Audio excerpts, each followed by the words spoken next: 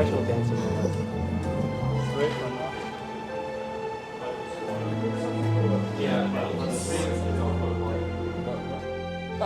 If you want me to get you a coffee, since I'm such a nice guy, I'm actually. If you ask me nice, I will go myself. you sure? Thank you. I know. I would. actually know you were. Lewis gave me a water yesterday, even though I didn't ask him to. I'm a nice guy. I actually am a nice guy. Do me tell you what I will do.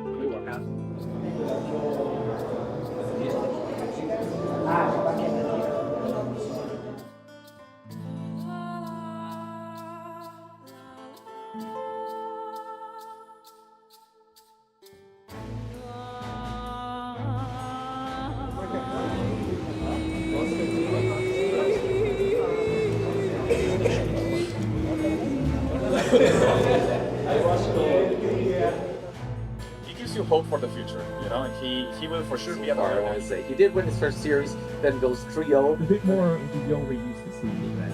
Yeah, I can shake you as a player, stick with him. Maybe Mr. Yo should approach this match.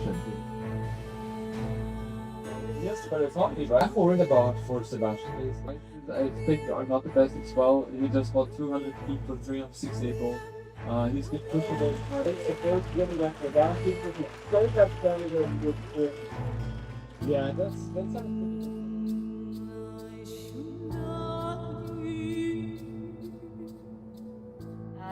I was completely fine.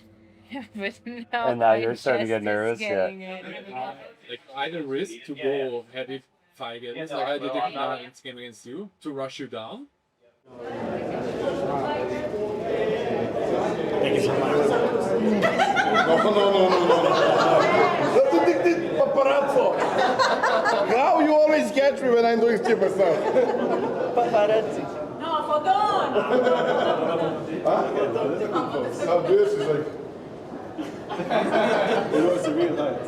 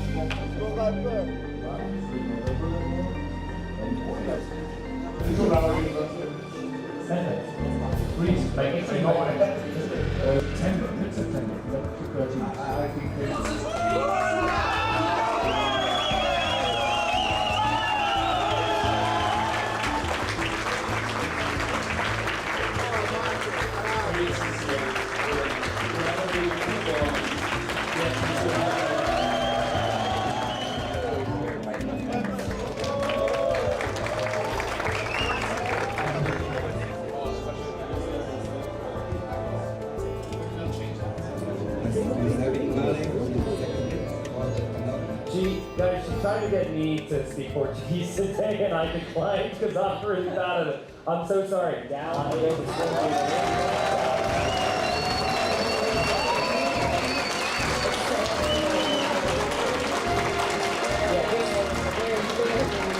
This dominates. I mean, Hera had 3 maps, which was very tough. Incredibly strong. He then unfortunately had to face Hera here in the quarterfinals. I think Andy's performance.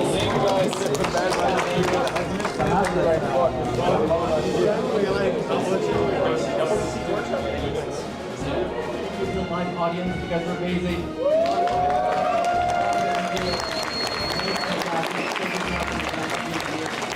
Keep your car, you're getting even better. Tell everybody about it.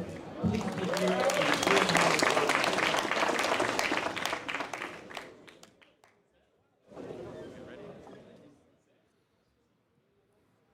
All right, hello there, everybody, and welcome to the Brazilian Dynasty. This is day 5, last day, big decision day here at the Espaço Center in São Paulo.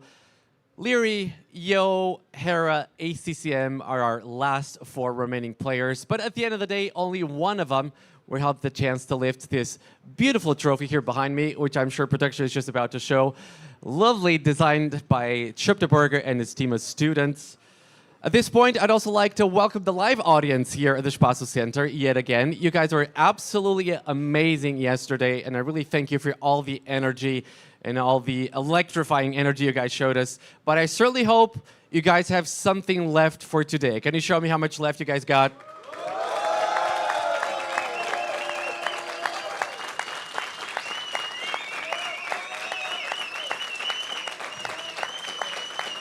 Yeah.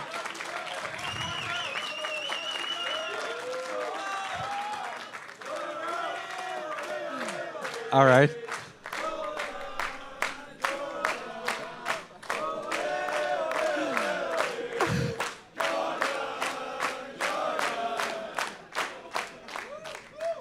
Guys, I got bad news for you. Jordan's not playing today. I'm sorry. I really apologize for that. But yeah, Jordan is still, got a bunch of fans here. Yeah, but yeah, that energy will do, guys. That energy will do. I'm Josh Welcome, by the way. I'm joined by Jordan, and I'm joined here by Hart as well. Boys, and I'd like to discuss with you each of these players' paths towards the semifinals here today. So we're going to be starting with Leary versus Mr. Yo, as they are already here on stage, ready to get going. So Jordan, talk to me about Leary. So Leary started very strong in the tournament. He had like 1 loss, which was to Viper. So and then 3 zeros and 3 zeros across the board. So for me, the question here is, how highly do you rate this loss versus Viper? Was it a loss that was bound to happen just because of how good Viper was playing? Or do you see that it's just a little bump here throughout his path, and you do see him in great shape coming here into the semifinal? I think Leary is in a great shape. And I think his loss against Viper was a little bit unexpected for the most, I guess, at least. I think it was good that he lost against Viper because he learned a lot from that. And I think he crushed everyone else he faced 3-0, right? Also yesterday against Well, it was 2-1 in the first day 2-1? versus Tato, Okay. I believe, yeah. Yeah, true that. But yesterday he won 3-0. 3-0, that's correct. Tato in the quarterfinals, right? And he showed a very good performance as well. Didn't really do a lot of mistakes there as well. And I'm pretty sure he will go also on to the finals and maybe also win the finals. Wow, okay, big words there. Hart, something you said yesterday, and I think it's so valuable, and I'm not sure people really are aware of this, but when pro players lose a series, they don't just forget about it. They get on the computer immediately, and they start figuring out, why did I lose? What do I have to do in order to fix the mistakes?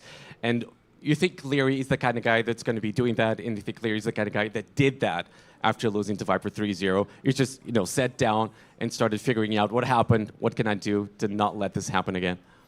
Yeah, for sure. I think it shows your mistakes and it lets you know, like, if you keep going that way, you're probably not gonna go very far in the tournament, right? So it's very important that, especially when it's a rough 3-0, which Leary had, right? The fact that he, the next day, just shows up and also beast mode again, and now he's here in the semifinals, I think it shows that after a loss like that, you need to be able to reflect on the mistakes you made, which maps are your weaknesses, and maybe you had some things that you thought were the way to play the game, and they just weren't. And it's better to learn that in group stage than it is here in the playoffs where you have no time to correct anything, really. Absolutely. Okay, so let me hear about Mr. Yo, Hart. And we did hear Hera calling out Mr. Yo a little bit yesterday for his fraud path here towards the semifinal. So yeah, so for Mr. Yo, he started by beating Sorikuma in the Swiss stage, but then he had a 0-3 versus Andy, lost 3-0 to Andy, lost 3-0 to Leary, but then yesterday, he beat Sebastian 3-1, and Sebastian had been the only player so far undefeated in the tournament. So again, how highly do you rate this result of Mr. Yo? Is this just the typical Mr. Yo that ramps up towards the end of the tournament, or is it just a blip? Well, how did you see that? Yeah, it's like we call him the fraud path that he had, He had such a bad group stage, barely made it through, and somehow he gets here to playoffs and beats the guy who was undefeated so far in the group stage, right? So yeah, I think with Mr. Yo, I think it's common that we see that he starts off a bit slow in the tournament, and as the tournament goes on, he just gets better. I think he starts to. Mr. Yo doesn't play meta, right? He doesn't really try to match what Deer is doing, what Hera's doing, what Sebastian's doing. So I think for him, it's a bit of learning how he wants to counter the meta. It's not that he goes completely off meta. It's that he just tries to counter it slightly, right? Adapts his gameplay, his safe picks. We saw Celts, for example, also worth talking about, but he beat Sebastian with Celts on a map that Persians were clearly superior overall. So I think that's the kind of thing that Mr. Yo does, and he's very good at. And I hope that for his sake, he brings that to the table today as well. Jordan, let me hear your thoughts about the matchup, Leary, Mr. Yo. You already said you mostly favor Leary here in this matchup. I got some stats for you. So Leary right now is 16 series won and 10 series lost against Mr. Yo, so clear advantage here for Leary. Last time that Mr. Yo was able to beat Leary was during Warlords 4, that was last year. So, you know, a few tournaments ago. So how do you expect this series to go? Do you have a prediction for a final score? So final prediction would be, I think, 4-2 for Leary. I think Mr. Yo showed yesterday what he's capable of, and I really enjoyed the set yesterday between Mr. Yo and Sebastian the most, because especially, I think it was game 2, Lens Voice. Yeah, you guys know which map I'm talking about, because both players played completely different strategies, but I felt like Mr. Yo going forward with the towers and with the men-at-arms created so much chaos, and his macro behind was so phenomenal as well. So I feel like he has really stepped it up heavily in terms of his group stage performance. And yeah, Leary is just solid all over the place, right? So I think it will be close. Leary should be a little bit better in that scenario, but yeah, 4-2 for Leary. Hart, we need to send to casters quick prediction. I think 4-2 Lear as well. 4-2 Lear as well. Beautiful. I believe we do have the casters ready. That's going to be Dave and Daniela for you. Let's hear some noise for Dave and Daniela as well. And boys, take it away. Boys and girls, take it away. Dave and Daniela. Welcome in, everyone. It's our final day here at the Brazilian Dynasty live in Sao Paulo. I'm Dave. I'm joined by Daniela, and we will be getting into Leary versus Mr. Yo, one of the classic matchups of Age of Empires 2. Now, Yo did not have a very impressive group stage at all. I think there were a lot of players making fun of him. He was 2-7. He got through because of a good Buchholz score. He said he didn't feel very good about his gameplay. And then I asked him yesterday what changed. He said, I don't know. I woke up and I just felt like I could beat anybody and I could get away with anything. And we saw that yesterday against Sebastian. Leary also with a fantastic performance against Tato, who really couldn't find any answers to the dominant micro and macro from Leary. Daniela, I want to hear your thoughts on this set. What do you think we're in for today? It's a best of 7 instead of a best of 5. Live atmosphere here in Brazil. The crowd is hyped. What do you think we're going to see? Well, first of all, hello, everybody. You are right. The crowd is absolutely amazing. I'm hyped to be here with you. Hello, hello. And yeah, just like you said, we were talking even yesterday with the other casters. We were talking with T90 at the start of our cast. It just is like that someday. You wake up and you know that it's going to be your day. You know that you're going to perform well. And it showed yesterday. Yo took out the only player that went into the playoffs with a 3-0. Sebastian looks super, super strong, right? He won that set against Hera. He had some really, really good games. He won the set against Viper as well, like just super solid play. And it didn't pan out for him at the end of the day. He got rewarded with the 8th ranked player, Mr. Yo. Yo took him down 3-1. But I mean, Yo is just a confidence type of player. Leary's way more consistent, I would say, than Mr. Yo, at least recently. But Yo is just all about confidence. He does it by feel, and you can kind of tell that from this draft as well. I mean, every single time I'm at a LAN event, Yo does a draft, all the players gather around, and they're like, what is his thought process? They don't even understand. He's not like priority picking civs to deny them from his opponent. He's just picking whatever he feels like can work. And and it's like he's almost ignoring his opponent's civ draft. He's not going for civ matchups most of the time. It's just such a unique way to draft, and I can't lie, it's worked out for him. Of course, and we were talking about this yesterday as well. Yo, the type of player that the longer the tournament goes, the better and more prepared he feels. Yeah.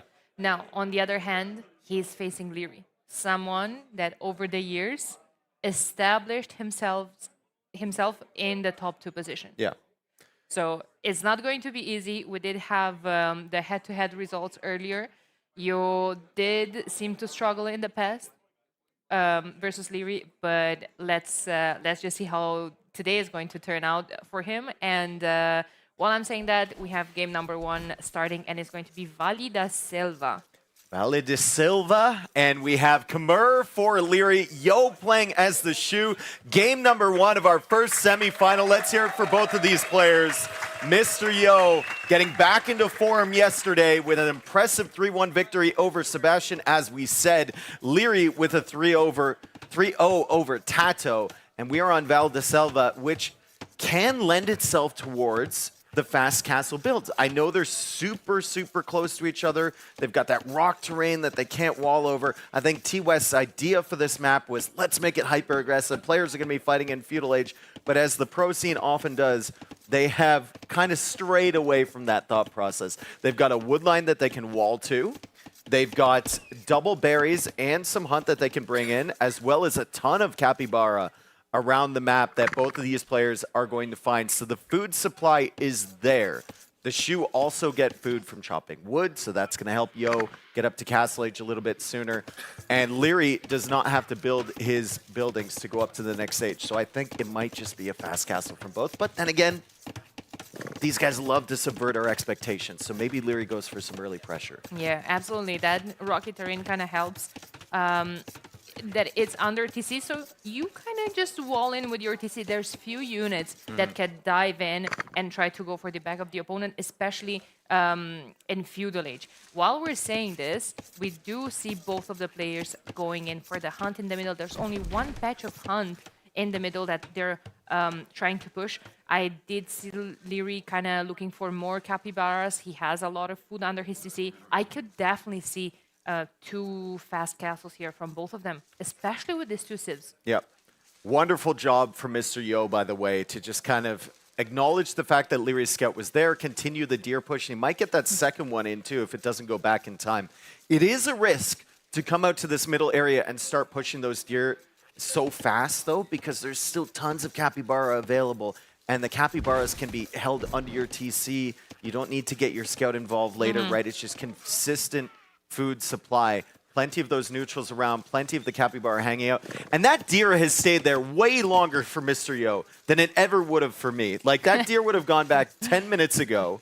Mr. Yo, a lot of players accuse him of being lucky. Thank you, Vodka. You know I love the wildlife, and that's a great little highlight there of some of the dangerous animals lurking around on this map. There we go. We have Leary on the way to the Feudal Age while moving a couple of villagers onto gold. Important to say that you do have some gold around your TC, but not a whole lot. And definitely, you don't have any stone. The stone is far away from your TC and exposed on this map.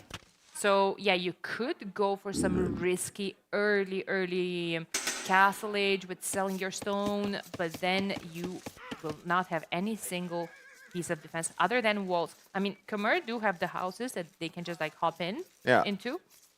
Well, I mean, with Khmer, you're not planning on selling your stone either because you're not going to have the market, right? You don't need the market. You don't need to build it. So Leary's going for a super cutthroat build here. Yeah. It is 21 pop, 20 villagers, and he's going to hit Feudal Age, and you can see he's put 5 villagers on gold initially. He's got 4 now. He's going to try and click up immediately. He won't need to go for those buildings. Yo goes for 22 villagers, 23 population overall, and he's going to have to build a market. He's going to have to build a blacksmith. Like, Leary's going to get to Castle Age way faster than Mr. Yo. The only question is, once he gets there, will he have any economy at all to build the siege workshop? Yeah, I mean, that's the question, right? Now, when I'm looking at Mr. Yo, you were talking about the market blacksmith build. I think blacksmith is absolutely crucial because I do think Shu can get into some war chariots. War chariots would be good, but they are weak, though, against a few knights early. They're also weak against mangonels, too. Just think about them. If you guys don't know how to really conceptualize what a war chariot is, it's basically just like a scorpion attached to a chariot. It's the same type of behavior, right? So it's weak against Mangonels as well. In low numbers, it's going to be weak against Knights. And it also costs food as well, which is a little bit more demanding than the Scorpions maybe from the Khmer. It's going to be a stable, though, as we saw from Leary, and he's adding in an additional scout. But look at that economy. The Castle Age time, super impressive. Under 10 minutes. It is a 9-vil start. So it's not like, you know, you're playing your ranked games with 3 villagers. You can't actually pull this off. You'd have to have a 9-villager start. But it's also Leary. And he's done a fantastic job with this build. He's going to have 3 scouts. He'll be able to add 1 knight and then maybe even think about that Siege Workshop. Those walls that I'm seeing from Mysterio going towards his CC are very important because Leary, yes, super aggressive build. He has a stable. Knights are going to be very powerful, especially against, what, villagers? But no upgrades since there's no blacksmith. He could grab on bloodlines, but that's expensive as well. So he's not going to have any upgrades on his cavalry. Can't just like dive under the TC freely and go for the back of Mysterio's base. Instant Siege Workshop here for Leary. This has been such a tight build. He gets up at just under 10 minutes, 9 minutes and 57 seconds. I know it's a map with plenty of food. I know it's Khmer. I know that it's 9 villagers start, but only 9 seconds of idle TC time. That is incredibly impressive from him, in addition to the 3 scouts that he added. So he's going to hold map control, force Mr. Yo to go into that barracks, to make some pikemen to support, and he'll have the Siege Workshop producing Scorpions. This is such a nice build from Leary, and it's clearly a very planned out, a very labbed out build from him too. I love what Yo is doing, just making sure that he is, well, he cannot have that mistake at this stage of the, this is semifinals. It's still open underneath the TC though. That line of stone is where Leary could potentially go under. Yo is walled to that, but he cannot make a full wall. There's always an opening somewhere for Leary to get in. The Scorpions are coming forward now. He's going to try and attack the villagers, repairing the wall. Mr. Yo almost in the Castle Age now.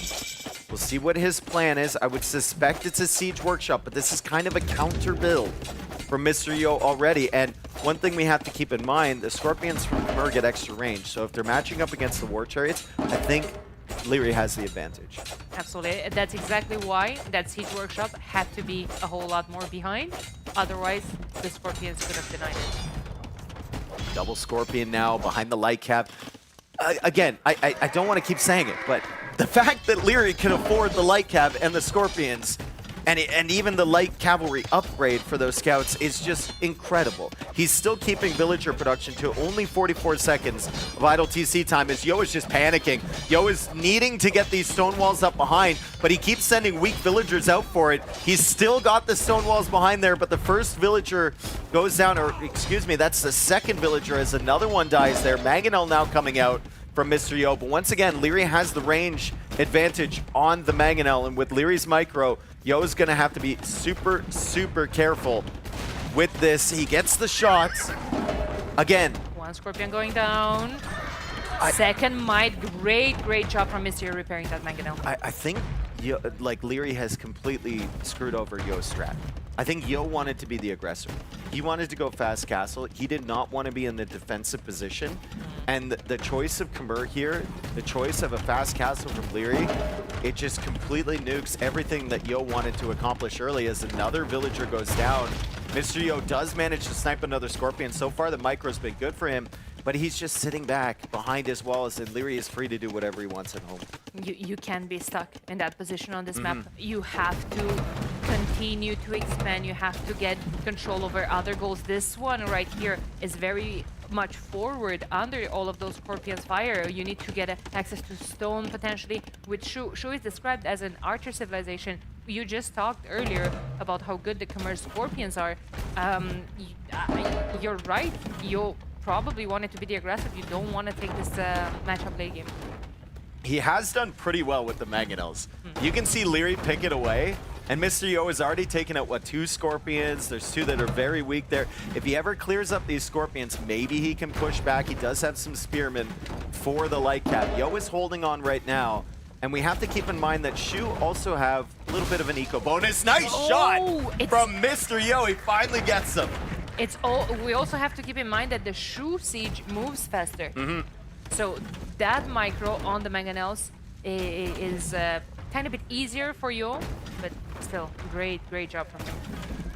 Like Cav coming in, they see the weak villagers. Those are the weak vills from before. Leary again, dodging with the Scorpion. Great little micro there from Leary, but he stacks up to try and get the villager, and he's punished for it.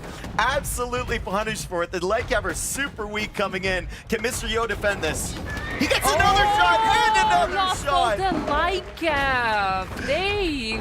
Where's Leary's military? And he takes out another Scorpion. Daniela, what is this? Mr. Yo, the Micro King. He's pushing back, he's adding farms right now. We are thinking about that expansion that we were talking earlier. He does have double bit axe, horse collar as well, as Leary is missing that upgrade for his farm. It's incredibly important now, after a couple good engagements for Mr. Yo, that he doesn't get too confident. And I think Yo, with all of his years of experience and all of his self-doubt sometimes, is not going to believe in himself enough to push all the way back across the Leary's base. He's going to take it slow. He's going to play a little bit more patient, keep these mangonels alive. So far, he's done a fantastic job. I mean, Leary still has killed 4 extra villagers. Yeah. Leary's still ahead in this game. Let's make no mistake. But Yo is hanging on, and I think Leary will be surprised at this point to have not done more damage as Yo now stretches out to the stone. Will Leary be able to see this? I don't think so. I think Leary will just assume that Yo is still stuck.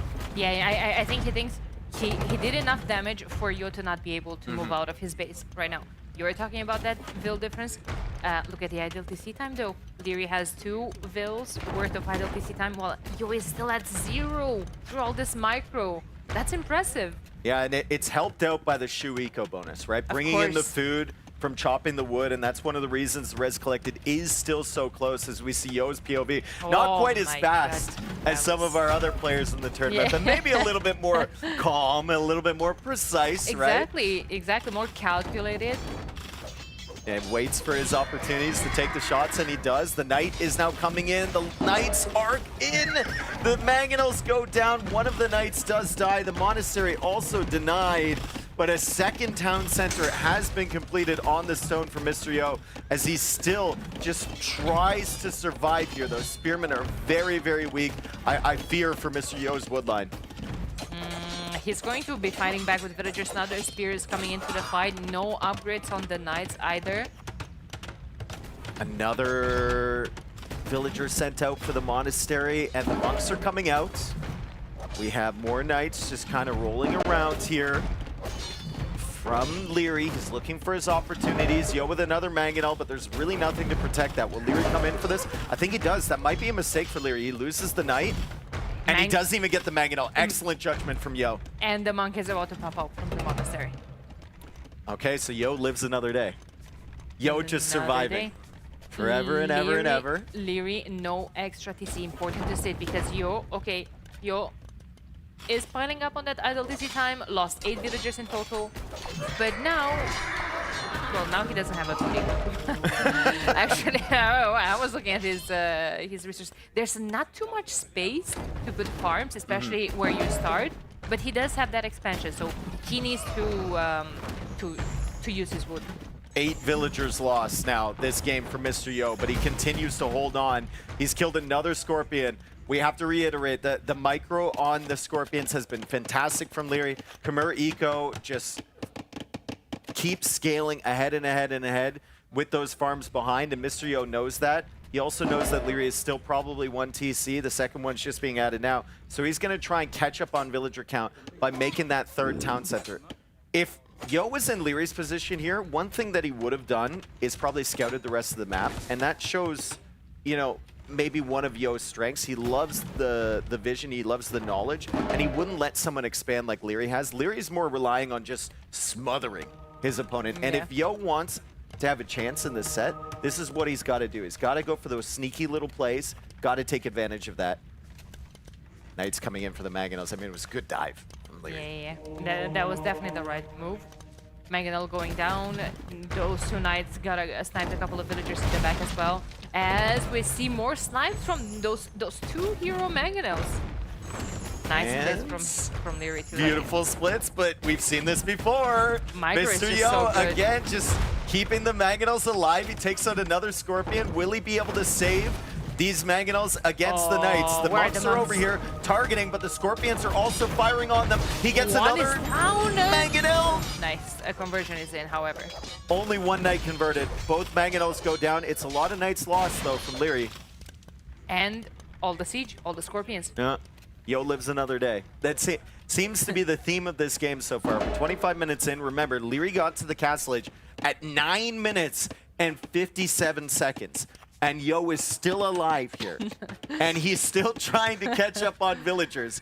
He's not too far behind as Leary now stretches out for a TC. Yo will see that. He'll see that they're all builders. He'll assume that it's going to be a town center. Yeah, this is important. Now he knows about his expansion. He does not know about the expansion in the south.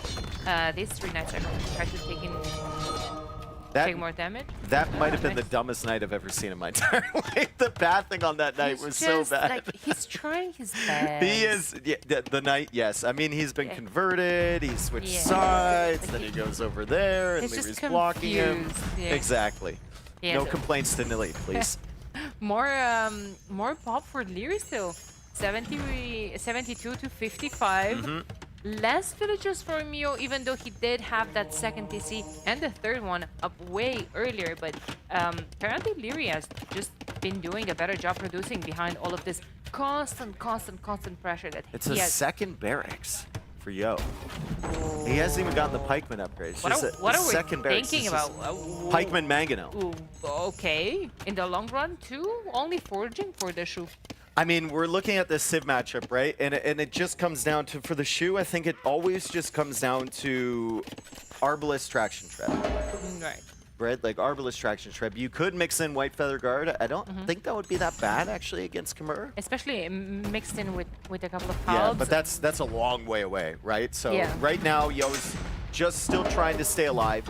He's just still trying to catch up on villager count to Leary. And he's almost there. I mean, it's 66 villagers for Leary, 63 villagers for Mr. Yo as Mr. Yo targets the Knights for conversion. Devotion comes in at the absolute perfect time here for Leary. Heavy Plow also on the way for Leary. 27 on food for him. It's so easy to have farming eco for the Khmer. And Yo has never had an opportunity for a counterattack at all this game. Not even counterattack, but like just defending. You're already forced on 2 barrack pikes, and it just feels so hard for him to take any fight because of those pesky Scorpions with 1 extra range sniping the monks. Like, you're adding a couple of monks trying to get a conversion on the Knights, but you can't keep the monks alive. One thing I'd love to see from Leary, and maybe we'll see it with the second Siege Workshop, I'm surprised he hasn't added a Mangonel of his own yet. Because Mr. Yo really doesn't have anything to deal with the Mangonels. He's taking advantage of the extra Scorpion range. He's going for Knights, but like 1 Mangonel from Leary, and he could take out the monks. He could deal a good damage against the pikemen. He could actually do something against the buildings, and maybe snipe the Mangonels from Mr. Yo. I think he was struggling a bit with the wood eco. However, he did just have it now, but he chose to invest that wood into another workshop. Yeah, the workshop is forward. There's more units coming out for Leary. That's the theme of this. Mr. Yo surviving. Leary trying to kill him off. That's a bit of an overextension for that's a lot of an overextension for Mr. Yo as he comes in with the Mangonels and the pikemen, and the Knights just clear them up. The pikemen needed superior numbers there to do anything. The conversions couldn't come in for Yo. They did come in for Leary, and now this is a big problem. Yo went a little bit too far. His villagers are still exposed on the gold and the wood line, and Leary is coming in for a raid. That was such a dominant fight for Leary, even before +2 armor was in, and now a lot of villagers will die here, Dave. A lot of villagers going down. Panic TC for Mr. Yo. It's going to be just on time, but I think Leary can just sit underneath that and kill all of the villagers that couldn't fit inside. And once again, Mr. Yo just playing catch-up in this game. He's trying to match the villager numbers, trying to match the eco of Leary, but Leary does not stop. He's got 2 stables producing Knights. He's still producing villagers behind it. Khmer eco is crazy. He doesn't even need the siege anymore. He can just keep trading Knights for villagers, and he's going to be fine because he knows he has that lead. Mr. Yo's Hail Mary right now probably is a castle. He does have the stone for it, but where do you put it? Here it comes. Forward on one of the what? One of the 3 bases that Leary has. Like, does Leary care about this when he has a full map control in the south of You know, the map? thing that this does, though, which happens in a lot of Yo games, he oftentimes gets behind early, and then he creates chaos.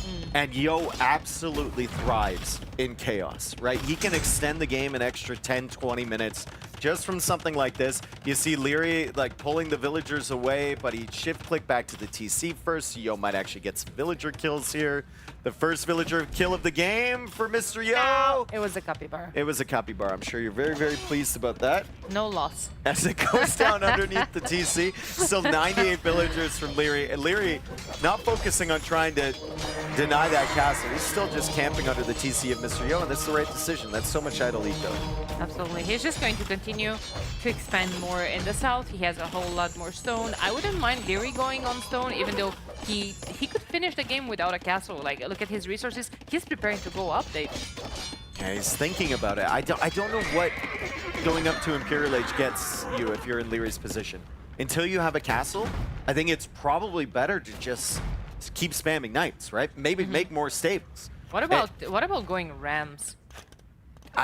Rams for what, though? You can kill everything with your knights. Like, you can kill everything but the castle with your knights at the moment. So the Rams... I mean, the Rams might work against the castle, but the castle doesn't mean anything if Yo has 20 villagers, right? Or if he's got 10 villagers. Even that wood line isn't fully protected by the castle. I think Leary will be looking to go up to the Imperial Age now, but he's also transferred 20 onto stone, so he can have that castle up as he reaches the next stage, and he can just make the traps right away. There we go. Imperial Age is in the queue for him.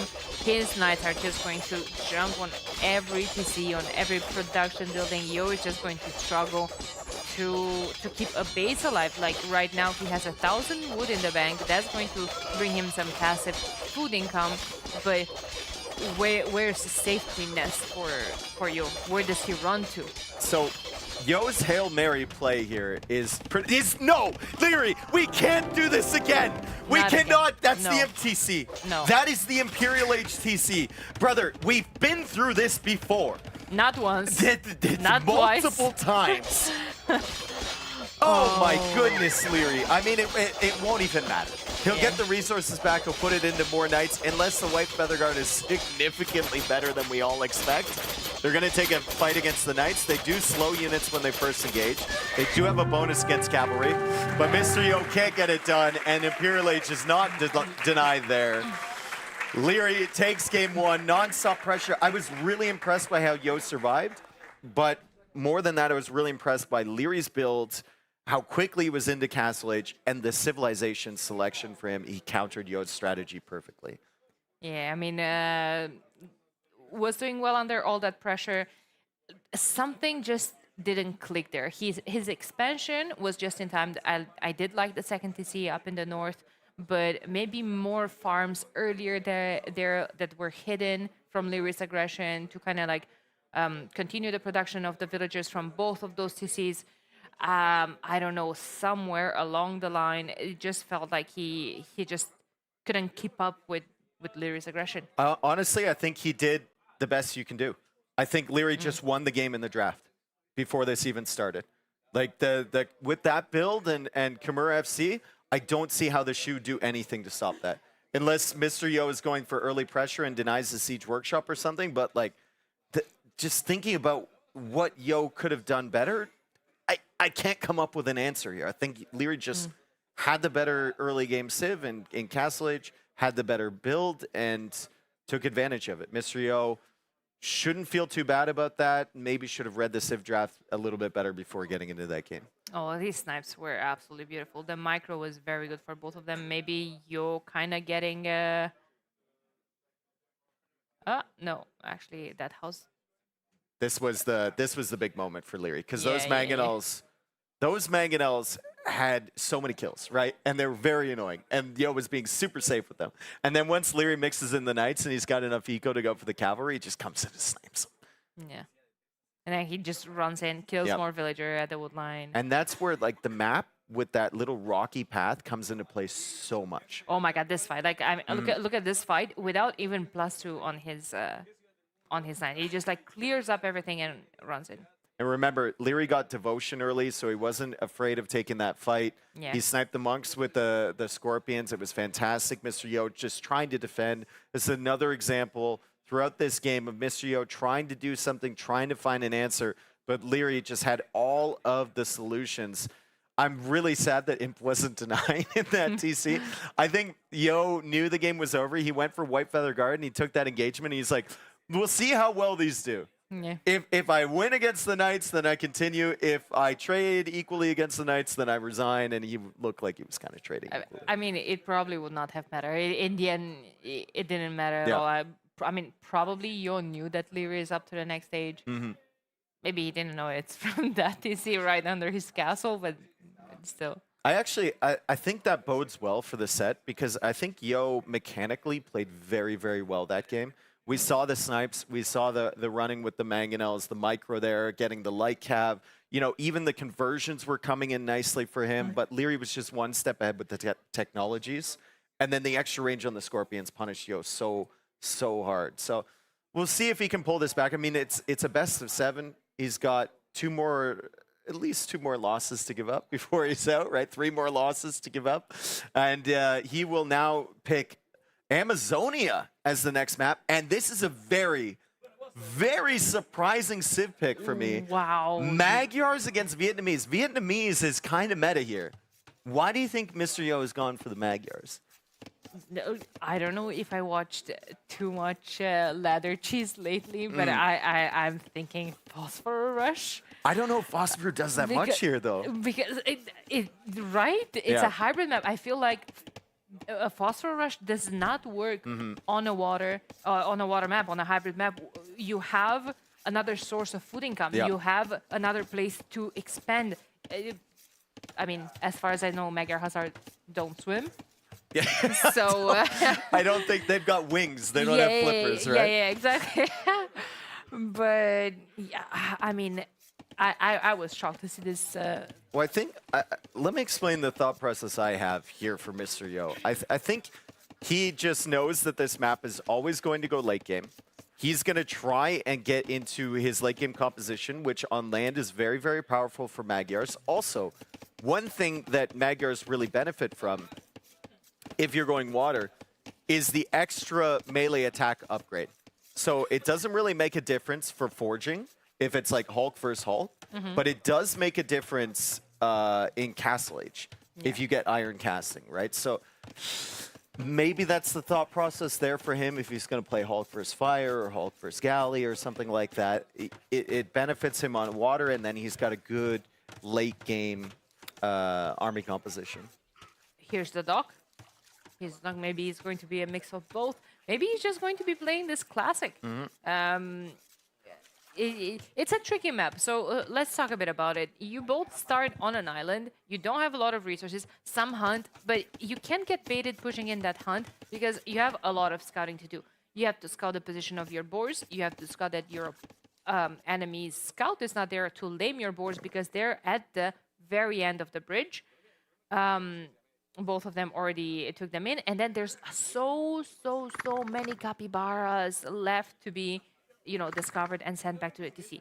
That's a very good source of food long term, on top of the shore fish that you get early from the villagers and later on fishing trips on dip fish. Yeah, the food is just so consistent. Even if you got kicked off the water early, there's still plenty of food sources here on either side, which usually means this map goes to Imperial Age more or less consistently. I think it's been very few games where we've seen a player resign in this map before they even hit Imp, right? So Capybara's coming in for Mr. Yo. I count 15 there as he begins to push in the Rhea as well.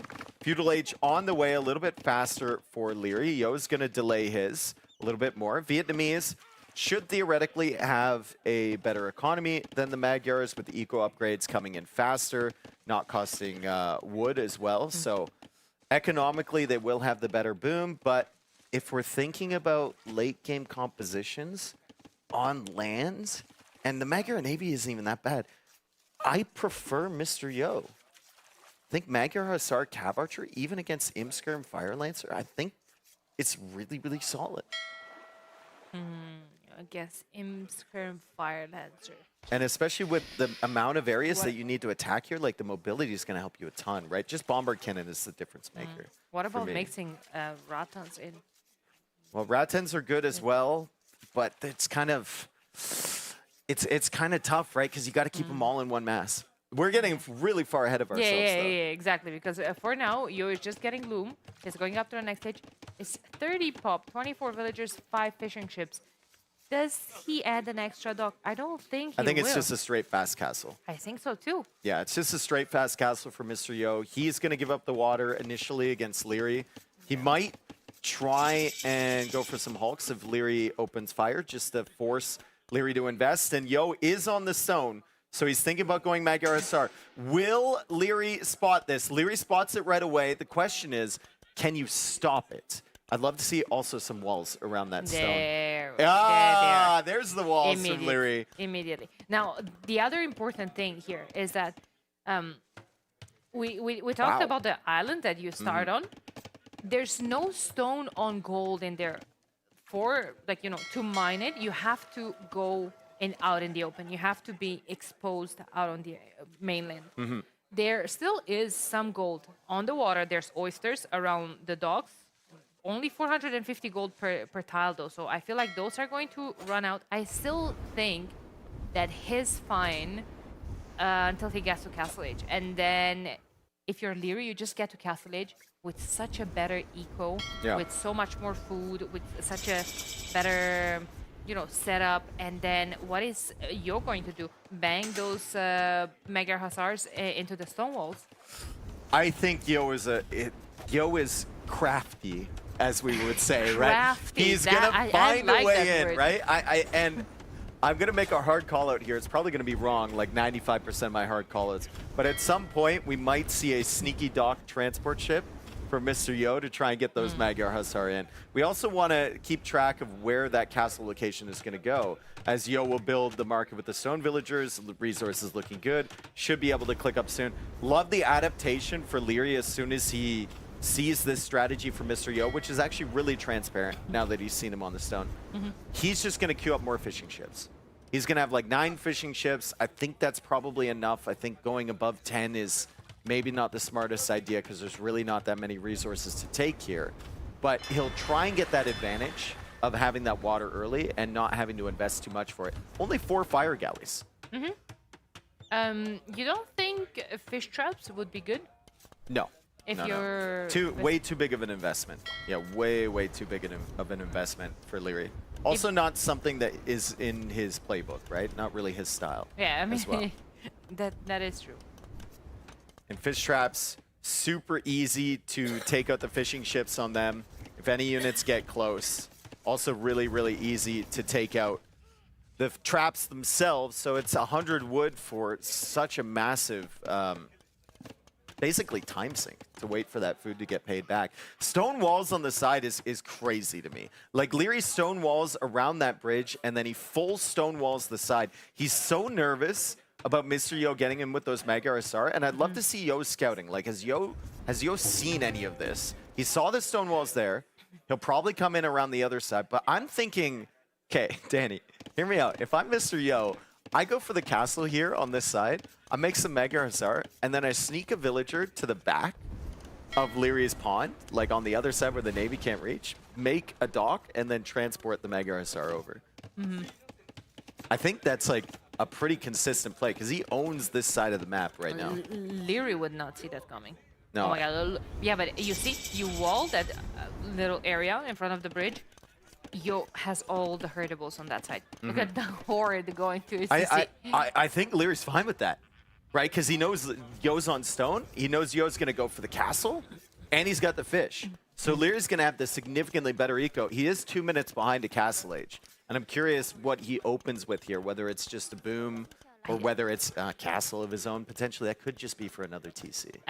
You can just boom it out, because I was going to add, I do think that the reason why he went for those big walls is that so he has an expansion. Yeah. We did talk about gold and stone not being available only in oysters, and well, those are probably run out already. So now he just wants 1 or 2 TCs there. Maybe defend with a couple of monks. He's behind stone walls.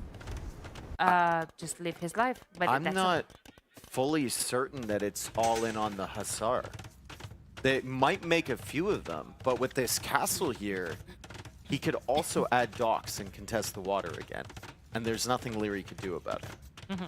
So he could push out with the docks underneath the castle if he gets his eco sorted. I mean, his eco is still pretty stretched at the moment. But this opens up some possibilities for Mr. Yo if he can't initially get through the walls from Leary. And Leary's even walled behind the houses. I mean, that's impressive stuff I love for Leary. that. I love that. He's safe. He's safe. Like we said earlier, it's semifinals, no risks. And there's the first dock for Mr. Yo.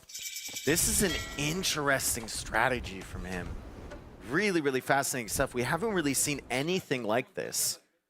Mr. Yo, turning the brain on. We'll see if it's actually turns out to be a good idea. Petard now coming out from him to get through the walls.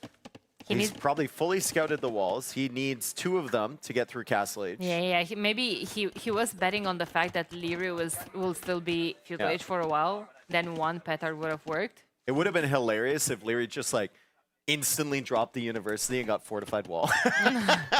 Just grief Mr. Yo as Yo goes for a second TC now. Leary's going to have the castle behind, so he'll have a defensive castle. He buys some stone for it. He also has the second town center. Still taking stone long distance, but he doesn't really care. Still has a huge eco lead because of the fish. Yeah, that's a very, very nice setup for him. But the Magyar Hussar are dangerous. We've seen it.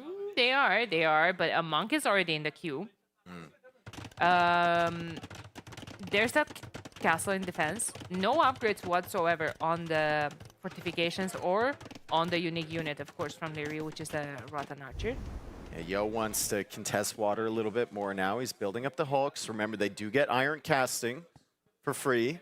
Still expanding his eco as well. I think the key here for Mr. Yo, he'll probably have a ton of confidence in the Magyars. The key is just to stall out the game, try and equalize the eco at some point, as Leary will lose the monk and see the petards. Nothing he can do about that right now. And then eventually get to Imperial Age and get your Cav Archer Mass and get your Magyar Hussar. Maybe get a few relics in as well. Just get to the Imperial Age on equal footing, and I think Yo would be happy. The only issue in situations like this, what I feel like, is that Mr. Yo has to do some damage. Has to kill a couple of those, because what happened here is that he had all of those villagers on the way up, all to stone. Those villagers could have been on resources, on wood for farms, on food. So that kind of slows you down from an economic perspective. Great gate there from Leary to try and get this conversion. I mean, counterpoint to that, Leary also had the villagers on stone, right? So it equalizes a little bit, but obviously Leary had the fish as well, right? So Leary still does have a better eco. Yo gets 2 villagers. Res collected is, all things considered, not that bad. And there's also a threat for Leary of losing those 10 fish now because Yo is investing more onto water. So Yo could get eco damage there. He got a few villager kills over on the other side. We see the monks now from Leary, walled in. Beautiful job from him, playing super, super defensive. And he gets a Mr. Yo conversion against Mr. Yo. Minimum timer. Yo's not going to be very happy about that. He's known for getting those. And players really, really don't like going up against Mr. Yo with monks, but finally karma strikes back. I do like that second and third TC Yo added behind this. 18 on food, that's the perfect amount to keep them all those 3 TCs running. He will have to add in a couple more Hussars though as well. Or maybe not. Or maybe he just keeps his mass and roams around trying to get a couple of snipes here and there. Eco KD is still in Leary's favor, but that might be because of a lot of the fishing ships. I think I really like the position that Yo's in right now.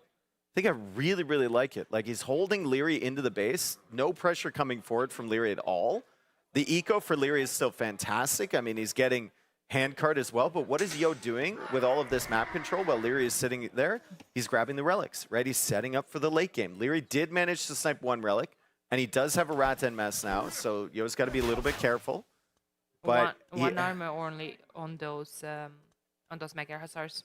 I think he's fine. And now Leary's opening himself up for some more damage on the other side.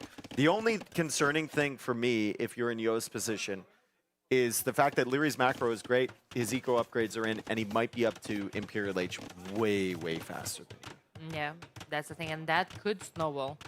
I mean, this TC on stone, I like it. I think he's going to keep a couple of those villagers on stone, maybe get either a defensive castle on that side, or maybe he's going to decide that's going to be his area of push because he has stone walls on this side. Great job from Yo to come over here and try and clear this Navy. He's got the Hulk, he's got the fire behind, he's got the Magyar Hussar, and Leary will have to invest a little bit more on water. There's the medium warships upgrade on the way for him. Bodkin Arrow on the way for him too. Yo will investigate the other side. Has he spotted that town center? Has he spotted that expansion? He has. Town Watch is in for the outpost. So Mr. Yo knows exactly what Leary's trying to do. He's trying to get access to a few extra resources on the side. He can definitely punish that. And I'm looking at the stone count from Yo. If he wants to punish that, a castle might be in the cards here pretty soon. Yeah, but Leary, like I was saying earlier, he will keep all of those villagers on stone, and there will be enough stone for a counter castle. 2 villagers will go down here. You just always find damage with Magyar Hussar. Yeah. You keep running around. They're so fast. You just avoid the units from your opponent, and you'll always find damage. Speaking of damage, Leary coming forward with the Rattans, looking for some damage of his own. He's going to cross the bridge. He knows the castle is there. So he's just trying to make Mr. Yo react to something. And this is surprising to me that Leary would run in this way. But he will be able to get through that palisade wall. And I think this is panic time for Mr. Yo. These Rattans have a lot of pierce armor. They can kind of run under this CC and just get into the back of Yo's eco. Oh boy, great quick walls from Leary. God. While he was doing all of that, he had time to go back and quick wall all of that? Fantastic job. That's where he was paying attention. The Rattan's still in here. Yo will panic wall behind this, but that's a lot of idle eco for Yo. And he can't deny that castle from Leary over on the other side. Leary's eco still looking fantastic. Eco upgrades are in. 84 eco for him, 74 villagers, and the food count, gold count is just enough to go up to the Imperial Age. How will Yo match this? Will Yo be able to get a push going to take out that economy before Leary gets there? As Leary moves in, you can see his point of view and instantly looks back towards his castle. That was the riskiest part in his base as he goes for the double house and the palisade and is still paying attention to the Rattans. Well done from Leary. Magyar Hussar now pushing in towards the Rattans. Will Yo be able to take out all this army? I think he can. Yeah, I think Yo is going to absolutely clear this up. Now, my question is, what is Leary going to continue with? He's on the way to Imperial Age. Will he continue the production of Rattan archers and push with castles, chemistry, bomber cannons, or will he add in a couple of fire lancers to just help soak in a couple of that damage from the Magyar Hussars and do bonus damage of their own? I think it's like, he definitely wants fire lancers, but I think losing that big massive Rattans is a little tough, right? Because now he's got to get more Rattans on the field. Yeah. And probably a little bit over-aggressive from him to push in like that. Rams are in the Siege Workshop. Yo is building up for a push. The 2 converted Magyar Hussar are actually really annoying now for Mr. Yo because Leary's going to be on this side. He wants to convert them back, and he does. He gets a nice little Yo conversion of its own. Instant. But now his Rams will feel a little bit more free. He's also sending villagers forward. He's going to drop a castle there, and he's going to start the push. But Leary senses this. Like, Leary knows that something's up. He sees the flags on that Siege Workshop for a very long time. He's going to go for some gates. They can't stop the Rams alone, but they can delay the Rams long enough for Leary to get more support over to this side. Absolutely. Rattan archers are there. Monks behind the castle. Monks need to come forward here and try to get a couple of conversions. Oh my god, will he be able to stop this? I think he should. Villagers will be there as well. I don't like that he opened all of that, but I mean, he had no choice. Otherwise, you lose all your Rattans. I mean, there's a couple different purposes for a castle, right? You want to kill your opponent, you want to secure resources, you want to like make the game crazy. The purpose of this castle is to delay for a few minutes, and that's exactly what Yo wants. He wants to buy himself time to get the imp as well. That was fantastic micro there from Leary. He was even downhill, and he managed to get away with more than half his military. Now a trap popped out. One thing that's great about the Vietnamese, especially when you're pushing with a castle like this, is that they get instantly conscription. Yes. So that trap was immediately out. Rams are still here, but villagers are garrisoning the castle, and villagers now, if those Rams are getting closer and closer to the castle, they could hop out and try to do a couple of, to give a couple of hits. I love the way that Mr. Yo plays the game. I absolutely love it. Like, you think about a castle like this, he knows he's not going to be able to take out the castle from Leary. He 100% knows when he builds that castle. He's just trying to buy himself time. And that's exactly what he's done. He's already on the way to Imperial Age. We'll see if it works at the end of the day. But, I mean, he's bought himself enough time to click up. He's bought himself enough time to get up to 50 on food now. So excellent eco behind for Mr. Yo. And he's also killed a few villagers from Leary. Yeah. Now, Leary has defended this very nicely. Yeah. He's not, like, falling into panic mode, right? He's not making the game as crazy as Mr. Yo wants it to be, and he's slowly trebbing this castle back. But he has other concerns as well. The Magyars are in on the side again. Mr. Yo constantly pressuring Leary's economy, constantly forcing Leary to sit back. And if we learned anything from last game, it's that Leary wants to be in that forward position. He wants to be pressuring. He doesn't want to be the guy defending. One thing that I will point out, first of all, I agree how Mr. Yo is reacting to everything, how he's adapting, how he's putting all that pressure, buying himself time. He's on the way up to the next stage as well. But we are getting into the point of the game that we kept talking about earlier, the late stage of the game. And it feels like Leary is very comfortable on his position right now, on his comp. He's got a couple of fire dancers. He has 2 armors on them. Last one is missing. Is working on getting it. He has bracer. Not sure if chemistry was in, but I'm assuming so for the rotten archers. So it was in. So he has rotten archers plus fire lancers. While Yo, I don't see him, you know, transitioning anytime soon into those cav archers. He can't quite yet. Yeah. He has to just keep making cavalry. Has to try and buy himself time. Yeah, it's all about buying time for Mr. Yo. He did collect 3 relics behind this while he had map control. So he's got a good amount of passive gold income coming in. He's still got resources from the other side. Those 2 golds in the north that Leary is controlling right now are definitely an issue long term, as well as the ones in the center. But for the moment, Yo's got enough res control to make things work. And he's just going to try and buy himself enough time with this cavalry. Leary with Elite Fire Lancer on the way, 16 on the field will definitely be a concern as Leary also clears up all of the pressure on the other side. Yo, thinking about sniping those trebs, sees the Fire Lancers, turns around. He's got a fantastic economy, but does he have enough time? How much time is it going to take him to tech switch into a range unit to accompany these?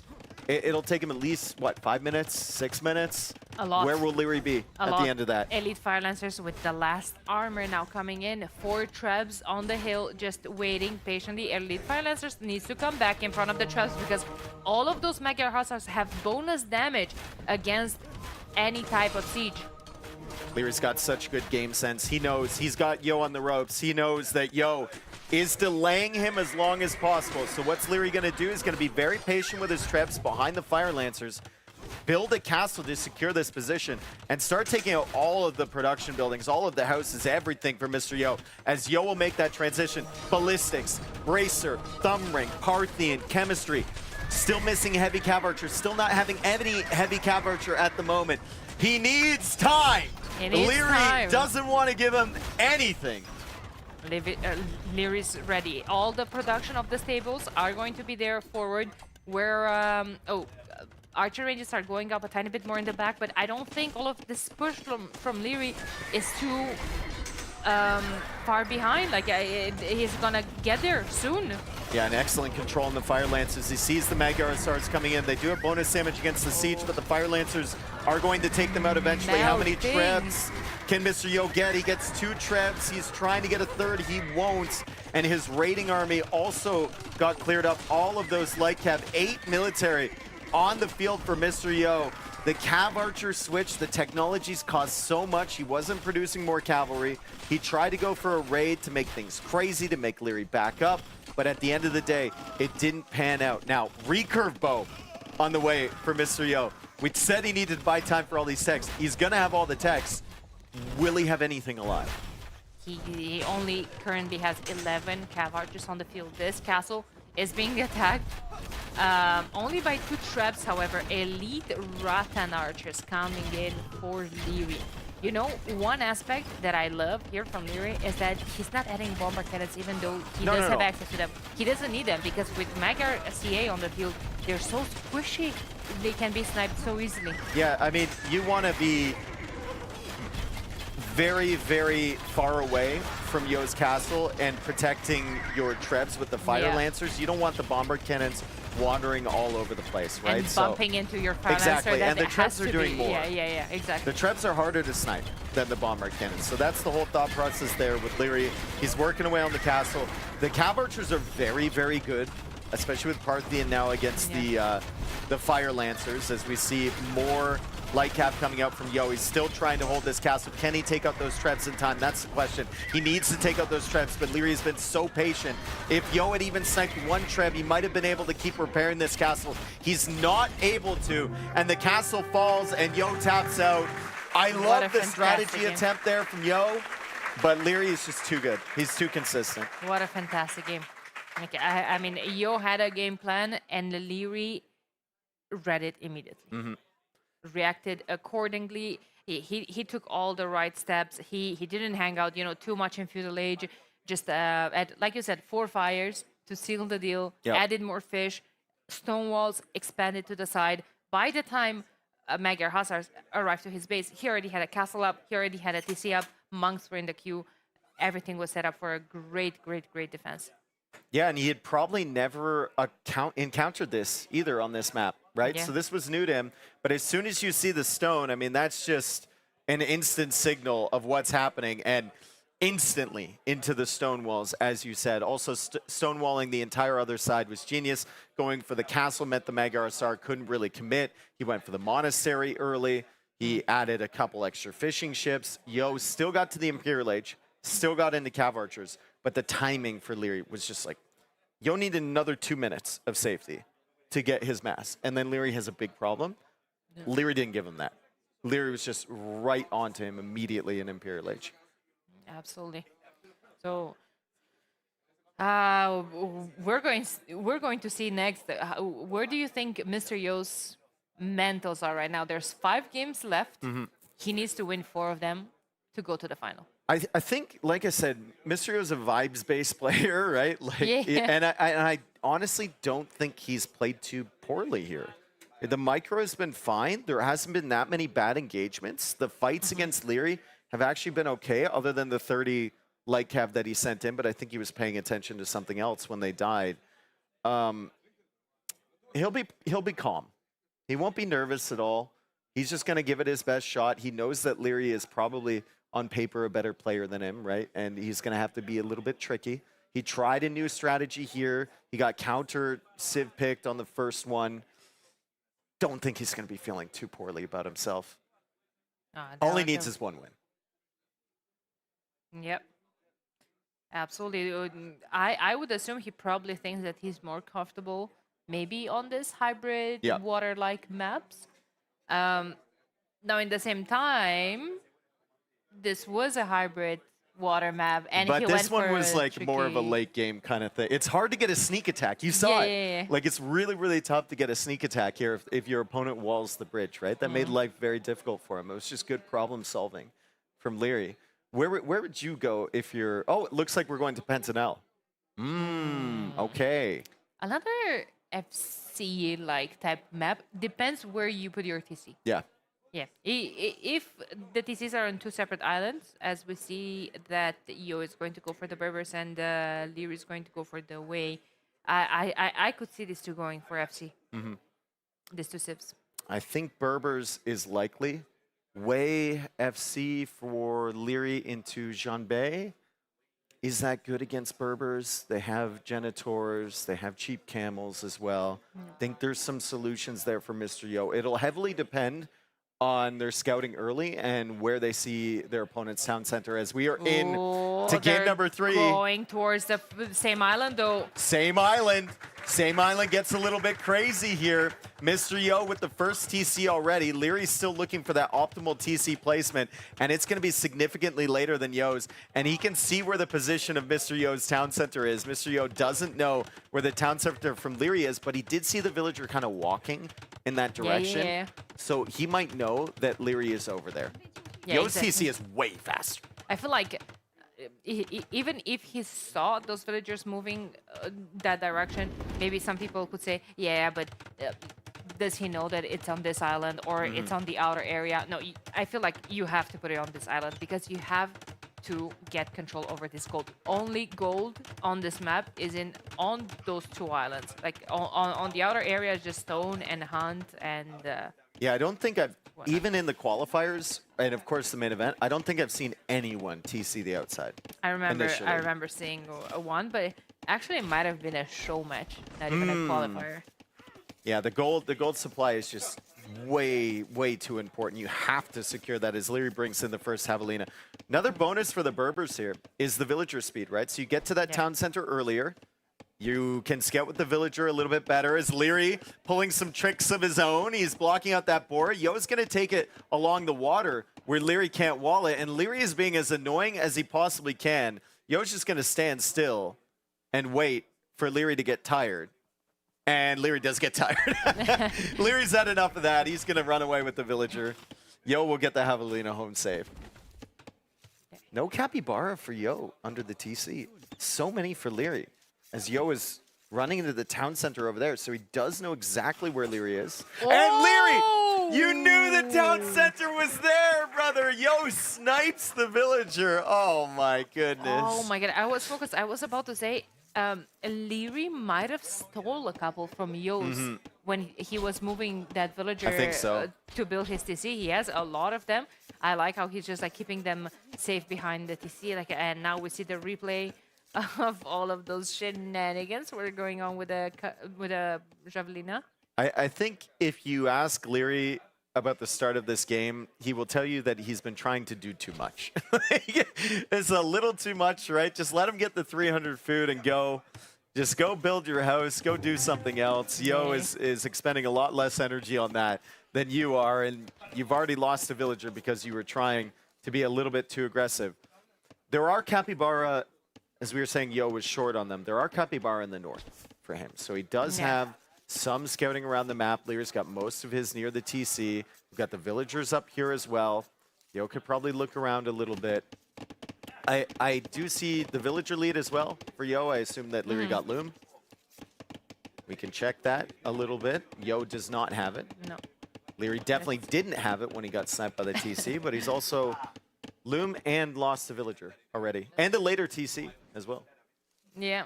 I mean, I don't know. Could be anything. Could be just gathering as much food as possible. A reminder that on this map, there's a lot of hunt. A lot of it. You can just bring it. You also cannot dock on this map. So unfortunately, no fish booms, no sneaky demos, no anything. It's just for cosmetic purposes and for other people to not wall your boards in or whatnot. Feudal Age for Leary. Yeah, and I think it's probably necessary, right? When you're this close to your opponent, there's 2 choices. You either go fast castle, and if you can't go fast castle because you know you're slower, because Exhibit A, you've lost a villager. Yeah. And your TC was up way later. Then you have to go feudal and try and deny any fast castle pressure from Yo. It's going to definitely be fast castle from Yo. It's going to be a castle drop attempt from Yo. I don't know if he's going to get it in a good position, though, because Leary will be up to feudal age so much quicker. What even is a good position? Because even if it's close enough to his TC, I think it still ranges Leary's. Yeah, I mean, right on that gold is ideal. Yeah. Right? So Leary's going to have to set something up to stop that. You could make a couple of houses there maybe, but then Yo can go around the other side. It's going to be really, really difficult for Leary, and I think he recognizes that. That's the reason he went up to Feudal Age so quickly. If they were on opposite islands, I could easily see a fast castle for both. But being so close, if you feel like you're behind, you have to deny that castle. You can't let it go up on your town center. I think Hero is going to struggle to go to Castle Age. I don't know. I always say something like that. Sorry. I always say something like that, and then I change my mind completely. He has just so many capybaras, so you can just like sit on them under the TC. He has the wood line there. He has the gold there. And then, of course, Leary might be scouting for people on stone, and he could just get a tower up on stone. But, you know, just that tower behind that wood line, and pushes you off completely. Yeah, fortunately for Yo, he almost has 500 wood in the bank. So he can already make the market blacksmith. He has the mill from before, right? And he's got the 2 javelinas under the TC. I think this would be quite comfortable for Mr. Yo. I think this is a really nice build. He actually might be up a little bit late, to be honest. We'll see once the villagers drop off the food. It'll be something that we have to look at.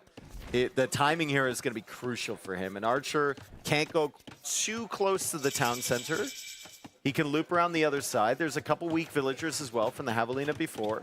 As Mr. Yo will start building that market blacksmith. No surprise there for Leary. He'll make a tower over on the right side. That's not a bad tower because it ranges that wood line and that gold, and it kind of shuts him down a little bit. I think he'll rely on his military to deny any castle on the front side. I think he's comfortable on gold. He can still take it from next to ATC. For now, obviously, later on, we said that wood line doesn't last that long, so he will have to break out from this confidence from his comfort zone. But yeah, a castle right there. Like, even if he doesn't ranges Leary's TC, you just place down a castle in between those 2 golds, and that's first of all straight on Leary's production. Does that tower range? No. Not even. I think with fletching, it might range like one of the 2 tiles of gold on the outside. Yeah. But doesn't quite get the villagers.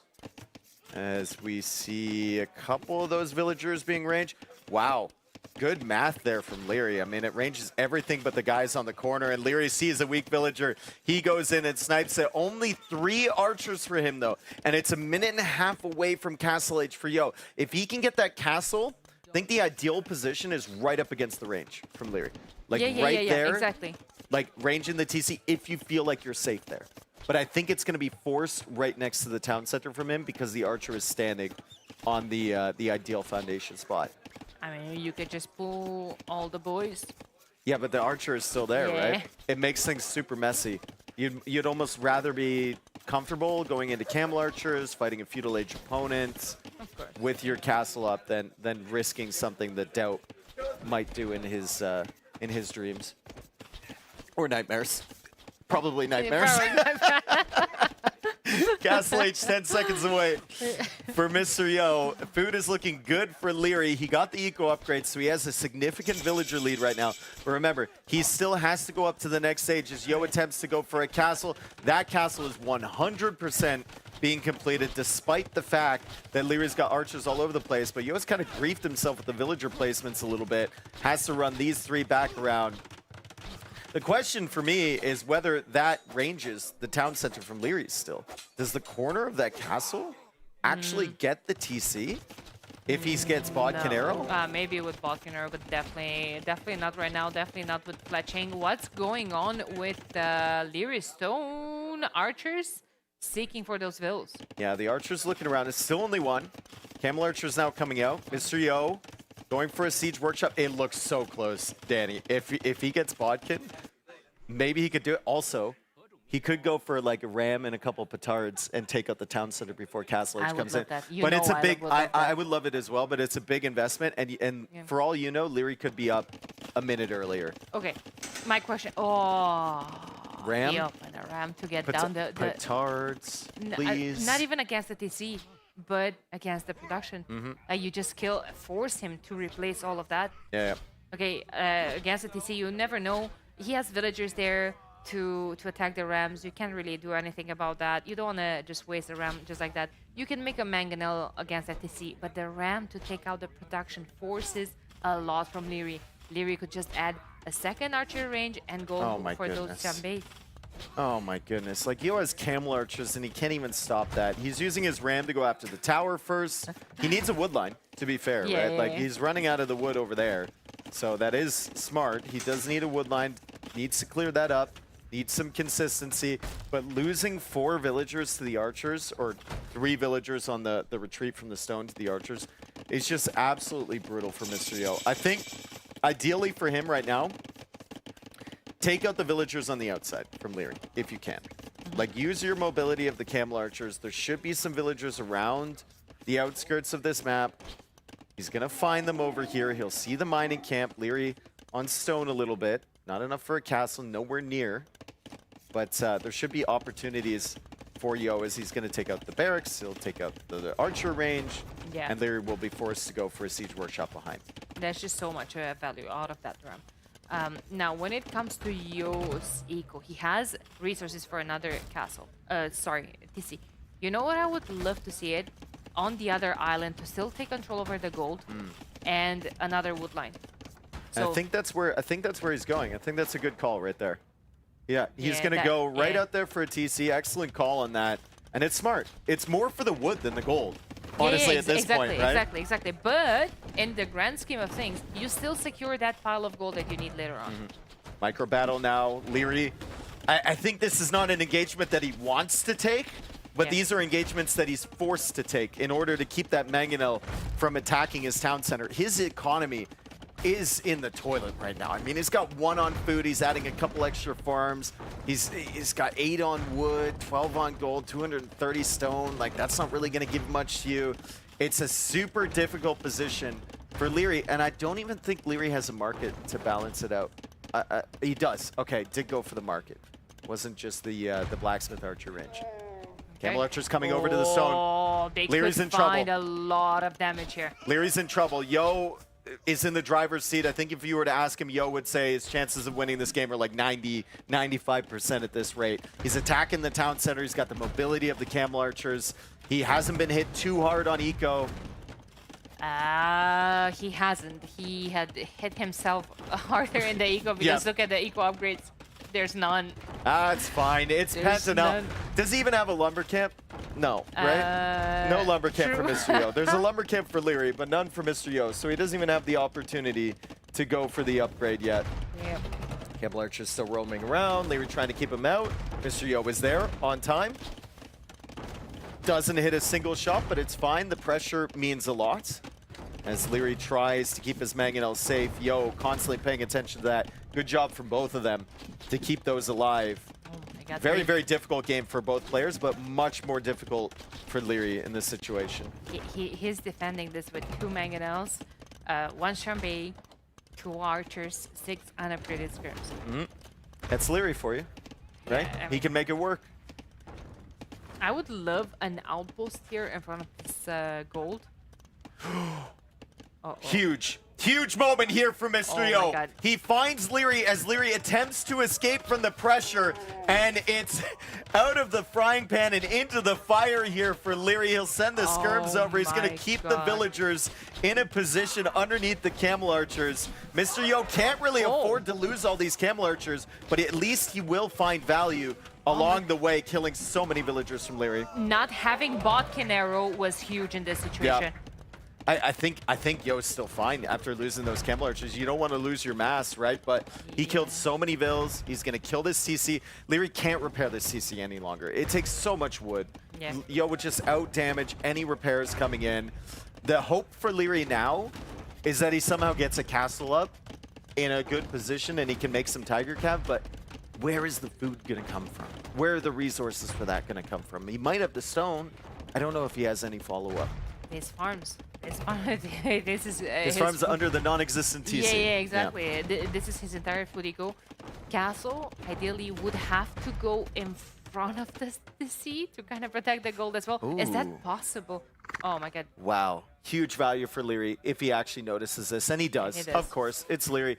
Excellent job. Very, very intelligent to send the Janbei out there towards the stone again. He's somehow kept this TC alive. Mr. Yo will go for a second Mangonel now. I'm actually curious on where the ram from Mr. Yo is, because I think it cleared up a lot. Yeah, it cleared up like 5 houses from Leary over there. Still working away. And it's done almost 10,000 damage.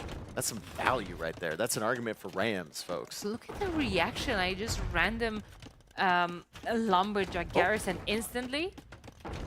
Oh, Mr. Yo, if he can win this, it should be the game. Leary does take it out. How? Leary saves the Mangonel. So important, that fight for Leary. I think if Yo takes out that Mangonel, Leary is 100% dead. But he's kept the town center alive. He's got 37 villagers now. He's thinking about that castle, missing 100 stone for the castle. Maybe he could use the market to buy it. But what a game from Leary to even survive in this position as Yo tries to clear up the army from him. He's got more camel archers now, maybe back towards the economy from Leary instead of taking a fight against the skirmishers and the archers. This is incredible, Michael, from both of them, honestly. Also, really very stuff. unimportant for this moment right now, but Leary lost a bill to Gaia. I mean, it happens. No. I think he might have, he killed his own villager with the Mangonel when Yo went in with the camel archers. That's why it's a lopsided eco KD. All right. Mangonel still That makes more sense. fighting here for Yo. Bodkin arrow finally in. You'll be happy to see that one as he comes back to that same spot, the town center spot with the camel archers in the north. He's still trying to win this engagement. It's still as important as it was before. And Leary again holding the line against Mr. Yo. Castle could go up, but did Leary intend to buy another to sell stone? Yeah, I think he went for an extra TC. Yeah, he needs more protection. He's found himself another stone. Yeah, he's going to try and get that castle up. Mr. Yo building up the camel archer mass. Mr. Yo just needed to kill that Mangonel that's absolutely dancing at the moment. He just needed to win one of those one-for-ones, or maybe even trade, right? And he would have been fine there. Leary is just holding himself in this position, trying to drag himself into an advantageous one with the castle and with Tiger Cap production. So far, he's done a pretty good job. I was so tunnel vision that he needs a castle in front of that to see. Still dancing. Yeah, that I thought he meant to buy the 100 stone, and he sold it. Oh my God! All of another those good villagers. raid. Another good raid on the camel archers, and they do have Bodkin arrow now. Ballistics is on the way. Oh, that's Villagers tragic. going down. Kind of feeling like this is Mr. Yo's game. He got such a good position early. It was a great strategy from him. Finally takes out the Mangonel, and the TC is going down. It's all of those villagers are available. Yo takes the game. We have a semifinal. We have ourselves a semifinal here in Sao Paulo. Thank you, crowd, for hyping it up. We've got a 2-1 lead for Leary. What was that? Okay. Someone's bringing the vuvuzelas in here. That's for the Brazil game later, right? Oh, man. No, that's for our finals. Come on. Oh, no, finals after the Brazil game. Yeah, exactly. Mr. Yo with an eco lead. Mr. Yo should be in front in terms of the military stats as well. And it all started with just a faster town center, right? Yeah, and Leary trying to do maybe way too much in Dark Age. Yeah, I mean, this was a lot of clicking, a lot of quick walling. Yeah, that was a misclick on the Javelina that he probably would have wanted to take for himself. It's just then losing a villager early on. This summarizes Leary versus Yo. Like, Leary's clicking all over the place, and Yo's just standing there, like, having a cigarette. We're good, bro. Oh, God. Blacksmith Market. That tower actually ended up being pretty good. I mean, Yo prioritized putting the ram on it early, but Leary just couldn't accomplish what he wanted to in Feudal Age in denying this castle. And I think if you were to ask him, he would have said, yeah, there's no way I was going to deny that. I just wanted to get some damage, right? Even if you leave all of those vills kind of crippled, half HP, those are going to be free snipes later on. And this was good damage here for Mr. Yo. His early camel archers really struggled, though. You pointed it out, like not having Bodkin coming into these fights was so brutal for him. This was right? so much weaker Yeah. than the raid on the gold. Like, even that second villager would have died on the first volley. Absolutely. Right? Like, some of these would have died faster. He might have been able to deny the entire TC if he had Bodkin Arrow. He's still got some good value. This house was good for You'll see the Lyric, villager yeah. die. Never mind. Unts, unts, unts. Oh. Yeah, but now look at this. Okay, I think there's 2 or 3 more cam larges as well. But boom, almost one-shotting everything. Yeah, they should be one-shotting there. Nice job from Mr. Yo, taking advantage of one of his home maps, but he's already used 2, and he's down 2-1 right now. And we go back over to Leary's choice. Sir Tao is there. That is a map that really suits Leary's style of play, trying to kill people in the feudal age. We also have the water map, which is interesting from Leary, but he did manage to snag Vikings. And then we have Lensois Mariniensis for Leary, but it's going to be what are we calling this map? What's the name? Fernando da Noronha. That one. It's going to be that one. But it's Wu versus Viking. The Vikings are by far the best map, or the best civ on this map. Some people believe it might be Celts.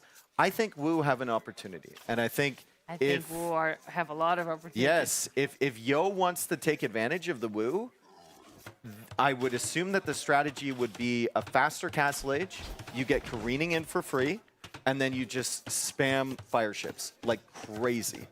Now, if Leary suspects that, shouldn't even go into the longboats at all, should just take advantage of the Viking cheaper navy and just go Hulk. Absolutely. Just like full Hulk for Leary, and I think it's fine. Because careening, especially worse for the longboats, Mhm. they have multiple projectiles. Yeah. Careening blocks each one of them. Yeah. So especially for the longboats, careening is really important to take when you're fighting Vikings on water. It feels like I've played Wu against longboats before, and it feels very, very comfortable. Now, Yeah. obviously, if you have 30 longboats, you're not going to be able to do anything. You're trying to get him.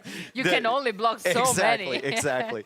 But we'll keep an eye on the timings here for Mr. Yo, whether he goes for that back dock. It's actually going to be a front dock, so he might attempt to go for early aggression onto Leary. Leary. Oh no, sorry. Sorry, I'm getting the colors all messed up again. That is Leary's dock, and Leary is going to go for the forward dock with the Vikings, and this is what I suspected. Okay, this makes more sense. Yo is going to go for the back dock with the Wu over here, so it'll probably be a faster Castle Age attempt from him, maybe even mix in a landing with John Swordsman early. Mm-hmm. It makes so much more sense, right? It's easy for Wu to go a fast castle. You put the docks in the back. You're probably going to need more than just 1 dock. You're going to need 2. What's that? 110 food just for free? Yep. You get 55 food for every dock or military building that you put down. So could be something like that. To set up your eco houses also build faster, so your villas, okay, in the grand scheme of things, will be tiny bit more efficient. Small things like this matter, and they add up. It's just a smooth sailing, pun unintended, for the Wu. Now, I don't want to brag or anything, but I did talk to Yo earlier in the week when I first saw him, and we were talking about potential civs for this and then the Pascala map. And I said, what about Wu? And he's like, Wu, you know, they're okay. And I'm like, well, they get careening for free. He's like, really? And I'm like, yeah. I tried He thought it was dry dock. Like, he knew they got an upgrade. He just thought it was dry dock. I tried to talk with players about water maps as well, but everyone just gets so blah, you know, about the water maps. Yeah, so they're yeah, like, yeah, water maps. I'm probably not even going to Transport. Transport alert. Transport alert for Mr. Yo. Okay, infantry. Maybe men-at-arms, maybe archers, something like that for Mr. Yo. Maybe a both. tower rush, right? He's going to bring his scout over. It could also, okay, Danny, hear me out. Oh It my could be mind games. You transport your scout over there, you put it on Leary's island, and then he's like constantly searching, and then you just go fast castle anyway. Nope, 2 villagers into the transport ship. We got to be quiet. Leary's got white noise. Leary's got noise canceling, but in this moment, Great. we have to be sneaky. But he's scouting. He's scouting with the fishing ship. He's looking for whales, I think. Yeah, he might find a freaking transport ship. Yeah, he might get lucky and find the transport ship. Yeah. There's the whales for him. He's looking for the whales, which give him a little bit of gold. They are not available at the back of the map. They're only available at the sides and at the front. And Mr. Yo is coming in. But Leary Leary already knows. Gotcha. I'm looking at the map, and he's already walling. Like, he saw the Civ pick, and he's thinking, okay, Wu. What can Wu do? We were going to go for a land. Yeah, but it seems like Yo knows as well. Look where he's going to land. He's going to land on this side. Now, the thing about walls, when you're on an island and they have a transport ship. Oh, can Leary... Can Leary see this? No. Not yet. Not yet. And Yo's like, don't want to show him.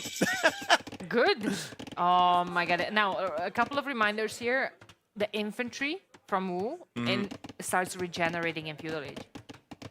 Can be very strong if you get men-at-arms, but the timing here is a little bit off for Mr. Yo.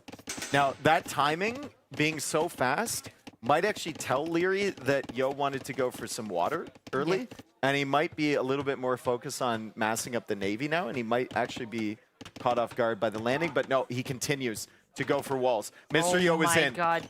Leary does have Loom. What an awareness from Leary, dude.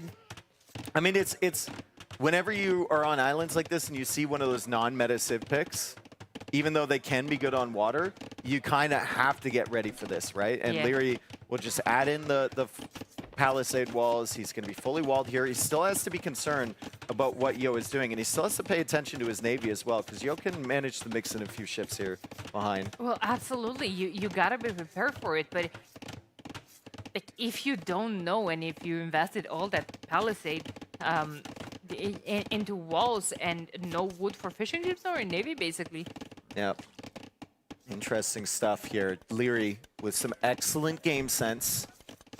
We've got a couple galleys moving around from Leary. We have a Hulk there from Mr. Yo. So he should be fine. He's also taking the engagement against the villager. We'll see if Leary can quick wall that off. Yo doesn't want to come over because the dock is garrisoned and firing some arrows. Still trying to get the damage done against Leary. He does have the foothold there with the archer. He might be able to go for a tower behind, but Leary can just counter tower. I think this is a really good spot for Leary. Yeah, I also think that Yo could have killed that Vil, but he didn't want to lose too much HP on his scout. There's no reason for that. Tower might be going up. It might be a bait. Might just want to, you know, force Leary to finish building the tower, but Leary's not gonna fall. No. For that. Leary never falls for that. Yo's fishing ships now going down. Excellent job from Leary to snipe those. This is Leary's home map. He probably looked at the draft. Oh, nice snipe there on the scout. Nice snipe. He probably looked at the draft from Yo and said, okay, there's only a couple civs he can play on islands. What's the likely strategies with Wu before he came in here? They do have like an hour to kind of analyze the draft before they get into the set. Yeah. Maybe talk with his teammates, Hera and Hart as well, coming up with this counter strat as Fletching now comes in for Mr. Yo. He's looking for the ideal tower where Leary can't just easily counter tower. He'll just have to place one. And he saw the other tower. Okay, so Leary actually went for a defensive tower over here. That's so weird. Why? He thought he's going to be taken off of the berries and the wood line. Leary has two people on stone as well.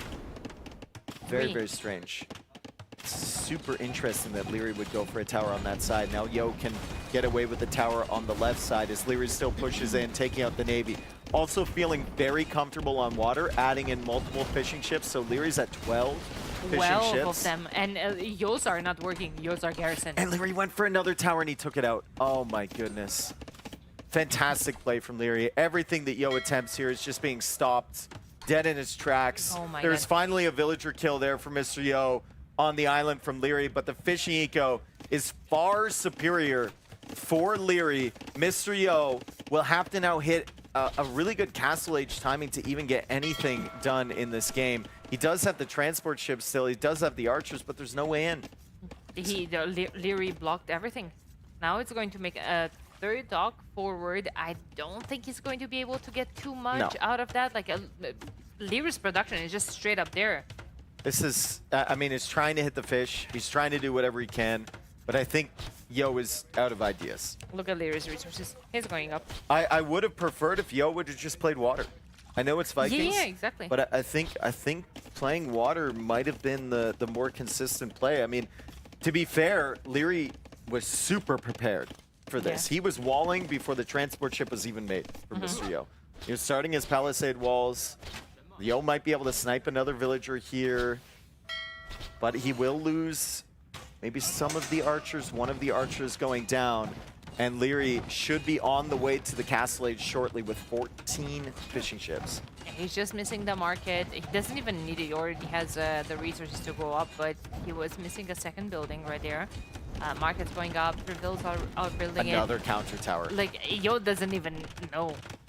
So smart from Leary to go out to the stone that early. He built the first tower in I thought was quite a random position. Then he builds the second counter tower, stops the tower from Mr. Yo. Now he's coming out with the villagers. He's going to have the tower behind, which Mr. Yo had no vision on.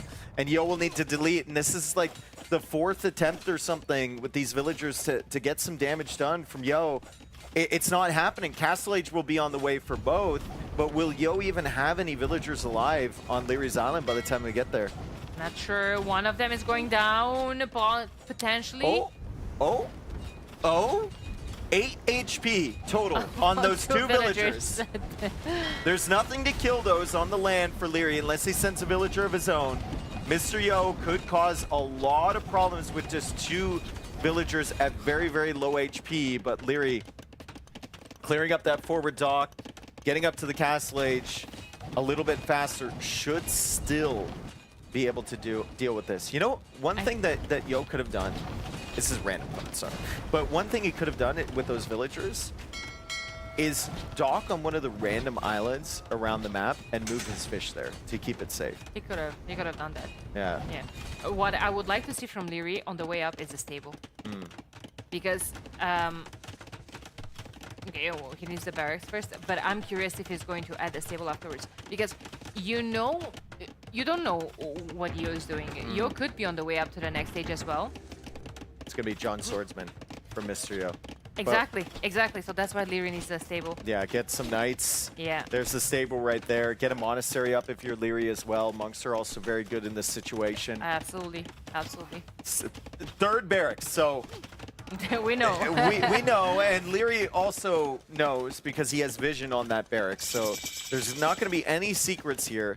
I think there's really not much else Yo could have attempted in this situation aside from maybe like a monk rush or something like that. But it will be a Jean Swordsman attempt as Yo is still holding on precariously on the outskirts of Leary's Island. Leary will come forward with his navy. He's going to kill the final fishing ships. He's going to kill the dock. Where is the food going to come from for those John Swordsmen? It's just a few farms and some berries. Yeah. Pineapples, actually. Maybe it has more nutrients. Were they pineapples or papayas? Pineapple. Pineapples. Yeah. Right. That would be a prickly bush to stick your hand in and try and get those pineapples. First ranked game that I played, I made a lumber camp on those settlers and I have seen many people do that. Okay, well, here we have the Giant Swordsman, Monk in the queue as well. Ooh, have fantastic Monk deck tree in the Castle Age. They get Redemption, they get Atonement, they get Sanctity, Fervor. And Vikings do not. Yeah, exactly. Yeah, that's very important. Vikings do not. Nor their Knights get Husbandry as well. These are quite speedy, but the Knights are still gonna catch up with them. Instant conversion there. A nice conversion there from Leary. Yo's going to be a little bit annoyed with that one. Yo does have John Swordsman over here, so it's going to be another villager loss from Leary, potentially, but the quick wall comes. What? Diagonal hit? In. I think he just kind of like threw his sword at him. Yeah. At her, like after that wall went up. The building foundations don't stop me as the John Swordsman is in here. Leary will lose track of where these units are. There's a barracks on the other side. There's 2 barracks on the left. Mr. Yo will go for monks, he'll go for siege. Can Yo do this is the question. He still has the transport ship at the back, but it's being attacked by the tower. And he'll pull it away. Oh my god, 10 HP left on it only. Yep. This unit is so pesky, has so much pierce armor, it can just like dive under the TC, under the towers. Needs to be careful though, because this unit has 2 modes, shielded and unshielded, and if it drops under 45 HP, it actually loses pierce armor, and it gets increased attack and speed. But I think most players would rather prefer the one version at full HP yeah, of with course. the extra armor, right? It makes it so tough to deal with this. Leary goes for another quick wall. Handcart has really been helping him out in this situation. Instant handcart for the Vikings, making his villagers fast. It's easier to get away from these John Swordsmen. But Yo is pushing. Yo is trying everything that he can do. Rams and John Swordsman behind this. Plenty of knights for Leary behind that. There's a couple monks coming in for Mr. Yo. Can he keep these monks alive? Can he kill the light cab in time? It doesn't look like it. Great snipes for Leary as the knights now ride in, and the knights will have a good advantage over the John Swordsman. That was a fantastic fight for Leary. He's going to absolutely clean the house here. Yo still has a monk in the queue. The villagers are dead too. Yeah. The villagers are dead. That's brutal for Mr. Yo. Nothing. He can't make any other buildings on this area. He can't repair his siege. No. He can't do anything. GG is called, and Leary takes game number 4. Game 4 for Leary. I mean, I like the attempt. I like the thought process for Yo to mix it up, but above all else, I love the fact that Leary planned for that as soon as he saw that civilization. I think the first palisade walls came down before the transport ship was actually created. That's from Yo. crazy. Honestly, I do think that Leary might have just thought this guy is going to go FC. Yeah. FC Gian Swordsman, Yeah. not even a transport in feudal age. Let me just preemptively wall my base. Let me see how I can close my base. And I'm just straight up prepared. Maybe I'm going to invest into some water. I'm going to fight for it. I don't have to think about all of that myself when that's going to be the case. Yeah, you can see this transport ship is out. And Yeah. on the mini-map, there's already walls in yeah. front of the gold. Like, he was full-on planning to do this the entire time. We have the barracks coming up now for Mr. Yo at the back, but what does it do? Leary's already got some pre-walls up. Leary's already ready for all of this coming in. And then critically, later on in the game, Leary went to stone super early. He got a counter tower on the right, then he got a counter tower on the left, then he got a counter tower on the front of his base. I mean, just beautiful play from him. He stopped every single attempt from Yo. He had all the contingencies covered. It was phenomenal. The only thing I wonder here is what if you have your barracks on your initial island and you do have those 3 men-at-arms? Well, that's always the question, right? Because a lot of times when you go for this forward play, the timing is so weird. It's so tough to judge. It really depends on how far away your opponent is. Like, you have to get the wood for the transport ship, the wood for the barracks, the villagers building the barracks, and then you go forward, and then you have to build the archer range. Ideally, you want to be on his island right as you hit feudal, and you can drop the archer range immediately. Right? Exactly. Where that villager was walling and the scout was there. Imagine if after the scout, here comes 3 men-at-arms. We regenerate HP. Yeah. I think that entire wood line would have gotten more damage. Exactly. Anyway, 3-1 for Leary. I mean, once again, I don't think Yo has played bad. I think Leary has just been super, super clinical, and it hasn't all been just micro victories, right? It's been strategic wins for Leary. It's been defensive measures, the stone walls, extra towers going up in that game, right? He really tried to make things work on Pantanal as well. It's been so impressive from Leary. Now, Yo's going to have to win 3 in a row after those first 4 games. It's going to be very, very tough for him. He'll go back to his home map, Coast Arena. What are we looking at in terms of civilizations here, Danny? I'm looking at Portuguese? Portuguese. Yeah, I said that as soon as it popped up. I'm looking at Portuguese. Yeah, well, Burgundians always. I feel like Burgundians is the favorite of the old AM clan when it comes to close maps, arena-like maps, and it makes sense. It makes sense, especially for Leary's playstyle. Can make for the middle a stable even and a couple of light cabs for getting the relics, getting map control, and Burgundians have a good eco that he can set up. There's water on this map as well. You get not guild ends, fishing lines, 1H earlier, cheaper as well. There's a lot of things that he could use Burgundians for, and I'm content with this matchup. What do you think about it? Yeah, I think it's a little bit more meta. Like, if you're going Burgundians in this matchup against Portuguese, odds are you're the better player, and you know Yeah. you're the better player, right? And you're just playing towards that, and you're just going to take those incremental advantages. Portuguese in the current meta on Coast Arena, obviously there's many things that they could do. They could go Navy, they could go Mud Crush, whatever. I think this is castle forward for Mr. Yo. It has to be, but this is where those couple of scouts potentially could come into play. Or Flemish Militia. Or Flemish Militia. Yeah. That's even easier. Also, the water is a big deal here, right? There's a bunch of oysters at the back. There's a bunch of fish on this map, right? You really want to take advantage of that. The only gold at the back of your base is actually the oysters. Yeah, like 1,800 gold. Yeah, so only. if you get castle dropped on the front and it's denying your gold, you have to rely on those oysters or go out to the middle. Yeah, and the thing is, it's not like players usually go for the forward gold first, leaving that those oysters for later on after they are attacked, because the players are opening on water. So you have a couple of fishing ships taking dip fish, and on the way up to feudal, you move a couple of these fishing ships to the oysters to kind of start your gold economy, to have some gold income to fight on water. Well, I think the oysters, the gold from the oysters also comes in faster. Yeah. The whales and the oysters comes in at the same rate as fishing, which is significantly faster than just regular mining, right? Yeah. So they want to get all of the boosts early, but like you said, it could be to their detriment later when their main gold is denied and they don't have anything back behind that. You also have a forward stone as well. You don't have a back stone, so you have to go to the middle. Castling the stone is oftentimes preferred over the gold, just to prevent your opponent from getting into that castle. Yeah. But, I mean, we're talking a lot about the castle. Maybe Mr. Yo just wants to play Navy. Portuguese do have a better Navy setup than Burgundians. They've got the extra HP, right? They've got a better naval tech tree long term.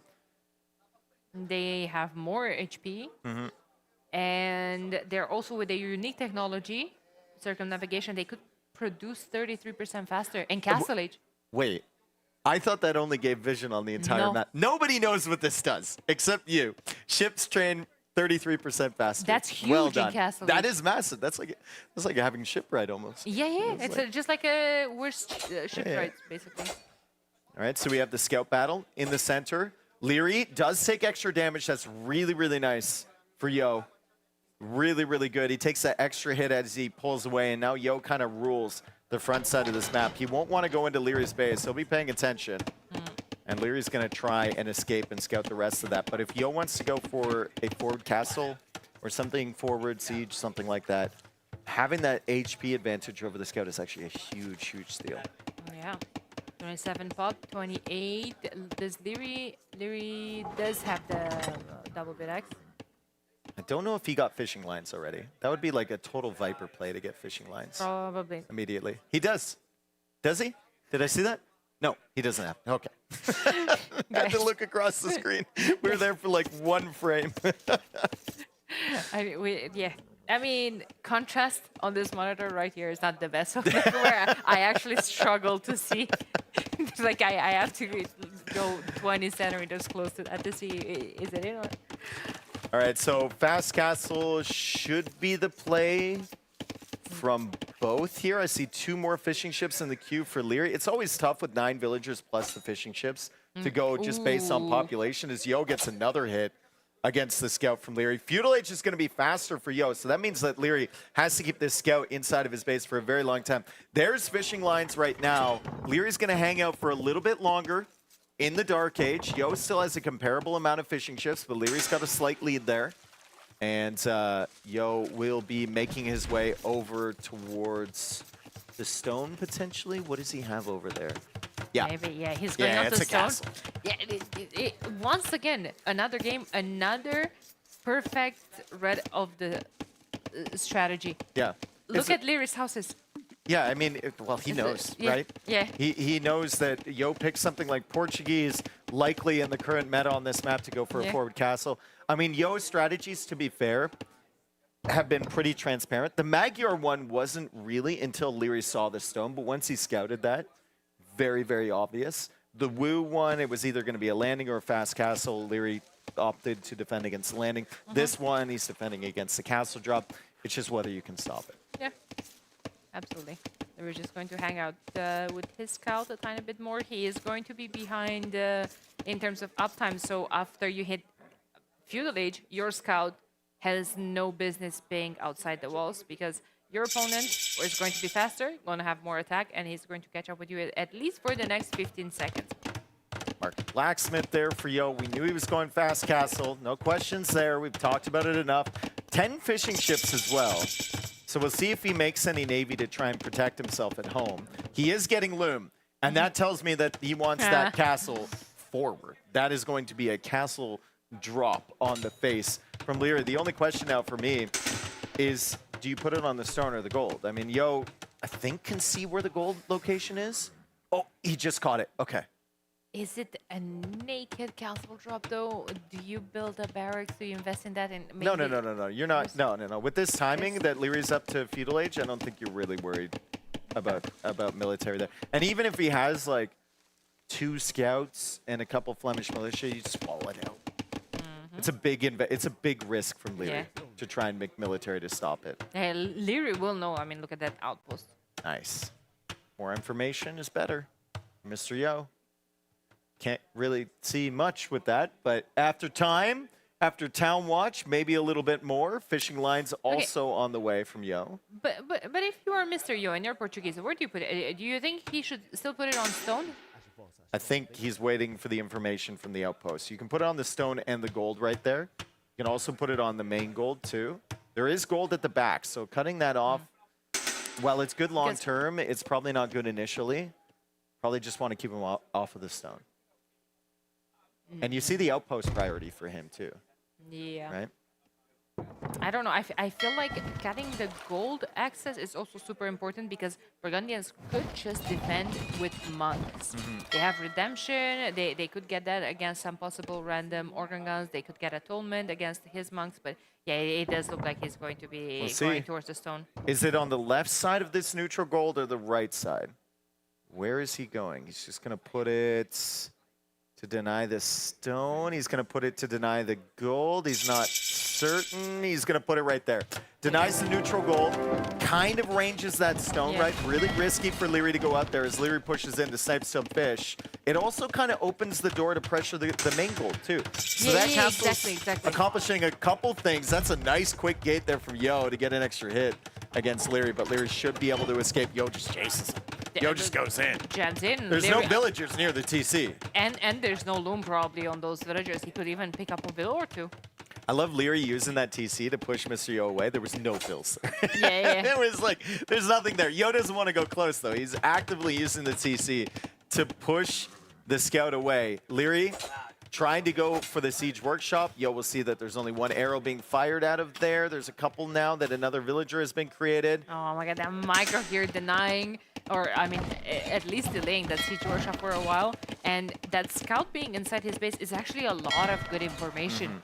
Like he sees that workshop immediately, probably expecting a workshop from Yo, but Yo is just going to go straight up a monastery. Portuguese have redemption as well, cheaper monks, cheaper all units in terms of gold at least.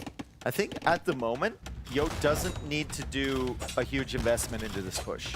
Just grab the relics, focus on Navy. Yeah. And you'll have a 5 relic advantage over Lyri. He'll have to make siege. He'll have to invest into defense against you.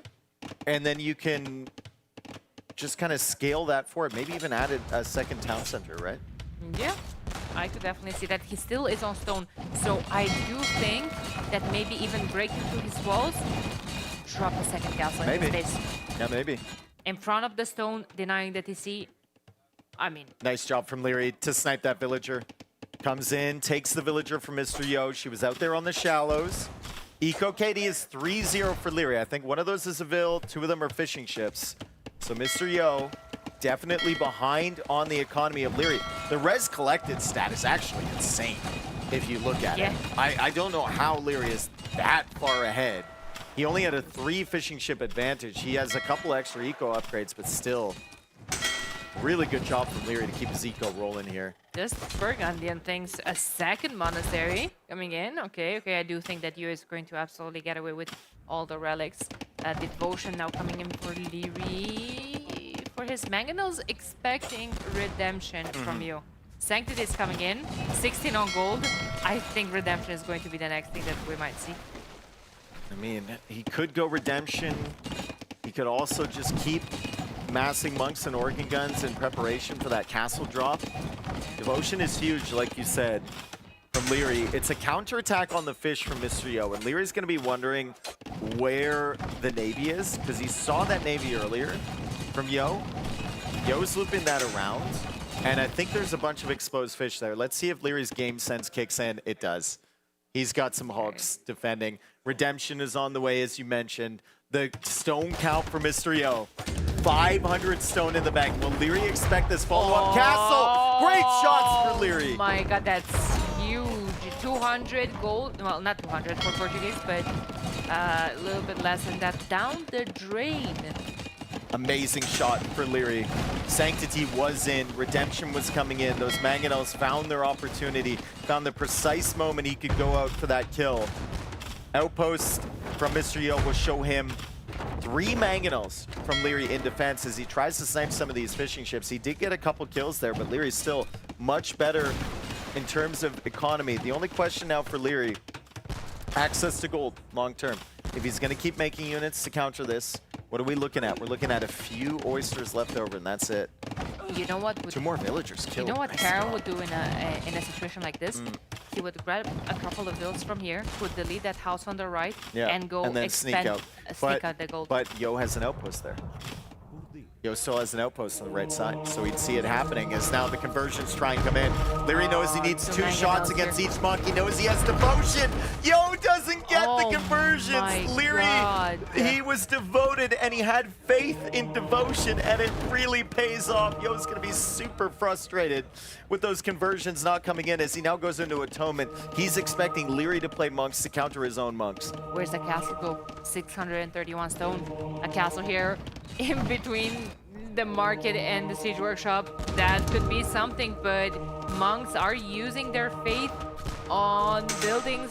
Mangonel's far away. I think it's worth it if you convert that, though. Yeah. It's definitely worth it if you convert that. Leary's going to try and take out this monk. Devotion is going crazy right now for Leary. Yo hasn't gotten a single conversion yet, and Leary's got that 3 stack of mangonels walking around. Finally, a conversion comes in. If he can get a shot on those 2. He actually shot his own mangonel, but he gets the second one. Oh, Castle has to go up there. Castle has to go up, but he's only got 4 villagers. Bring he the only has boys. 4 villagers. He needs more. He's going for a super aggressive castle. Look at them going across the map. A crazy game here. They're coming home. Game number MTC. 5. MTC for Leary. It's Imperial H for Leary. But there's 2 converted mangonels shooting away at that. Another mangonel coming up for Leary. Will Yo be able to snipe this in time before it gets value? I don't know. I don't know. Pops out. Oh my god, one mangonel sniped. Another one could be this. It's going to get converted. It gets converted. The Imperial HTC underneath the castle. 2 mangonels firing away. This is a huge gamble for Leary, but this is what he needs to do. He needs to get those techs. Maybe get Bombard Cannon at some point to push this back, but I think it was going to be denied, Daniela. I think so too. I think so too. It's a minute and a half away. It's actually close. And look at his wood in the bank at 200. It's going to go just like that. It's actually close. He's getting redemption of his own. And the villagers are sneaking out. Yo will see that with the outpost. I don't know whether he notices it. I think he does. Will he be able to kill the MTC in time? Oh my god. There's no villagers repairing it. There's nothing repairing it. It's 50 seconds. It's 49 seconds. What's the HP? The HP is at 1600. Oh my god. I'm not sure if it's going to be enough. 80%. 35 seconds. Petards. I think he's repairing again. I think he's doing petards. He's doing petards. He wants to kill it. He knows. He suspects that it's him. 500 HP. He's gonna. 400 HP. Where's the petard? Where's the freaking petard? It comes out. Boom! Denied! Denied at the last second. Mr. Yo stops Leary dead in his tracks. Oh my god. And gets the second win. He's smiling like he knows.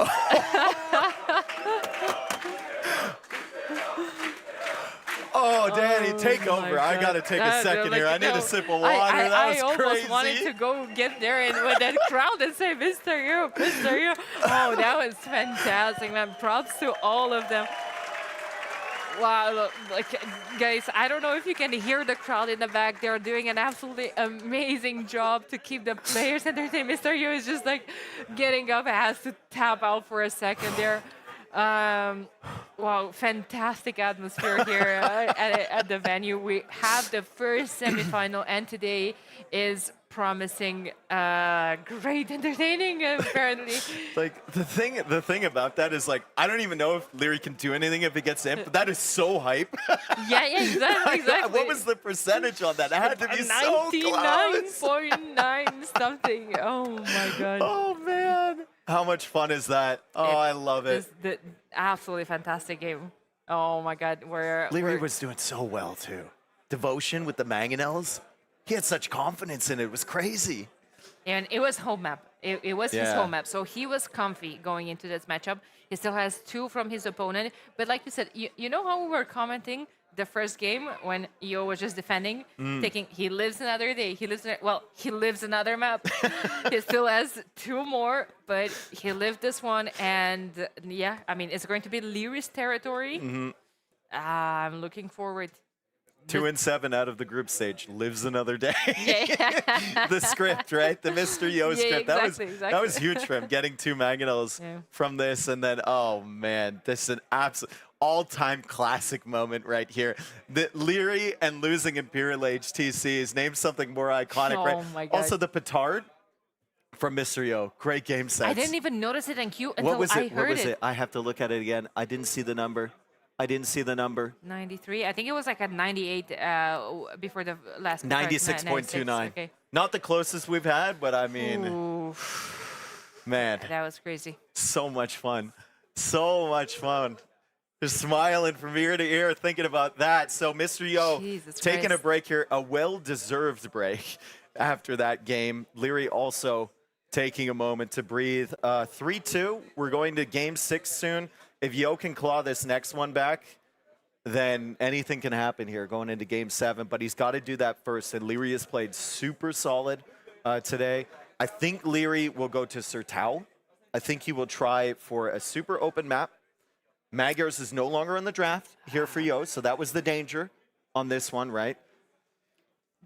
Looking at the civs. Romans. The Sorokuma. Yeah. The non-stop men-at-arms push with Romans. Looking at the civs, I really prefer Leary's remaining civs. He hasn't used Mongols, which is his first civ. Yeah. Incredibly aggressive for Sertão, which is a very aggressive map. And he has Japanese for Lençóis Maranhenses. Very, very good. But we're going to throw, before we get into the next game, we're going to ask our audience members how they're feeling here. I mean, it's a pretty cool atmosphere, and especially after that last game. Let's get the perspective of our audience here in Brazil.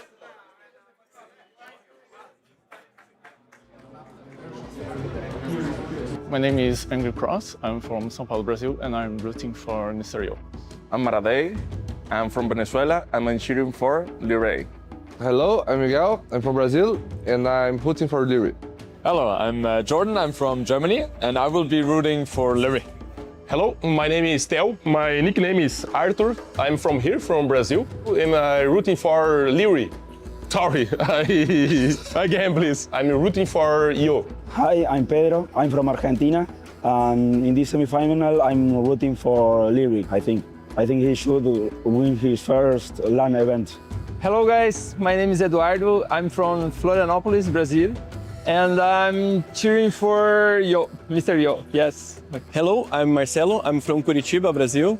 And I'm rooting for Leary. As everyone here is saying, he's my younger brother. Yo, my name is Mike. I'm rooting for, I think, Yo. I'm from Osasco, São Paulo. It's a city really close to São Paulo. And I think Yo is gonna beat Leary 3-1. Hello, my name is Lucas. I live in Santos. I'm, of course, Brazilian. You can tell by the shirt. And I'm here today in a Brazilian game day. But I love Age of Empires, so I am here. And I'm rooting today for Leary. Go Leary. Hello guys, I'm Tramonta from Brazil and I'm cheering for Mr. Yo. Let's go Yo! My name is Luis, my nickname is Champion. I am from Itapema, Brazil. I think that Lyric wins. Hi, my name is Lucas. I am from Brazil. I am cheering for Lyric today. Hey folks, I'm Black Stalker. I first hope that we get 7 games and then I hope that Mr. Yo takes it away. I'm Mauricio, I'm from São Paulo here and I'm cheering for Mr. Yo. I'm Cayubi, I'm from São Paulo, Brazil, and I'm rooting for Mr. Yo. Let's go Yo! Hello, my name is Guilherme, I'm from São Paulo, and let's go Mr. Yo! The Viper from Norway and rooting for Norway.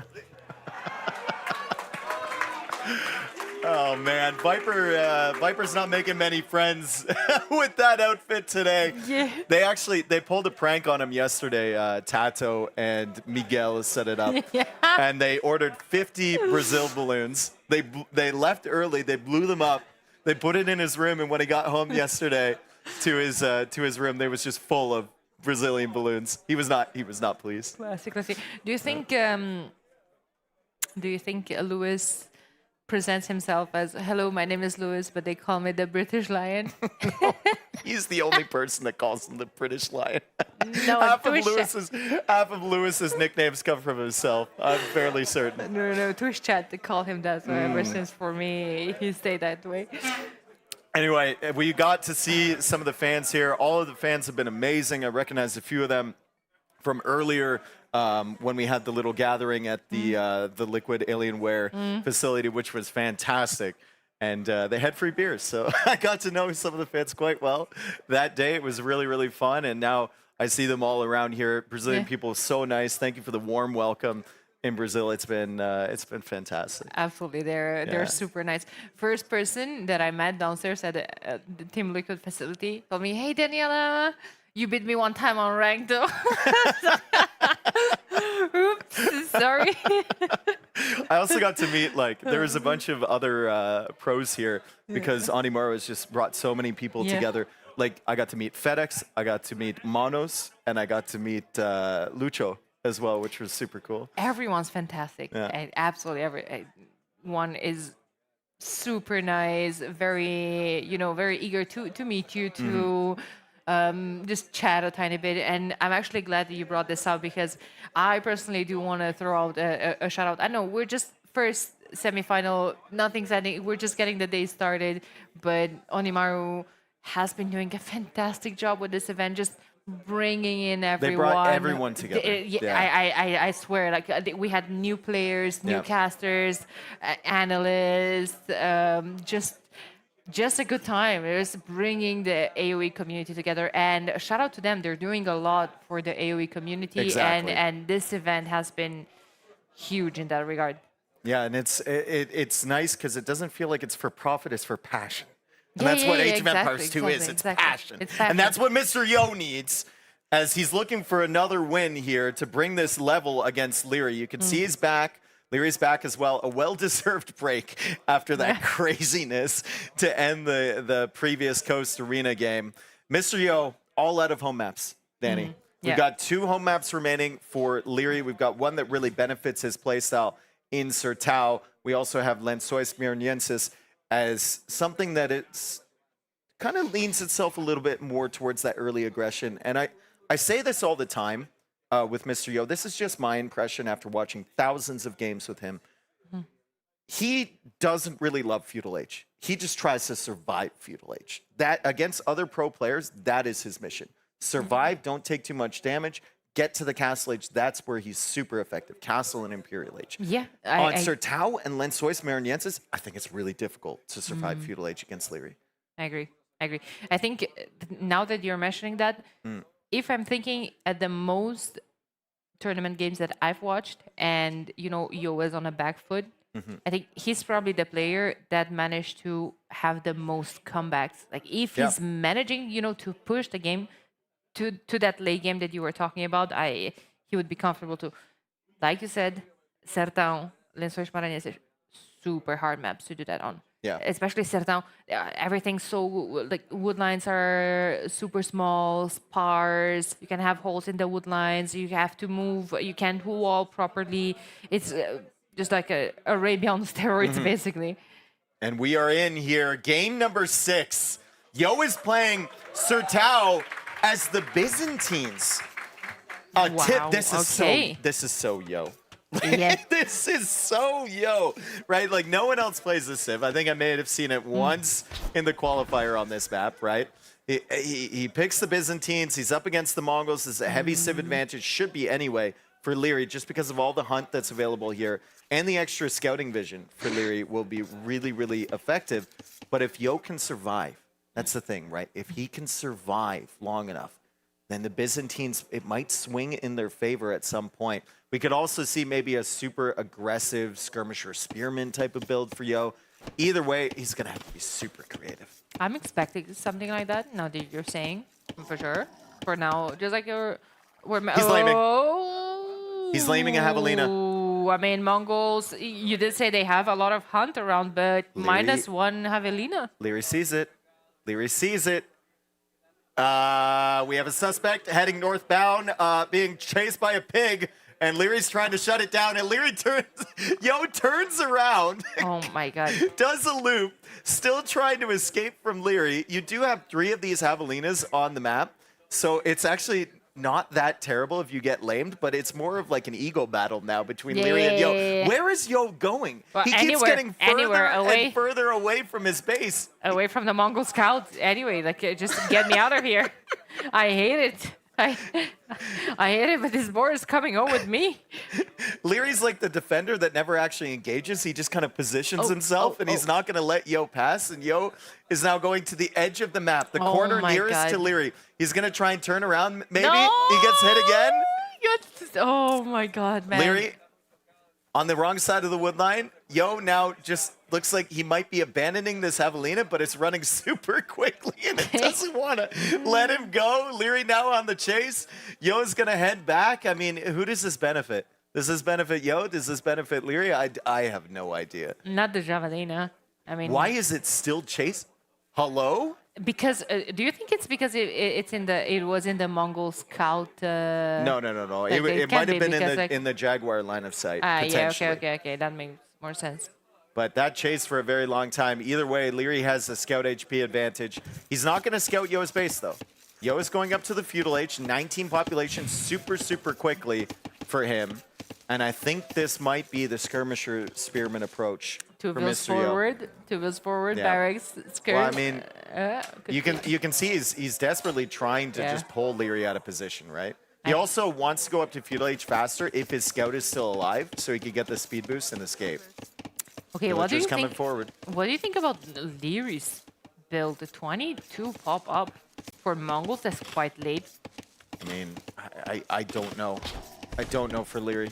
He's going to have an outrageous eco advantage, right? Because of the Mongol hunt bonus.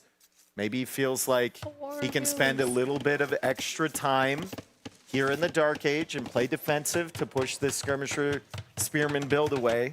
It's going to be really stressful here for Leary for the first few seconds, or first few minutes rather, feudal Age, as Yo is going to have military on the field. And Leary's not going to have anything.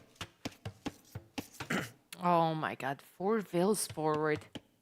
We're going to see some towers as well. Is this? No. It can't be a fast castle for Leary. I mean, right?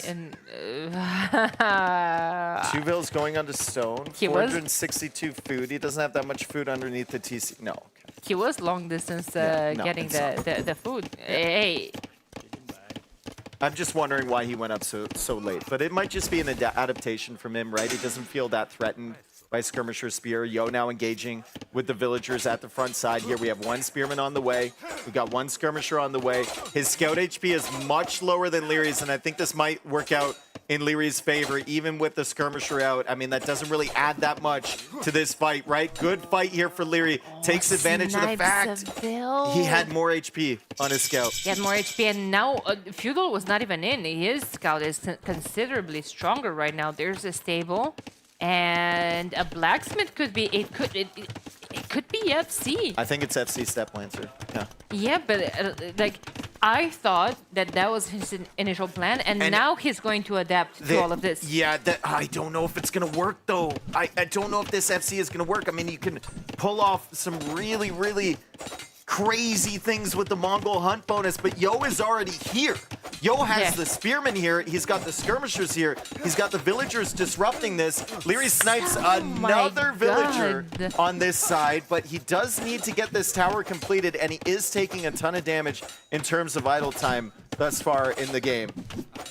He's missing the gold. He's missing the gold. He has to make another villagers there are going to be fighting back. Tower is going to go up, and maybe gold's gonna be in soon. Can Yo get enough military to protect a tower foundation over there that just ranges the gold? Like, can he just range the gold with his own tower? Maybe range the wood line as well. I don't think so, because there's only 2 villagers, and Leary is just gonna pull everything to fight that. Yeah, Yo needs more skirmishers and spearmen forward, but right now the villagers are just fighting those super effectively. Look at the KD, right? Oh my God, Leary only has his starting scout, and the KD is still 5-0. And he's up. And the tower hasn't killed anything. And he's up. So it's all villager kills. Castle Age is on the way now for Leary. What a weird game on Sertao. There's still opportunities here for Mr. Yo. That's the tower I was talking about. Shuts down the gold, shuts down the wood. He goes for the walls in front. Excellent wall-offs here from Mr. Yo as he's trying to protect the villagers and protect the tower. Leary doesn't really respect the skirmishers and the spearmen at all, and the scout from Leary is so active. It's already killed the skirmisher and weakened the second one as well. Yeah, did a lot of damage. However, now is yesterday's news. We have 1 minute 27 seconds until Castle Age. Now, Leary will be pushed off of gold. Does have resources to build another mining camp somewhere else. Where does he have another gold? Where does he have another wood? Oh, yeah. That's the question, right? He's got the gold over on the left side. There is a wood on the left side as well, but it's pretty exposed too. Tower's working away. Skirmishers and spearmen still coming out. There will be a few step lancers here for Leary though, and he's going to be able to afford like 4 step lancers. And once he has that massive 4 with his micro, he's just going to clear the entire eco and all of the military from Yo. I'm really nervous for Yo's position right now. Now he's harassing the berries too. Yo needs towers at home, I think, and that's why he's going out to stone. He knows that army's going to come forward. He's identified it's a fast castle for sure. There's no military from Leary at all. Towers actually could be really good, right? Step Lancers have one that's Pierce Armor, then a Knight as a base. Knows that Leary probably won't necessarily have the eco to get the armor on them, so it's, There's a lot of spearmen here for Mr. Yo. Siege Workshop as well for Leary. He's been kicked off his wood line on this side, though, and Yo has actually baited his villagers back into that tower. Leary's going to lose one of them. Might lose the second one if the skirmishers remember what their job is and actually start attacking that guy. As the spearmen are, I guess it's a government thing. The spearmen are now on the left side looking after the second lumber camp from Leary. Step Lancers trying to get value with Leary's micro and the advantage of the +1 range. The Step Lancers should be able to take out this army perfectly fine. Absolutely. Get rid of all of those spears. Loses a bill there, maybe? Yeah, Step Lancers still just picking away. Lack of ping and the extra range and good micro. You can kind of deal with spearmen if you have Step Lancers. You don't want to just send them into the fight, though. You definitely have to micro them every step of the way, as Leary now uses his villagers again very effectively to push Yo back. KD right now is 11, now 12-3. It's crazy. Most of it is just villager kills. Moving back to that back goal, though. Well, of course, Leary doesn't want to hang out too much in his own base. He gotta use the timing. The first wave of Step Lancers are going towards his base, and will they find some damage? They will find the berries. That's one bill down. Protection. Their second one, a third one potentially. But Leary's losing villagers at home, too. Yeah. Does he get the shots with the mangonel that he needs? He's going to kill another villager potentially with the skirmishers, and he does. More spearmen coming home. Leary not paying attention. Losing the Step Lancers forward, at least one of them. But he also clears up the skirmishers at home. It's just death everywhere. Yeah, I think it just favors Leary, right? Because Yo is so far away from Castle Age. Leary's got the unit advantage, but at the same time, I mean, taking wood, taking gold, it's just such a pain for Leary, right? Every single time he wants resources, he has to go through either Yo's tower or the units that are pushing forward from Yo. It is. the advantage for him is that he does have the tools to stabilize that. Ooh, what a tower. Yeah, he doesn't see that. That's huge. While when you're in Feudal Age, to defend against Stab Lancers, that is one of the biggest pains. Yeah. Ever. Like, you cannot wall on this map properly. Yeah, Mr. Yo is going to have to go for building walls, going for the blacksmith there. There is a hole into that area. There's a tower as well for Mr. Yo. The tower is up at the back for Leary, and Leary notices that right away. I just want to draw everyone's attention to the kill death right now. 24 kills for Leary, 7 deaths. Yeah. I mean, look at the pop. 47 for Yo, 35 for Leary. Leary is behind him, Pop. But, I mean, Yo is just building cheap units with Byzantines that is just food for Leary's units. And Leary trying to clear this tower. There's no villagers to repair. I have noticed, though, Mr. Yo has 7 villagers in the queue. So he's actually got more resources than we think. If at some point he feels like he's stabilized and he can finally clear the Step Lancer army, maybe he could click up the castlage. But that gold is super exposed, and Leary's coming in here. He wants to finish the set now. He wants to get a ton of villager kills against Mr. Yo. Yo is on the run, but Leary should be able to kill more. That's actually pretty good for Yo. I thought he was going to lose everyone. Yeah, but I mean, they're going back. They're in the TC. Stout Lancers are just gonna hang around and he calls just gonna wait for them. GG, well played from Leary. Leary He's going into the grand finals. Going to the grand finals again. Fantastic job from him. Winning 4-2 against Mr. Yo. A very entertaining set. I think Leary showed his preparation here. He showed his execution. He showed why he's so often in these finals at these LAN events. Mr. Yo, also, huge credit to him. I mean, he snuck in. Give it up for give it up for Leary, give it up for Yo. Exactly, for both of them. He showed why he snuck in, right? Like, he snuck into 2-7, then got a big win against Sebastian, and then put up a competitive fight here against Leary. Yo is always, it feels like, in the semifinals, and he did an excellent job this time, but not good enough against a player of Leary's caliber. Now, Leary will be waiting for a while, watching the second semifinal, and then heading into the finals later tonight as he gets to sit next to his teammate there, Hart. Look at that KD, 38-9. Yikes. It's also such a big advantage. I feel like you get now to chill, not for the rest of the day, but at least for one more semifinal. Yeah. Like now you actually have a breather, whereas, you know, the next finalist will be playing the semifinal soon. Yeah. We're going to have a short break, and then it's going to go into another best of 7. I actually asked ACCM and Yo. Now, ACCM and Yo are different animals, right? But I asked them, I'm like, would you want to play the first one or the second? And they both said right away, want to play the second. We want to play the second. Interesting. Because the first one you play, and then you're sitting there and you're cold the entire time. You can play some practice games or whatever, but the second one you get an hour, and then you're just like right into it. As we see our crowd applauding Mr. Yo, an excellent effort there for him as he makes his way back to the players area. I mean, after that group stage, I fully expected Yo to somehow make it to the finals. It felt like the script was in, right? After he beat Sebastian 3-1. Felt like the classic Mr. Yo script, but... It could have been. I could definitely see a Game 7 as well. Yeah. I mean, if he got a little bit more damage with the Spearman, if maybe some of the villager fights didn't go the right way for Leary, then potentially that game goes differently. And then we're on Lensois Mariniensis as we get set up for our player interviews here in a second. We want to see what Leary has to say about going to another finals. He is our most recent S-tier victory holder, so I mean, maybe he can carry that momentum forward. But we have Leary available with Masmora. Congratulations to him. Another final for Leary. Thank you very much, Dave and Daniela. And we got our first Brazilian Dynasty finalist. It's going to be Leary. Leary, awesome job as always. Last time you played Yo in this tournament, things were not particularly close. You won 3-0. This time around felt like it was a little bit closer. Did you really feel that dynamic of Mr. Yo, that he gets better as the tournament goes? I think we all saw it. Like in the group stage, he won Kuma and then he lost twice. Here he took out Sebastian, who was arguably having the tournament of his life. And even against me here, like one misstep and I lose the game, suddenly it's 3-2 and it's close, 2 games left, I have to win one. It's like, he always gets so close. I don't know how he does it, but he always manages to sneak through somehow. Yeah, Hart at some point was telling me, Yo plays so bad, but he always wins. I don't know how that goes. He plays so bad, but he wins. He has this thing, man. He just makes the games messy, and he gets into this Mr. Yo style of game where he's just good at it.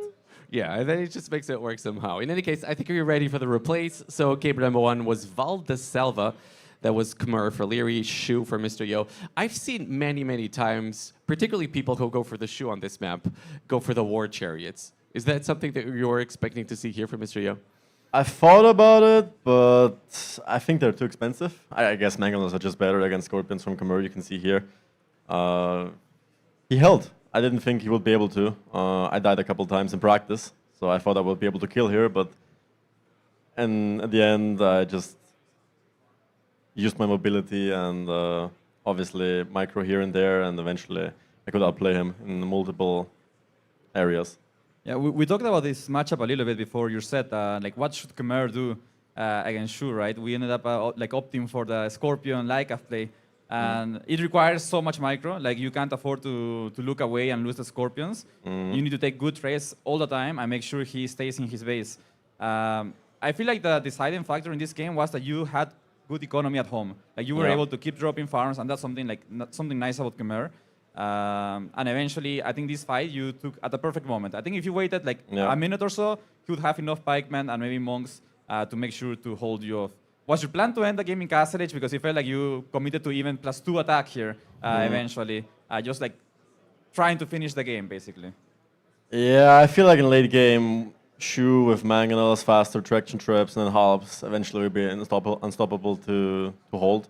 So I had to do something in Castle Age, and that was like the only play I had. Yeah, so it was a really good play there. And then we go into game 2, Vietnamese against Magyars. A bit of a weird pick there by Mr. Yo. I don't think we had seen Magyars being used, especially not this way on this map before. What were your thoughts about that? Did it scare you a little bit maybe? Or do you think like, I don't think that will work?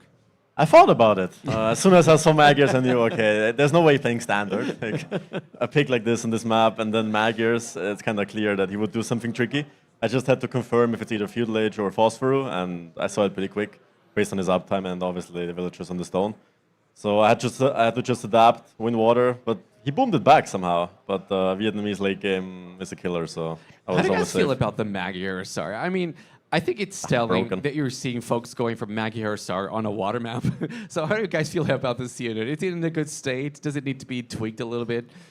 Yeah, I feel like they have to get more expensive. Like they're like 70 res or 75 res for a knight, basically. With +2 attack as well right away, so it's basically a knight, half costing knight. 100 HP, 1.5 fast, a lot faster than a knight. Faster than a knight as well, yeah, a it's lot crazy. faster. Crazy Than unit. camels too, by the way. Yeah, wild. It scales so well into the game as well for Magyars. Luckily though, you were Vietnamese, you had the Fire Lancers. You made a good switch into them, and like from there, he's basically forced to switch to CA, but you just didn't give him enough time. You kept pushing.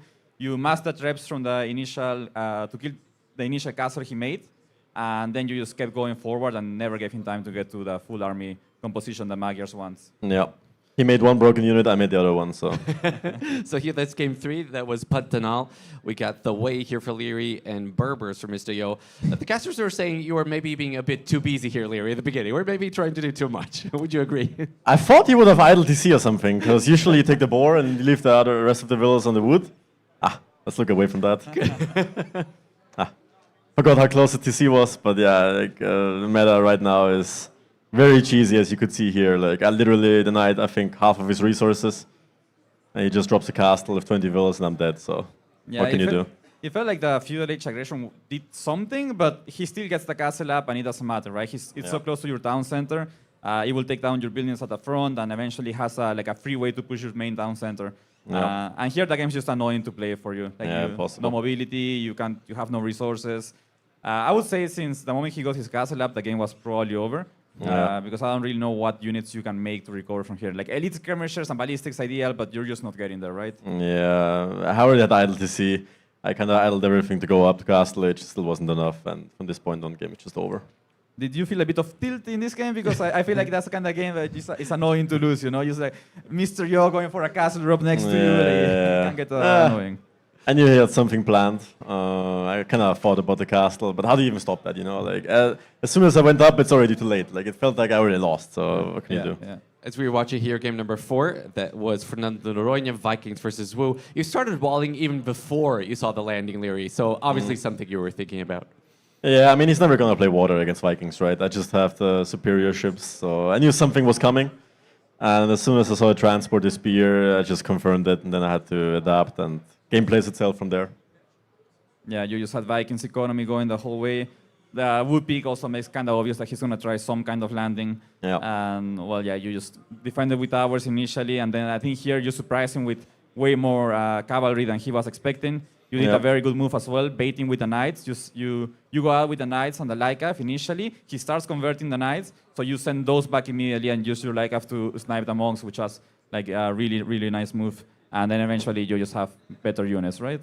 Yeah, pretty much. Better eco, better units, more mobile. I think Wu actually are pretty decent at this. I thought he would land me in Castle Age, but it happened earlier. Yeah. So, deja vu. Maybe with a bit better luck, like if he was against a less aware player, the landing could have done a lot more. But yeah, you were just expecting it, so it was hard. In this game, Burgundians and Portuguese, I feel like giving up the whole front of your base wasn't the best idea against Portuguese. You got the relics, you didn't get them as Burgundians. What was your game plan like for the matchup? Reach Imp and take it from there after winning water, but that didn't work. I almost reached Imp, but too late. Almost got there. Not quite though. Does the game go completely different, or is the pressure just too strong? That even game is still over. The game's still over. But I would have made it to Imp at least. Was still a hype moment, you know. A hype moment. I mean, maybe I could have done something of chemistry, then Henke on ear, but I still had 30 fish, right? So maybe, but the way it went, no chance. I remember a game in TTL, Leary, on this precise map. I believe you were Italian. So that was before, I imagine, it was before the naval rework. I don't know if you remember this. You were really on the ropes on this map, but somehow held and then you come back. So I wonder if something like that would have been possible here, but you just said you kind of think that would have been too difficult, maybe. I guess at the moment I give up the middle, it's kind of hard. I have no gold, I have no stone. He has superior units. I'm up to him, but like, what can I really do, right? Yeah. So at that point, Danzo. So as you have here the last game of the series, then that was Sertão, Mongols for Leary, Byzantines for Mr. Yo. Fast castle for you yet again, Leary. You're really embracing the dark side these days, bro. Yeah, well, died to it twice, so you know, return the favor once at least. So yeah, Byzantines. I kind of expected him to go forward. What else are you gonna do with Byzantines? But forward against Fast Castle. Fast Castle is strong nowadays, and especially he kind of sacrificed his scout to delay me, which backfired obviously. So without his scout, the forward is kind of useless. I think he's already down a few villas when I reach field age. So yeah, you used your villas to defend and gain time. It also weakened your economy though. It didn't let you click up to Castle Age right away. But eventually, you got just enough gold to get to like three lancers and just run around. And then eventually you were able to expand to another gold, and I think that basically sealed the game, right?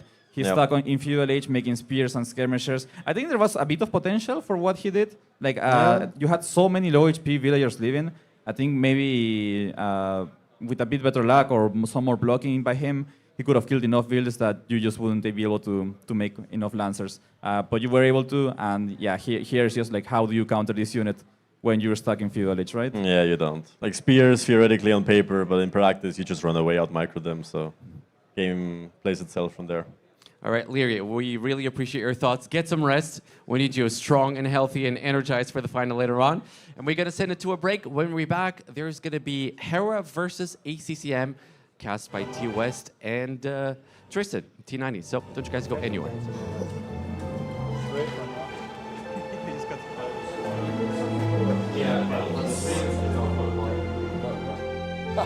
If you want me to get you a coffee, since I'm such a nice guy, I imagine.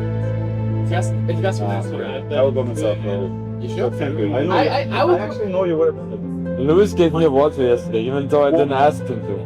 I'm a nice guy. I actually am a nice guy. You would tell you what I would do. What happened?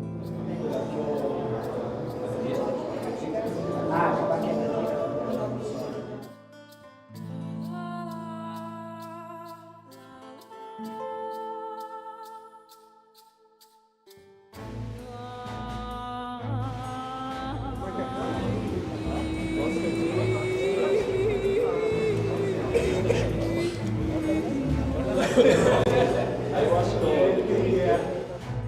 gives you hope for the future, you know, and he will for sure be at our I say. He did win his first series, then goes 3-0. A bit more Yo we used to see, right? Yeah, feels like I'm shaking us a player, difficulty. Maybe I had Mr. Yo should approach this match.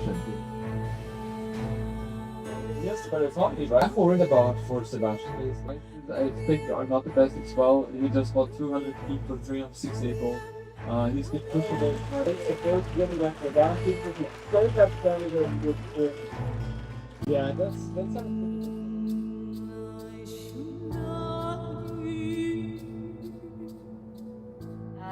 I was completely fine. But now And now my you're starting to get chest is nervous, yeah. getting, Like either risk to go heavy fight against, like I did in this game against you, to rush you down. Thank you so much. Paparazzo! How you always catch me when I'm doing stupid stuff? Paparazzi. No, fodon! Now this is like... You know, it's a real height. It's a real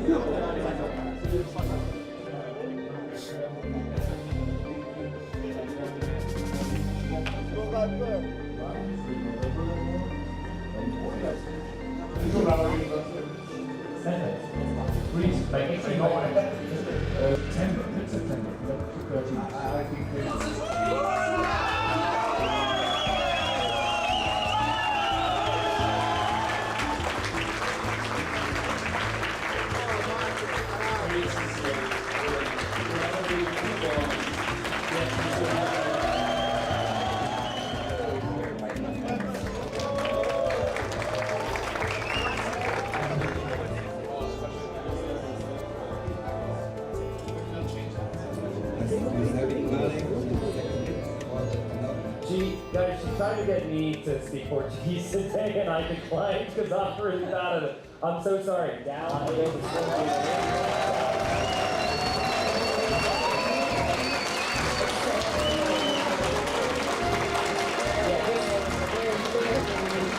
dominates. I mean, Hera had 3 maps, which was very tough. But he's incredibly strong. He then unfortunately had to face Hera here in the quarterfinals. I think Andy's performance.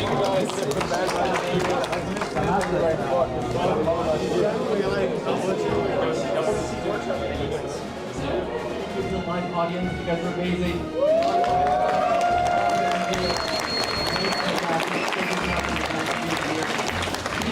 Tomorrow, you're getting even better. Tell everybody about it. Please be here.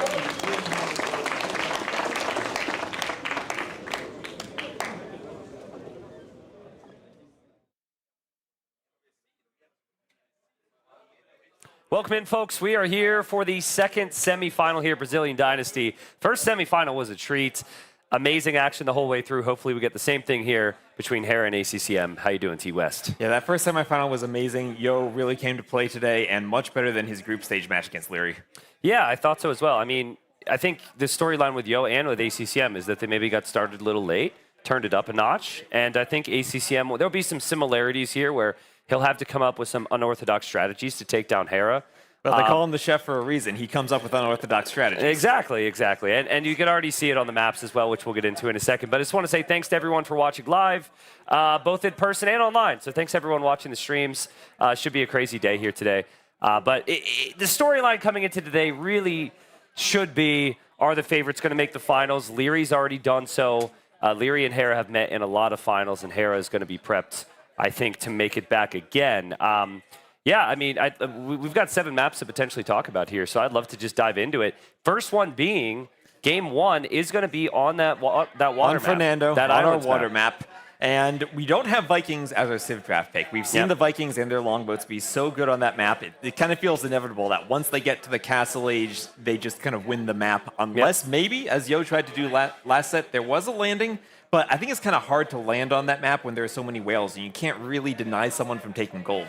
Yeah, I agree with you on that. But I think this straight-up water has potentially been a weakness for Hera. Against Andy, he was able to solve that problem, but from what I remember in that game, he did actually have a relatively rough start. He did pick Celt second on his draft, so that should tell you how highly Hera prioritizes that civilization. I'm assuming it's going to be Celts. Maybe he's going to go Celts somewhere else. I've seen a lot of practice games with Celts. It feels like everyone is playing Celts in their practice games these days. And other than Vikings, it seems to be the most favored civ on the map.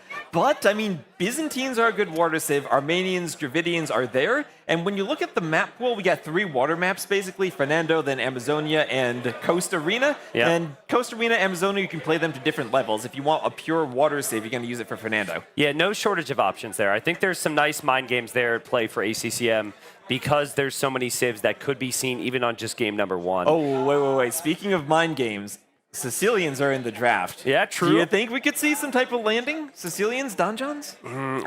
I think Sicilians been seen pretty frequently on Tepui. So that's my first thought, is we see the Donjons there. I know Mr. Yo did that.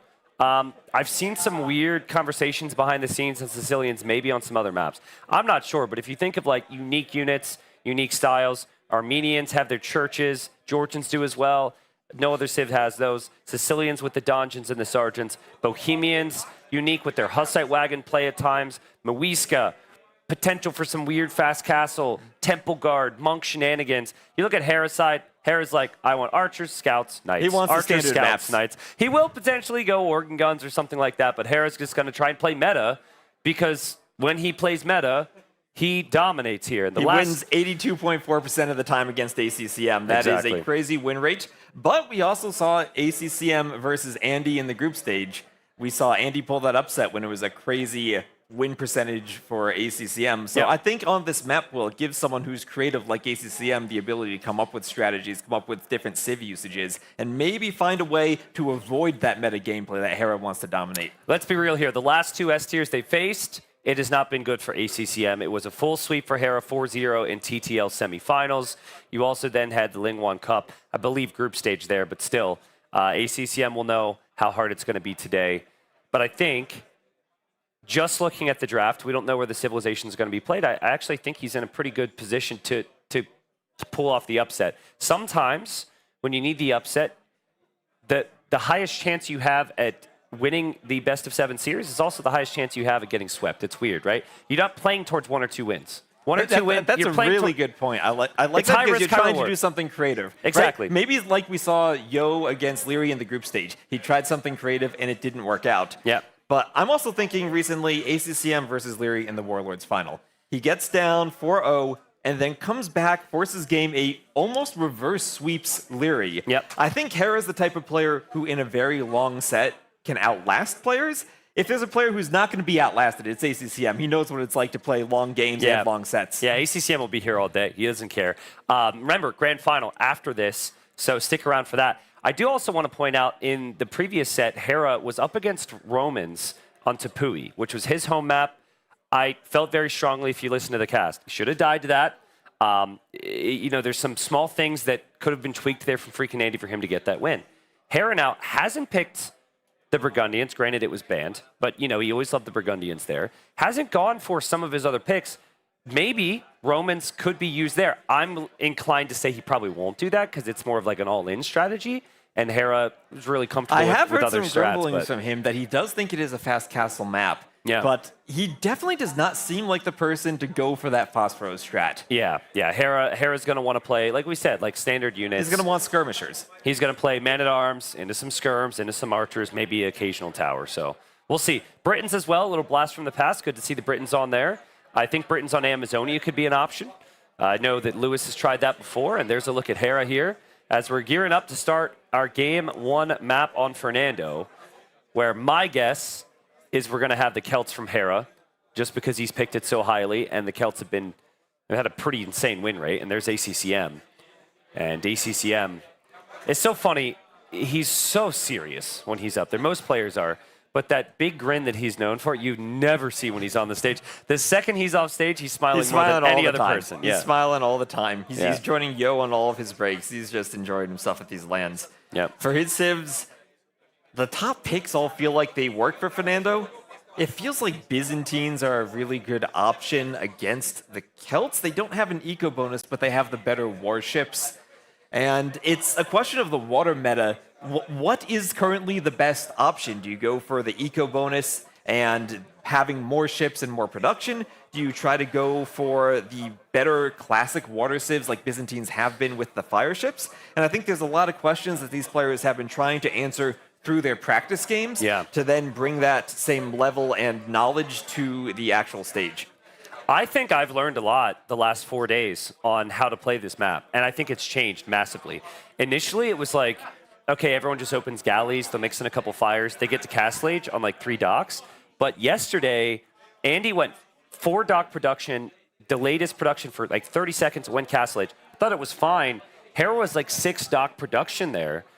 And because the fire ships take down the docks so quickly, I think that really playing full feudal water is the play. Like, I mean, big numbers. Remember when Hera lost against Andy in the group stage as well. How did he lose? Well, he lost with fire ships taking down his docks and losing production. So I think we're going to see a lot of boats in feudal here. And that's a really good point about Byzantine fire ships. If you want to take down docks, they're going to be the fastest way to do it. Yeah, no, exactly. So it's tough with Byzantines because Byzantines can be slotted in anywhere. And so then if you lose with them game 1, you're kind of like, that could have been good on X, Y, or Z map. Whereas maybe you look at the Dravidians, and the Dravidians aren't as comfortable somewhere, or the Armenians, or the Georgians. But if I had to guess here, I would actually say the Armenians, and say that the Armenians are going to be slotted in because he's going to probably play Sicilians on Tepui. But then again, it's like Armenians, feudal age longsword, that can be pretty strong against some of the options Hera's going to have on some of these land maps, which is what Hera's gone for, just pure land maps. Yeah, and Dravidian's an interesting pick, but I've been talking to players. I think they feel these days that the Celts wood bonus is better than the Dravidians wood bonus in the long run. The Dravidians, they used to be really good because of that extra population space you got on the dock, helped you get a fast feudal timing. I feel that we have a bit less of an emphasis on the feudal timing now, that players are going more for the heavy wood bonus and production, and you're not really getting the same early advantage that you might have in the old galley wars. Yeah, absolutely. I think they're going to be into it here. Game number 1. I'd love to hear the crowds here in Brazil as we start off our second semifinal. Yeah, there we go, guys. Man, everyone's ready to go here. And we were right. It's going to be Celts here from Hera, a civilization that until he beat it was undefeated in this tournament. Hera in the blue, big favorite in this semifinal. And ACCM will know that on the other side in the red, playing as the Dravidians. Yeah, and I wonder if players are going to go for that full feudal approach, or if maybe they're tempted to play like they did in the qualifiers where players were doing more fast castles, because the Dravidians feel like a civ where you have that naval advantage against the Celts, but if you play an extended feudal game, then you're not going to have the same wood eco that the Celts do. Yeah. Also, the dock position is going to be important here, right? Hera went for back dock a lot here, and now he's going forward dock in the semifinal. We now have a side dock from ACCM. That's going to protect some of his fish, but the big conversation about the dock positions, as always, is where are the whales? You're going to find whales which you can take gold more towards the front. I could be wrong. Maybe there's a whale over there. That's actually really fortunate for ACCM. That is an amazing dock. That's the best dock I've ever seen on this map. 2 fish and 2 whales. The whales can't be directly behind your island, but they can be to the sides. That's why we see a lot of players side docking. You can go for the whales, take gold, and then skip a mining camp later on, so you're even saving a bit of wood from that. Yeah. TOS, tell me, is this standard to have this many deer on the map? And I just missed it. There's a lot of deer. It looks like there's more than 4. Is that? There are 2 groups of 4. Ah, I see. Okay. And this is maybe a bit non-standard because we see Hera luring the boar or the javelina with the scout to be as efficient as possible and not use his villager. But that's because he's not worried about a landing at all. If he were worried about a landing, he'd want that scout HP. Yeah, Hera did that as well in the previous rounds. Just the feeling again of maximum efficiency on the eco. This map is all about water in his eyes. There could be a transport from ACCM. Mr. Yo and ACCM probably game plan together for the separate semifinals, thinking, hey, if we meet in the final, who cares what strategies we've shown each other? They know the goal is going to be to take down, number 1 and number 2 in the world. So I wouldn't hate ACCM going like man-at-arms into water here if you don't trust yourself against Hera straight up on the Navy. That's interesting because the Dravidians, we talked about the wood bonuses, they have a better timing on their wood bonus where it hits just as you get to the feudal age. So if you wanted to go for men-at-arms, I think you have a good usage of that extra. One, you save the house in the Dark Age, and 2, you get that 200 wood as soon as you hit feudal. So if there's a civ to go for it, it's probably the Dravidians. Yeah, the thing is, and we talked about it in the back room, I actually think landings are way less effective when whales are incorporated into the map scripts. Yeah, and I agree with that 100%. When you go for man-at-arms, you can take them off of a resource, right? Well, here, you can't take them off the gold to delay their ship production. They can just take it on the water. So I think because you can get food and you can get the gold on the water, water becomes doubly as important here. So we're going to see some boats, just as everyone expected.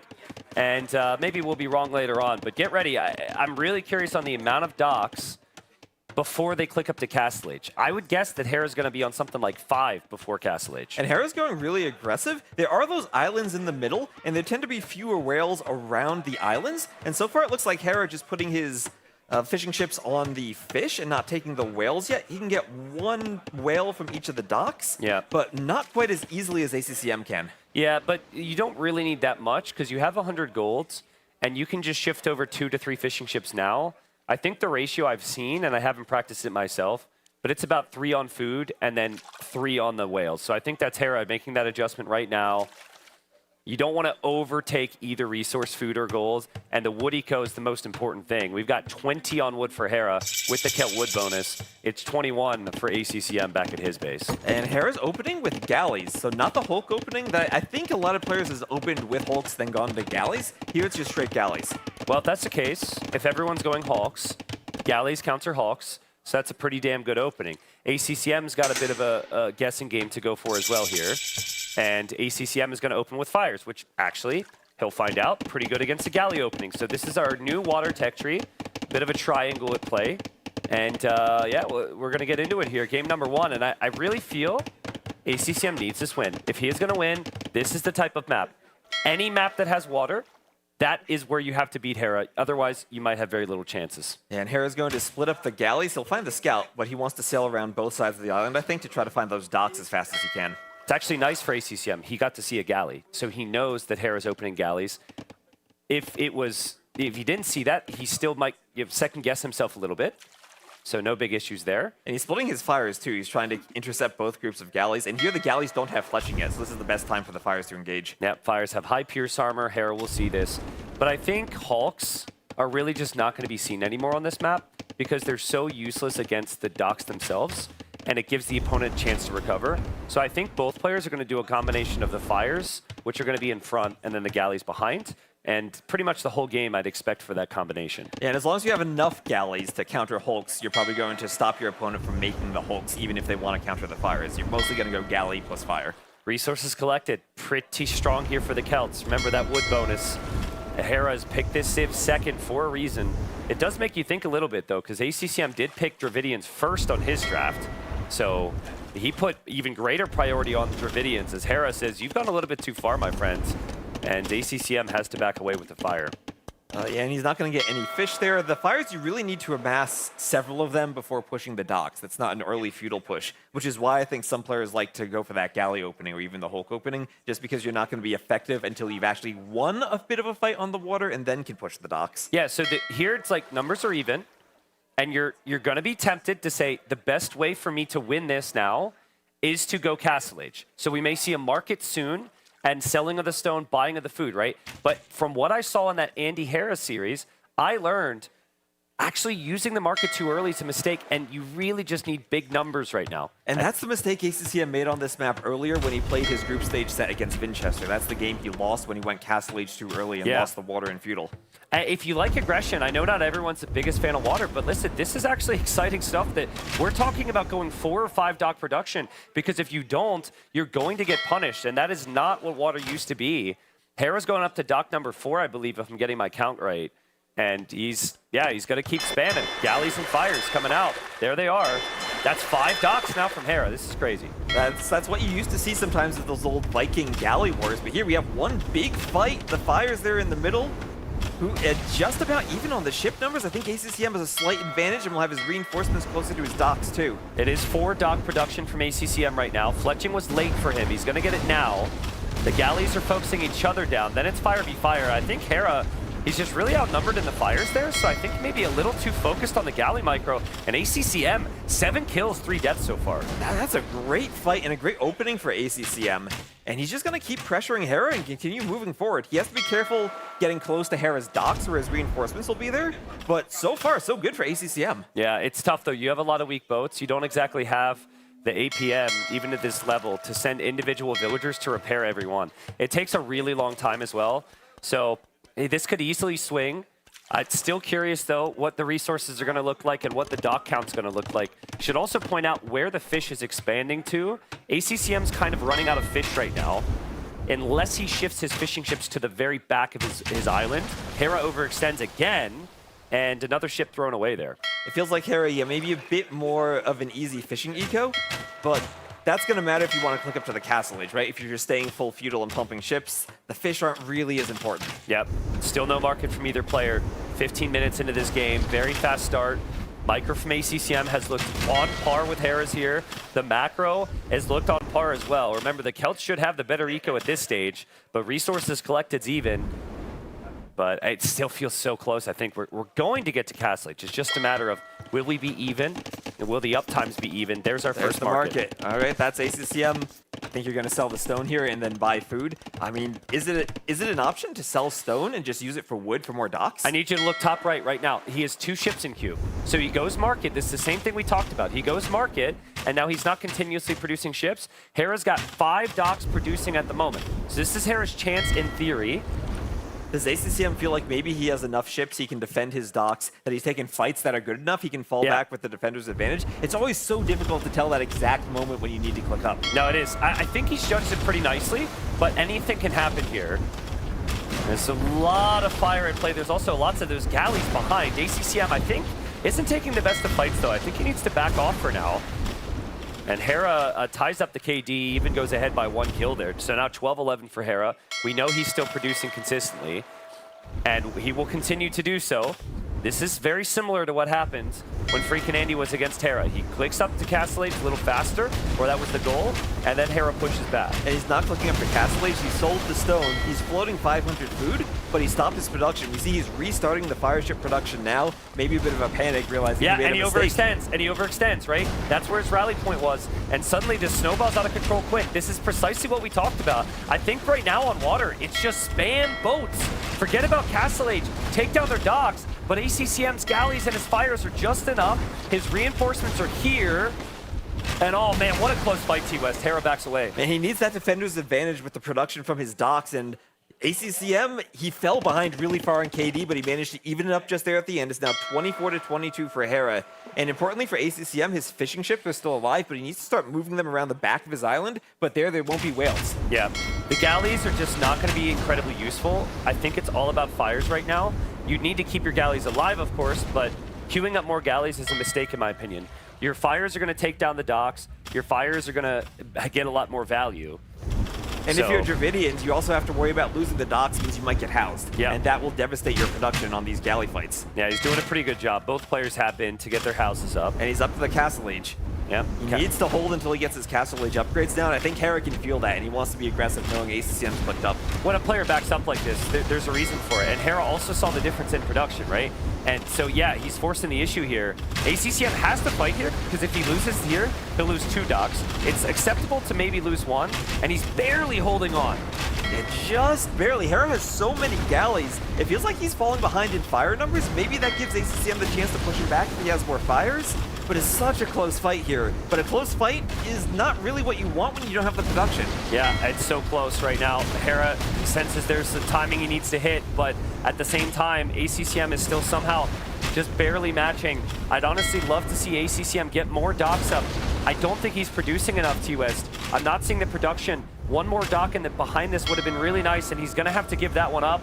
And Hera, still not on the way to Castle Age, still just spamming fires. Will he get worried here when he sees ACCM's uptime? I don't think he will. I think he's right where he wants to be. I think he understands the meta, Celts have a great wood bonus, and he can pull back now, and he can wait for the upgrades, but have more ships when he upgrades them. Yeah, this is so cool though. Like the way, like the faster Castle Age almost always swings games, right? And this is so different from how it was played in the qualifier, where it was front dock, fast castle every single game. And these changes to the docks and the fish garrisoning and the patches have really made a difference in the meta for this map. Okay, ship upgrades on the way. There were some additional docks back here from ACCM. Hera sees that. I don't think Hera's going to have an easy time taking down a dock before any of these upgrades come in. No. So he needs to be careful here. I think Hera's goal is to push ACCM as far back as he can to give himself as much room to retreat and wait for his upgrade. Yeah, also you can intercept ships like that. There's one ship in the north that ACCM's going to lose. That's pretty wasteful. He might snipe that dock. The fires take them down pretty quickly. Has to be wary of medium warships, as ACCM's going to get that right now. I think right there, I'm being critical, but it's a semifinal. I think ACCM needed to run past him, sail past him, when Hera was on the underside of that dock and intercept like 4 or 5 ships. Missed out on an opportunity there. And now it's feudal galleys. It always does feel easier to micro the feudal galleys than it does the Castle Age ships. They're just a bit smaller and easier to move. So Hera might just enjoy retreating right now, try to do whatever damage he can, but he really needs to buy himself time for his own upgrades now. He's a minute away from the Castle Age. This is the most critical minute here. We've got the fire upgrade on the way that's going to give them a charge attack. Hera won't have his warships upgrade in for about 2 minutes. I think ACCM should take docks here. Take the docks. We saw Hera do this. Take the production from Hera, and then Hera will suffer. Yeah, look, Hera has to come back in and take possibly a questionable fight because he knows he can't lose his production. Yep. And we have the Siphons upgrade also for the fire ships. That gives them an attack bonus. ACCM with the University to do all of his upgrades too. That's important. Here's the fight. Hera does not have medium warships. ACCM has upgraded fire ships. And this is the fight ACCM wants. Yeah, and now just shift to the dock. You got a good fight, shift to the dock, take that dock out, and then back away. Yeah, that's the way to do it. Hera has ships queued in there, and that'll eliminate production. And now you're concerned, because you know Hera's going to have the upgrades. Get ready to back away if you're ACCM and research that tech right there. That'll allow him to move a bit faster. Hera's galleys, by the way, they're trying to go in. Hera's galleys are just going to get chased down. What a waste from Hera, trying to get sneaky for fish. But he's losing a lot right now. And faster Castle Age, finally paying off for someone, perhaps? Yeah, absolutely. It's been a really close game so far. I actually think it's been one of the closest games we've seen on this map the entire tournament. Usually by now, the games have been decided, but that is not the case here. ACCM putting up a big fight against Hera, and he has his upgrades now. Hera's got to catch up with the Clinker Construction upgrade. And the Celts still have that great wood bonus, but the farther we go into the game, the better the tech tree at the dock will be for ACCM. Interesting. I want to know what HP that dock was at right now. It's low. It's on fire. Yeah. 282. I wonder if he could have stayed there and sniped that. Hera's galleys are out of the picture now. Hera, I don't think has the Siphons upgrade either. And you can kind of sense it. And now the Hawks are going to become a factor for ACCM because there's no galleys for Hera. Actually, I say that there's galleys behind. He's still got the numbers, but this is looking much better for the underdog ACCM. Look at that KD, 64 to 54. He's starting to pull ahead. Has to be so careful in these fights, but he wants to take it. He doesn't want to retreat here, and I think he's starting to get the advantage with the Siphons upgrade. I think Siphons made a big difference here. It's fire v fire, but that extra technology has taken down Hera's fires, and Hera probably can't believe it. If ACCM can just continue to push, he can take down the docks, and he can win this game very quickly. Well, ACCM picked Dravidians first in his draft for a reason. He has the fires. He's pushing against the war galleys. Remember, demos are not effective anymore. You don't have a quick way to clear them. The water can really snowball on ACCM now, 87 to 67 KD. ACCM should win this game from here. He should take down the docks. He should push Hera back. Hera doesn't have good fishing eco. ACCM's moment, his perfect start to the semifinals is this right here. He's got to keep pushing T-West. He's got to keep pushing, and if he ever stops, he can just turn and destroy docks too. He has different ways he can push now. He's in such a good position. Yeah, Hera's doing what he can though. The galleys are hitting and running very nicely. I'll give him that. Unfortunately for him, all the new boats are going to pop directly into some pressure here, and ACCM's going to continue to pile on the pressure, and it's just so hard, right? You produce, and it's camped, and you almost lose the ship every time. It's really brutal for Hera. And that defender's advantage really doesn't matter if you can't get the ships out in time. Now that you've lost the dock positioning, he's going to lose the docks. ACCM will push him with the fires, and this is so good for ACCM. Yeah, it is. I like the mix of hogs from ACCM, but honestly, I just stay on the fires because Hera has struggled with that Siphons upgrade. I still don't think Hera's researched it himself. Maybe the resources aren't there, or maybe it was researched and I missed it, but looking there, I don't think it's in. Unless, maybe it's not shown. I always feel like when I look at Capture Edge, I don't know where anything is now. Now that it's in the university instead of the dock, it's in a different location. I mean, I believe I'm only seeing a charge from ACCM. Well, here's a question. Is there a way, unless you're noticing the charge, can you click on the ship and see Siphons? I'm not sure if you can. The white bar at the bottom. The white bar. That's true. The white bar at the bottom will show you the charge attack. Yeah. Right. But it's interesting because you can see and hear the charge attack. So there's that notification that tells Hera the opponent has a charge, and he has not gone for that yet himself. He's committing mainly to the War Galleys. And the War Galleys are going to be rather complicated because careening's on the way for ACCM, which gives him the additional armor. I have felt that Hera's weaknesses is the water maps. ACCM's ahead with a lot of important technologies and timings this game. Yeah, and these water maps, they're so close, and ACCM had just the right moment to click up. And Hera was pushing him. He didn't lose too much, and Hera is now completely pushed back behind his docks. He won't be able to reinforce his ships, and ACCM can pick off all of the docks. Hera's gonna be like, what? How have I not killed these yet? But it's because of the next upgrade. There's more Pierce armor now, and Hera might just tap out now because his production's canned. ACCM wins game number 1. ACCM, well, if only this were a best of 1. It's a best of 7. Hera has time to come back, but this is the start ACCM wanted. Also, Hera, second pick in the draft was Celts. Dravidians first for ACCM, but they both put a really big priority on game number 1. That's the most important thing here, right? As we see Nacho in the back dancing. I don't think Nacho's giving me the thumbs up. You can see him in the back there. But yeah, Nacho's probably excited as he's casting in Spanish here just at the start of the series because this is what we want to see is the underdog bringing it. But yeah, Celts were high priority. That graph were high priority. That tells you Hera was ahead in feudal production and was consistently taking those fights with the Celt eco. But then ACCM finding the right moment for the military production. I don't think Hera made any major mistakes. What he did against Andy was heavy production. ACCM also had heavy production, but he was able to find the perfect timing on when to back off. And I don't know how you get that judged so perfectly. That was so good from ACCM. Yeah, and it feels like in the games we've seen so far, Hera did this approach and it worked. ACCM did this approach and it didn't work. Yeah. Some slight adjustments, maybe it's just better judgment from ACCM. But man, that is so well done, figuring out the right moment to click up to the Castle Age. It was really close though, right? Like if Hera had 2 more ships here, or maybe not here, but at various moments, he takes down 2 or 3 docks and it snowballs very quickly. So great first game. It's what the underdog needs. Hera, though, we've seen him lose this map before and turn it around. So we'll see what Hera gets to choose, but it will be Hera's home map choice next. I'm expecting he avoids all water and goes for one of his 3 home maps and keeps it a bit simpler for him here.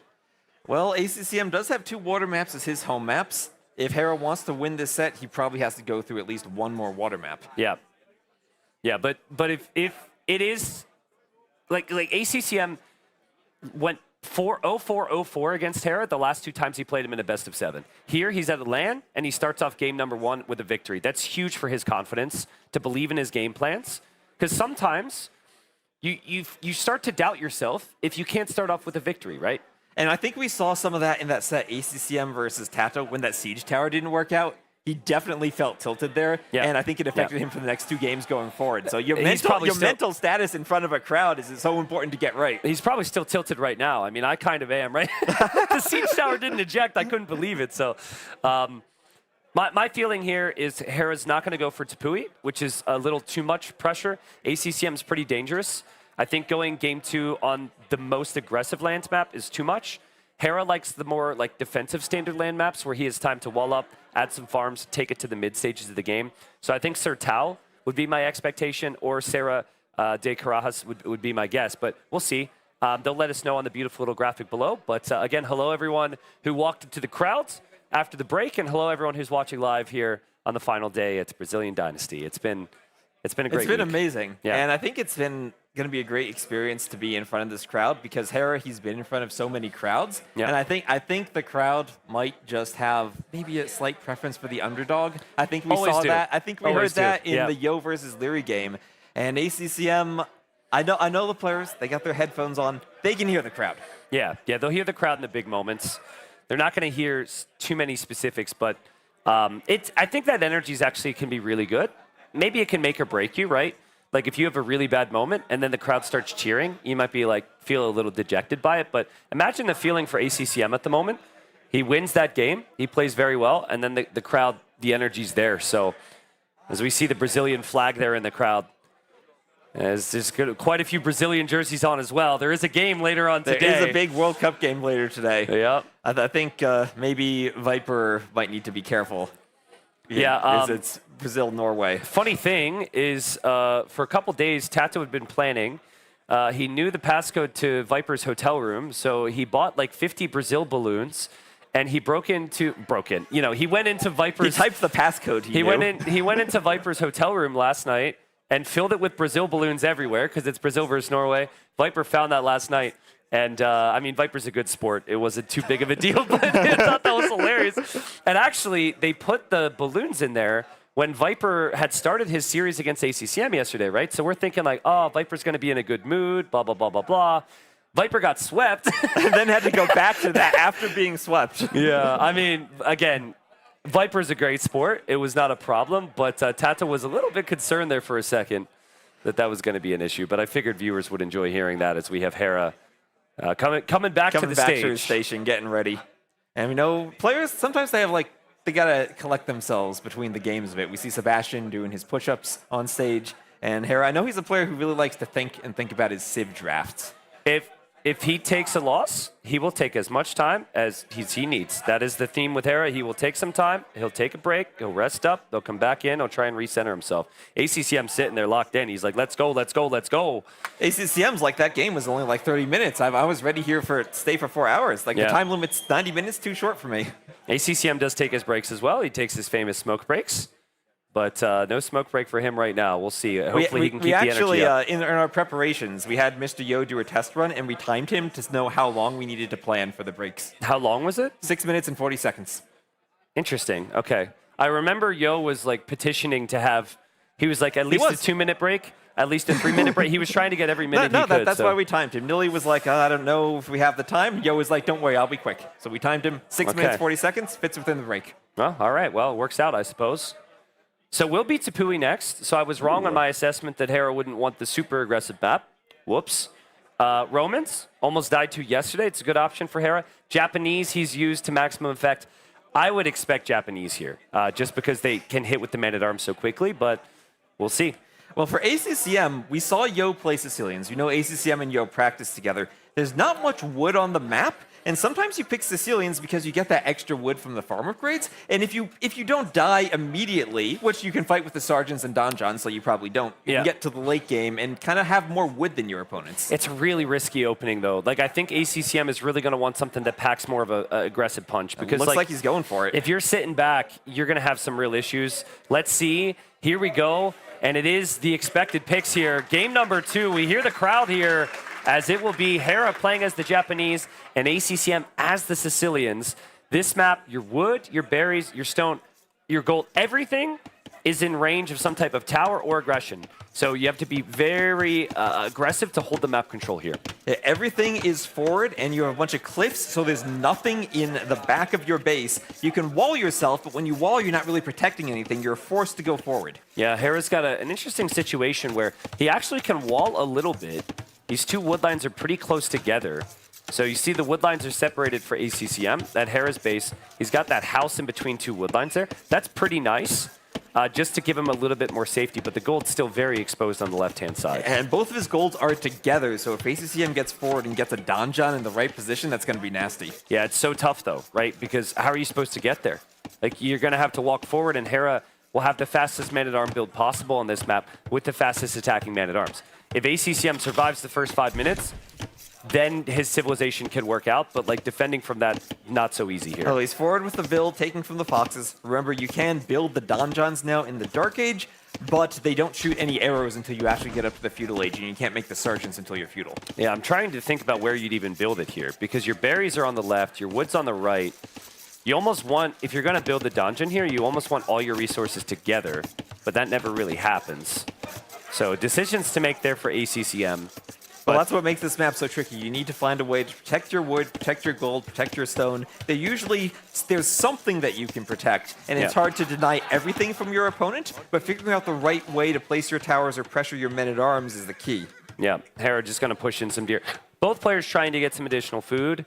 The boars here only have 300 food, so it's a bit tougher to get the food required for men-at-arms, and Vodka zooming in on the famous Brazilian fox over there. I needed something on the map not really native to the region, but sometimes you just put stuff there for gameplay reasons. Yeah, well, I mean, it's actually been something that some players have taken advantage of. Hera hasn't gone for any foxes, but he's going to be happy to just mine the gold, and he's got plenty of bonuses with the Japanese. Yeah, and remember, the foxes have 35 gold each, and you don't need to drop them off. The villagers just collect from the fox, and the gold goes straight into your inventory. Yeah, which is very unique. Typically, you have to collect a resource and take it somewhere, but that's not the case here. And both players just enjoying pushing in their deer, and up to the feudal age at similar times. Donjon in front of the berries, so sergeants might be what ACCM goes for. Also, what do you think of the Donjon location prioritizing the berries over maybe a gold?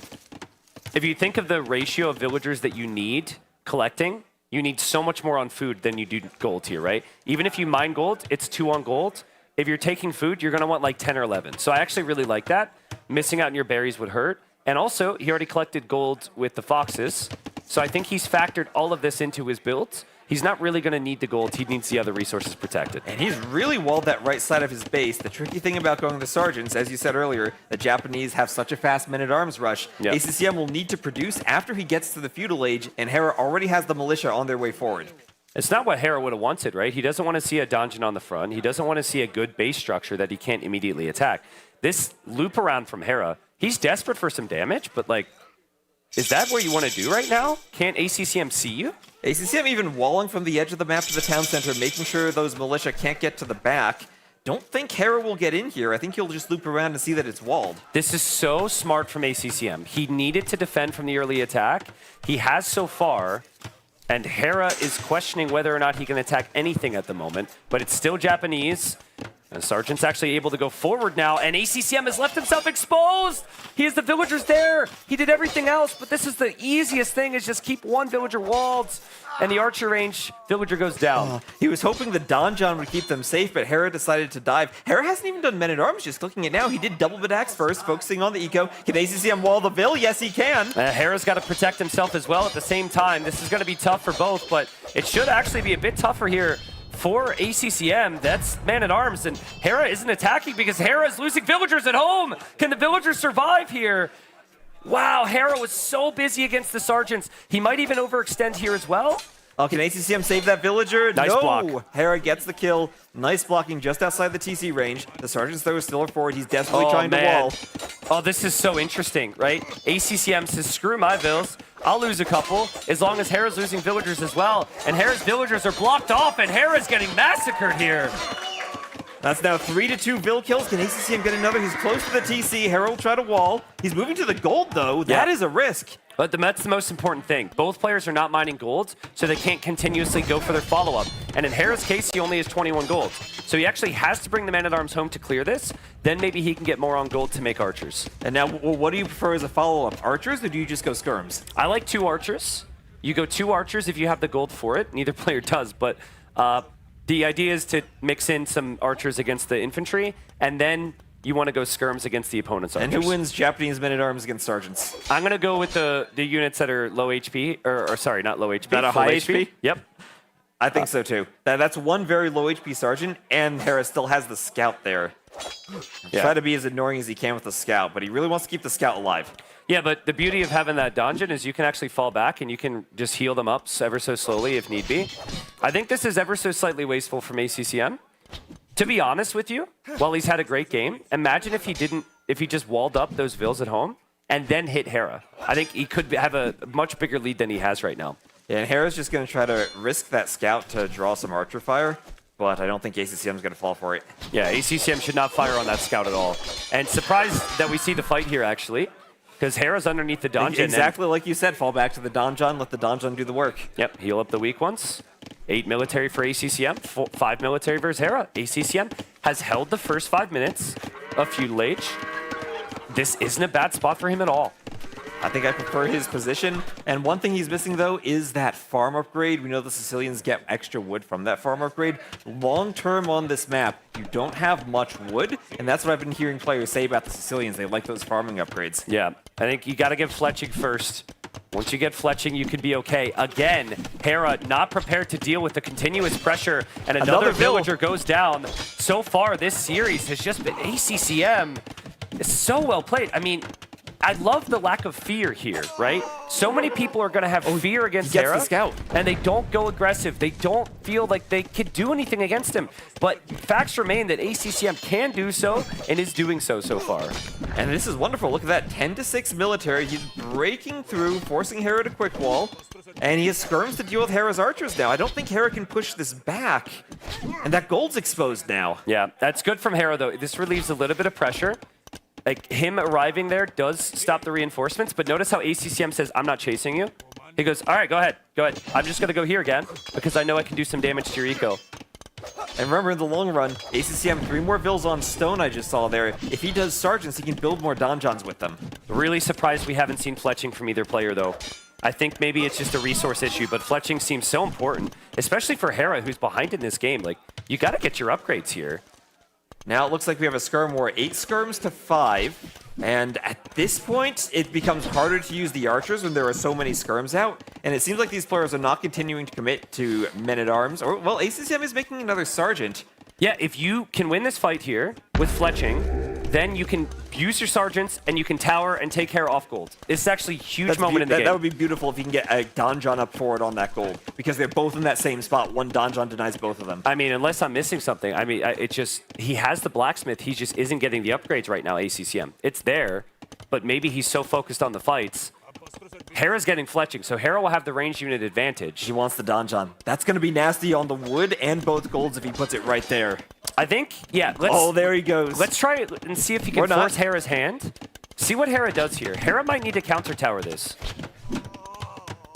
Again, no fletching. So the sergeants are kind of weak. Maybe the skirms could try to pick them off, but yeah, there he goes, that counter tower.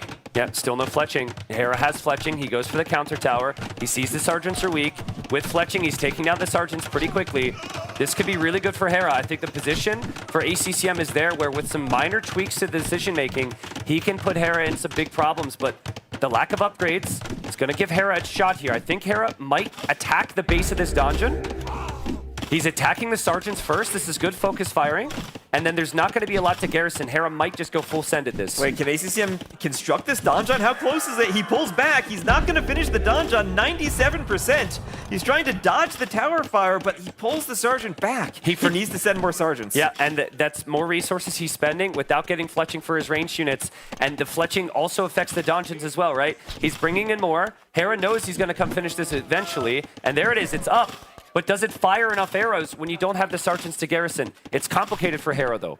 And when you don't even have the archers to garrison, because the archers are what really add more arrows to it. Yeah. But it's a tower fight. If he gets more sergeants, he can just run the base of Hera's tower and try to take down the tower. And where's Hera going to take wood? Hera's going to take wood here. There's skirmishers here. Where's he going to take farms? That could get donjoned as well. Like, Hera's trying to go Castle Age, but Hera has a long time to wait until he makes it to Castle Age. This is a lot of pressure. And if Hera moves, he is the Japanese, so at least he has cheap lumber camps, but every wood line for him is forward, and right now ACCM can follow him and track with the skirms. Wow, so ACCM, sensing this is going Castle Age, actually sells stone, buys food, so he's trying to get up. And Hera is actually getting wheelbarrow now, and he's going to wait a while. He cancels wheelbarrow. I was going to say wheelbarrow takes a really long time, and Hera needs to get Castle Age, so he's on the way now. And ACCM decides to rush the tower. Hera pops out with Vills and tries to fight the sergeants, but underneath the donjon. Man, I can't help but feel like what would be if ACCM has had fletching this whole time, right? Like, the donjon would be ranging more units there. Be doing more damage to the Vills, most importantly, I think. Yeah, like the skirmishers would be contributing a lot more in these fights. But the tower goes down, and now Hera has no gold. Yep, Hera no gold. There should be more gold, though, right? Like, I think he can maybe take a risk to the right. Oh, he's taking foxes. And he'll look for a mining camp. Does he look for a fox? Okay, he has to see it. Yeah, he can find that. So that'll be a little bit of gold income for Hera. And again, Japanese cheaper mining camp if he builds the mining camp out there. Yeah. ACCM's got to think about that as well, though, right? Like, he's got to move this direction because he knows Hera is going to be starved for gold. It's almost like Coast Arena at this point, where if you're pushed on the front, you try to get to the golds on the side. It's kind of that same shape of the map, where you have that circle at the front, you get one spot denied, and you need to sneak out the other side of your walls. I think if Hera senses that ACCM is not protecting the other dungeon, he could make a run for that at some point here. That is still very weak on the left-hand side. So can you make a run for something that can make sergeants, though? You can when it's that weak. Like, that is super weak. And I don't think there's any units. Yeah, there he goes. Hera's going to make his move. There's 2 sergeants. Is that enough? Let's see. You can attack with one and repair with one and produce another if you're ACCM, but he has to notice this right away. This could be a huge positional loss for ACCM if he loses this. There he goes. You know, he could kill villas here. Remember, Hera can't garrison anywhere. He's up to the castle age, but he'll lose a vill or 2 here at least. Still no fletching, still no armor, not a single blacksmith upgrade for ACCM. Meanwhile, Hera is getting Bodkin arrow, and Hera's going to have access to knights. Dungeon down. Hera lost villagers, but he can now reclaim that gold. He has a low HP vill right on the edge of the wood line. He's trying to pull it back, and he's opening with a knight to deal with the skirms. That knight is really bad sign for ACCM. He's not going to be happy to see that. And I think his best unit here is going to be the sergeants. He's still producing more skirmishers. Now Hera will take down these sergeants so fast. With Bodkin. Remember, ACCM needs to get to the castle edge to get more armor for the sergeants, and if he doesn't get there, now with Bodkin, Hera can take them down pretty efficiently with the skirms. Ooh, man, it's a risk, but I like the energy here from Hera because he knows he has the tech advantage. He is back on the other gold. Sergeants from ACCM are going there. Hera going for quick walls now. This is some crazy quick walls. He's going to get the quick walls, but now there's sergeants here, and now he reaches castle age. I think Hera's villagers might need to run here. Are there enough sergeants there? I think there are. Now they're in the castle age, and ACCM's getting the armor upgrade in just a moment, so now the sergeants will be so much better. Just a few seconds completely flips that sergeant versus skirmisher fight. Yeah, Eco's completely safe for ACCM. He's just sending full pressure at Hera. Hera's doing a great job, but this is not so easy, and the sergeants getting the increased stats is such a big thing here. The dungeons as well. The dungeons are much stronger than they were too. Yeah, that's a monastery for ACCM. Looks like he wants to also go for relics. So important if you have the map control of the sergeants to pick the relics up while you have a chance. The thing is, like, Hera's invested most of his resources into like Bodkin, and Bodkin arrow on skirms doesn't actually do a ton at the moment. If ACCM can conserve his sergeant numbers, this gets extremely difficult for Hera. And Hera has no upgrades on the knights. Because he spent it on Bodkin, he can't afford anything for the knights. And if he gets pushed off of that gold again, it's going to be no knights. And then in the castle age, you have options for siege. Hera has no vills on wood. He's got 4 wood in the bank. Yeah, I was going to say, if it's not gold, it's wood. If it's not wood, it's gold. All of these resources on the front are just so difficult to take. If ACCM can be patient here, he will get 2 wins in a row against Hera. This is so good from him. Hera's getting desperate on the left side now. Hera's trying to run. He still somehow has a score lead, but it feels like ACCM is just in such a better position. It feels like he's the one dictating what happens in the game. Will he see the vills? He didn't see them. I mean, the vills are kind of idle out there. They're not really doing anything. They're just running. But like, if that sergeant sees that mining camp, those vills are dead. And then these vills still need to be protected. Hera's in full desperation mode. And the tricky thing is if you chase with sergeants, you can't be quick-balled out because they can build a donjon. Oh, and did he see that? He sees it. No, he doesn't see it. His sergeant... Yes, sergeant sees it. Yes, he sees it. He'll auto-attack. ACCM might still not see this, but his sergeant does. Yeah, and I don't think Hera's going to be looking there either. Another donjon's on the way up. How can Hera stop this?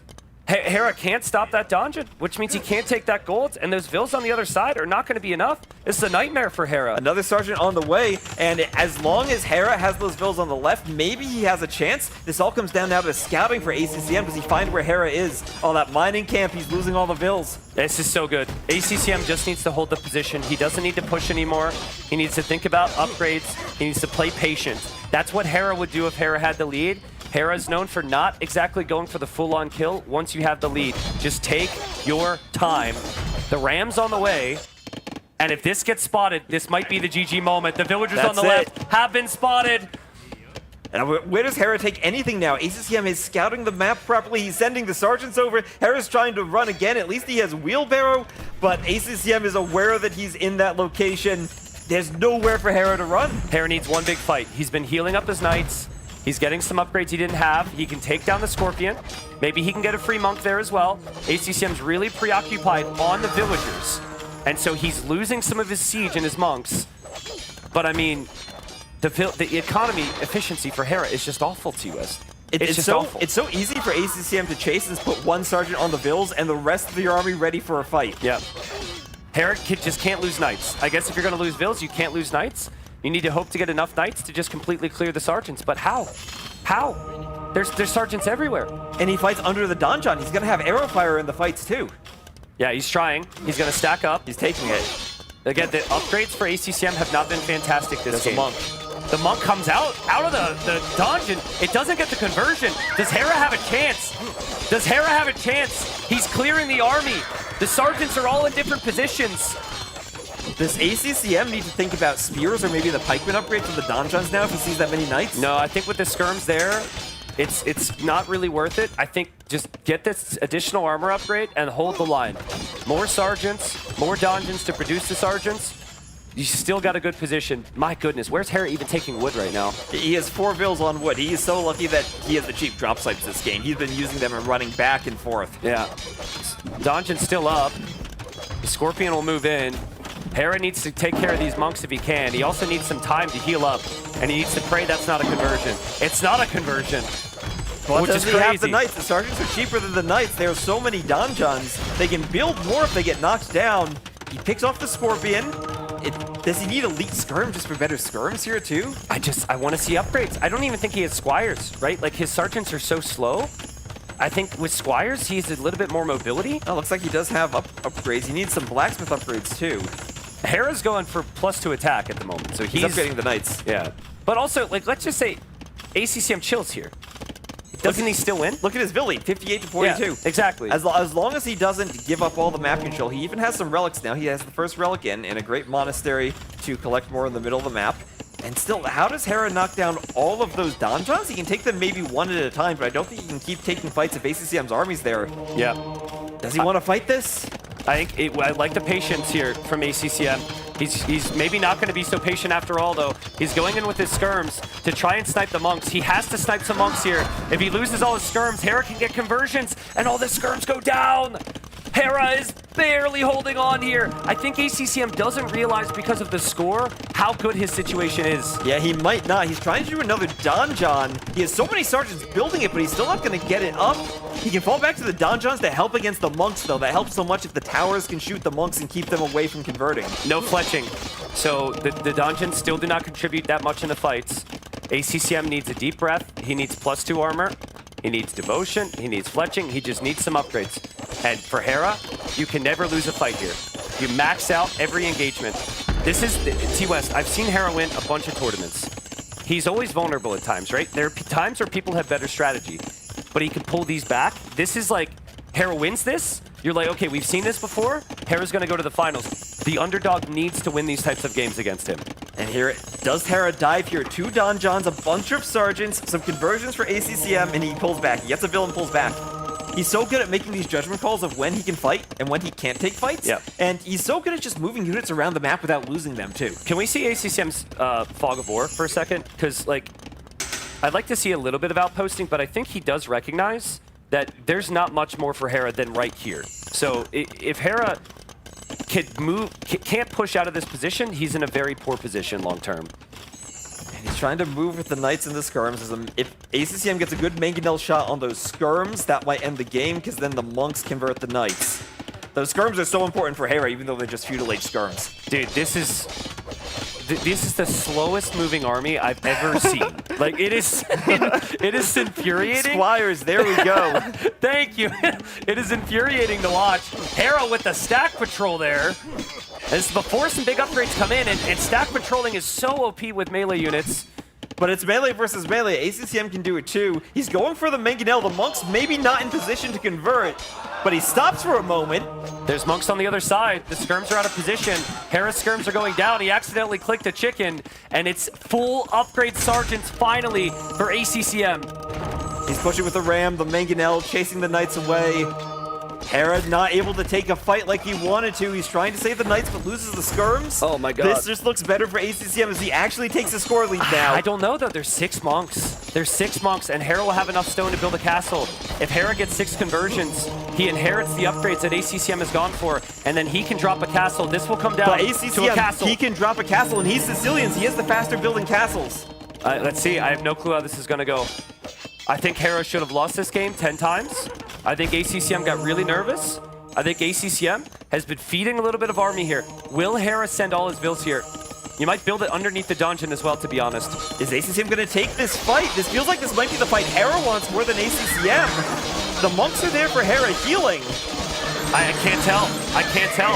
I'm double checking the HP, but there's villagers in the HP bar. So it's all about the knights. It's all about the army in the middle, and the sergeants are tanking. There's no conversions on either side. The production's got to be there. ACCM will drop a castle. More sergeants are on the way. Hera's monks aren't converting.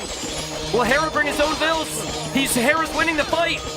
Hera's getting conversions again. Castle going up for ACCM. And it feels like ACCM didn't have to take that fight. Hera gonna try to drop a castle on the Sicilian castle, and he realizes it's Sicilians and falls back. He can't do that castle right under ACCM's, but now he sees ACCM's castle. He can put his castle wherever he wants. Interesting. I mean, we've got Pikeman now for ACCM, which feels like a good play. Because he's been having issues. The game saver for Hera really has been the monks. Fletching, again, would contribute with the castles and the dungeons. All of these buildings should have fletching, and ACCM needs to delete that knight. He's not able to notice. He's not able to keep track. There's so much going on for ACCM. No more skirms for Hera, so the pikemen might be a bit more effective now that the skirms are out. Yeah, I know, like, you gotta stack your military units right here. The way Hera's stacking up his knights gives him such better engagements, and ACCM just isn't really doing that. But there are the pikemen now. Now he has the pikemen. Where's Hera place his castle, T-West? He's got to protect the gold somewhere, right? He's running out of gold in his main base. The donjons are coming forward for ACCM. He can build them with villagers too. Is that a good castle spot? It protects 2 golds. I think it has to go there. 2 golds in a wood line. I think ACCM's going to run at it, and I think if he garrisons there, villagers could be in trouble, but I guess the monks are on the left, and Hera will place his castle. Yeah, it doesn't actually change the situation, though, does it? He still can't really take that much more golds. He can't take the forward gold underneath ACCM's castle. And his back gold still is running out since that's the one he's been taking. ACCM has a hole in the wall, and the converted sergeants can raid his wood line. It's a lot of knights, but now the pikemen don't want to fight under the castle, and crucially, Hera has Bodkin to zone off more map with the castle. Listen, this isn't about, I'm not biased towards one player or another. I'm biased towards fletching when you have 18 dungeons and 10 million castles. Like, the lack of fletching is hurting ACCM so badly right now. He would be ranging so much more in these engagements. And it's giving Hera an opportunity to just skirt around the outside, get some wood, and maybe now he can make Samurai here. Samurai might not be a bad play for Hera. That's true. That counters the sergeants, counters the pikemen, and that would be a great play. I think he should. I think he's got enough knights already. I think Samurai are a very fast-producing unit from one castle as well.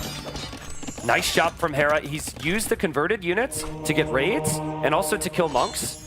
And I also noticed that both players are starting to make Rams, T-West. Rams push the castles. Also, look at that resource collected difference. ACCM up by 10,000 extra resources collected. Yeah, but if you think of the cost of the units that he's feeding to Hera time and time again, I think it's actually pretty close in terms of the values the armies have gotten. Hera has 50 kills. That's mainly on sergeants this game, and that's not factoring in any conversions he's gotten as well.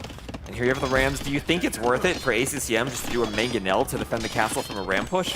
Or would the Knights just go in and snipe it? I think he wants a big fight here, and I think maybe he'll drop a castle here thinking that Hera's going to run out of resources. Hera can't build another castle of his own. And yeah, there goes the sergeants and the pikemen lined up there. We still don't see the castle yet, but it's ACCM, so I'm expecting the Vills to be coming here shortly. And where does he put the castle? Does it have to go on that left side? Could he sneak a castle on the right side, maybe long-term control the golds with a castle when the armies aren't there? Maybe. I mean, you already do have control over that area. I kind of like it right here. You just saw the Vills from Hera. You know Hera's backed away into the corner again. So I would full send it in this position. So many monks, though. I don't know if you can take that fight for ACCM. Here comes the Samurai. Well, there's only 5 units. So maybe you can turn around and engage, actually. The Rams from ACCM are going down. So he's choosing to go in with Lonely Rams, which I don't love. The Hera Samurai will engage. Yeah, the Ram ended up going down there. What does ACCM have to fight Samurai? Nothing. He has to hope they run under his towers and castles. Yeah, and he has to hope he gets fletching so he can actually hit those Samurai. To be fair, though, Hera doesn't have any infantry armor whatsoever. So that's something that Hera really needs to get for the Samurai to be useful. Is he going to take this fight? It feels like he wants to. I don't know if he wins it. There is the castle right on his TC. I mean, if you're worried about this one, you might as well go for that one. Hera's not taking engagements here. He's just waiting for conversions. And Hera losing that farming eco is going to be horrible. His eco's already been behind. That'll make it 10 times worse. And Hera doesn't have any stone right now. He can't do a counter castle. I don't think he can stop it. He's trying for a town center just to keep the build safe. Notice the shift from ACCM. He says, I'm not going to engage all the time now. I'm just going to be patient. And I'm going to wait for you to come to me. And if you're not going to take the map, I'm going to take it from you. It's been a very nice adjustment from ACCM. And Hera, again, it's like, where's he going for resources? Does that TC get denied? Does ACCM move? Does he fight? Does ACCM fight? He doesn't see it. He wants the relic. He just wants the relic. He says, you can have that TC, I'll have the relic. But now he's gonna like make the monks. He's like, I can do this too. I can convert your army as well. And it's still a massive villager lead for ACCM, and Hera can't take resources. And as long as they both have monks, they'll both get a third castle from ACCM on the TC. Hera has to fight. Hera has to fight. There's no choice here. There's no choice here. He has to engage. They go past each other here on the stack. But Hera's units aren't actually engaging, and there's no way this castle gets denied. ACCM is going to do it. That's why he let the TC goes up. He says, you build a TC, I'll let you do it. I'll build a castle. ACCM's winning the fight. Crazy, crazy, dude. What is the start to this semifinal? ACCM, what a performance here. He's definitely the underdog. And he's up 2-0.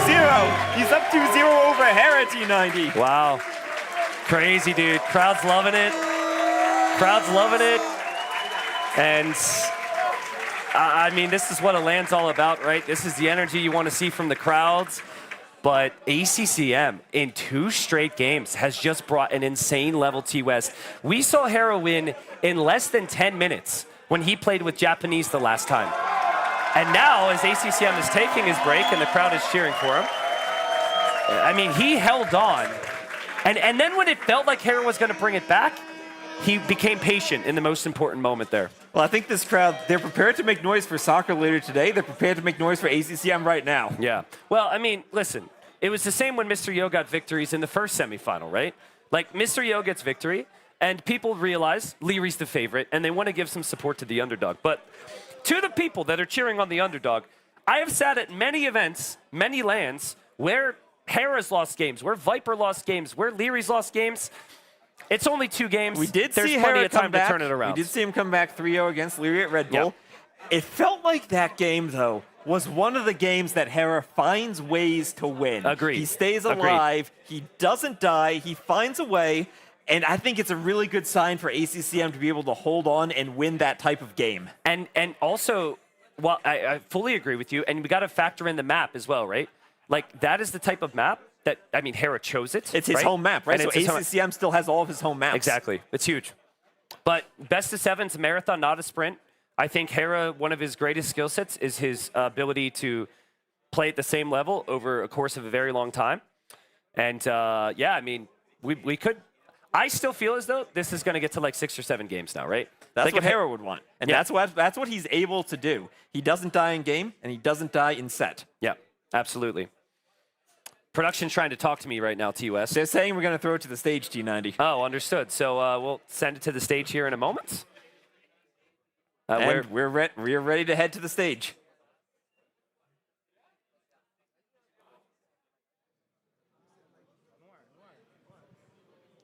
All right, so I'm here with a very special guest indeed. Someone, folks who are into the cartooning scene will very much recognize Ricardinho. You're a very popular YouTuber, very big content creator here in Brazil. And not only does he have great taste in cars, he's got an even better taste in video games, as he happens to be a fan of Age of Empires 2. So Ricardo, how long have you been a fan for? It all started when we were kids, right?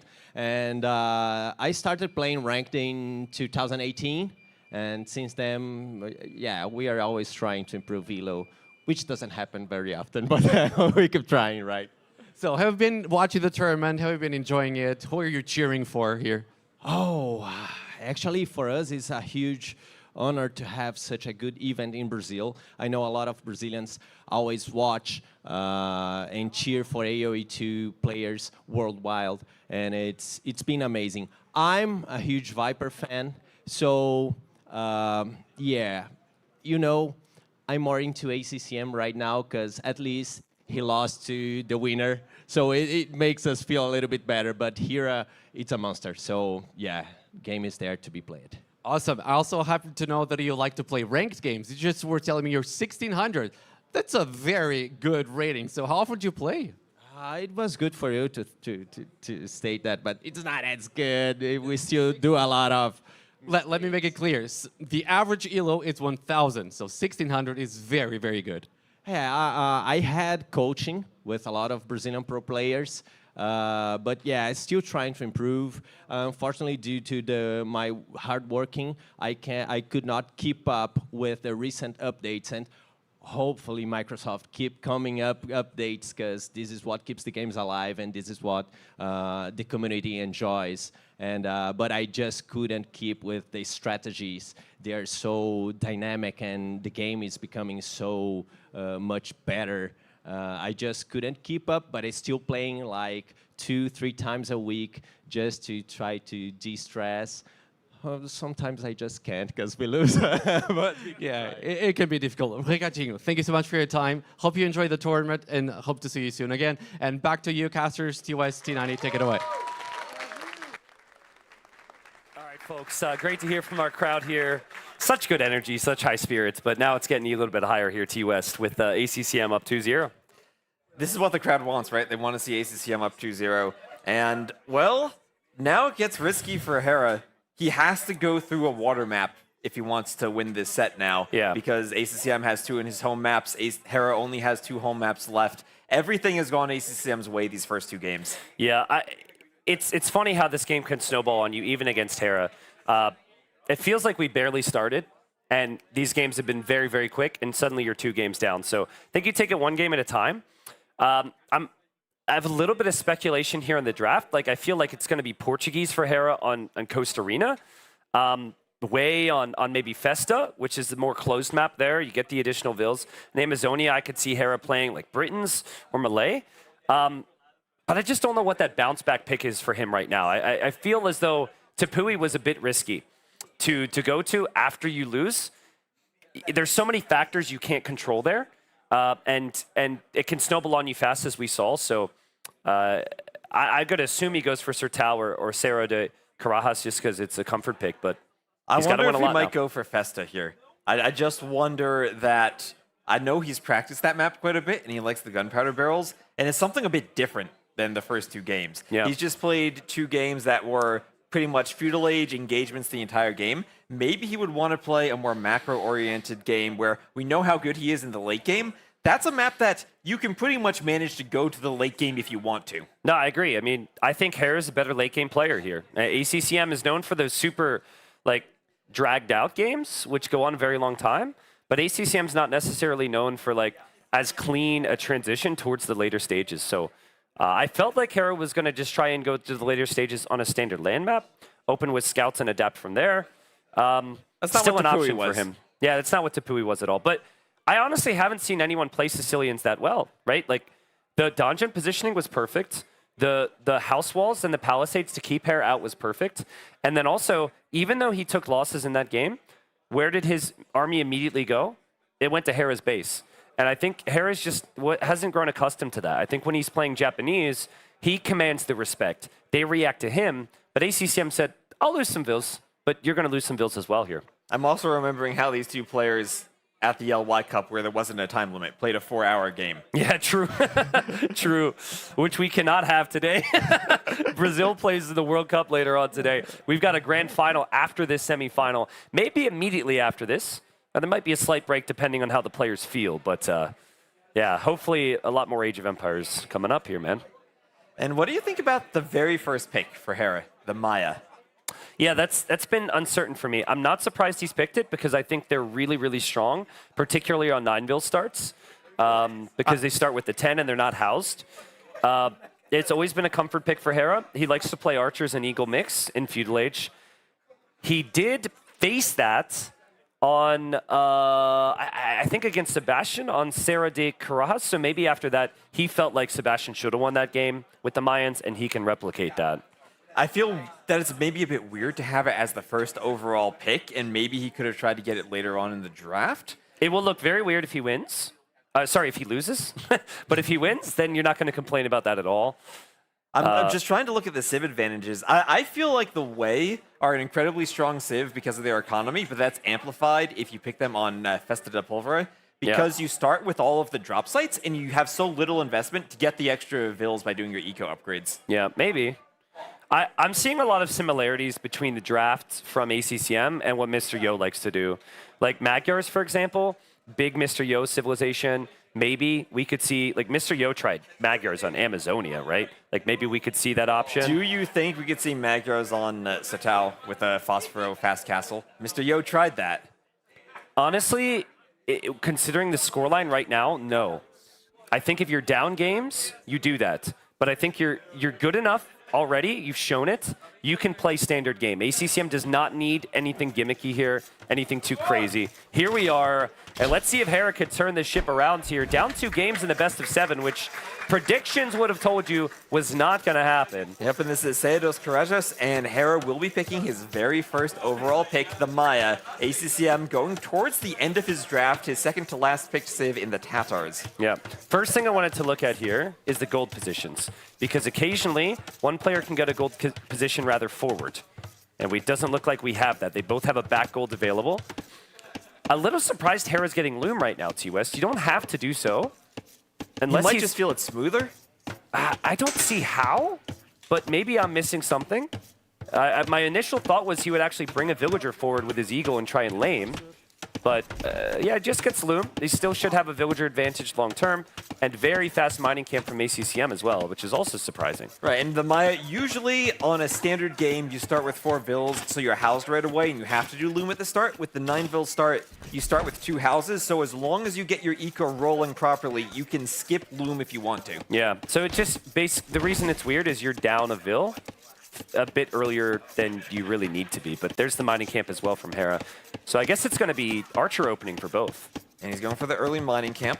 The Maya are a Civ that have the discount on their Archer line, and they can overwhelm you with numbers, with crossbow numbers. The Tatars for ACCM picked because this map has tons of hills around it, and they have an extra bonus when they're on top of the hills. Also, majority of the games have been scouts, transitioning into walls, transitioning into cav archers. And the Tatars have fantastic cav archers. So the fact that we're seeing a range as the plan already for ACCM tells me maybe he's expecting some type of militia play from Hera, but that's not going to be the case. And when I look at Hera's map, I think it's particularly hard to wall compared to some other generations on this one, which makes the scouts a bit more valuable because they can get in. I'm looking at that big gap on the left side of Hera's base between the 2 wood lines over there. Yep. I don't think you can go that far forward to wall.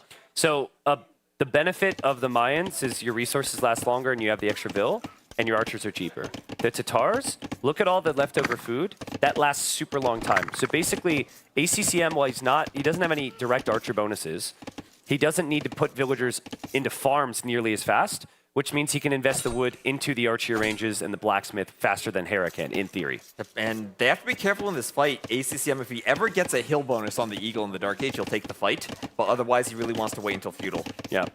ACCM could have actually chased that down a little bit, choosing to build a very forward barracks, and Hera could see that, and he's actually going to back away. But Hera didn't see the gold, so Hera doesn't know what the build is, and it's going to be the same for ACCM until he scouts something at Hera's base. And Hera walling, trying to be fully walled, but those walls, he has a lot of wood in the back, but they expose his TC, and this is a really tricky map for him to play. Yeah, I actually don't mind it, though. I think if you try and wall incorporating your berries, it's way too difficult and leaves yourself too exposed. You want wood and you want gold. He's going to have both of those things. So that's not bad. And when you have the villager lead, you're always going to be happy in Hera's position. So what kind of worries me, though, is that the TC isn't included in the walls. And if he wants to make vills and send them to the back, he might be leaving openings that scouts can get in. Yeah, I'm wondering how much Hera saturates his berries here, and even when the mill goes up. Because he doesn't actually need to go mill right now. But I think it's like he's trying to get it out of the way so he can just transition into farm safely around the TC. The mill's gone the way for ACCM, which is also way faster than I expected, to be honest. So I think I'd like to see the scouting, but I don't think either player knows the other's going archers right now. Hera doesn't see the range. He saw the gold. And ACCM hasn't seen the golds or the range yet either. Yeah, and the builds these days mean you do the range before the mill usually. Use ACCM with the Feudal Age Scout now, ready to fight the Eagle, and he should be able to kill the Eagle if he can catch it properly. The Scout is stronger in the Feudal Age. Yeah, Hera's just going to trade the HP there. It'll be very close, actually, but the Scout should always win that. And that's always good for ACCM, just to have that vision. Especially because Hera doesn't know exactly like how the walls are shaping up for ACCM, or even where the archer range is. Yeah, now the scouting that Hera has is the scouting that he's going to have for the next few minutes. ACCM will be playing without Hera knowing exactly what he's doing. ACCM needs to know, though. He needs to use that scout, and let's see if Hera has an opportunity to snipe it. And here we're seeing the weakness of the Maya, that you lose that Eagle in the Feudal Age to the Scout. And he's going to look. He should check to the left of it. He sees the archer range. No flag. No flag means Hera probably moved out. Maybe some paranoia for ACCM because he's not fully walled on that left-hand side. Even getting Town Watch now. He's almost fully walled, though. The Jaguar going to slow Hera down. Yeah, Hera backs away here. That's what I like about the Predators on the maps. Since like I add them to the maps, I'm like, I'm fighting Hera right now. I can tell you Hera didn't enjoy that. I guess it's pretty accurate if you actually would fight Hera. You'd die very quickly, like the Predator. I think anyone would die to a Jaguar pretty quickly. Okay, well, there's another one. Well, Hera just backed off here for a second. Again, his walls keep his wood and his gold safe, and he built the blacksmith and archer range in front of the berries just to have a little bit more awareness. But ACCM researched Town Watch because of the paranoia. Where are his archers right now? Is he even moving now? Oh, yeah, he's just defending. He's just defending. He's pulling his vills to the safe side of the mill, using his archers. Can he micro here? He doesn't have fletching just yet. Yeah, Hera will actually be very happy to see this. He probably won't get too many kills here, but he's maybe paranoid that he would get pressured at home. And fletching being late for ACCM, kind of the reason he couldn't be in position. Also, the scouting could have arguably been a little bit better, but the micro, so good. And so clean. I feel like the Tatars really want to be aggressive on this map to take advantage of the hills. If Hera's fighting and ACCM is downhill, then ACCM is simply foregoing the Tatars hill bonus. He got some good hits there, man. I mean, he's got 6 archers versus 4. Hera's going to add a bit more, but like that's not bad at all. And it's all about getting to Castle Age now, which of course you need farms for. ACCM just kind of caught patrolling there. What I don't like is archer versus archer for ACCM, though. Hera's micro is so good. Yeah, I think, but if you have the hill like you said, you're probably feeling pretty comfortable, even if you're down in numbers. Hera moving forward confidently. He's got some weak units, though. ACCM, I love the hesitation there. That was actually really nice micro from ACCM. Great micro from ACCM on the hill. Hera's pushed back. He has to deal with another Jaguar. And ACCM, he doesn't have as many archers, but he's still managing to hold the hill. Interesting. Horse Collar is just one of those upgrades that I never see players get in Archer Wars because you want...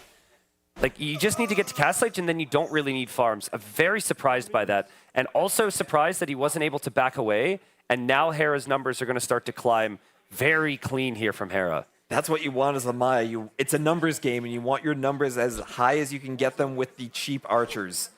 And if you had skirms in this position, you have to kill the archers, T-West. If you do not kill the archers, you're staying in Feudal Age by spending so much food, and then they're just going to reach Castle Age and get to Eagles or Siege. So it's so important that ACCM keeps Hera active on the map and clears this up. And it feels like the Tatars have maybe the stronger units by going Cav Archers, maybe even Step Lancers, but it's much harder to get to them than it is for Hera to get to those big, massive archers into crossbows. Well, yeah, and that's why Hera played such a cool, calm approach, right? He has the villager lead, he has the better economic civ, so he's going to play towards that. And ACCM just kind of played very reactive here, really for the first time this series. And it's just not looking good. There's no other way to say it. Hera is just clearing this up, no problem. And this was also the very first home map and first home civ, or first civ pick for Hera. So something that, if he's going to feel comfortable somewhere, it's here. So let's see.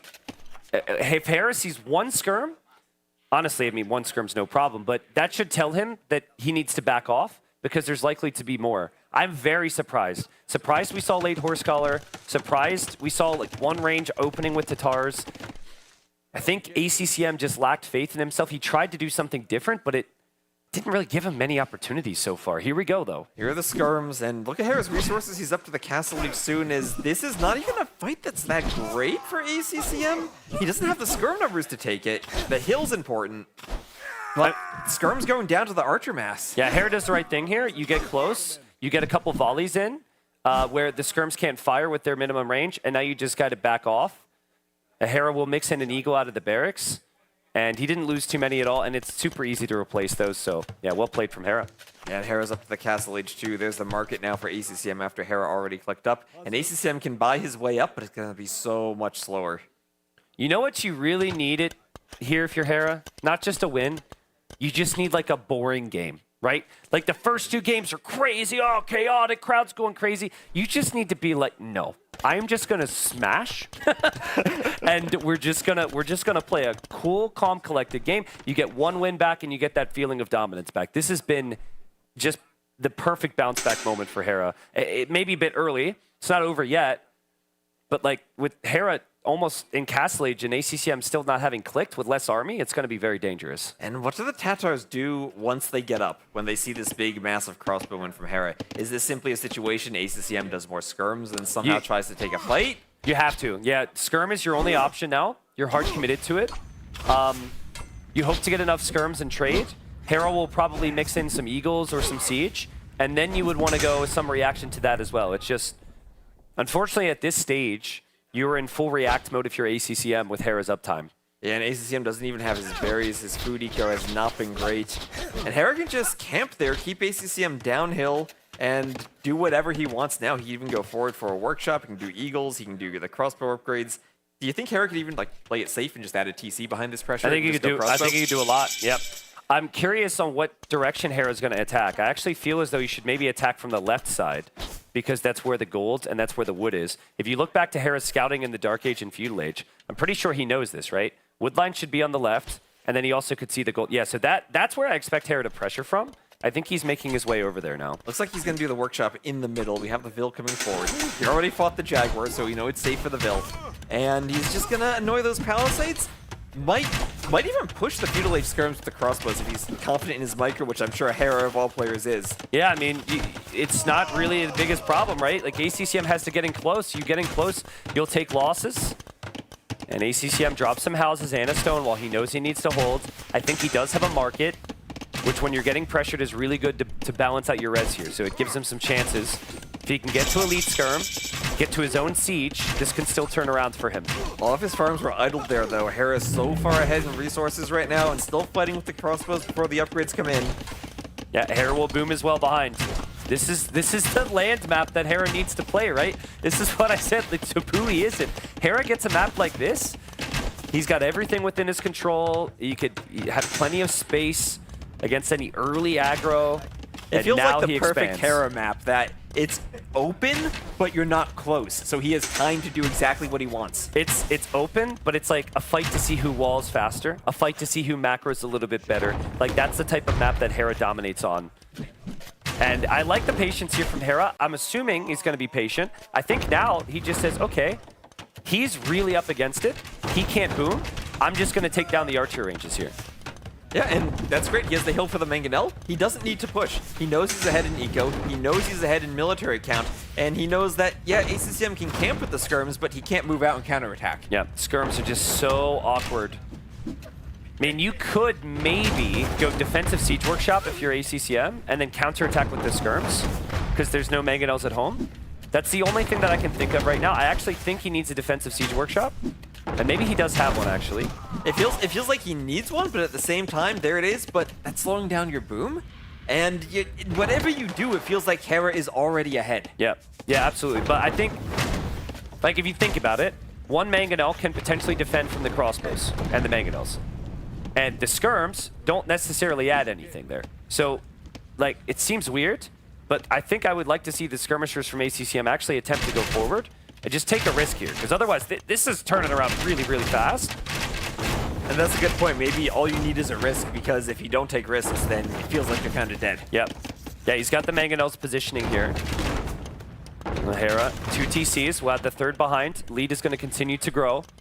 We know that, but it does get a little bit harder to manage your micro when you're also expanding how much economy you're managing.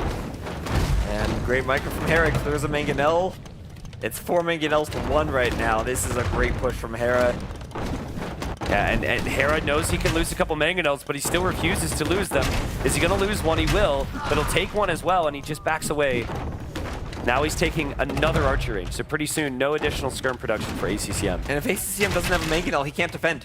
He only has skirms, but Hera can move forward with the mangonels, put them in front of the crossbows, and here come the eagles too. Yeah, it's just so tough for ACCM, dude. This whole game has just been, it has just not been his game, right? Like, they both kind of did the same thing, but Hera had the better civ for it, and Hera's just outplayed him, and that's what the best players want. They want the opponent to try the same build, right? And usually they're going to out-execute. Maybe game one is an example of that not being the case.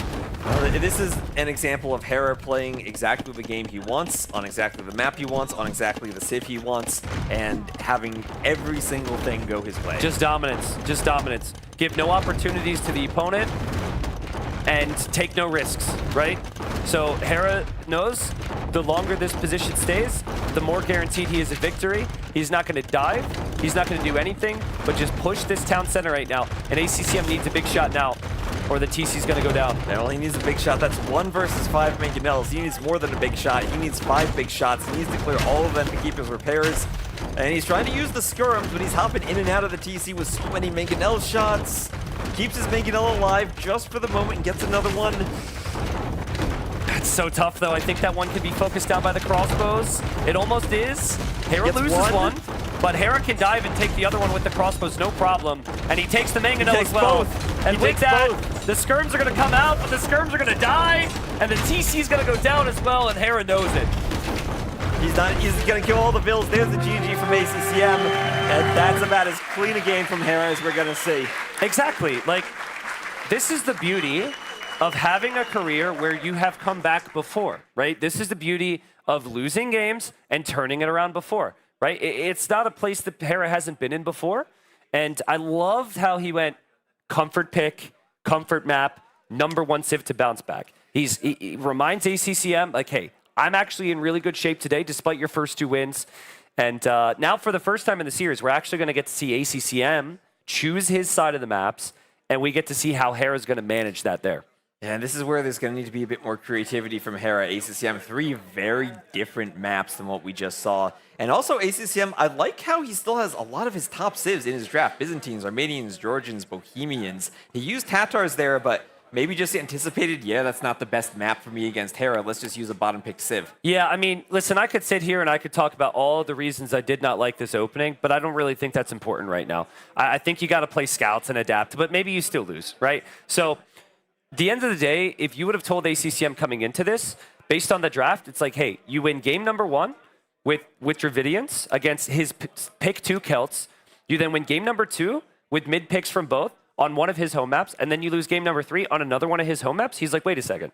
Yeah, that's actually great because I'm up 2-1. Hera has 1 home map, and I have all my plans. So it is back to the drawing board. And a thing to remind you about with these maps is like, one of them is kind of arena, but it's like, it's Arabia into water. arena. Yeah, it depends which one we're talking about. Sorry, I was thinking Coast Arena. Yeah, Coast Arena is also water. Amazonia, a mix of water and a mix of expansion. Here's the amazing micro from Hera. And it's very anti-hype, but like, that's just expected, right? Like, these numbers, we get the action that things die, but like that Hera's going to kill that 10 times out of 10, no problem. So I would save Coast Arena because there's too many civs that Hera can play, and you don't have any tells yet. So I actually think there might be more civs for ACCM on Coast Arena. Fortified churches in the middle are great from Armenians and Georgians. Okay. Byzantines are great on that map for the water and just fast-amped trebs. Okay. Bohemians, they're Bohemians on a closed map. And, I mean, we've seen the Muisca. They have a scary, unique unit on that map. I think ACCM has a lot of possibilities. But too many possibilities to go against. And I think you want a little bit of control on what you're going into, considering it's your home map. So what I would like to see is I'd like to see maybe two games. He's probably going to go Coast Arena now, by the way. Make me look stupid. But, you know, you go to a couple other maps first. Find out where Hera's playing Portuguese so you don't have to deal with the working guns. Find out where Way's going to be played. But also, you know, maybe he's just going to go directly for Coast Arena because he thinks Bohemians beats everything. He might. We'll see. And Hera has Malay and Portuguese, and Britain's kind of an arena civ there. I feel that Way have to be Festa for Hera, and what about Romans for Sertao if we go there? I could see Romans on Sertao from Hera. It's a civ he's liked a lot on standard land maps. I don't see Romans being good on any of the other maps.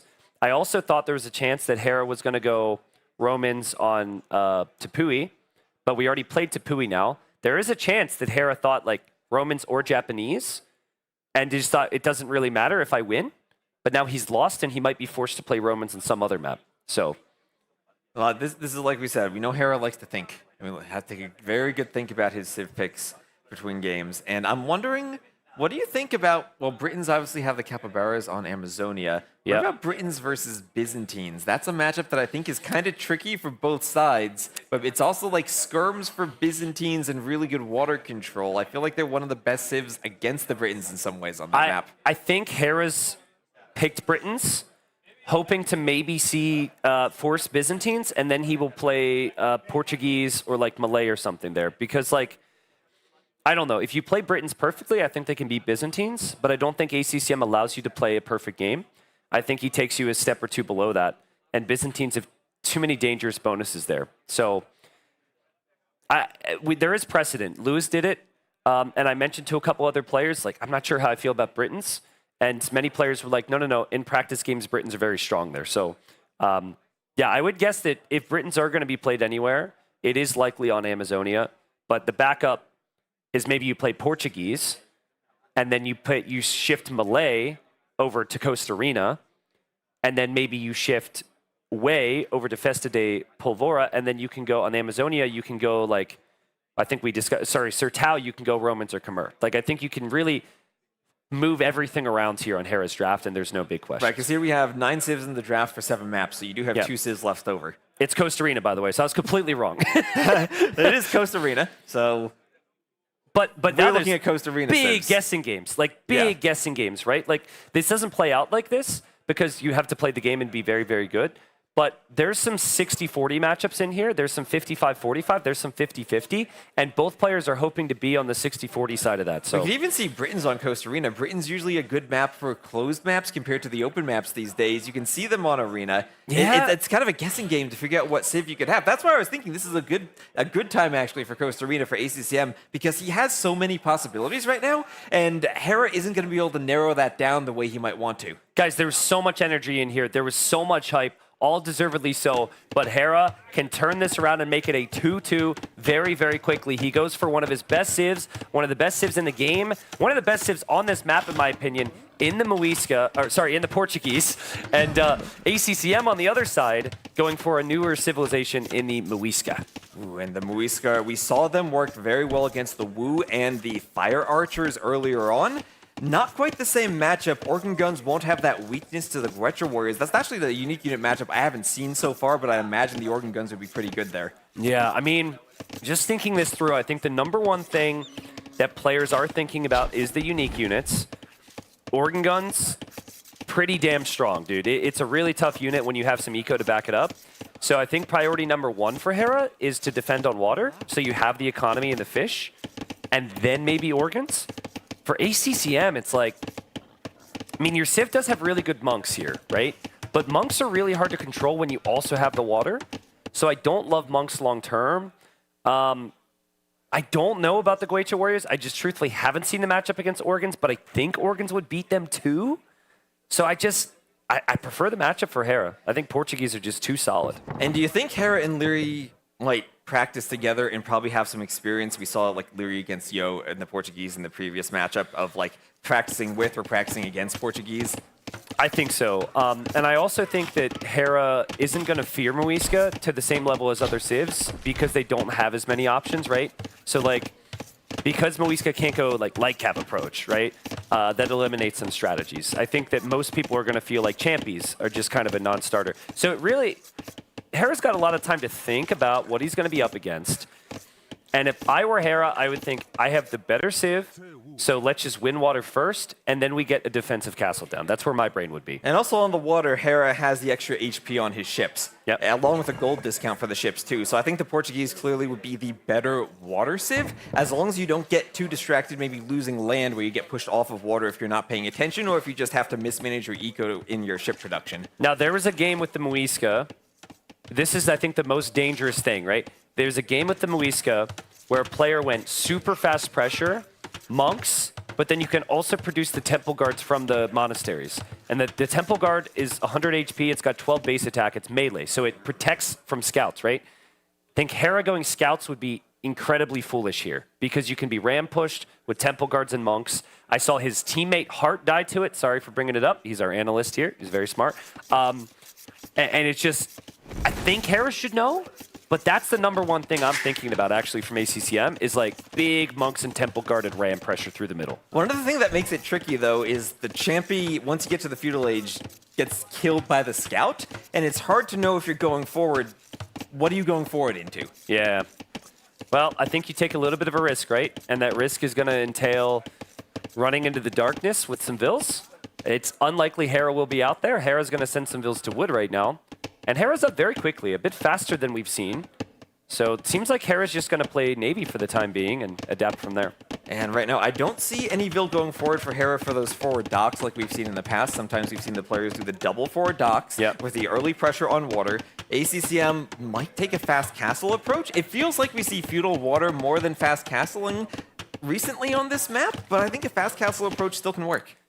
It's guessing games, but if ACCM goes Temple Guard Ram, I think Hera's going to be fighting on water, and I think while he might kill some fishing ships, he might not be ready for Temple Guard Ram. I'm telling you, this opening from Hera opens him up to something, but there's got to be really critical timings for ACCM.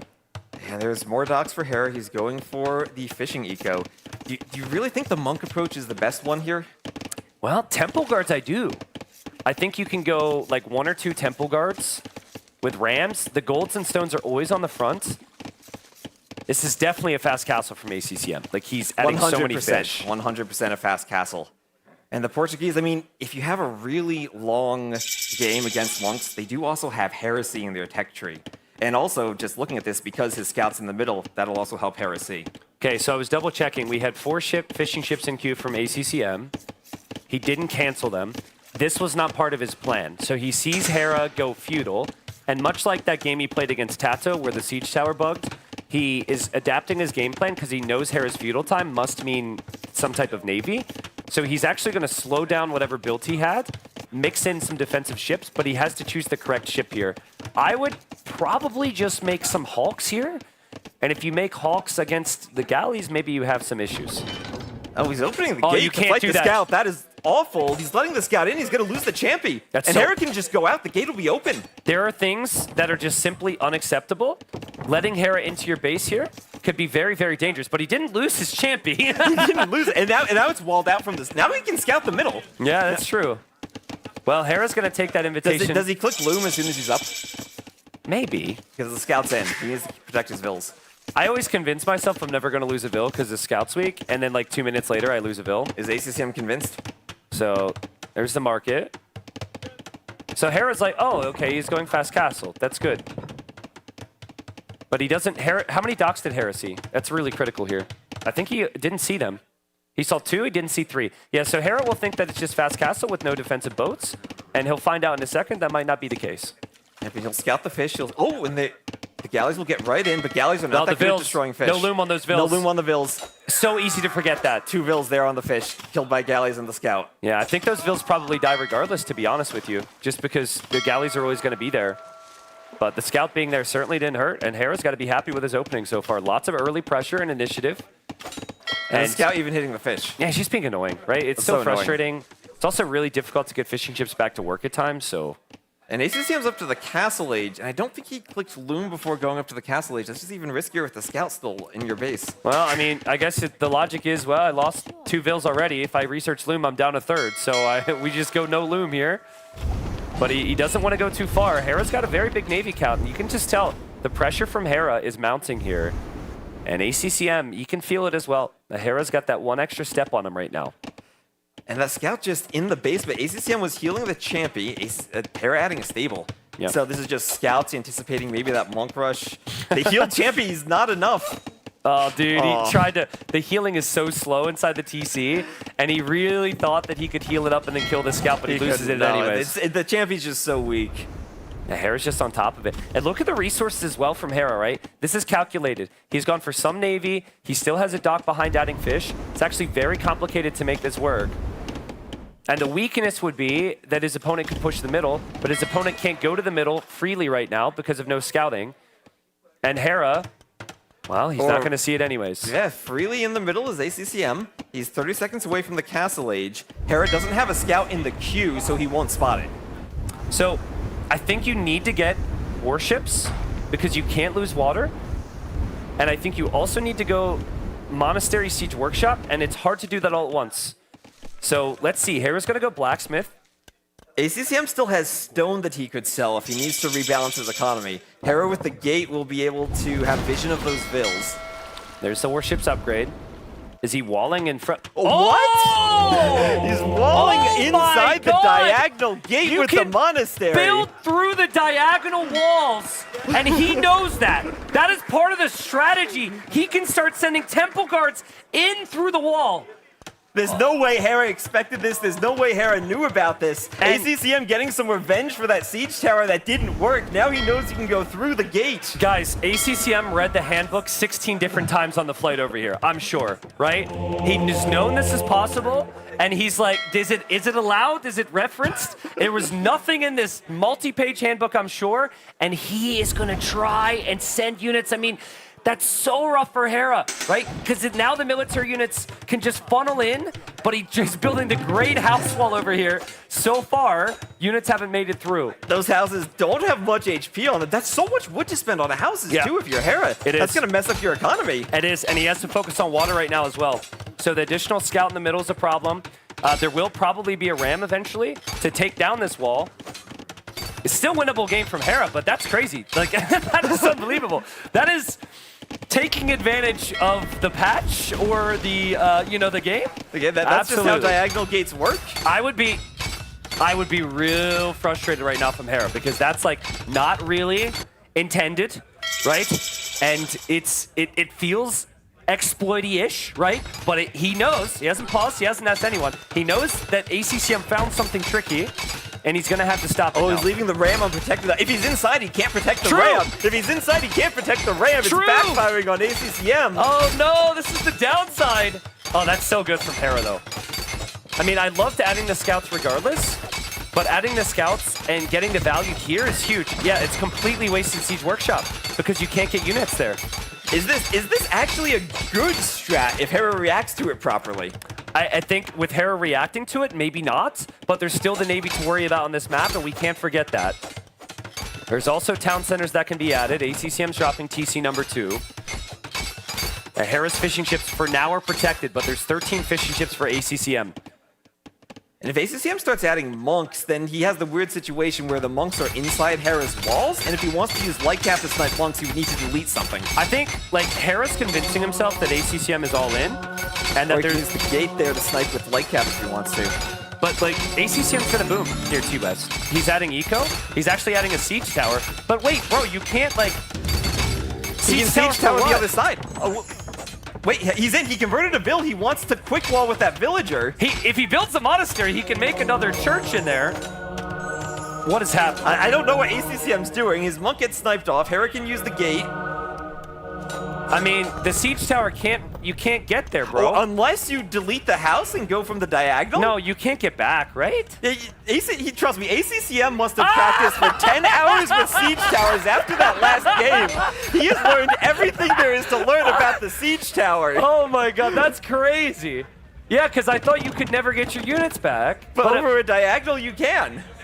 Well, it was really sad for ACCM when he got screwed by the siege tower before, but clearly that led to him learning a couple things over the last, 48 hours. It's crazy. He'll lose with the siege tower in the group stage if it means he wins the playoffs, and looks like Hera's taking a great fight on the water. Yeah, it's huge. And he should win the water now, but I mean, ACCM, he's had enough time on the water to get his land eco going with the TCs. So normally, I wouldn't say you want to eject here, but if there's a diagonal gate, I think you can do that and get back. And now he can ram through the wall and get inside again. ACCM is starting to add vills to stone. He might be thinking of getting positioned for a castle chop eventually. Here's the thing. This is all really exciting. The siege tower, the ram, the wall, the gate, whatever. Exciting for everyone but the devs and the admins. But the gold is still there for Hera. He hasn't lost his gold. He doesn't need a stone because he's taking another stone. And Hera could have a free fish boom. So I think, like, Can ACCM eject diagonally over the houses somehow? That would be a new one. I don't think you can eject over I houses. think if you place like your own wall foundation, I think you can. You can TUS is eject doing over the your math. own wall. We got action on water on both sides. Siege Tower is trying to eject, but it can't eject over the house. Fishing ships could go down here for ACCM. That's a big portion of his eco lead. Hera builds a gate there. Actually, cannot Siege Tower over an enemy. Well, actually, I guess you can go over the enemy gate. I don't actually know, to be honest. You can't go over the gate. But he did, though, with the diagonal, so... well... It's a different type of... Well, that's a different... He didn't go over the gate, he garrisoned. He didn't ungarrison. I see. Did Hera lose fish in the north? Because if he didn't, he's about to have full water control. It looks like he's about to have full water control, but maybe not. There's some fires here from ACCM.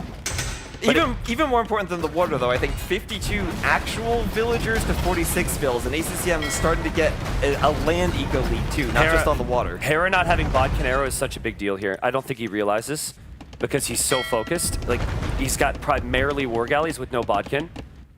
So this semifinal has showed you, even the very best players, just put under so much pressure, they will miss a couple technologies.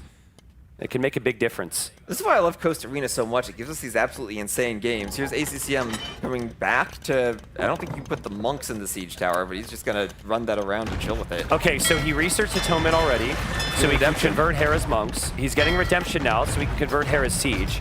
And he has the Temple Guards in the Siege Tower to protect from the scouts. ACCM's moment is coming now, T-West. The Vills are going to be moving out any second, and he's going to try and take Hera off the gold and the stone where that TC is. I guarantee it. The Vills have got to be moving. ACCM would never wait. There they are. There he goes.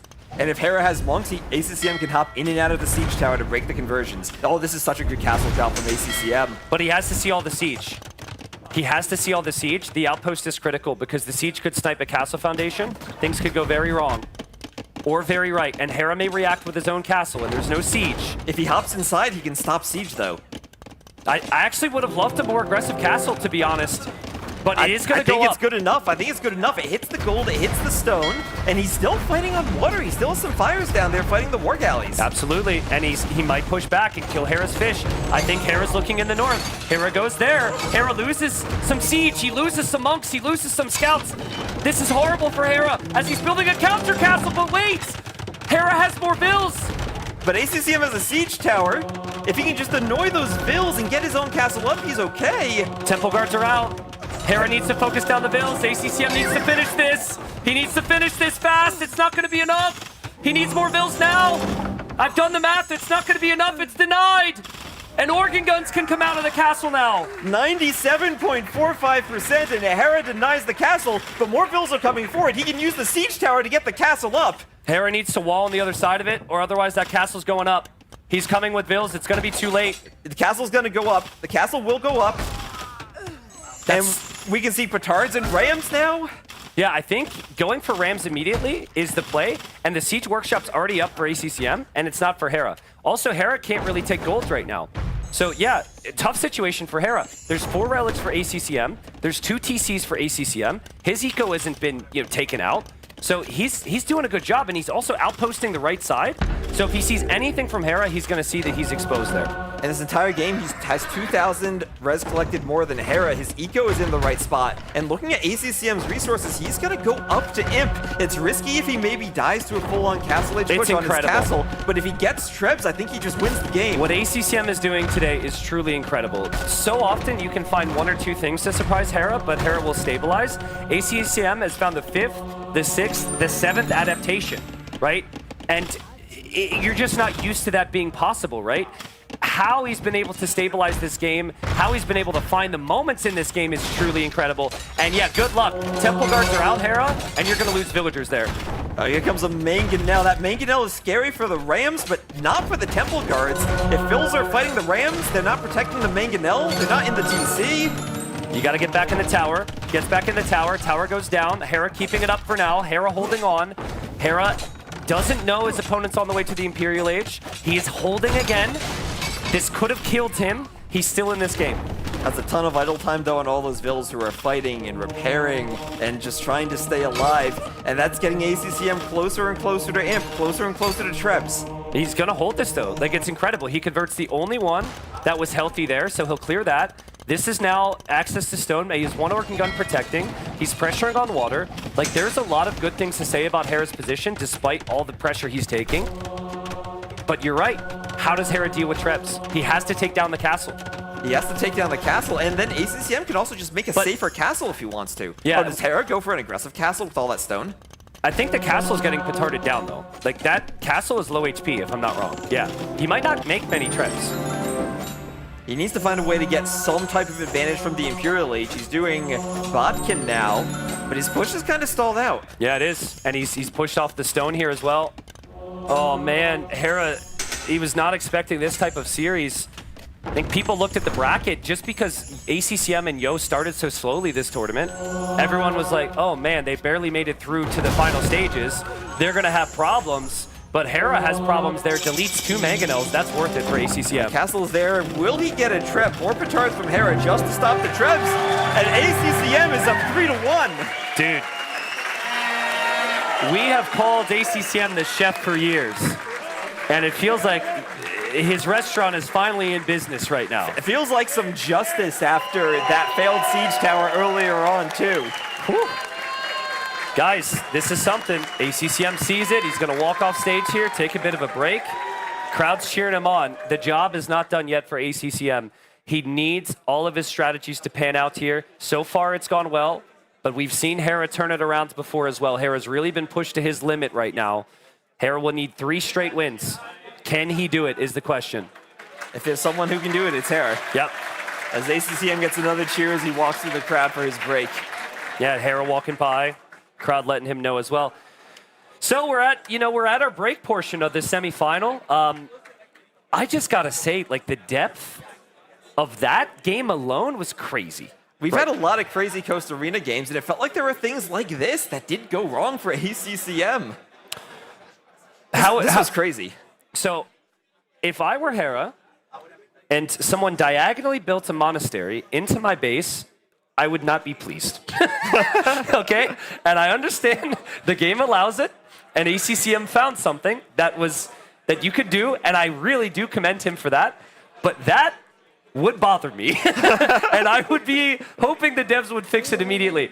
It is cheeky, but it can be tilting. So Hera's going to have to sort it out. There's an argument it didn't help him, but like Hera got immediately forced to build like 20 houses, and it just was one of many chaotic things ACCM threw at him. So it definitely did help him. That was great. Even this, like he went over there knowing that you could somehow get over there. Wow. Into the siege tower. And maybe losing that game with the siege tower was good for him if it forced him to practice more. Yeah, I don't know. Maybe it's also possible someone reached out to him and said, hey, ACCM, there's this, that, and the other you could do. This game almost turned around right here, by the way. But in the end, ACCM's strat was too good, and his eco behind it was incredible the whole game. He didn't lose any fish. He killed Hera's fish, and once his castle was up, Hera was kind of stuck. And think about what's the ideal game for the Portuguese on that map. You win water, you do your castle, you make organ guns. Well, that's why I said the #1 strat I think it's weak against the Temple Guards is scouts. Like, I think you play into scouts here thinking monks, but with Temple Guards it's different. So I'm not going to be too critical of Hera here. I think overall he played incredible, but that's the weakness. And I think ACCM thought, how's Hera going to play? He's going to go with, for the eco approach. He's going to probably have an adapt, as he likes to do. And it was a really good call. Do you think there's maybe a thought process of ACCM, and maybe this is thinking too deep, that he would intentionally let Hera's scout get into his base so he wouldn't scout the Vils going forward, so it's easier to go forward? I mean, you could say that right now. He is the chef. He could say that in his interview. If you rewatch that, okay, he had an oh shit moment as his eagle opened the gate and he tried to come back. Like, that was not intentional. But also I think Hera found it somewhat anyways. There's an argument Hera should have had the additional scout in the middle, to be honest. So yeah, it did help him because Hera only found out about the monastery once it was built in his base. Yeah, so. And he didn't make additional scouts right when he did the stable. And Yeah, watch this again. He'll panic. He'll say, oh no. He'll just fight it, and then he'll try to go outside. Well, maybe there was no panic. Yeah. I mean, I think he knew exactly what would happen. He goes outside the gate. Hera wants to go in. He saves it. We saw him heal it up. The mistake was fighting the scout before healing enough. You got to give ACCM credit, T90. He's the chef. He's in his restaurant. He's cooking. He's serving up food, masterpieces with champions and I temples. mean, that would be pretty crazy. That to me feels like the moment in like a soccer game where someone tries to cross and they score, and then in the interview they're like, "Yeah, I tried to score that," you know. But it did help, right? I still think if it's scouted, there's not a correct adaptation available to Hera if he's already committed to stable. You're just kind of stuck at that point. That's why I felt like the Portuguese should play through organ guns. But Hera likes his eco, and he went for the water approach. I think the bigger thing is ACCM was able to go for the pressure, but he didn't lose water. I would go for the pressure. I'd go for the little, bug to get through. I'd do all that, but then I'd lose all my fish. Hera would have 20 fishing ships. Hera would have an eco lead, hold, get to imp. But that was the bigger thing. He was fast on TCs, eco upgrades, and everything. So yeah, I know we're seeing the highlight plays on stream, but also there are the little things in the economy management that really matter. Keeping the fish alive, and that's what makes the map so different from normal arena. That the scouts have something that can disrupt you when you're going for the scouts build. Unlike arena, where you're just doing, unless maybe you're tower rush, but you're around 26 population dark age into the scouts as you're going up to feudal into castle. You're not having that same clean build order. yeah, absolutely. So maps remaining. We've got Sertal. That is the only home map for Hera, which means he's going to then have to go to the remaining 2 maps to win this semifinal, push us to the best of 7 final, which will be almost immediately after this, everybody. Festa de Polvora is more of a closed map. It's a closed map that I think Hera will really like, though, because we've seen a lot of scout openings. We see a lot of archers. So and I like his Civ pick for it. Part of me thinks the way on Festa might be his biggest Civ advantage going throughout the rest of the set. Yeah, it could be. I'm not really sure what we'd see. I actually think it will be Bohemians for ACCM. I thought it would have been Bohemians on Fortified Clearing, so that makes the most sense for me. Amazonia, very expansive, adaptive game. Players will open with a bit of water, and then we see some action on the sides. Britons we talked about. I really liked Malay there as well for Hera. I actually think Wei is also insanely good there. Maybe even Khmer, but that's where we seem to think maybe ACCM will opt for like the Byzantines, maybe even the Georgians there. So.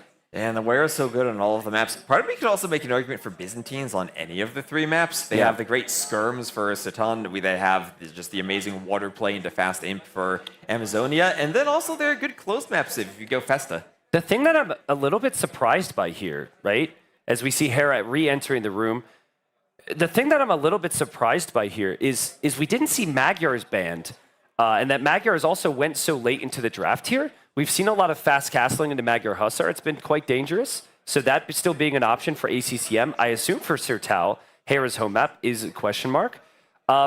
You could also just play Magyars as a standard scout civ and go scouts. We've seen in the qualifiers, I even saw a game with 5 stable scouts at one point. Yes. And if you're going to go heavy scouts and feudal, Magyar is one of the best civs for it. And if you're playing on an extremely open map, they have the cav archers that are such a great unit when you're not able to defend yourself the way you want to. Exactly. So I think going into Hera's home map, Sertal, you could argue he's actually out-cived as well. So this could be a big fight back. This would be epic. Hera's had a lot of wins in his career. If he could turn it around, win this 4-3, and then move into the final, and then win that, this would be one of his best victories. Also, I just got to point it out, it happens at every LAN. Extremely awkward for us to be judging their drafts and talking about what could have gone differently as they just walk right past us, and everything we're saying is just being broadcasted. It's got to be a little weird. He's got his headphones on now. He shouldn't be able to hear us. I know, I don't know where ACCM is. I think we need camera shots of the players just to know whether they hear us or not. Yeah, I mean, we're not doing anything wrong, but I always feel a little bit awkward. I guess I'm used to players not getting to hear what I'm saying, but at least not live. It's especially awkward if, the other day in the Hera Andy series, I worked on with Andy on that strat, and so there I was being hyper focused on when I was talking about things because I didn't want to spoil anything. Also, what made it especially awkward is apparently when Danny and I were talking, all of the things we were saying was going on stream because we had a hot mic situation. So I think I said, I don't know when I should bring this up.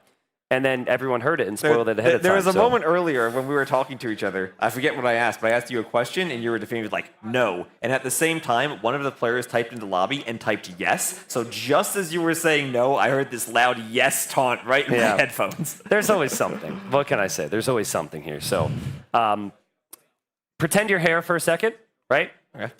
Really, pretend you want to bring this back. Do you go for Sertal for the momentum? That's your only home map? Or do you go to the other side here? And pick one of those two. Well, let's maybe reverse that. If you have to go 7 games, what map do you want to play Game 7 on? Yeah, no, you answer the question. You don't respond. You don't answer a question with another question.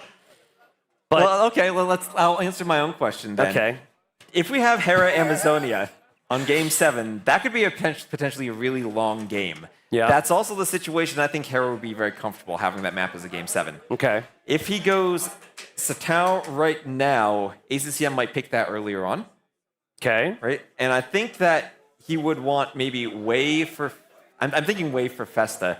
I think Hera might pick Festa right now, Satao for Game 6, and then get Amazonia Game 7. Okay. I don't mind that. I don't think there's any correct answer here. I mean, he has to win all 3 maps anyway. Exactly. Is there any map? Is there any map where you get an advantage by knowing more about the civs if you see what your opponent picks? I think to some extent still the closed maps. So like Malay and Wei can be played on the closed maps as we see ACCM re-entering the building here. This is where we have to say nice things about ACCM. Yeah. ACCM's been playing like a beast. But no, I think like Wei and Malay, you don't really know which one they're going to go to. Still some question mark. Does Hera go Romans or Khmer? I don't know. But it will be Hera's choice. I'm sure he's decided already. And thank you for your patience, everyone, as we wait to see if this will be a bit of a surprise, right? The previous S-tier tournament, Hera did not win and dropped out in, I think, the quarterfinals. Leary ended up winning that S-tier, but there's still that thought of, in the LAN, will Hera be able to get another victory? But and if ACCM does go on to win this set, that would be a rematch of ACCM versus Leary in the finals from Warlords. Yeah, true. I mean, ACCM's so underrated. I even underrated him this tournament, man. Like, I wasn't sure he was going to make it into the top 8 of the 12. But he almost didn't. It went down to the last set, and he depended on Tato. He depended on Tato winning. But listen, I've said this, and I spoke to Mr. Yo about it as well, who also almost didn't make it into the top 8 and then made it to the semis. Best of 5s, best of 7s, stage with fans, that's where men are made, right? Like, you play all 3s at the previous venue, which was awesome, as we are checking our video sources here. Yeah, it was important to have that checked. Like the playoff 3s as well, it was a beautiful facility, but they were very far apart from their opponent. There was no one else in the room. It was very chill. Well, you were like I was adminning. Admins were like chucked away in the corner. Like there was no traffic, there was no distractions. You could so easily just be like calm and feel like you're at home, in my opinion. This is different, and we've really seen the best players step up. And some people have crumbled, you know, underneath some of the pressure, or maybe just struggling to remain consistent, considering all the travels and everything that people have gone through. So, and we've seen ACCM maybe struggle in the LAN environments before. He has. Not just due to the crowd, but also just maybe due to the opponents have a bit more of an advantage against him than they normally do with the lag situation. Yeah, exactly. I have talked to people, and they've said the players who are typically playing on higher ping servers feel slower in person, and so I was like, ooh, that's a good theory. And then I saw ACCM and Yo start off slow, and I was like, oh, well, they're slow. And now here, look at this, man. Like, it doesn't seem like it at all. I wonder if it ever, like, we talk about them being slow starters in tournaments, if getting used to the ping and the difference in response time could be part of that. Maybe. I just feel like ACCM's been able to take initiative. And Hera, his one win was the game that ACCM didn't take initiative. Right? It was the one game that was as clear a Hera advantage home map per Civ as possible. Yeah, so Hera needs to take some early initiative. There's a map where there's some creative possibilities coming up. Next, it is going to be one of ACCM's maps on Festa de Polvora. And ACCM, 3 remaining maps. He just needs 1 win to send himself into that final. Just needs 1 win, and it will be the map with the explosive gunpowder barrels. You have several bases with palisade walls surrounding them. You destroy the gunpowder barrels, and you break in. I actually think this is the hardest map remaining for Hera. Just based on the maps and the civs, that's just a theory of mine. Like, I think if Bohemians are played perfectly, they're very difficult to break. Maybe I'm wrong on that. The Civ priority on their draft would tell you Hera's very happy here, but here we are. There are monkeys on the tree in the middle. They added this in the DLC, and it goes right in the middle of this crazy map. Yep, and if there's some way to transport temple guards into the opponent's base through the monkeys, I'm sure ACCM's familiar, because what he did in the previous game was not something I thought was possible. But explain to me, like, kind of how the map works here. This is very different. Yeah, so we have a 9-vil start, but you have 3 vills in each of your 3 bases. Around the sides, you have 1 with food. We see that now. The players usually delete the walls and move that to the center. You don't really have much in the center. And here we have a game pause. I think that JBR might be saying, hey, T-West, you came in early one day, you fixed this map when we had admin rees, and now I'm going to call an admin re again. Could be. There's always someone checking the map. Also, to me, that looked like a little bit of lag. We've also seen that a couple of times. There were some players on stage saying that they still had some lag issues, so we'll see maybe it's a pause for lag as they resolve it. Yeah. We have our admin team on the case. This is a great thing about being at the LAN when you don't have a spectator delay, so admins can immediately check the map and get things sorted out. But boars are going to be brought in, so we have 2 additional boars. They have a pretty fast start here. I saw this map and I assumed it was going to be a lot of fast castling, but we've actually seen a lot of aggression in Feudal Age as well, T-West. Yeah, destroying those gunpowder barrels gives you options for Feudal Age aggression, and sometimes it's not even to do damage so much as just to get map control. If you can force your opponent to wall behind their initial walls because they're worried about you breaking in, you can put yourself in a good position to go towers, to go castles, to get a siege push once you get up to the castle age. Yeah, I think that'll be Hera's approach here. The way, get the additional vills from every eco upgrade, so it only makes sense to rush to Feudal Age to get some eco upgrades. But for ACCM, his bonuses start really in Castle Age. At that point, they have both the gold mining upgrades for free, and also they have some really strong monks and really strong unique units. So we're going to come back to us here. I'm not sure the update will probably have to do a restart here, but there's one of the sections there has the stone and the gold. So I think Hera should recognize that's the area he has the pressure, because my expectation is we're going to see some type of fast castle attempts from ACCM. We could. There's so many different ways to play the map. And if you're Bohemians, you could even think about opening archers, maybe staying feudal for a bit longer and getting more economy to maybe think about that university and chemistry you can do in the Castle Age. It's true. It's just, as a player, you don't want to ever go into a situation where you're immediately fighting at a disadvantage. And I worry about opening feudal here. While it is less risky, maybe, Hera goes farm upgrade, gold upgrade, wood upgrade, 3-vil lead. And then you're in Feudal Age for a while. Whereas if you rush Castle Age, while Hera can pressure you, you can have Siege out. You can have the Monks out. You can get the Hussite wagons. So the more I think about it, the more I think the way is really, really tough to stop here. And it's perfect for Hera because, again, he'll take that initiative, and behind it, he gets a free eco lead. Yeah, this is where I think Hera has the best save advantage on the maps remaining. Maybe, yeah. That's why I like him picking this right now to pick the way. And then the remaining maps are maps he can find ways to win. Yeah, find ways to win? He will have played the way already. And he can find multiple ways to win. Multiple ways. Yeah. Hera's pretty good, so. No update on our side. I'm assuming we have a restore or a restart. It's probably too early to get a restore. Probably too early to restore. But we'll be into it here very, very soon. As they load in, I can hear the animals, so I think they're getting into it. Yeah, all right. So let's see. Is it the same game or we're back in? Yeah, we just got a bit of a restart here. So this is officially game number 5. And same things apply. We'll have to repeat ourselves. Maybe for some viewers later on YouTube, you have these different sections on the map. And typically you're going to see the players delete part of their wall so they can walk out and bring some hunt back home. So there's Hera in the blue, playing as the way.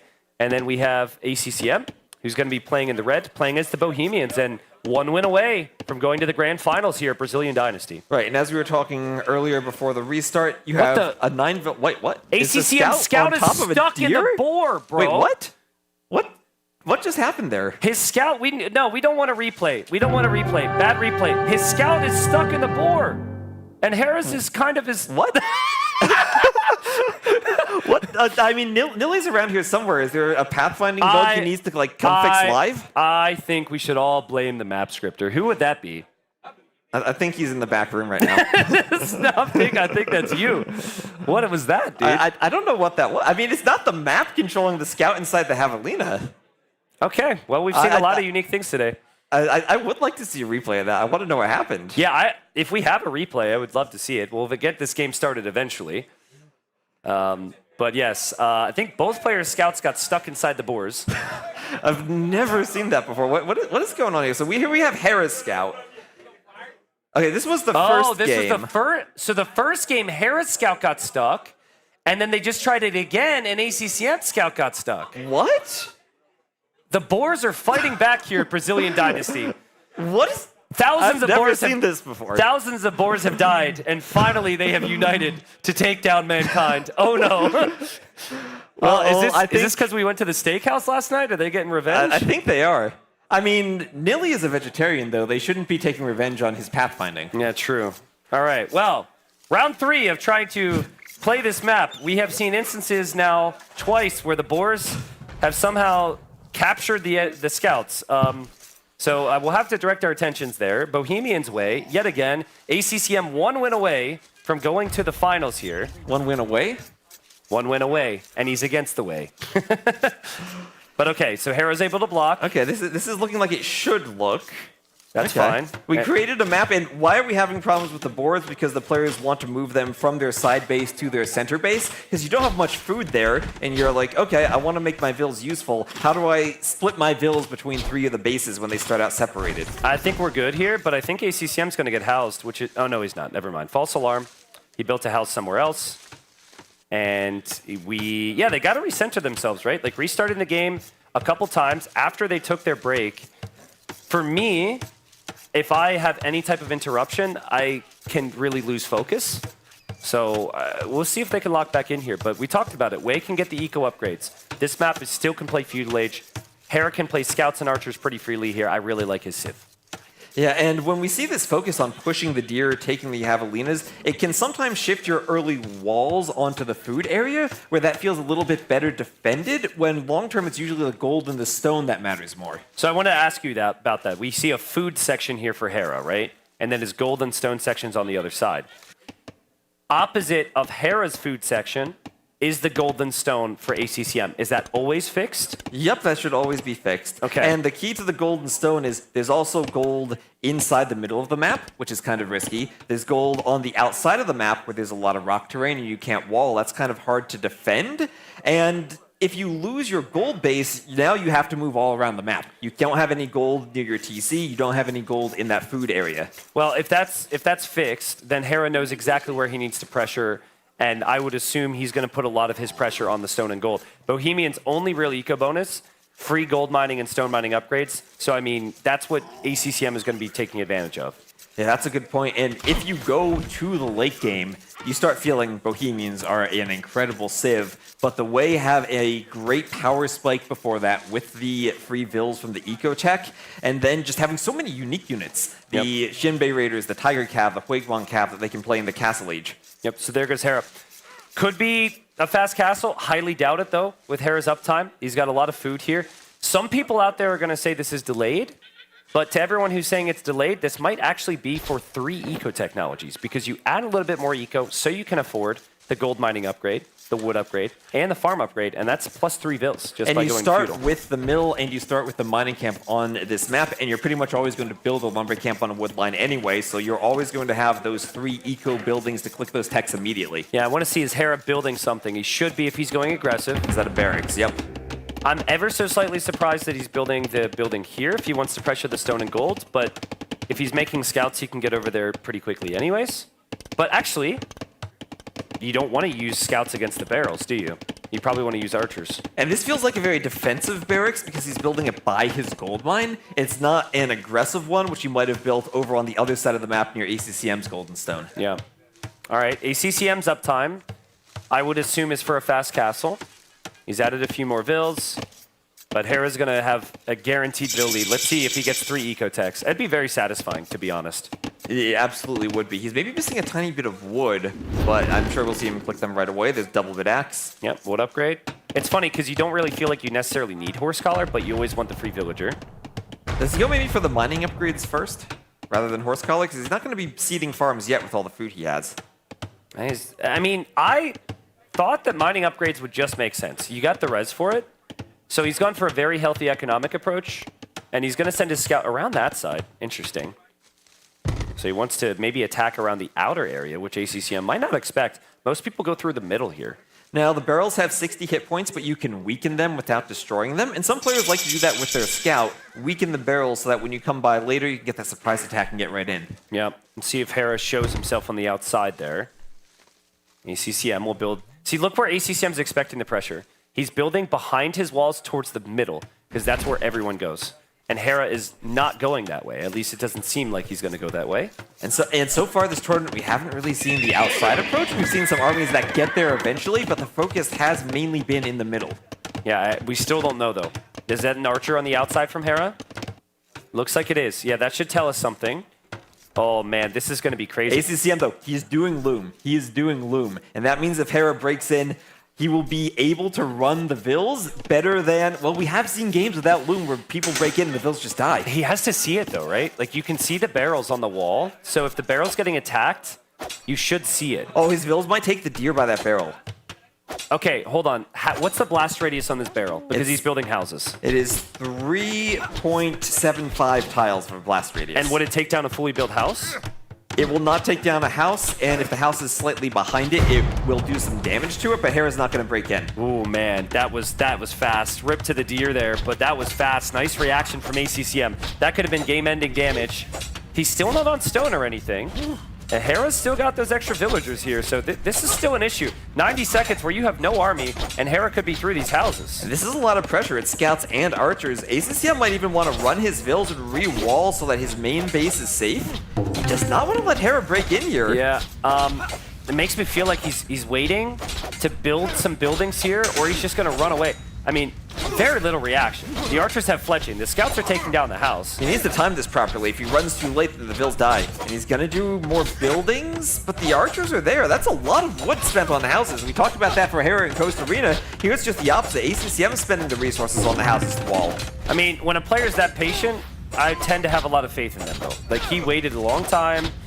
Blacksmith is cheap. That would otherwise be very costly, so Blacksmith being a bit bigger gives him some more time.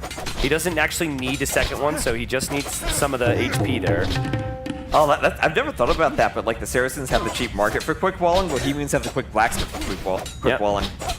Yeah, it'd be really nice to have Saracens here, actually. The market's much bigger. Hera's scouts are going to go that way. Maybe pressure on some barrels elsewhere. And now what from ACCM is he's just... Town center. He's booming.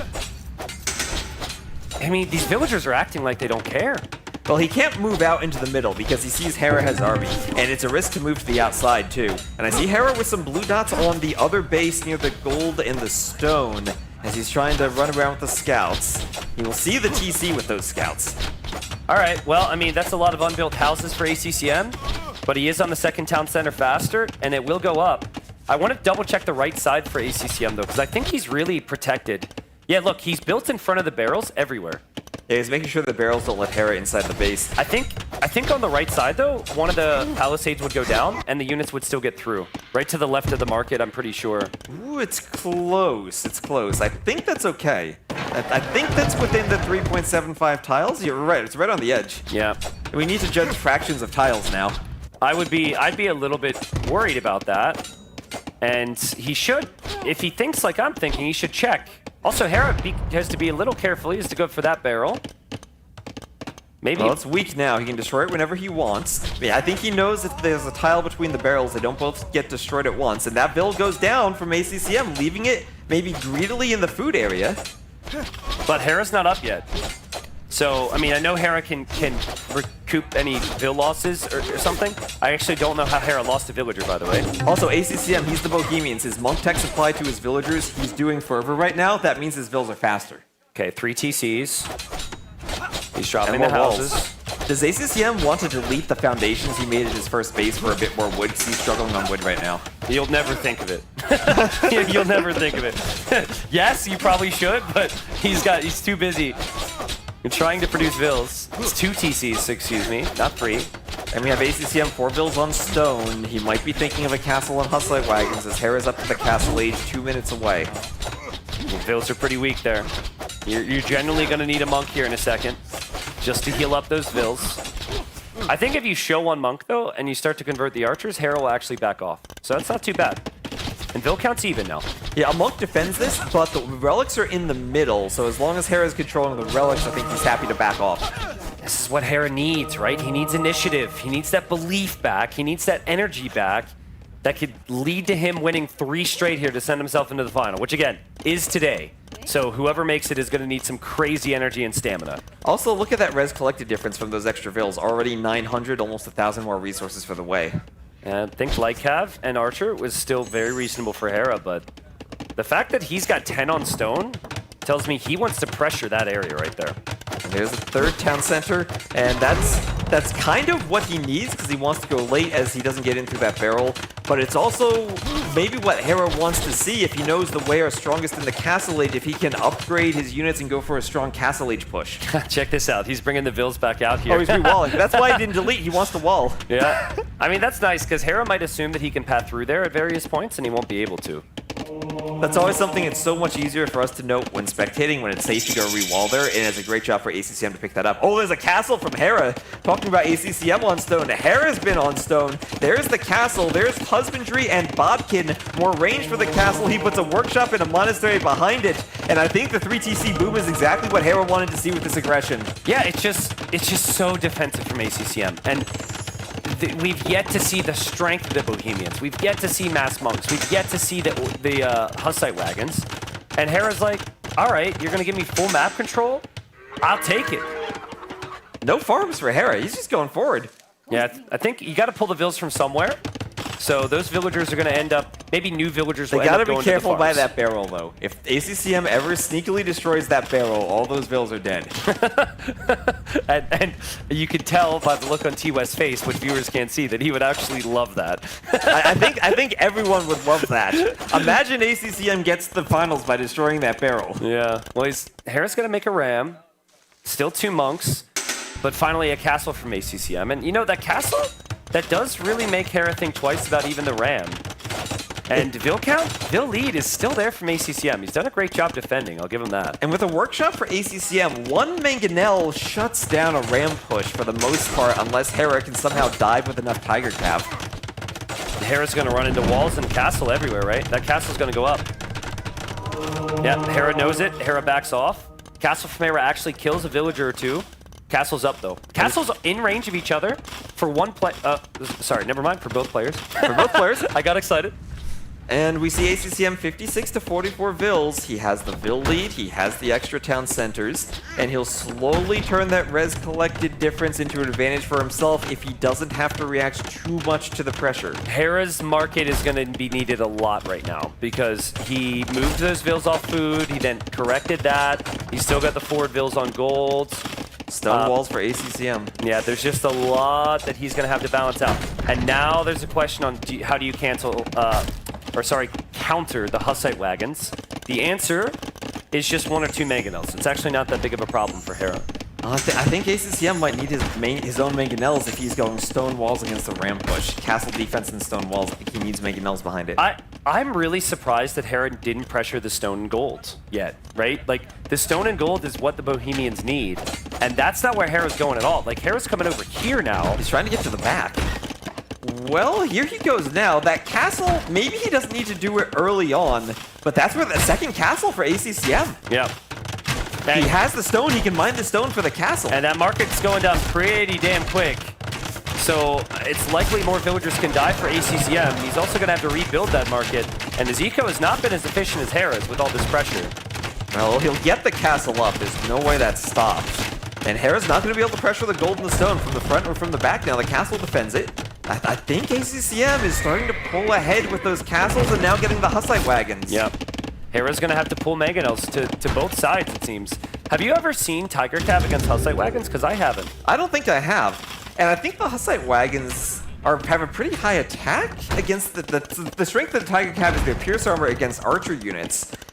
But if they're fighting the Hussite Wagons, maybe the Hussite Wagons will be okay. Yeah, 10 attacks that should punch through the 6 armor of the Tiger Cav. And we'll see. Hera's going to try it out. I think in Hera's mind, he's thinking Hussite Wagon's a ranged unit. Tiger Cav should be good against ranged units, but I don't, because it's gunpowder, I don't think it operates in the way he's thinking. ACCM shoot the barrels if the crossbows are near them. He's got to keep that in mind too. Hera can keep it in mind as well. You might want to pre-shoot them and just get rid of them if you're Hera so you don't make any big mistakes. Honestly, I would have done that to that barrel before mining the gold if I were Hera. You just shoot it once with the castle and it should be gone. Yeah. Well, you've got Vils on the outside there to pay attention to. Villager lead for ACCM. Score lead, he's got in the series 3-1. It's crazy that Hera's score is so far ahead right now. Well, he has a lot of techs. Like those blacksmith techs, those eco techs, they really add to the score. And he has 4 relics now, the 3 from the middle and 1 from the outside. And we saw ACCM had to go to the outside for extra gold because Hera has all the gold in the middle. There's the barrels. Reminder again, you're going to see the walls go down. And now the units can get in.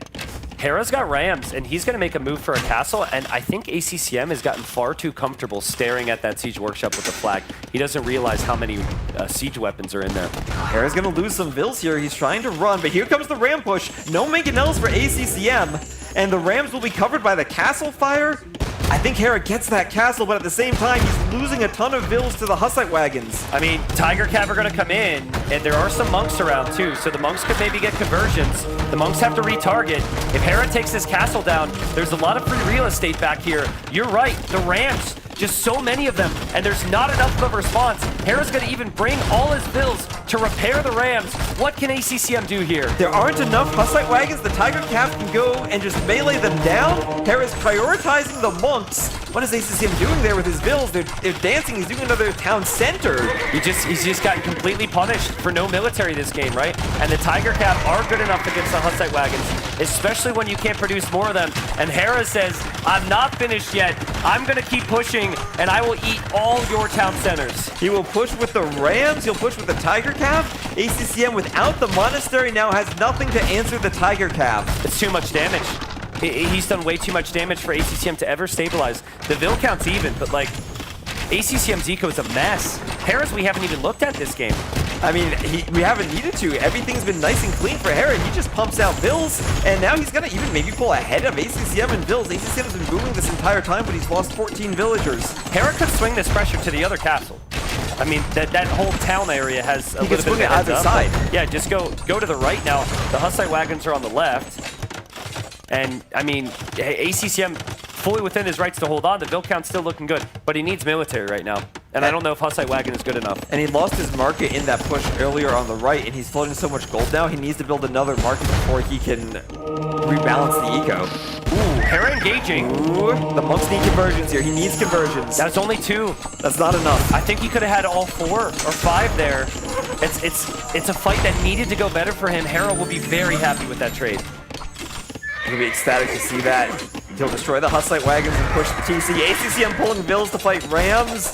There are so many Rams. Yeah, crossbows are here as well. So many idols right now for ACCM. He's still pumping out more Vills. He does have the converted Tiger Cav in there, so that's helping. Are the Rams going down? I mean, they are. He's repairing the TC. If that TC goes up and the Rams go down, maybe the push stalls. The Rams are so low on HP. ACCM pulled the Vills to fight. He keeps the TC up, and he still has the same number of Vills. What a fighter, man. What a fighter. I mean, this guy's insane, but still he's lost 27 Vills. He's got 20 idols right now, it feels like. But remember, he's Bohemians. The Vills are stronger. They're faster, and they have more HP if he gets the monk techs. They're not strong enough. This is military versus villager right now, and there's only one thing that wins. And I think the only potential counterattack from ACCM is like, whatever that red dot is on the right side of Hera's base. I have no clue what that is. No, it's... Yeah! That's 2 Hussite wagons. There he goes. Like, well, Hera doesn't really have a way to clean that. Maybe he has to fight with his Vills, but ACCM has another castle. And the Ram push has been stalled out. Remember, those Rams were expensive for Hera, but he made a great decision adding TCs, even in the far right corner, and booming, and now he's up by 20, almost 25 villagers. Yeah, the town centers for ACCM is looking pretty comical to me on the right. Like, in the north area, it's like all crammed together. He's actually running out of stone and gold there too, and he's going to need to move around the map. Now, one of the things that I feel is also very tricky on this map is farming space, because that rock terrain around the outside you can't build on, and if you get pushed out of the middle, you're going to struggle for your food eco too. And Hera's food eco has been exceptional here, right? He's got farms everywhere. He's dropping town centers everywhere. He deleted his wall. Exactly that. He's deleting the walls for farming space. He's got 4 relics from the middle. He's benefited so much from this push. Even the eco expansion on the very right side. I think it's worth pointing that out. Tiger Cav are going to go in to get kills. We'll see that in a second. But like, Hera's just played a perfect game. And this is what you expect from Hera today. What you expected from Hera was the initiative a bit earlier in the series. But this version of Hera very easily can turn this around and get to the finals still today. And I think he played the way exactly the way he needed to play them, with the eco into the Castle Age aggression. Yeah, and for ACCM, I guess the plan was just wait, Hussite wagons. I think he relied too much on the castle. Yeah, maybe a little, maybe like he reacted with his own castle. Maybe he needed his own castle as the proactive move, right? As some type of aggression. But it's so hard to suggest anything because of just how good Hera's played this. Yeah, and a couple of monks maybe looking for more conversions, but the army numbers are simply not there. It's 4-5 military for ACCM, 24 for Hera. With his own monks, he can convert the Tiger Cav back. Also, can we see the attack stats on these Tiger Cav? This unit is truly insane. Some of these units are going to have like +3, +4, +5 attack because they get additional attack every time they kill a unit. That's before a unique tech, by the way. As Hera goes up to Imp, this is where we really challenge Valkyr or Observer to click every single unit and try to find which one has gotten the most kills. Yeah, he's mad at you right now. But there Yeah, we go. there he goes, There's there a he goes. +2. There's a +2. We got a total of 8 kills. Let's see, do we have more than +2 somewhere? Yeah, I think just +2. Oh, +4, there we go. We Yep. found one. Yep. There we go. Now that's insane when they get +4 attack. Yeah, again, no unique tech. Oh. Hera is going to misclick a trade cart. I don't think this is intentional, but showing No, all pros can make ACCM, mistakes. he built his market in the corner. This is intentional. It's going to have a great trade route.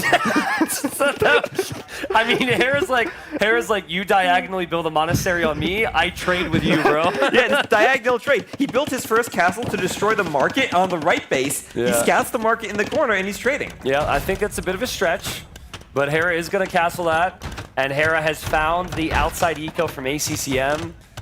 T-West, I mean, ACCM is going to click to Imp, but Hera is well on his way with a 40 eco lead. It feels impossible for ACCM right now. It feels impossible, but also he's the Bohemians. I've seen Bohemians do some impossible things. Yeah, you got to get chemistry right now. You probably need to tech into Halb here. Play Halb and Gunpowder as we see Siege Weapon versus Siege Weapon. Looks like the Hussite Wagon is winning. Tiger Awesome Cap raids. rating. And they have so much Pierce Armor, you can't stop the raids if you don't have monks. Yeah, this unit's insane. But also, you need to have a good economy for them, and Hera has had that. And ACCM's University is going to go down, I think, before chemistry as well, so no chemistry upgrade available for him. And quick walls on the TC in the north. He'll keep that alive. That's clutch not to lose Vils and maybe to get more gold for him. Yeah. ACCM builds the University. A lot of players would have resigned already. ACCM, even though he's up 3-1, wants to fight. He's going to see Imp from Hera. I then say, okay, I am dead. ACCM plays on. Hera also has all 5 of the relics. Yep. This is as big of an Imp advantage as Hera could possibly have hoped for. And if ACCM wins this, it's going to be a Bohemian miracle. Oh my goodness, dude. I'm so hyped to see the conclusion of this series, and this feels like the next game waiting room right now. Well, the Vils are speedy. They're running away. He's done handcart. He's done forever. His Vils are so fast right now. Okay. But not fast if they run into other Tiger Cav. Yeah, Hera's like, hello, cuts them off. They're going to make it to the castle? Almost? Not quite. Yeah, that's just a feast for Hera. Hera's like, get out of my game, dude. It's not even a 5K score lead. It's over 5,000 score lead for Hera. 10K score, below 5K for ACCM. And Elite Tiger Cav's on the way as well. Well, ACCM might be thinking it's a 90-minute game. We're not even halfway there. Yep. Remember, we've got our other finalists waiting for this. There will be a grand final today, so we have a lot of Age of Empires remaining. And there's another castle from Hera. The main thing he needs to finish the game is Siege, and the Traction Trebs are already on the way here. Now that's the tricky thing, it's Traction Trebs. You won't have normal Trebs, you won't be able to push the buildings that quickly, but ACCM still no military to stop the raids. Is he gonna call it now? Does he finally admit defeat? He does. There you go. He does. There's the GG. Hera, big turnaround game. 3-2 right now for ACCM. Hera needs 2 wins. I've seen Hera win plenty of games in a row, so very realistic in my opinion that Hera could claw this back. And we see in that graph the military advantage for Hera consistently right from the feudal age, had the higher military count. ACCM never even managed. It felt like in the middle of the castle age, we saw that little peak on his graph. He was trying to react, but it was too late. I think if you play the way that way, sorry for lack of words here besides way, I don't see a way that you can actually stop that. Yeah, and here we see Hera opening a way into ACCM's base. Yeah. Like, I'm just thinking about it. They go fast army, so you have to wall and react a bunch. They get free Vils because of it. They have great military options over the whole map. I think what ACCM needed was the castle a bit earlier. Like Hussite Wagons for the middle. You need some middle control. If Hera doesn't go for the middle castle, then he's got a villager lead and he can maybe get the relics. Yeah, I think the key to Hera's army here is that he had army, so ACCM couldn't do a castle in the middle. Yeah. I wonder if maybe the approach for ACCM could have been open with a workshop and some scorpions just for the positioning of the castle. I think it's, yeah, I would have liked it, and maybe he was planning on it, but because Hera was constantly moving to so many different areas, he was just forced into these defensive options, and he couldn't be as proactive as he wanted there. And there we see the long-term thinking destroying the market for the trade route for Hera. But at this stage of the game, Hera collected 500 more resources, and he was down 15 bills. So it's just the inefficiencies from ACCM. This was also a great call from Hera. He made the Rams very quickly here. But also the fact that Hera forced the game in the feudal age, knowing that he had all those extra vills, it's kind of like seeing that tower rush on Arena when you have the extra eco just because you stay feudal longer. Hera's eco was so strong with probably the best eco save in the game. Yep. Yeah, I mean, it was Hera's wins have been very convincing. ACCM's wins have been ever so slightly convincing, right? Like, in these sets against Hera, you need those moments that go your way to snowball, and so often they don't, and they have for ACCM. But Hera has shown us he can dominate ACCM. Yeah, there hasn't been a clean win for ACCM. There have been some crazy wins for ACCM, but there have been 2 very clean wins for Hera, and I'm worried that he could pick Satao as his Game 6 map, tie it up 3-3 on a map where I think he would be heavily favored, and then force us to Amazonia for game number 7. It's not his choice now, right? It is ACCM's choice. Oh, that's true. That's true. So it's ACCM's choice. ACCM now has to think about this too, right? Because he's got an extra game in hand if he were to lose this next one, but there might be one that he prefers over the other. I think you just got to go for your best map now, right? Just go for your best map and your best civ right now. It depends how he's feeling. I don't know if maybe he senses some exhaustion on Hera's side. He doesn't look exhausted to me. So I think you got to go for the kill now. And I would say Amazonia. It's the map you picked. You got Byzantines on there. Byzantines are impossible to kill. It feels like Byzantines on Amazonia might be his best civ pick. And if you're Hera and you see you see Amazonia, you have 2 civ options in Malay and Britons. Yeah, and Malay and Britons are both great. I don't hate Khmer either, to be honest with you. It hasn't been seen frequently, but I do not hate either of those civs. I think Malay is the safest choice, and the Britons maybe has the biggest peak. But yeah, I'm assuming it's going to be Romans or Khmer for Hera on Sertal, and it will likely be Magyars there if we see that from ACCM. Do we feel there's any civ that in particular would have an advantage against the Byzantines on Amazonia? Again, I think Britons have the bigger peak. Like, I think if you get to 4 to 6 trebs with Warwolf, and you have 50 longbows, like, even the Byzantines can't easily engage into that. But, like, Malay give you better timings throughout the game. Hera will always choose that, in my opinion. You advance faster to the next stage, timing advantage every single time you go to the next stage. And that also relates to, or translates into an eco lead, so. And what does ACCM do? He has Armenians and Georgians in his draft. I could even see a draft where he plays Byzantines, Amazonia, Magyars on Sertal, and just kind of ignores those 2 civs. He could also just use that. I mean, he could go Armenians on Amazonia and Georgians on Sertal. Yeah, Georgians isn't a bad Sertal pick. ACCM likes to play scouts. He likes to play knights. He likes to play cav archers. I worry a little bit against Romans, but that's still fine. Armenians could be a gamble option there. Play longswords against Roman men-at-arms. But I personally think the Armenians is just a little too all-in. And ACCM, despite the epicness of some of his wins, they've never been all-in. They've been aggression with eco behind. He's going to need that against Hera here. I think there also might be an option Byzantines for Sertal to get into a skirm war. That's something we saw a few times. I know in the qualifiers, not quite the way it's been played in the tournament so far, but just keep it in the back of your mind. Skirmishers could be great for that map. The way we've seen so many skirmisher wars throughout recent AoE2, it seems to be the meta play, even if not something that you feel is characteristic for the map. I think Armenians C-Dram, 100 HP champions against Malay, against Britons. I think that can be very strong in the late game now that they have C-Dram, to be honest with you. But it's like, do you want to pick that over Byzantines? It feels very poor. It feels like the churches are more for map control on that map. But also, if you go Armenians and Amazonia, you still have the Dromans and the better navy than the Britons. Yeah, exactly. And C-Dram. I don't think you could go for it without C-Dram. And maybe as well, like, you don't want to go bombard cannons because the Britons can have longbows and snipe those. I don't know. A lot of guessing games here. Yeah, but a lot of guessing games and a lot of options for players too at the end of their draft, having 4 civs remaining for 2 more maps. Yeah, a lot of time to think, a lot of time to speculate, a lot of time for viewers to get snacks. Not us, of course. We got to fill the time. We continue to talk as we wait here for an update on when the next game begins. But grand final coming up after this, folks. This is just the second semifinal, and these semis have delivered some amazing games today. There was some worry that it would be a sweep on either side, but it has not been the case in our semis. It's been awesome. There's our fans, some people chatting. Well, that's what you want Some from the people semis. waving. That's what you want from the semis, the crowd involved. Even during the break, the crowd's here, they're waving. They're just happy to be on camera, too, I think.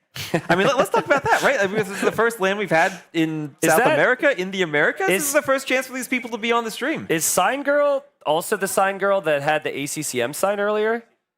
I don't know. What signs do we have there? Maybe you don't want to spoil them. I think we might also have some Brazil flags for the soccer match later in the crowd. I'm pretty sure she said, like, let's go ACCM, and now Hera's won a game, and she's like, he's back. Well, yeah, I think you got to look around. You got to know which players are in the room when you're holding up your signs. Yeah, maybe. You can time it for the breaks. You see, like, maybe ACCM's gone, you hold up your Hera's signs. When Hera's gone, you hold up your ACCM signs. My favorite one, as we see back room there, we've got Dogao, Brazilian legend in the back right there. Who's probably like, please take me off camera right now. What are you doing? I don't know if he notices. He's playing it cool, as he so often does. But my favorite one with signs in the crowd, there was someone who had this big sign, and it was actually on the back of a pizza box that he had bought earlier in the day. And he was holding it up for hours, right? And then at a certain point, because I felt bad, I was like, I don't know if I want to say this on stream. I had to point out to him on mic, as he's holding it up, it had been upside down the entire time. So for like 6 hours, he was holding up the sign completely upside down.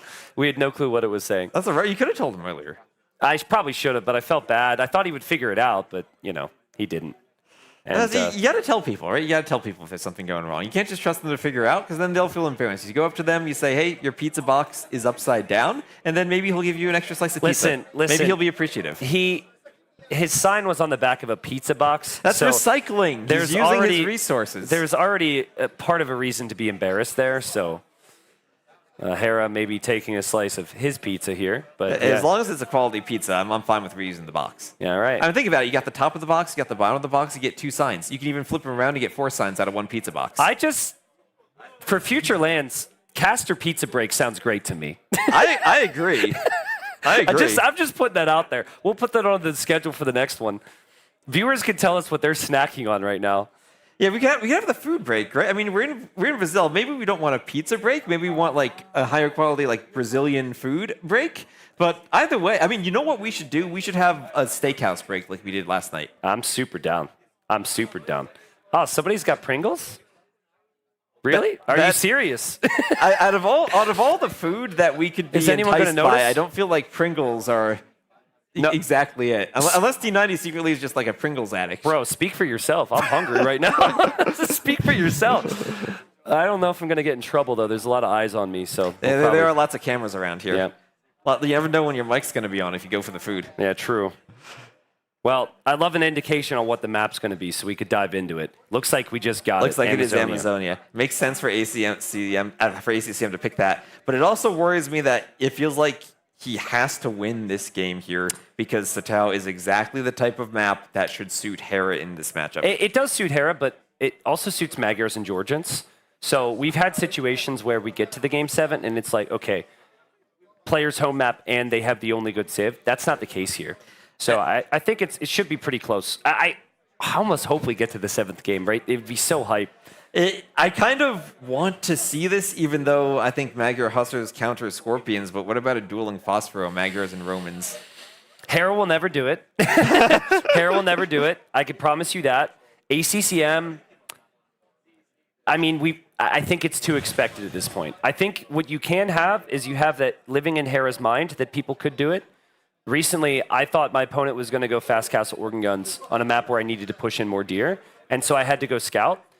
He didn't go Fast Castle Organ Guns, and then I had rough build orders because I couldn't push my deer. And we did see Hera get tripped up by that back in King of the Desert. There was one game he thinks Viper's going to Phosphoro. He just straight Fast Castles, and Viper goes full feudal. Exactly. Like I think the fact that you can do it is living in your opponent's head a little bit, but it doesn't suit ACCM style. I'd be very surprised. I know he did cook up some other stuff this series, but I think it's going to be fairly standard stuff from here.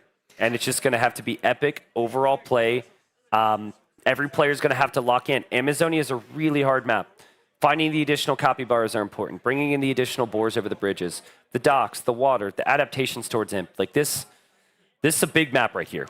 Now you got me worried that we got to lure the javelinas over the bridges, that the javelina in the bridge might somehow get stuck like the scouts did last game. Yeah, let's hope not. Let's hope not. But we see the civs. It's going to be Malay against Byzantines. I think this is the safe option from both. For reasons definitely. we explained, but once we're into it, we'll see how they manage it. The Britons would be specific to this map because of the capybaras giving you a good early eco, but I think the Malay are such a good hybrid civ, and also one of the civs with such a good trash line that they're capable of fighting Byzantines in the late game, and capable of, with their faster age ups, matching the cheaper fast imp from the Byzantines. That's the big thing, right? It's just, what is Hera going to do with his timings this game? You inherently have a slight villager lead, caked into advancing faster. Huge for Hera to have a villager lead. But in early Castle League, so many decisions can be made. Additional town centers, ballistics for archers, military upgrades, eco upgrades, and that's even before we get to Imp. So I really feel as though like the precedent set on how ACCM is going to play Byzantines, because he's done it before. He's just going to try and play safe and hold on. Hera's got to really snowball a lead into the mid game here, and here we are. Yeah, as we get into the game, we see immediately ACCM luring that javelina over the bridge. The bridge is so crucial on this map because they separate the water into, well, 3 separate pieces. You have the backs, where you could go for a safe fish boom, but no one's done that yet. I wonder if the Malay, if there's any civ you could think about fish booming in the back and maybe ignoring the Byzantine fires early on. This could be a civ matchup where we see it. It is an option, but if you dock the back to add fish, which sounds creative, you then are not pressuring your opponent's fish on the front, and they can just fish boom on the front with no pressure. So what you want to do here if you're Hera, probably, you kill the Byzantines on water, which is hard to do, but doable, and then you have the fish traps with the Malay. So that's where my mind's at on that, but you got to look to the sides here, guys. They're starting lumber camps, are all on their tiny islands. Eventually, they have to move out to some very exposed resources, and that's how this map becomes very complicated. Yep, they have 3 small woodlands on their starting island and 3 oysters. The oysters let them get gold, but there's only 450 gold per oyster. It's basically having 1.5 normal gold tiles. The rest of the gold is out on the sides, and for the late game in the middle, which I think I've seen the Byzantines focus on controlling the middle with town centers and castles, so they have all that extra gold. Hera bringing in his scout, just like ACCM did the other day. ACCM brought his scout forward. It's slipping my mind who it was up against, but he killed a villager there on the. That was against Vinchester. Against Vinchester. That was against Vinchester. He killed the Vill, and at the same time, Vinch lost the Vill on the other side because there's a lot you have to lure, and you can't quick wall on the bridges. You can't do your Rage Forest palisades or houses. You actually have to get the Vill across safely. Yeah. But you take a bit of a gamble, right? And you don't know what side they're going to be on. Well, you know they'll be out there, and you don't know the timing. So Hera did look, immediately realizes he's not going to get lucky. And they're bringing back a lot of food underneath their TC, and here's ACCM as well. He's looking for the Dockville. I mean, if your scout is there, you can think about maybe denying the second dock too, or at least making it tricky so you're not cleanly putting it down. Yeah, we'll see if it even will be second dock, right? They have the options, but I think while the mid to late stages of this map are so interesting, it seems like everyone agrees you just got to play feudal age water here. So I would agree with you. I think we are going to see the second dock approach from both of them here. As they're trying to push in the rest of their hunt.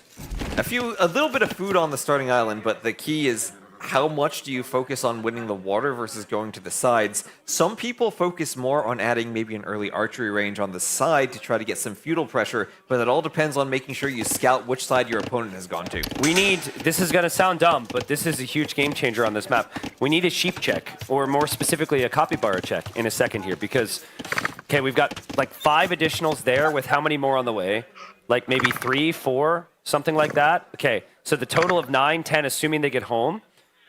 Maybe even more. Hera, I think he already collected a bunch too. Like that, for every 100 food you have on each capybara, that is a delayed farm or a delayed fishing ship, which is just so important. It delays you from moving out to the outside, which is where you're exposed, T-West. Also, a delayed mill. So everything you're delaying, you're saving wood to make more warships to fight over the middle. Yep.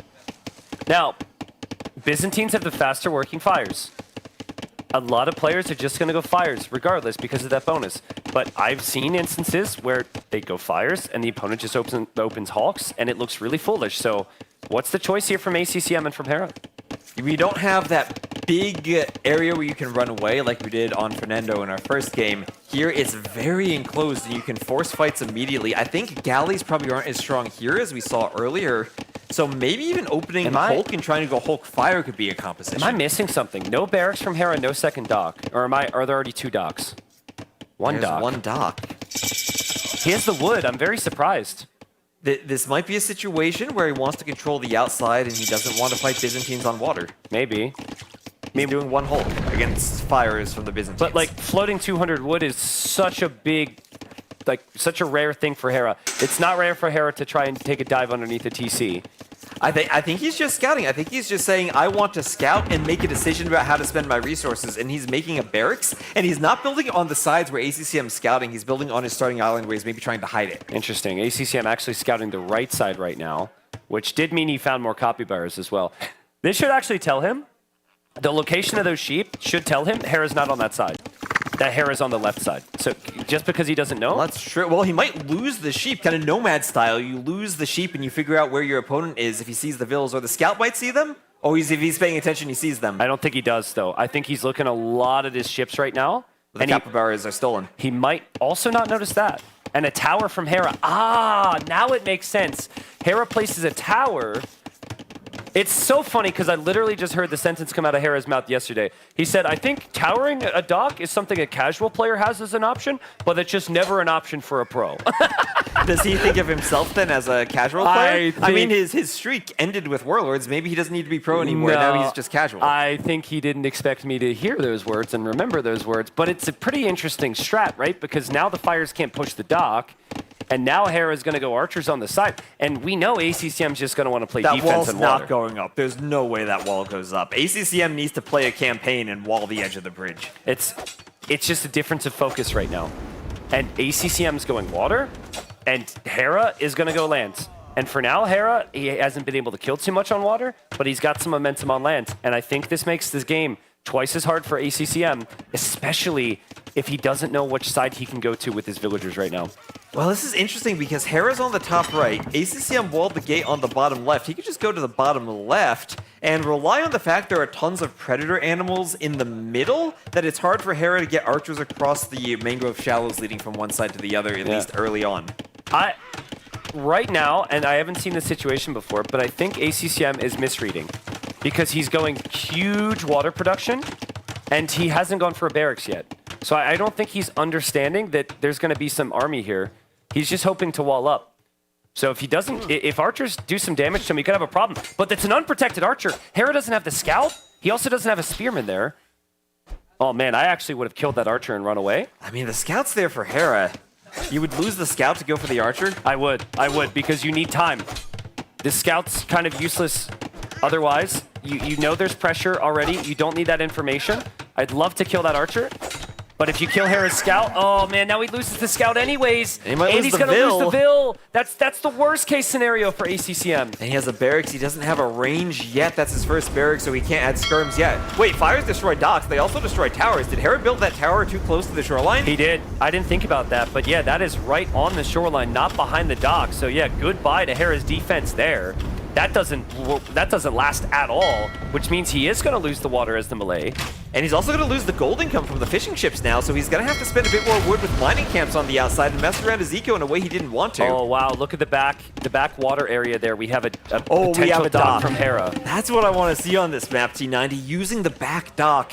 And I saw this a few times in the qualifiers, but more from the thinking players, like the Dragon Stars who try to go for the silly strats. This is the first time we've really seen it here of a player trying to go for the transport, maybe get the archers through. If it's been seen enough times, I wonder if this is something that's expected. Also, like, is it even needed right now? Also Byzantine's town watch. Free town watch for them. He might just spot it with the houses. Check this out, though. ACCM is towering the left side when he's been hit with archers on the right side. That tells me that he understands there still could be a potential threat. It's really good preemptive thinking, and yeah, he has his fishing ships alive. Hera does not, and he could even consider adding a few more if he wants to. And Hera, he has a spear over on the left, so he's scouting. That's going to give him the foresight to know exactly where to send his archers. The question is, does he scout the tower? It's just like the transport is pretty costly. You only have 3 archers. The forward dock is really cool and gets the people out of their seats, but like... Look at those deer like running off the edge of the map by that dock, too. I don't know. The scout's just scaring them off. the one isn't as scared as the others. Yeah, they're just like, Hera's up to the castle age. We're waiting for this transport ship to pop out. And, well, if Hera waits for castle, does he get crossbow, bodkin, and then fight? Does he wait here? Is waiting the play, or is going now the play? I'm looking at his res, and he would have to spend everything he has. You know, what Hera typically wins this map with is his eco, right? Thank you, Vodka, for, in this very important moment, reminding us of that. The tower for Hera is the most interesting thing to think about right now. The fact that the tower has done nothing for him, and he can't build the second TC, is my worry. That's a good point. He can't reboom, and the tower for ACCM will do something as Hera comes forward, and now we're relying on ACCM and the Byzantines in that town watch. And once he gets up to the castle age, free town patrol now too, he's going to have a crazy good line of sight on his buildings to spot the archers. Can Hera keep them hidden? Yeah, look how sneaky he is, actually. He has it's one crazy. tile. One tile for the next minute and 20 seconds along the edge of the map. The cool thing is that's not really luck, because the Spearman has been checking everything as well. So the Spearman actually gave him the info on where he needs to sneak around. ACCM should see this, and he's building another tower. He's aware of it. It's interesting, these towers, though, they don't really protect the back of your base because you're expecting the pressure from the front. But I think just seeing this is enough to feel somewhat satisfied right now. Yeah, now Hera also has the option of pressuring on land. He's already on the bottom left. This map is so tricky to figure out where you want to move and where you pressure. Hera needs to boom now. Yep, I've seen this a million times before. You get a little poke damage, and now you boom. And this is where the Malay shine, right? Because you can hit the timings to Castle Age despite a relatively weak opening, and you can still run with it. And this is where, if you're the Byzantines, you're thinking, okay, you know the Malay have an insane boom. They get up to the Castle Age so quickly, they add the TCs. What is your focus now as the Byzantines? Do you go army? Do you do your own TCs? Do you think about maybe a fast imp? Yeah, you go army to clear this as quickly as possible, and then you just get your eco up and running, right?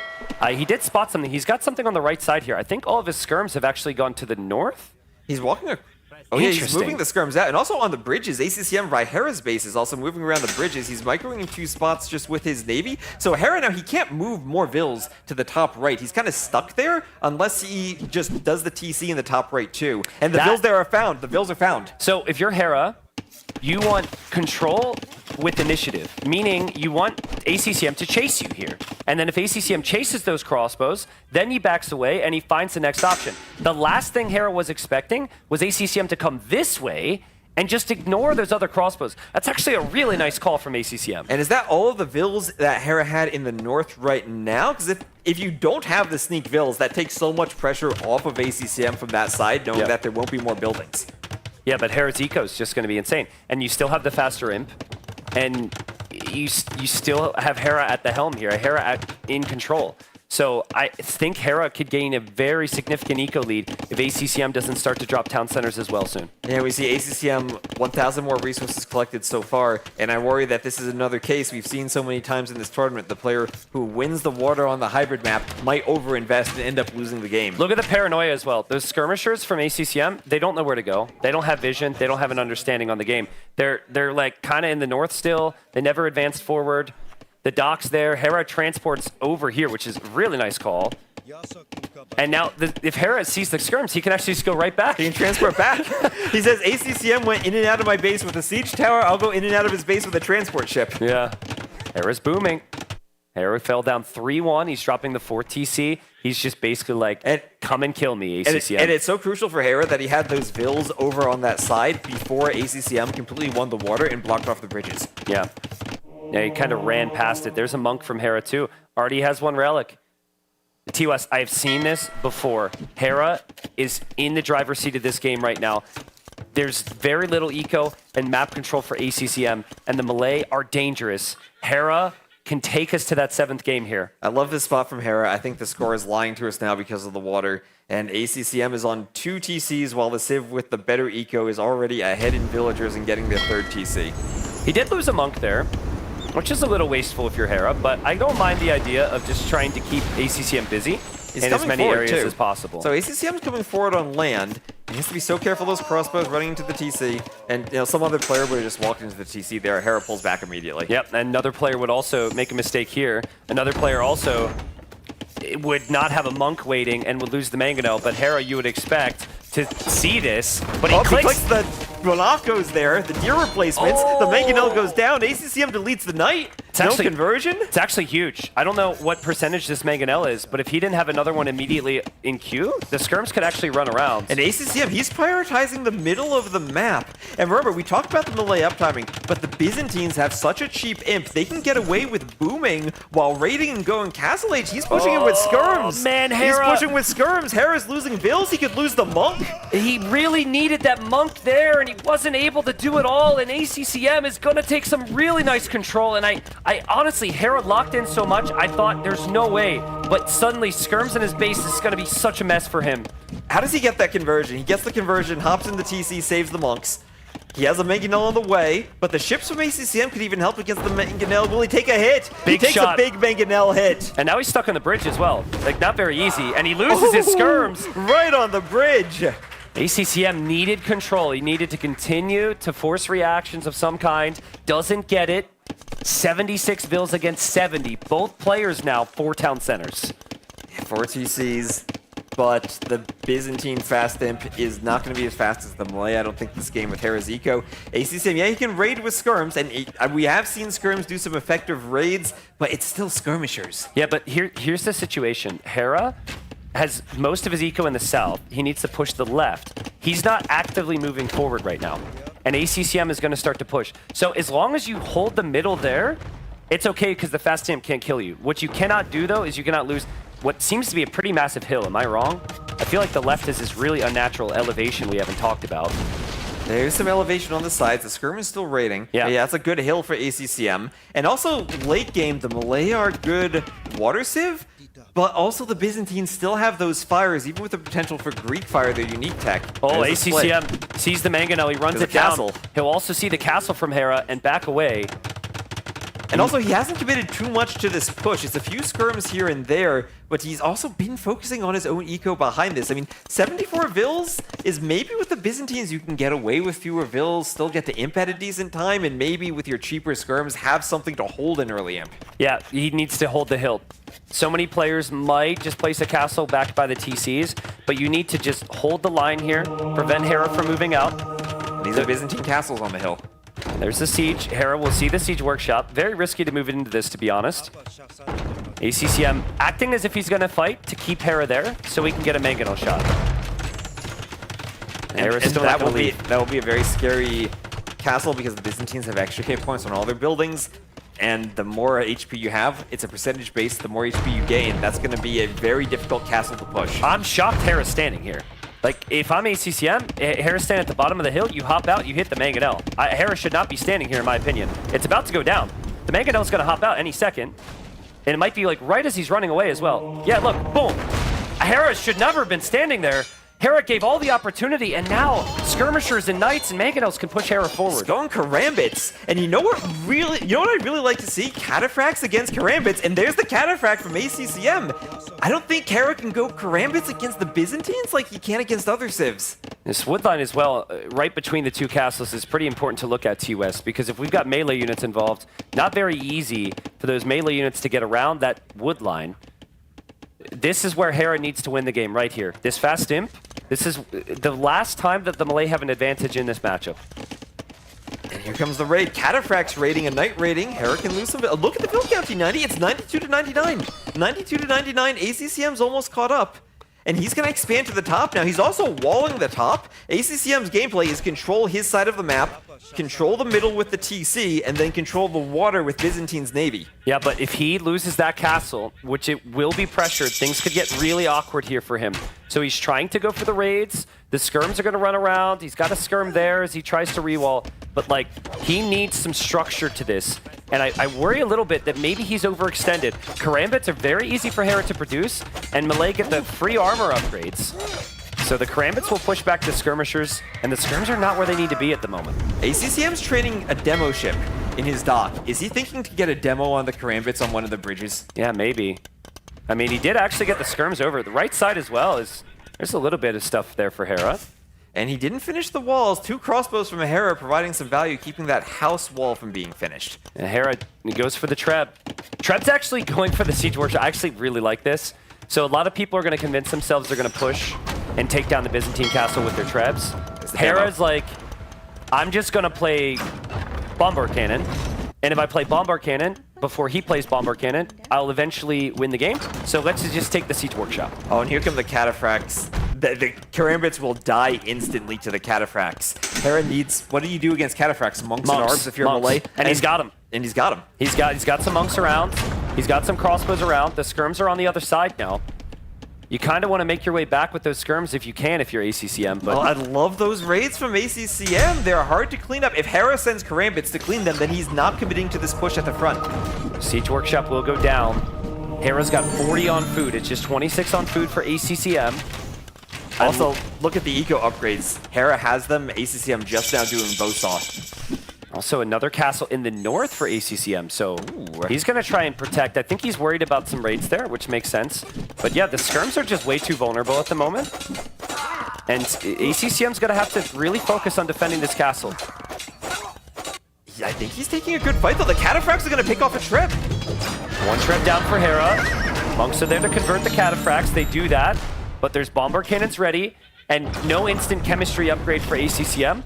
You do get your own Bombard Cannons, but you need chemistry for that, and now 90 seconds away. One of the interesting things about Cataphracts is they have low pure armor, so Skirm's actually able to pick off that converted Cataphract.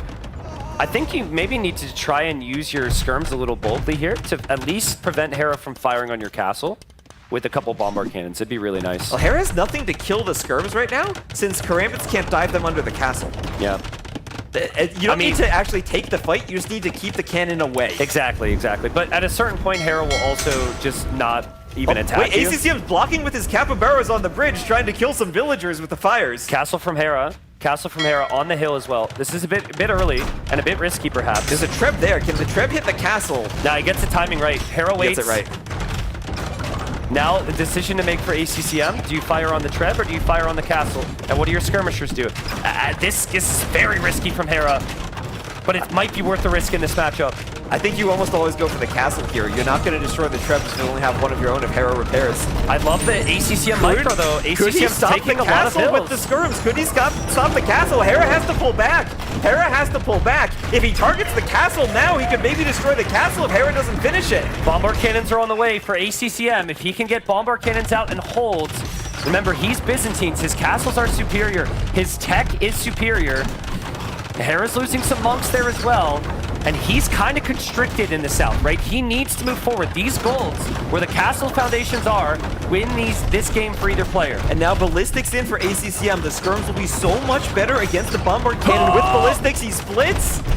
Can Hera finish the castle? I'm wondering how much HP it's even going to have, because I think the Trebs have been firing on it for a while here, too. That's not many bills left. That's 3 bills. He pulls back again. Big losses for Hera here. Big losses for Hera.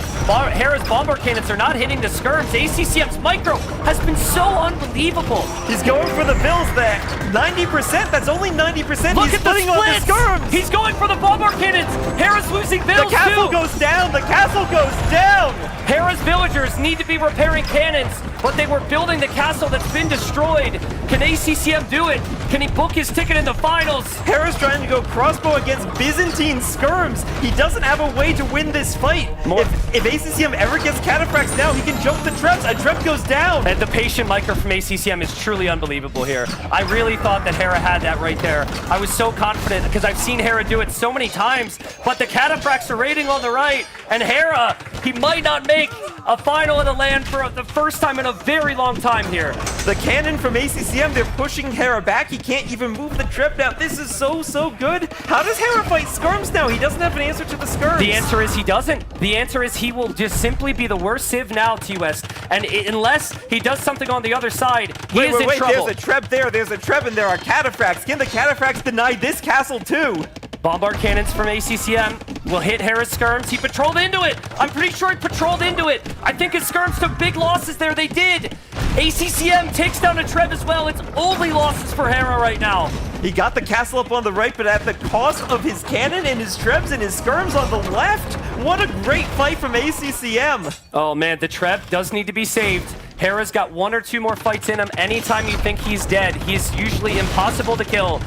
ACCM has more gold though, and Hera does not have resources to continually sustain production. He hasn't had the water after giving it up. He hasn't been able to push with the fast imp. I think you try with like 6 cannons, 50 skirms. You have to hope you win it before ACCM gets to Elite Cataphract. Yeah, and right now ACCM, he's on 200 pop. He needs to think, do I go for more upgrades now? Or do I try to push Hera when I maybe have the pop advantage and can maybe force Hera into military instead of more upgrades? I want to see where Hera's actually taking gold at the moment because he can't be taking that many. Okay, so he's dropping stables. So he will try the very cheap but very weak Elite Battle Elephants. I don't mind it because you need one big home run swing right now to change this game. And Elephant's probably your best option. And this is where Elephant probably beats everything ACCM has right now, but the Byzantine option will be cheap Halberdiers. However, it takes time to make that Halberdier switch. He has to see it. Will he see those stables? His scouting is so important right now. He needs to see it from multiple angles. I think he doesn't see it here, but he just saw it down here. Yes. Yeah, he sees it. That's huge. And also, low Pierce armor on the Elephants. Skirmishers are still kind of effective against them. Yeah, there's so many skirms.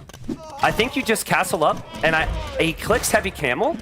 It's just because it's cheap. And he has gold. And he has gold. I wouldn't say Heavy Camel's my favorite option here, T-West. I would try and go Cataphracts.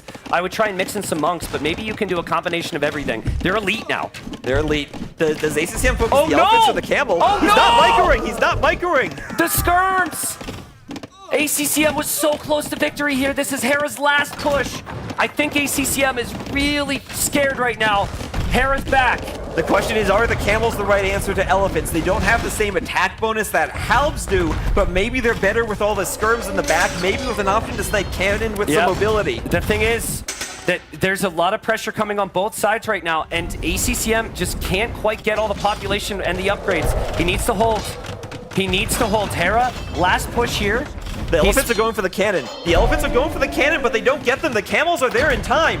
He's repairing, but he ran out of stone. ACCM has to click his castle. He bought the stone. He didn't repair it.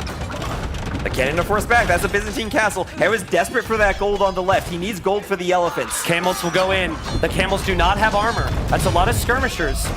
Hera's Treb will go down. The castle will stay up for ACCM, and he can fall back now and wait for the armor. What a game. Honestly, ACCM can even think about sniping the mining camps. Hera is so desperate for that gold. ACCM loses a cannon. I honestly think...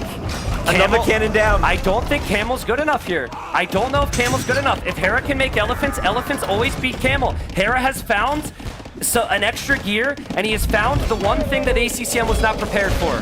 The one thing in ACCM, he has gold in the middle, but Camels, if they're not the counter to Elephants, are they the counter to Elephant Skirm? I don't think they are. They died to Skirms. They die to skirms. They don't do enough bonus damage against elephants, and the elephants are so cheap for the melee that you can just keep tossing them away. What a hold from Hera. ACCM either needs to push the north, which he was planning on, or he needs an answer right here, right now, or it's over. These are two players who don't die and two civs that don't die. The elephant, the last answer from Hera, but it's so important that he takes those golds on that hill, both on the southwest and the northeast. He was back to the corner, but now he has gold. That's such sick wall there from Hera. The elephants are so difficult. Hera's going to drop some gates here again, so the camels can't go in to take the Treb. Camels aren't engaging on the Treb, though. They're going for the cannon rather than the Treb.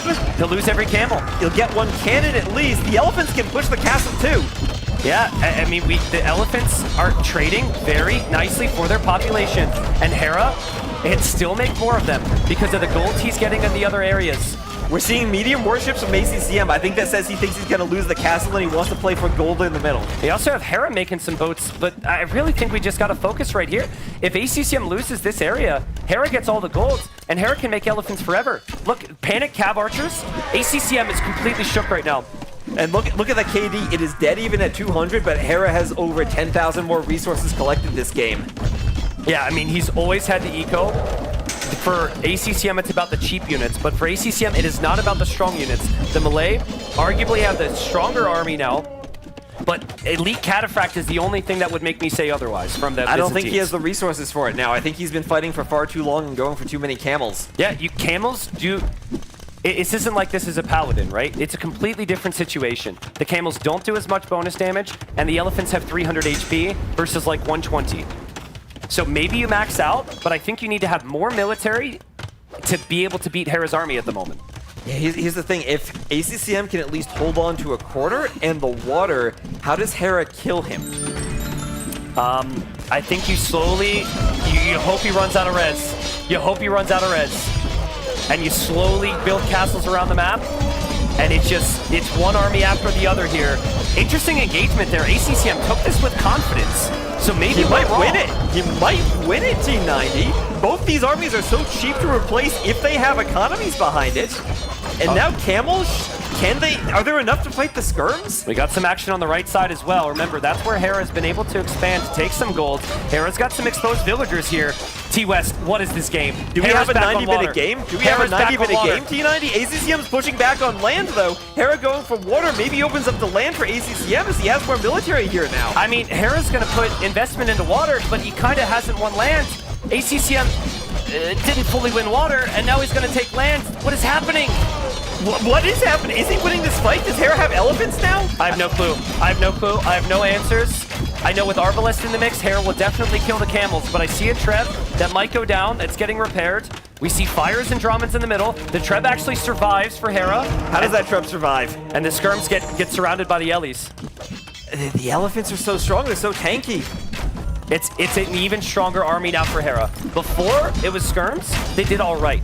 Now it's Arbalest, and Arbalest shred camels. And then you have the elephant still in front for Hera. This is a small thing, but Hera also needs to realize that he's housed right now at 195. Yeah. He's been losing houses and castles on the sides too. He needs to get that pop at 200. But I think he's got the comp. I think he does too. I think he's got the army comp. I've never been confident in the camel play, and ACCM has never had the castles to justify cataphracts. He never had the time, and I mean, Hera's going to start to tower this as well. Like, Hera, his eco is set up perfectly for this. And remember, camels, they lack upgrades for the Byzantines, no bloodlines, no blast furnace, and Hera just keeps slowly but surely pushing. With the elephants, he can destroy all those stables too and stop the camel production. Oh man, ACCM's taking some big villager losses in the middle. He's losing production buildings and units on the land. And for ACCM fans, you're going to hate to hear this, but we are going to go to a Game 7. I mean, when ACCM got that lead, he had one more chance. When Hera gets this lead, it's really hard for me to doubt him, especially when he always has gold for elephants. The elephants were such a game changer here. And now he's in ACCM's production. ACCM can make camels, but he can never amass camels. And the elephants will push through, they'll get into the TC. And if they get into that corner, that's where ACCM has his villagers now. The villagers will go down. Yeah, and Hera sees it. Hera sees that. Hera will see this as well. Hera will get guard tower. And I mean, like, for Hera, you're collecting so much more gold right now, it's not even close. You got 30 on gold, your opponent has 4, and you were able to snag a couple relics. So this might become a game where there's no golds, which we kind of advertised could be the case, but like, then he can go Force Levy and he can play Halbs and Skirms just fine. I love those towers in the middle too from Hera. They'll stop the ships from ACCM and they'll take the middle to stop ACCM taking gold. I thought ACCM had it, and I think ACCM thought he had it. He was so close. The elephants were the last attempt from Hera, and they worked. Yep, he overextended with one army, and Hera's production, we talk about just like his skill, right? And he's able to bounce back. ACCM's looking at his pop right now, and he's gonna have to work through some real negative emotions, right?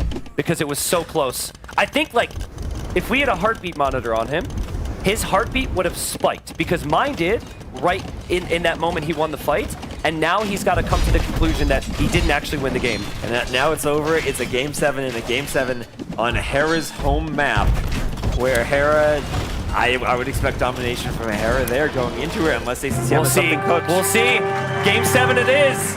What a fight back from Hera. It's been one of the best sets we've seen. He's back. And he's back. We got some signs. Yep.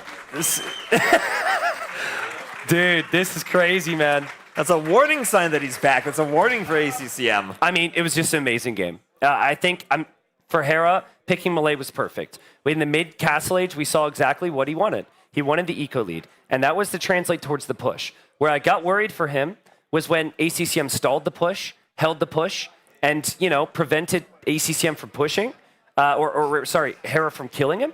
But like, ACCM needed one more hold against the first wave, and he wins the game. Camels was just, I would have actually preferred Cavalier, to be honest. I think that would have been the better army there. Yeah, as we hear the crowd cheering for Hera, as he's going to take a bit of a break and get prepared for game number 7.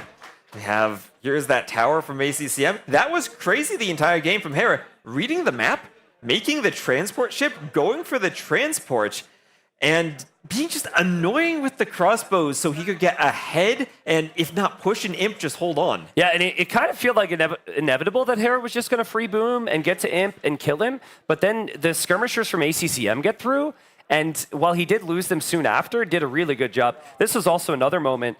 Hera hangs around the Siege Workshop probably a little bit too long, and ACCM is able to get some kills. This was also, like, Hera 100% thought he was going to get this castle. He loses all of his vills. He loses all of his army. This is where I thought the series was won for ACCM. Yeah, and this is the Byzantines with their castles, their cheap skirms. So good denying the castle. I think if he stays on his army comp and just queues like Arbs, if he just makes a couple monks, if he makes a couple cannons, if he does anything but switch to Camel, I think it's still winnable. But like, Camel's so weak against skirm, and it's not good enough against the elephants. It's probably the wrong call. I actually think it's weak against elephant when it's lacking all the upgrades that the Byzantines lack. It's about getting numbers, but when you're already stuck in 200 pop, you don't have the numbers in those bombard cannon shots. And like, Hera recognized how bad the situation was. That hit right there probably gave him such a big adrenaline boost because his opponent clearly was just overstimulated and struggling. And yeah, I think you ask Hera right here, he's like, oh yeah, game over. I get the gold, I have momentum now, and I mean, the emotional blow to have almost taken it and now have to go to game 7 if you're ACCM has got to be something you got to fight past, man. And I'm sure this audience is hyped for game 7. Yeah, I mean, it's Hera's home map, so he's back in the advantage. He just has the momentum from 2 straight wins, and pretty amazing wins at that. I got to give Hera the edge here. No doubt about it, but Civ-wise, I think that it can be very, very close. The expectation is that Hera will play Romans or Khmer, and ACCM will play Georgians or the Magyars. I guess he also has the option to play the Armenians, but... Whew. Could Hera go Britons? No. No. No. Okay. Fair enough. I believe you. Hera plays towards economic efficiency, and he will take risks with military. He is Romans, 5% greater efficiency. That gives him an even bigger boost with eco. I think it's Romans all day. But he does love Khmer as well. So this is one of those two. And they're very similar for his playstyle, that you kind of get that free eco boost either with the just free 5% for the Romans or with the faster farms for the Khmer. Yeah, that's true. And so this is why I think ACCM needs to lean towards like the best, easiest accessible military bonuses in the game. So Magyars, cheap scouts, and extra attack is like super easy to get to. You don't need things to go perfect. And not Armenians. Like, obviously getting the longsword and feudal age sounds great, but like that's a couple texts, a couple researches you've got to go for. You've got the Magyars, as ACCM will come back, and then the Georgians as well, very strong. Free mule cart. I personally would say go Magyars and just go full send, because like this is a full send moment, right? Game number 7. So it's been a crazy series, man. It's been a crazy series. We're going to get into it here soon. As the players are returning to their stage and thinking about their last Civ pick for game number 7. And this is what we want to see. Yeah. When game 7 on what's going to be a very open and aggressive map. Lots of action right from the start. Yeah. I think there's also a very good chance that someone may consider a lame here. Because we've seen it before. Exactly. Like, you sometimes need a little bit of luck. And maybe you go forward, you steal a boar, 3 boars versus 1, and it completely throws off the opponent's build order. I would not do that with the Magyars, but it's an option. I think that with the Javelinas having 3 of them with only 300 food, the lame isn't worth as much on this map. Okay, fair. Yeah, I mean, I didn't think about that, but I think trading away scout HP is pretty poor here. You want to have the scouts advantage if you're Magyars and Georgians. So I wouldn't want the lame if I were ACCM. And maybe something else to think about is the Romans with the extra armor for the spears, especially if you are in a matchup against scouts where the Khmer who want to skip the barracks maybe wouldn't have spears added in. I also saw Sorakuma in this tournament, I think on this map, play Romans, play men-at-arms, get armor, and just keep making men-at-arms. Now, granted, that was against Lewis. I'm sure Hera would have seen that, and Hera would feel like, okay, maybe if Lewis did this or that, that's poor.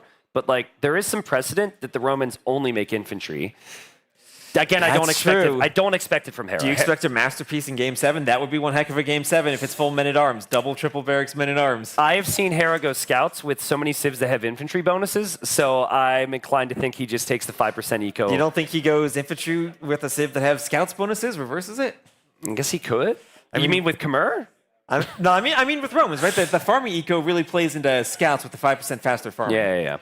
That's why I think that's the main reason to pick them for this map. But you're also in the back of your mind thinking aggression with men-at-arms, aggression with spears against scouts if you see Magyars. Yeah. We'll have to see what the map gen looks like as well. Sometimes if your gold's really exposed, it just feels as though going men-at-arms and archers is a mistake.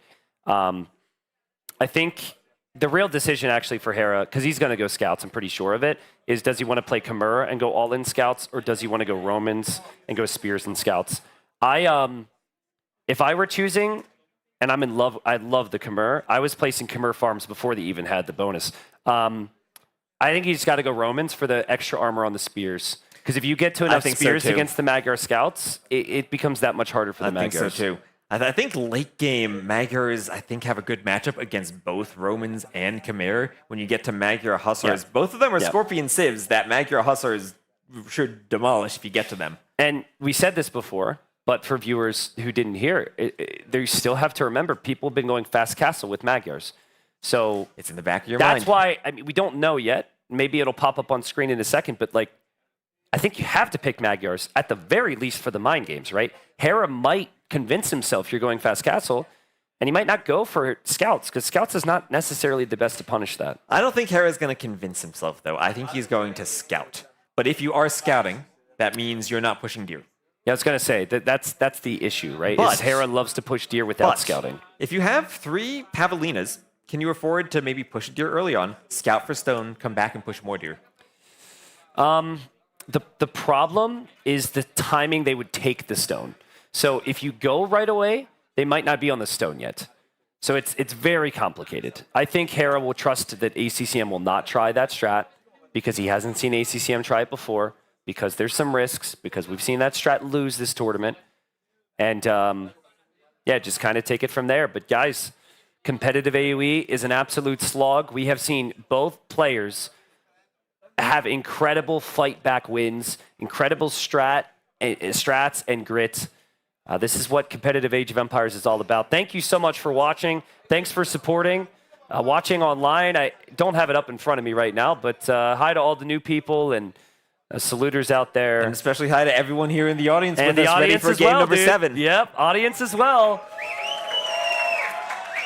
Yeah, also, we have to address the elephant in the room, which is the fact that Brazil plays a World Cup game in 3 minutes. In 3 minutes? So maybe a mix of people watching this and also watching that World Cup game here in Brazil. But I'm sure. Oh, and I think the players are just about to get ready and get into the game. Should be. So we should be getting ready to get into game number 7. 90-minute time limit. That's about an hour in real time. So within the next 60 minutes, we're going to figure out who's going to the finals. How long has this best of 7 been? Do you know what time it was when we started? Long? It's been long. Can production tell us? I mean, I'm going to need a break right after this game. But production telling us they have 0 clue how long it's been. Yeah, all right. Well, here we are, guys. So this answers the questions. Hera will go for Khmer. Typically with Hera, he loves to go full scouts, full army, and he never stops. ACCM's got the Magyars. Very similar thinking with the Magyars. If it's full scouts, I think I like Magyars more. They get the cheaper scouts, which in the long run in Feudal is an insane bonus. Kind of interesting as well, Hera not taking any wood just yet. So Hera, you could still pull this off. But typically, you'd have a lumber camp going up at some point here. I doubt it's a fast castle for Hera, but these days you do have to question if someone has a planned strat in mind. Khmer also, his last picked Civ in his draft, didn't go for Romans that were higher up in his Civ draft. He must be thinking, expecting ACCM from Magyars, wanting to go Khmer. Is there's maybe something in the matchup that he sees? Yeah. The thing that is really complicated in these full Scout Wars is if you ever want to mix in archers. Because if you mix in the archers, at a certain point, they become super ineffective because scouts could just like jump on them, right?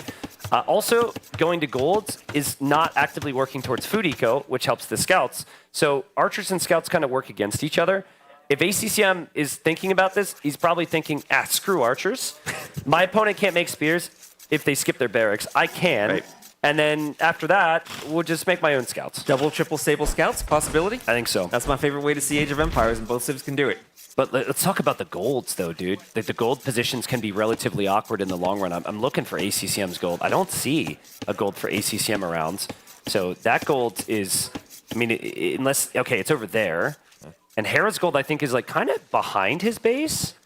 Yeah, he's a better gold position, but it's kind of awkward to wall, too. Yeah, it is. That's the thing about this map. You have these acacia forests that have these gaps in them. You're far from the edge. There isn't much you can use to get yourself walled up. Yeah. So Hera will have the faster stable. That's the difference because he doesn't have to build the barracks.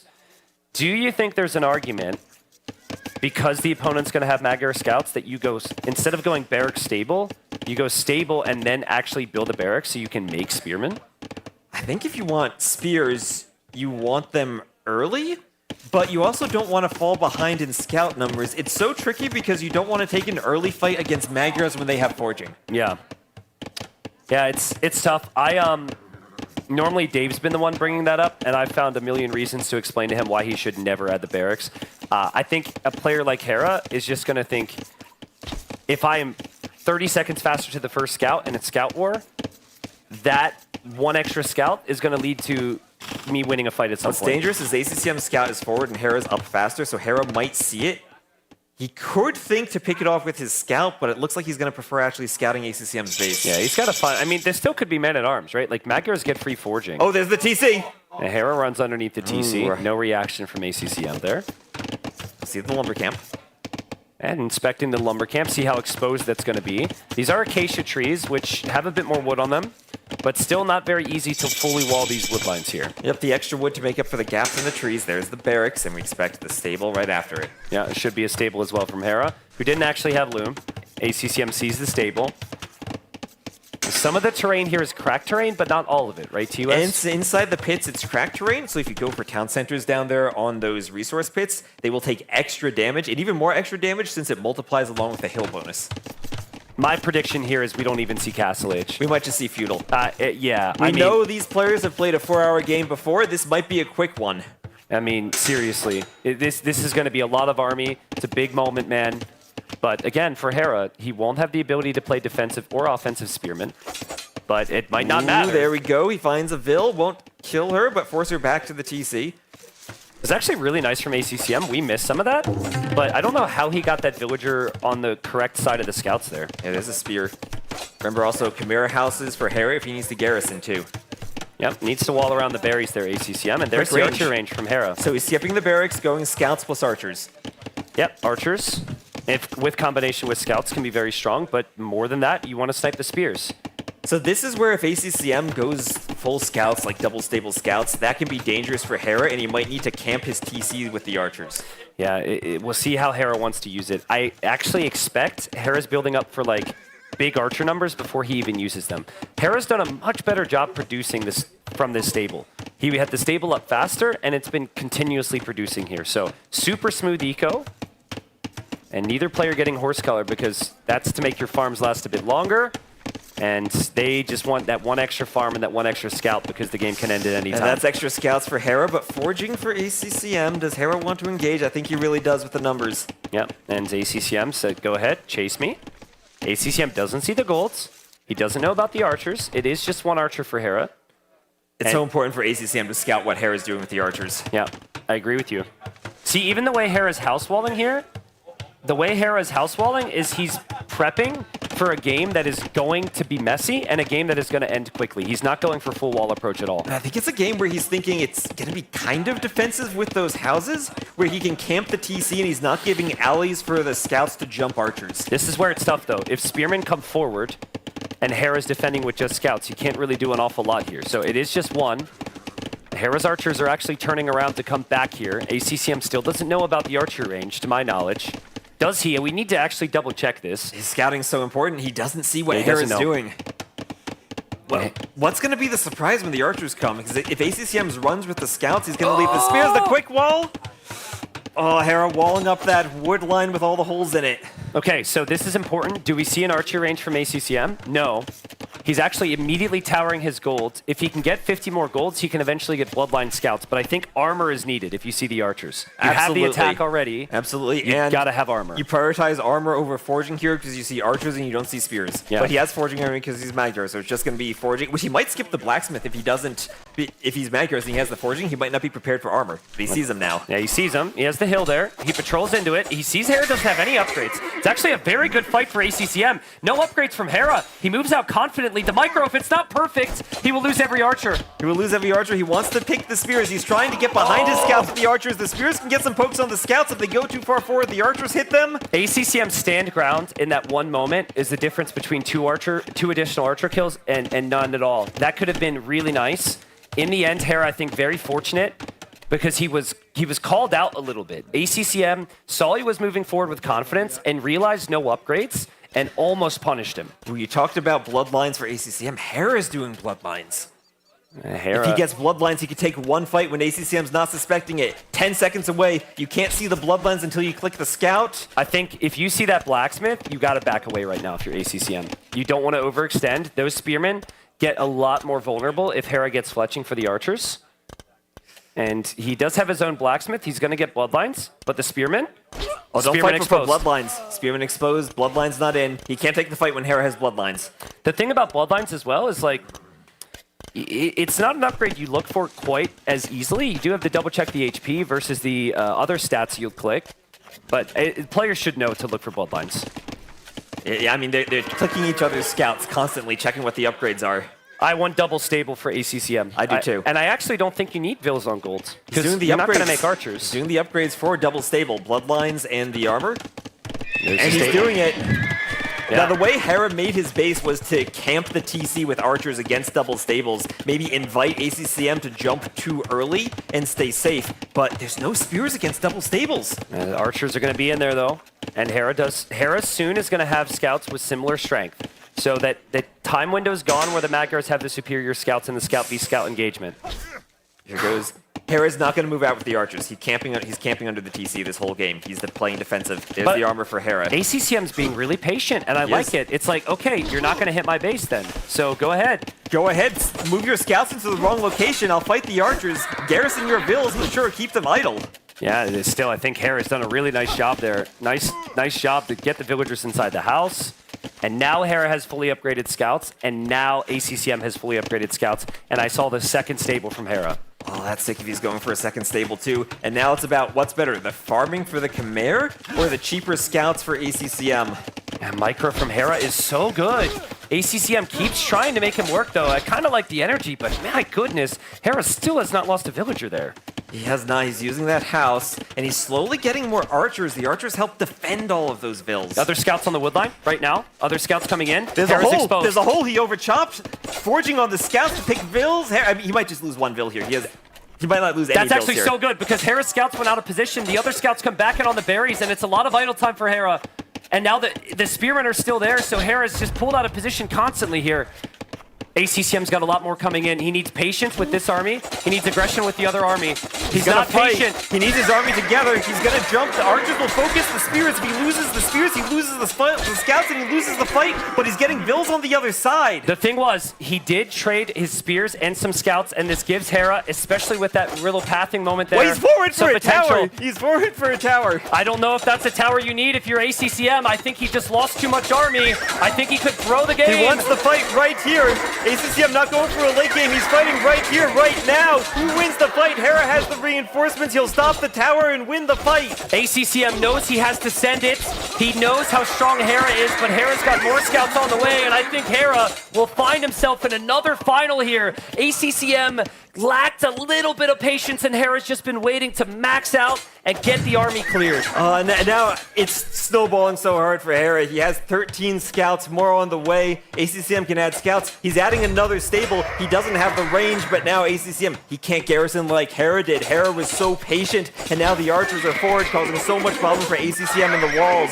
Heartbreaking for ACCM. It must be so heartbreaking right now. You were so close, not only in the series, but in the previous game as well. But, you know, you look for that one big moment to take down the better player, and then oftentimes the favorites, it's the collectiveness of the whole game, right? And that fight right there, ACCM thought like 1-2 punch, boom, we win. Hera never thinks like that. Hera's thinking all about just playing solid overall, which is why he picked the Khmer. And now at this point, dude, the efficiency of the farms is going to give him such a big scouts advantage. And right now, that tower on the gold is kind of a waste because he's going triple stable scouts and he needs food and wood. Yeah, exactly. Oh man, it was so close. I really think without the forward vills, if he just takes a couple villagers here or there, falls back, he's got some opportunities, but now this gets dangerous. Hera's got a much bigger army, and he needs to wait for Hera to overextend here. And Hera needs his own patience now. He can't make the same mistake of overextending. Yep. Yeah, and you judge it based on what you see, right? You're like, okay, I got to match his scout number, and if I do that, and I have my archers, I'm in a better position. But this is interesting. ACCM's like, you know what? If I sit at home, he just, controls the game. So let's go to his base and see what he does. The archers were good for defending for Hera. They're less good for attacking when you have so many scouts on the field. Yeah, Hera could have called his bluff. Ooh, there's a hill for ACCM too, I think, in that fight. I think ACCM should run into his base. Hera's chasing. Hera's not punishing him at all. The problem with running into the base is Hera's Khmer. He'll just garrison the villas. He's not going to lose anything if ACCM runs in. That's okay, though. Gate. That's okay. It's a lot of work for Hera. It's a lot of idle time. I think Hera could send the archers forward and kill ACCM right now. Look at Hera's resources, though. He's doing a market. I think the problem with the market is the Khmer it's going to give away. He's going for the Castle Age, but can ACCM actually stop it when Hera has 10,000 more resources collected? Yeah, I mean, we'll see. I really think that this is a way back for ACCM. Hera not choosing to be aggressive. Not choosing to just go right into the wood line for ACCM, which I'm sure is exposed, and more armies on the way. Let's see. He's up to the Castle Age. I think Hera doesn't need to be aggressive now. That is a perfect tower. He just needs to hold for the Castle Age, get to Knights, and he should win the game. He's not producing any more scouts. His archers are getting attacked there. He'll defend there. Hera spends food on the Castle Age and not scouts, which gives ACCM opportunities, and he's got 5 more scouts now. If he can clear this before Castle Age, so over the next 2 minutes, this game is still winnable for ACCM. I don't know about that, T90. It's 1,000 more res collected from Hera at 37 to 21 KD. Everything he wants, he has right now. And is he going to make a mistake with ACCM trying desperately to finish that tower once more? Yeah, it might come the other side, honestly. He might pressure more different buildings, like maybe the gold or something. The other tower is not really the spot anymore with no wood. Correct recognition. The first time from ACCM, maybe you question the vills, but like now you know Hera's up, and you got to do something fast here. So I like this from ACCM. Yeah, here come the archers from Hera. He wants to force the fight, knowing that Hera stopped the scout production. But what does that tower even do? Hera just moves the farms. Well, you can take down the stable if the tower goes up, and Hera may also overextend trying to deny it. But he's ACCM might also patient. overextend going into the archers, but yeah, it does go up, denies some farms, denies the stable. Yeah, I mean, Hera has been so wonderfully patient here. He's just waiting. He's just waiting. He'll act as if he'll engage at times, but he will never overextend. But he'll get up. He can sell food if he wants to do gold and upgrades. He'll do light cav, he'll do armor, and he'll also think about knights. He's selling right now. We might see ACCM fight this. There's another tower. We might see him fight it right now. You kind of feel like you have to, right? He kind of feels like he does. This might be it. Crossbow Bodkin for Hera. He wants the crossbows before armor. He's going to take the fight. Oh my god. I mean, that stack patrol just melted the army anyways, and now the upgrades are going to come in. This Hera focus, the scouts are the vills here. He's going for the vills to deny the tower. This could be it. I don't think there's a way you can win this fight anymore. If you're ACCM, the tower will go up, but it won't matter. You're going to lose everything else. The scouts from Hera are simply going to be replaced. You can't kill the crossbowmen, and ACCM's hopes, ACCM's dreams, which became very real, of making it to the final today, are slowly slipping away. He's so close. Hera can destroy that tower with crossbows. It's a feudal age tower. It is less HP. The tower's going to go down. The vills inside will die. Hera has so much more military. ACCM's adding more stables for more desperation scouts, and that's all he can do. Oh, it's crazy. And Hera can defend from those scouts as well. He can have his own light cap to match. Crossbows now can advance out across the map. You obviously will always continue to fight here if you're ACCM. And Knights will be killer. Knights plus crossbows will demolish feudal age scouts as long as he's not out of position. It's kind of crazy, right? Like, Hera didn't really move forward to do any damage He's this getting game. surrounded. He's getting surrounded, but it's still crossbows against feudal scouts. Hera could even win this fight. You got to patrol nicely here, and Hera repositions, gets to the other side. That's really good micro from Hera.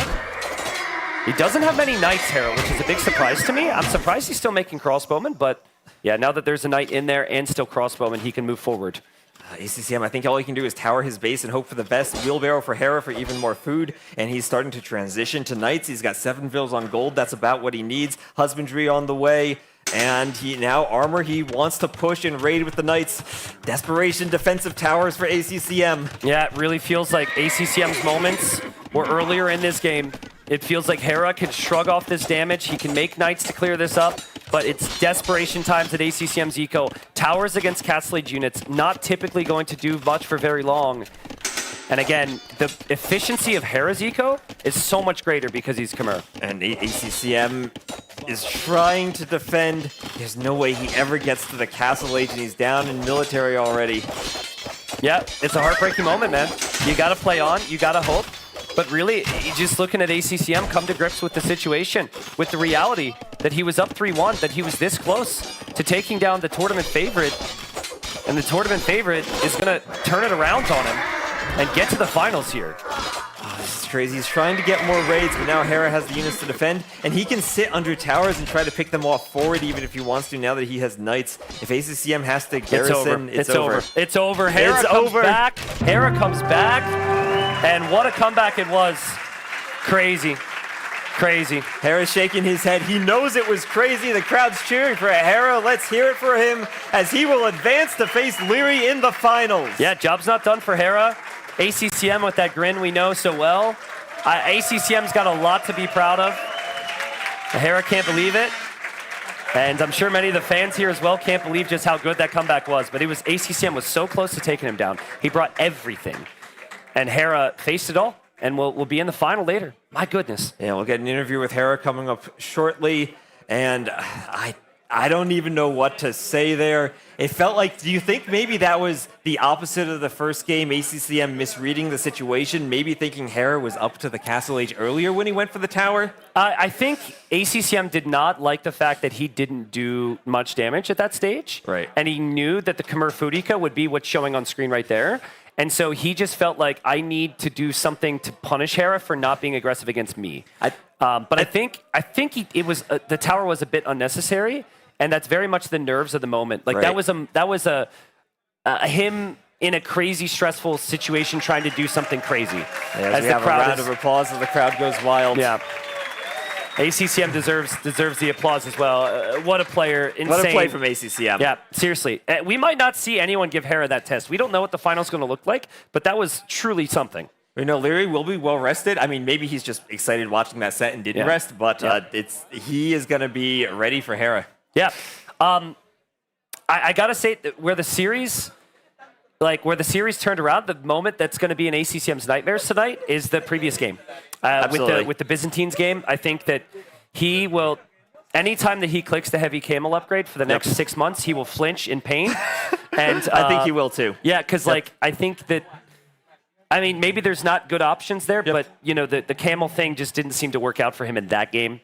But that's the thing about Hera, right? It's like, I think we maybe saw ACCM on strategy and maybe on Civ Draft win that series 5-2. There's arguments to be made. But in terms of just consistency over a freaking 4-hour slog, he's able to stay so consistent that he can turn it around. It just shows how impressive it is for Hera to outlast the player who probably plays the longest games of anyone in ACCM and show that consistency, show that stamina, show how also just the comfort being in the LAN environment when he's down and not flinching. Yeah, and part of that is because he's done it before.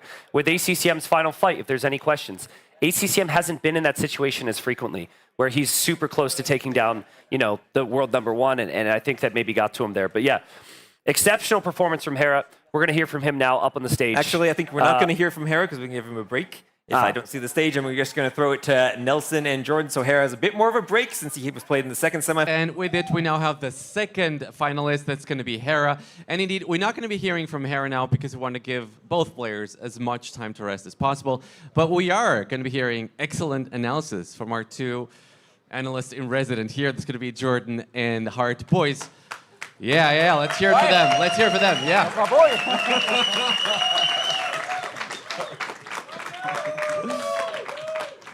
Boys, ACCM goes from barely qualifying from the Swiss stage. He really had to wait till the very last result, which was Tato versus Surikum, if I'm not mistaken. And now he just barely lost versus Hera. Is this the best ACCM we've ever seen, Hart? I think it's such a crazy run for him and Yo, honestly. Yo might have gone out earlier, but they had a pretty bad group stage for their standards, right?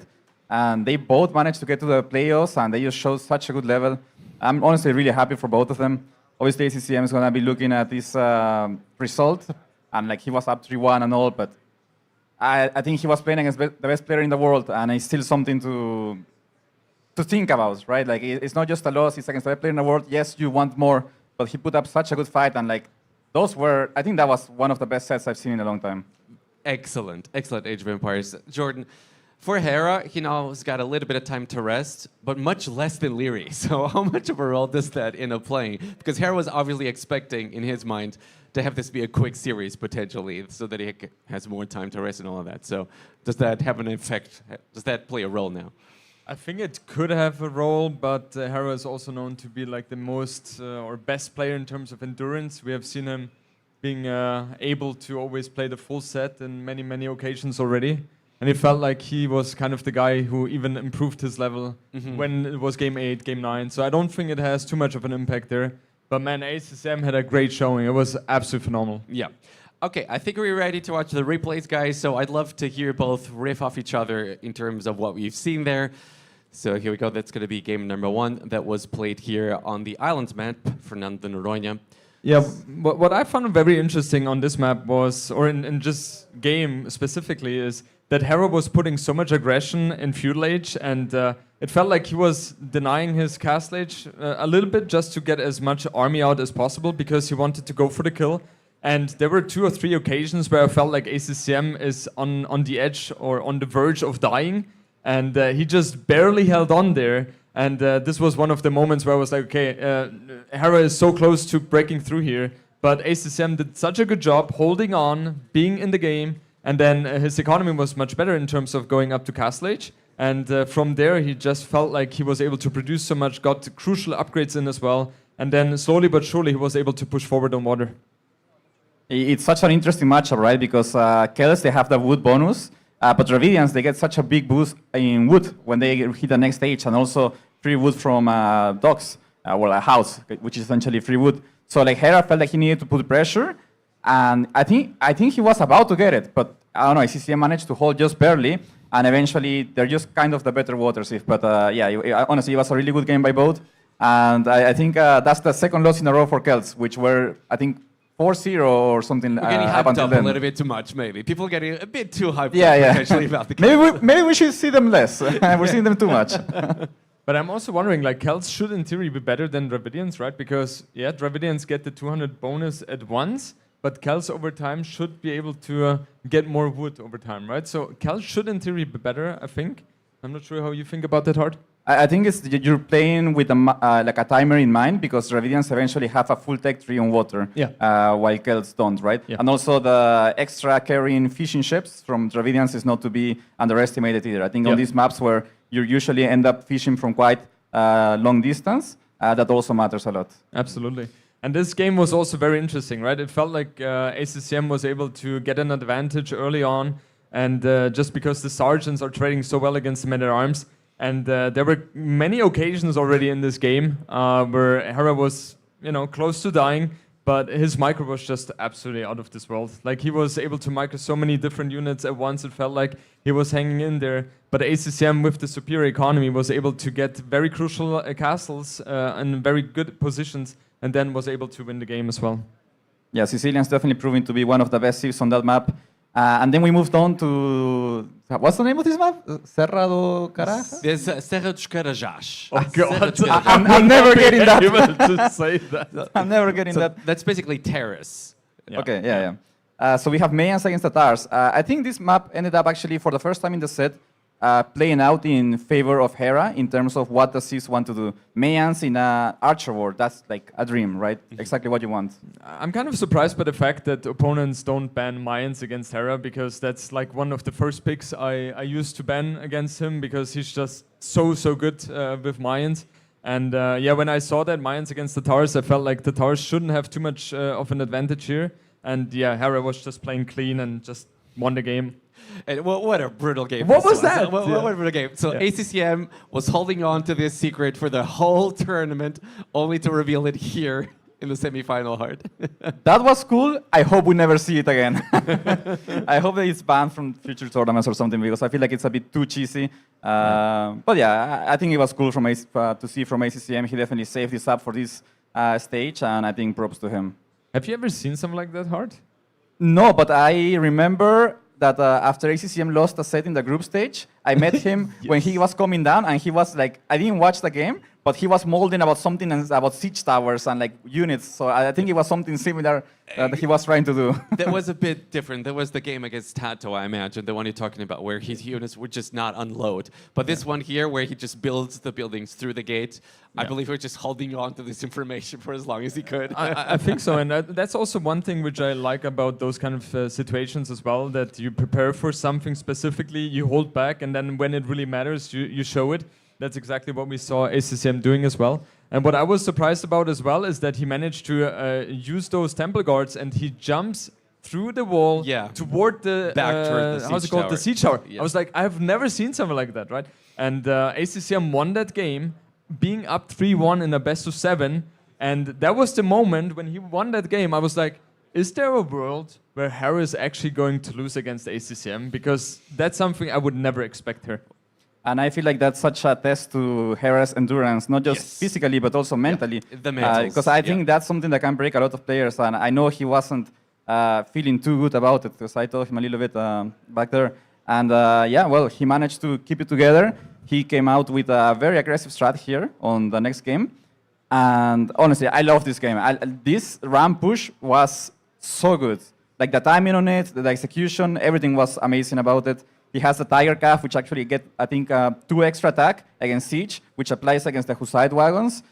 So he just has like the perfect unit. But without Siege, without the rounds, this doesn't work. Exactly. And what I found very interesting as well is ACCM, a few seconds before that push happened, he was active with 4 Hussite wagon, and he was trying to raid Hera. But Hera said, I don't care. I will fully push onto that castle. And that was the right decision, because the more time you give Bohemians, the worse it's going to be for literally any Civ, right?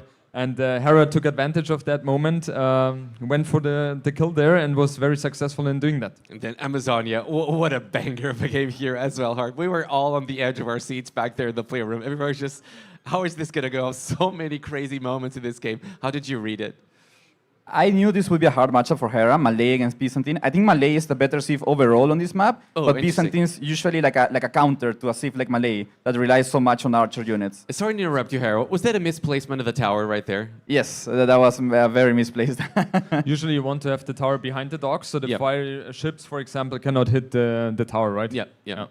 So in general, Hart, I guess what you wanted to say is like Malay overall should be the better Civ on that map against other Civs, right? On average, compared to Byzantines? Yeah, because they pull ahead in economy, and I think they just fit them up perfectly. But Hera put some nice aggression here. He gave up on water, knowing that he wouldn't win it against Byzantine long term. Went for aggression on land, found damage, and then put himself ahead in economy. This is though what Malay can struggle against. Skirmishers walking around. Elephants usually a good counter to that, but monks once again counter elephants in Castle Age. And I feel like also Hera, with the better economy, was able to get a good position onto the map as well with a good timing. However, Byzantines is literally the best civilization to hold on there, being defensive. trying to hold the position. ACCCM was capable of doing that, right? We see it in this moment right there, kind of pushing back the push from Hera. And that was the moment. He had 180 population against 150. He had map control. He had the center where all the gold is. That was the moment where I was like, okay, ACCM is about to close it out. But Hera, he's just not going to resign, right? And he was fighting back with the elephant switch. And that was so crucial. He was able to push back. And Hera slowly but surely was able to take more and more advantage of the map. And it was hard for ACCM to come back. I think I'm not sure if you agree. I think it would have been better for ACCM to go for halberdiers instead of camels. Exactly. The moment I saw him taken into camel, I think that's when I realized Hera's most likely going to win this. There was this small time window where Hera actually didn't have proper access to gold. Yeah. And he managed to get it in time, just in time to get a switch to elephants, right? And I feel like that made all the difference in the world. This area of the map was so important for Hera because basically it meant that without having the middle, he would have these 2 golds to play off for a while, right? So that basically secured him at least 10 more minutes of staying alive with gold units. And yeah, just the elephant snowball was too hard. I think ACCM was also hurting a little bit. He had a late heavy plow, no handguard even up until this point in the game. I'm not sure if he got it at all. Which basically meant that Hera was ahead in resources collected so much, right? So he just needed to find good fights and snowball it. And what was also important, Hera in the meantime, while he was pushing back in the south side, he was also taking control of the center with towers and navy units as well. And ACCM was just overwhelmed at that point. And going into game 7, we were already discussing Khmer against Magyars. I personally was a little bit surprised that Hera used Khmer instead of Romans. I think Romans should be very good against Magyars compared to Khmer. I think Magyars should be better than Khmer with the cheaper scouts and forging right away. But I don't know, Hera felt like with the bit of better economy was able to generate a lot of army. His superb micro was again very helpful for him to keep in the game very well. Yeah. And this engagement, like he takes such good engagements where he slowly but surely takes an advantage step by step. And that moment was like the lethal one for ACCM, right? Yeah, the guys were saying back in the room, Hart, this is the moment that maybe ACCM does not have to go for. Yeah, so I think it's a matchup where Hera basically can't take one losing fight. He takes a single bad fight, the game is over. It will snowball in favor of Magyars. But that's, I think, what makes him such a good player, amongst other things. I think he just almost never takes bad fights. He just keeps delaying. If he took a fight earlier on, he probably would have lost it, or it would have been good enough. He just waited and waited, always getting small HP wins in the trades. And eventually, he just goes for a fight that, like when ACCM goes for the forward towers, that's when he breaks the game, right? He clears it up. Now he's free to go to Castle Age. He has Khmer economy. He can combine the X-bows with Lycav and Knights. So that's basically where Magyars just can't keep up anymore. All right, boys, awesome listening to your insights. And now we're going to give players roughly 1 hour time to rest, to reset their mental. So viewers can expect about 1 hour until the final begins. Of course, there's going to be plenty of stuff to look, so don't you guys go anywhere. And as all of you know, we here at the competitive scene of Age of Empires 2 have a very busy season still ahead of us. And after the Brazilian Dynasty, you won't have to wait too long until the next tournament is going to come. We're going to have plenty of tournaments throughout the year. One of those tournaments is going to be the League. It's going to be a 3v3 tournament, a team game tournament, which we've been long calling for. And this next season, we're thankfully going to be having it. And I believe we do have a trailer ready to show. After the trailer, we'll be having Nili and Daniela telling us more about the tournament.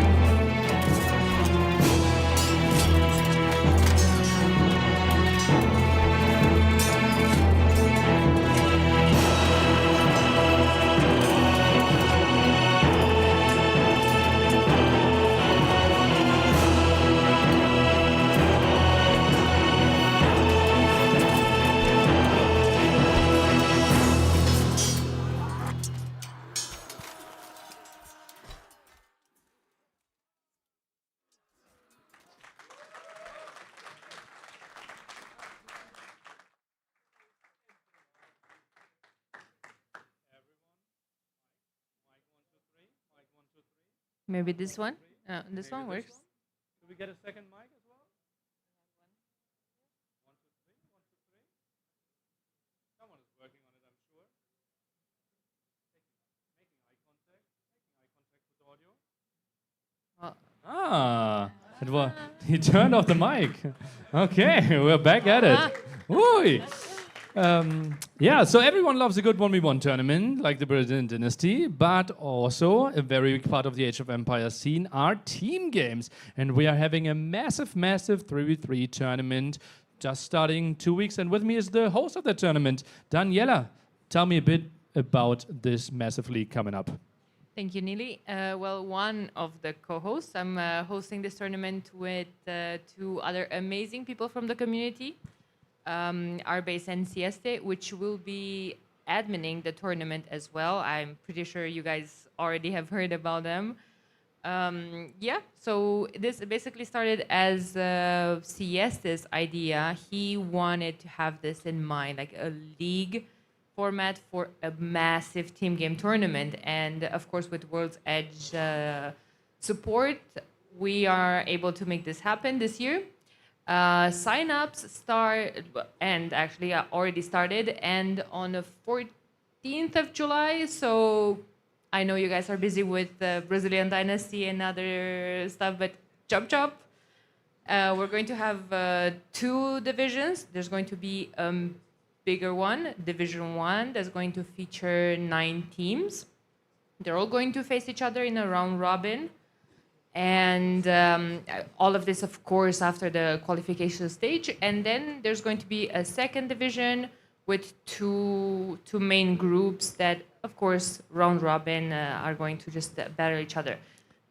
The most important part and the most high part about the bigger division, the division with the 9 teams, is that 2 of those teams will face each other in a LAN event. And that's something big for the team game scene. That's something that hasn't happened since 2015, if I'm not... I would say 2019, but okay. Who's counting, Who's right? counting? $75,000 on the line, 9 teams, as you already mentioned, right? Mm-hmm. The best of the best, right? We will have Onimaru there, we have Vitality there, will have a Chinese team as well. Who are you most excited for? Oh, I'm just waiting for that list of sign up, to be ready, and then I'm going to have my prediction. I'm also, the most curious on those 8-9 places. Mm-hmm. Like what are the teams that are going to make it last or like barely make it? Because I also feel like those will be the teams that will prepare the most. Usually, that's how it goes in every tournament. Usually, like I felt like even in this tournament, some of the underdogs came the most prepared. Yeah. Also, you have to think about it. Qualification starts in 2 weeks, right? Some people can already practice there. The Germans are practicing. Argentinian teams. The Wonder team is obviously something I'm really excited for. We have Sebastian, ACCM. So yeah, those will be fighting, and they will be really well prepared. I know Onimaru is thinking about sending some teams. If you were the team captain of Onimaru, who would you send as your A team? Ooh. Dowd, obviously. Dowd. It is the main team, so it has to include Dowd. And who else? Who are the 2 side actors? Now, there's a discussion to be made, right? What do you do? Do you still keep that group and the synergy that some of the players have from their former teams, from GL, or do you mix them up? I can see a team like maybe Viper, Andy, and Winchester being absolutely cutthroating. Maybe that's my A team from Onimaru. Okay, that's your A team. My team would be Viper, Winchester, Taro. Okay. Right, that's what I could see. Obviously, Dowd, he might be the captain for another team, and yeah, would be really interesting. And as you mentioned, we will have the big finals, the best 2 teams in the world playing in an offline event in front of a crowd of maybe up to 1,000 people in Hamburg, Germany, and that's combined with the Garrison. And we will take a look at the trailer for that one as well. In 2025, the community gathered. Rivalries sparked. Okay, so after the draft, I told Viper, my draft is way better than yours. and Viper. Viper said, but my skills is way better, something like that. History has been made. There's no way! There is no way! There is no way it's gonna die! It's gonna die because it got hit and it will not pack to the tower. Hera does it. That was. Now it is time for a new chapter. Welcome to the Garrison 2026.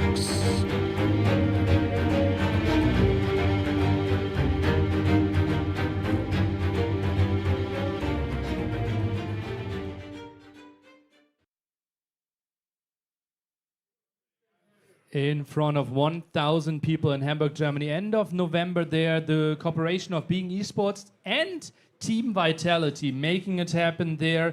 And we are hoping for great, great games. What would be your dream final there when it comes to the teams? Who do you want to see? Onimaru A against Onimaru B?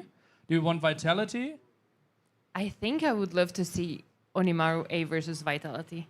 Because in my opinion, probably the best lineup from Onimaru should face the other best, greatest team in AoE. So I could see a final like that. It could be two teams from Onimaru. It could be Wonders. Wonders have been putting up a crazy lineup lately. Chinese team, Lux, Vivi, It Mr. could Yo be Chinese. There's going to be a lot of teams, and talking with you and in front of you guys about this is making me more and more excited because the qualifiers are starting in 2 weeks. So there has been a time, a while. I mean, since we've had any team game action other than just the random show matches or ladders and so on.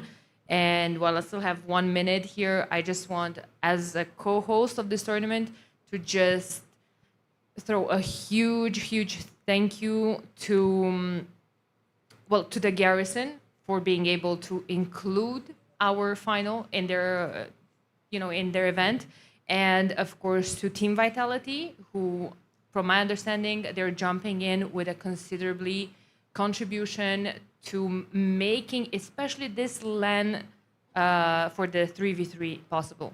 So, guys, please, from me, a round of applause for them.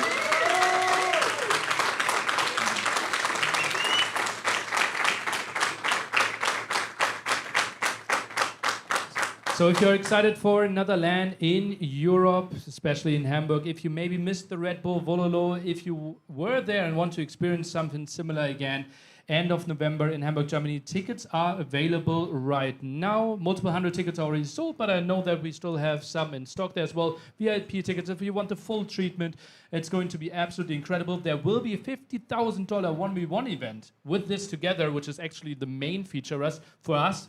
Now that we are so excited for the 3v3 event, that is going to be a full day. We think about the setup. It's going to be really nice. Daniela, excited, glad that you're hosting this tournament. And we have more for you now as the crowd. We prepared some of the most beautiful faces the AoE scene has to offer. Nelson, Mr. Masmora, is taking over a quiz before the grand finals. Take it away. Enjoy. Thank you very much, Lily. All right. Don't be shy, boys. Don't be shy. Follow me. So, to those of you who have heard about the King Simple Beans quiz show, rejoice because we're just about to play one. So, it's going to be a 2v2 quiz. We're going to be having, I believe, Tato and Dark. So, Tato is sort of the big champion here of the quiz show. Where's Jordan? There's a microphone for you right there. Beautiful. Hello. So it's gonna be a quiz show, 2v2 quiz show, Kings of Plebeians. Winning ST tournament and all.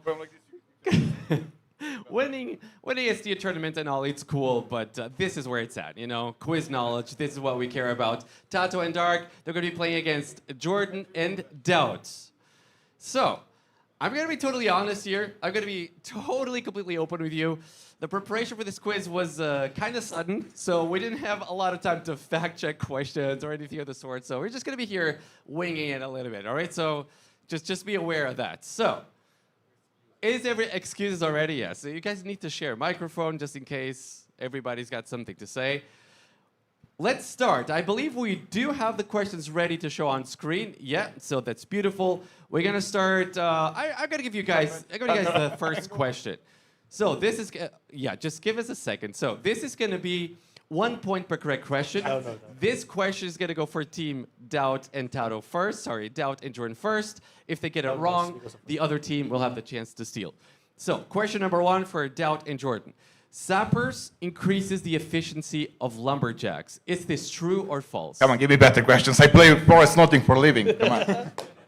I just need to know if it's true or false, though. I let Jordan answer, right?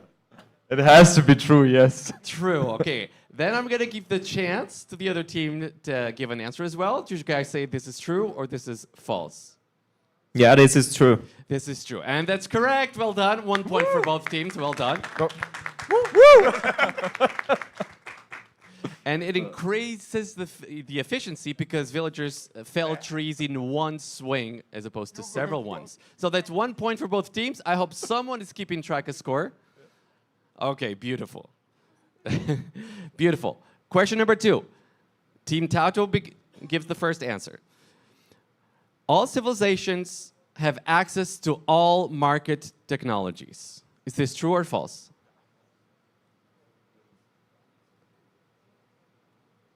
I think it's false. You think it's false. Team Doubt and Jordan? It's false, guild. And the answer is false. Well done. Another point for everybody.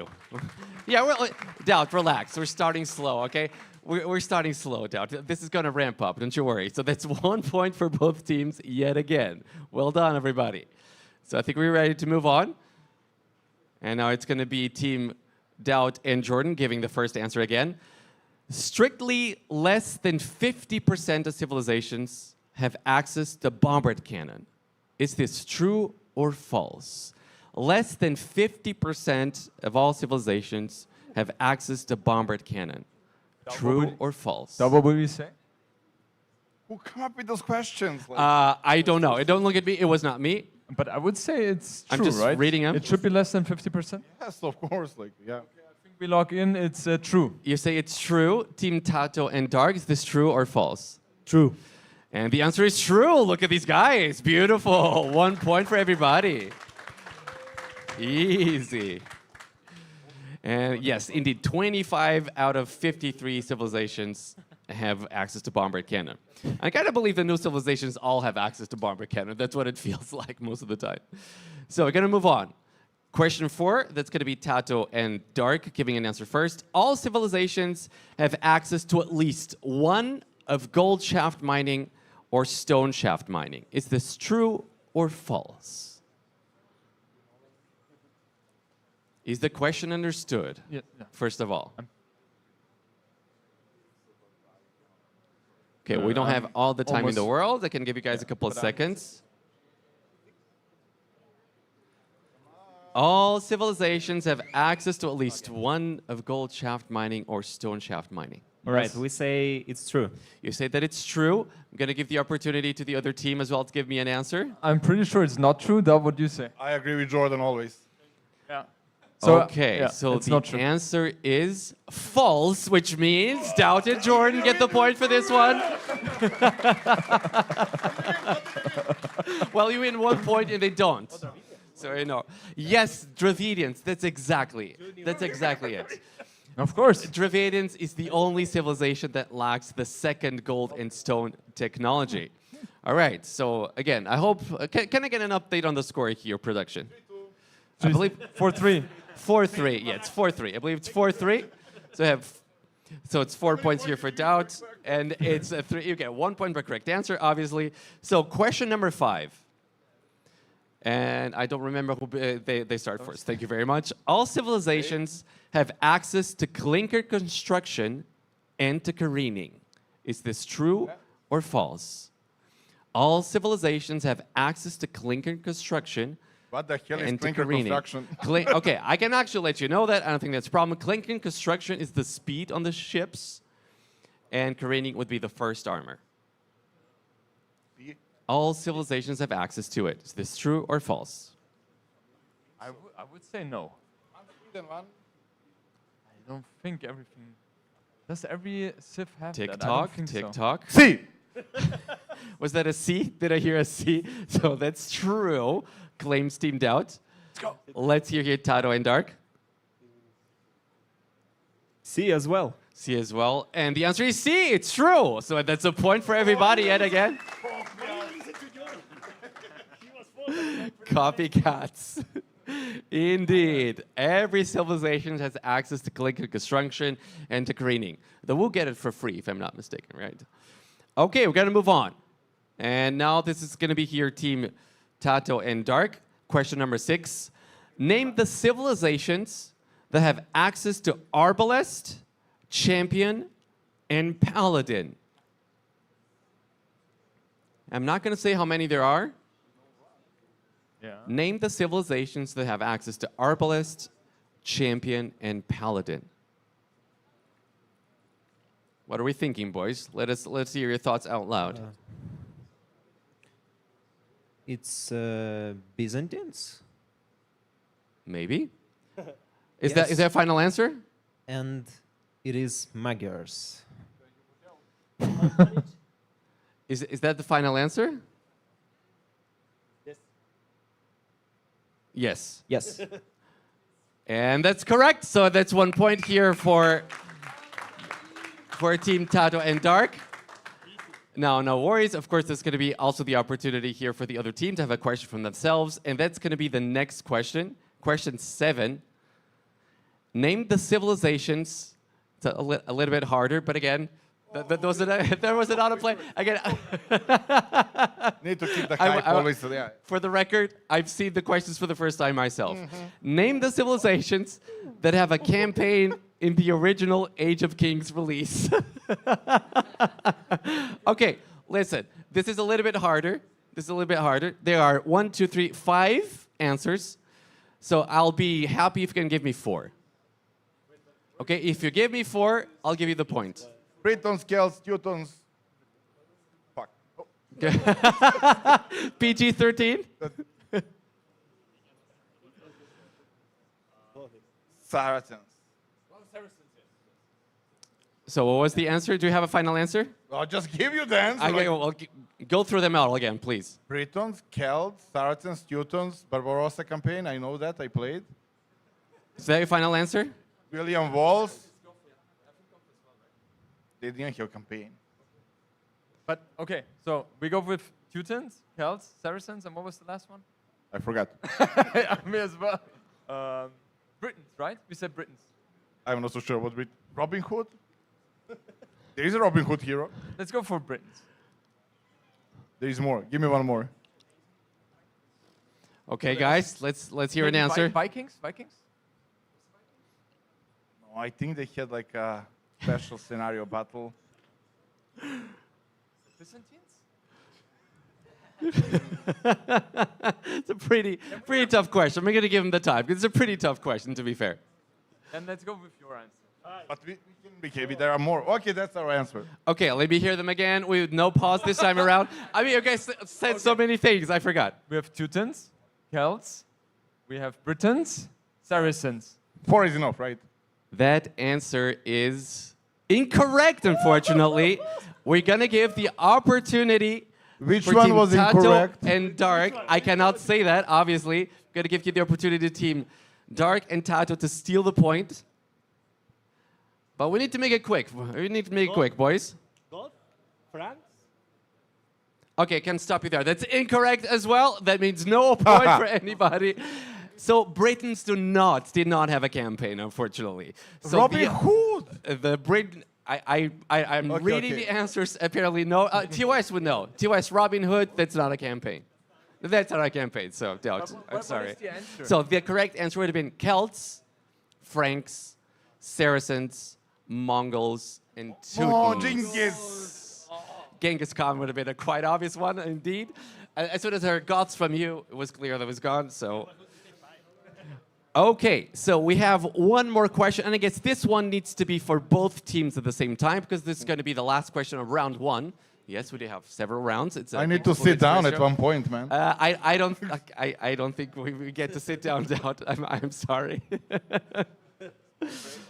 So this is actually not too difficult. Name the civilizations with access to fire lancers.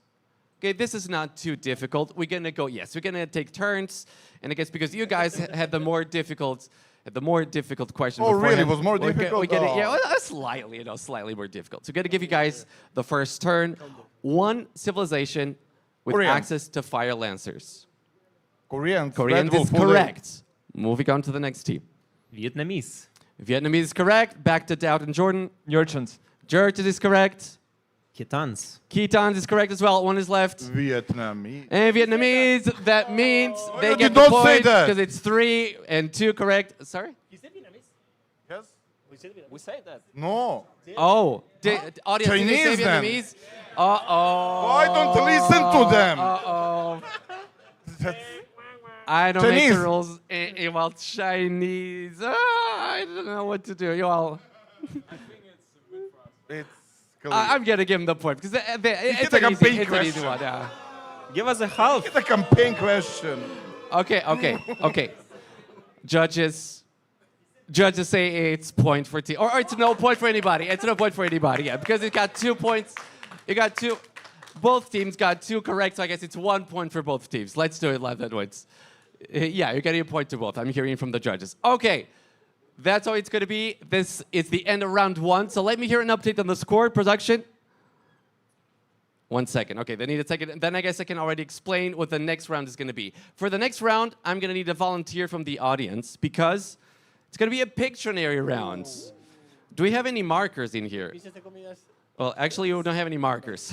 Production, we need some markers, please. So this is what's going to happen. We're going to have someone from the audience. Do we have? Oh, beautiful. Do we have a volunteer? Someone? Oh, okay. I take this volunteer. I've never seen...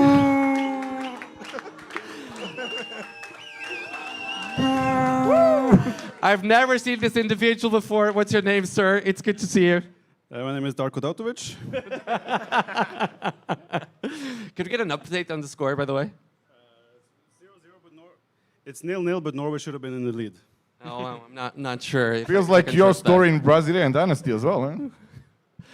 So, the way this works, Mr. Darko Dautovic is going to be drawing AoE2 terms. This can be literally anything. So if I see you guys are not getting it, I'm going to give you guys a tip. Okay? So you need to watch out. Mr. Darko Dautovic is going to be drawing. I need you to come here and look at the terms. So you'll do the first one. Okay, so the way this works, you all can guess at the same time. There's no guessing order. Just shout your answers, and if I hear the correct answer, I will call it. All right, so whenever you're ready. House. Villager. Villier. Lumberjack. Zappers. Builder. Double bed axe. Farmer. Minimap? Dog. House. Builder. Okay, it's an action. It's an action. Patrol? Building. Farming. Fishy. The person drawing is very famous for these ones. Quick vault. Quick wall! Yeah! Where did you see it?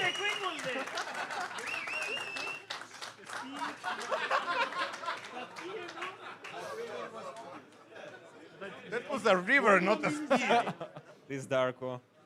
Beautiful. So that's 1 point here for Team Doubt. And by the way, can we get an update by now, production? Do we have an update on the score? No. I guess that's a no. So we're going to move on. Second term. Did you see it? Okay, get ready. New paper. I don't see there. Get a new paper. Hey, it has delay. It has delay, Doubt. You need to watch here. Man at arm. Man at arms! What the fuck is this? Man at arm.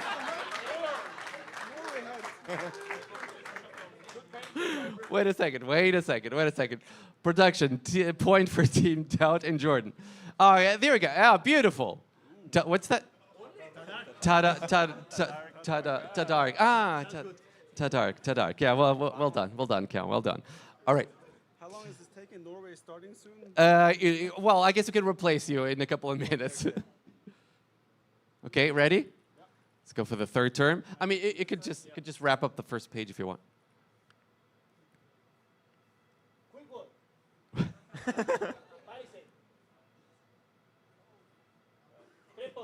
House. DC! DC? What's wrong with you?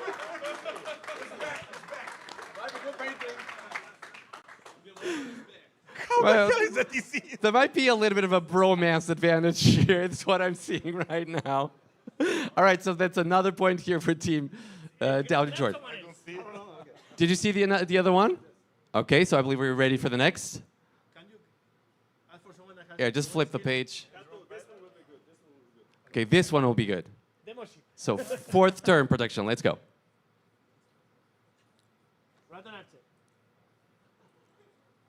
Longbow. Fletching. Lambo, Fletching, Botkin, chemistry. Poison damage. Fire Archer. Tupi Archer. Blackwood Archer. Blackwood Archer. I heard Blackwood Archer was from Dark. Tupi Archer is not that can be Archer from the He range. said Blackwood. He said Blackwood. He did say Blackwood. I heard it. I heard this. I'm not cheating this time. I promise. He said. Tupi Archer. That's So. not a Tupi Archer. You can clearly see that's a Blackwood Archer, not a Tupi Archer. I don't know. said Blackwood Archer. He said Tupi Archer. Yes. Yes, and then he said Blackwood Archer. I did not. I'm pretty Did sure he use a I heard microphone? it- I heard on my earphone. But did he use it when he said? Trust me. VOD? Dad. He doesn't trust me. How did VR? All right, so point for Team Tadark. Do you see the next one? All right, let's do it.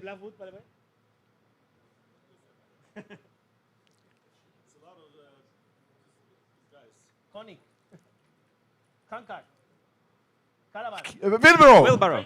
Trade card. Here we go. That's Wheelbarrow. Well, it can be the Atex. Wheelbarrow isn't. Who pulls a wheelbarrow like this? That's in front, not the back. That's pretty good. Well, it is kind of a trade. Yeah, it is kind of a wheelbarrow. I have to agree with that. Give me the ice. Depends what way you look. Yeah.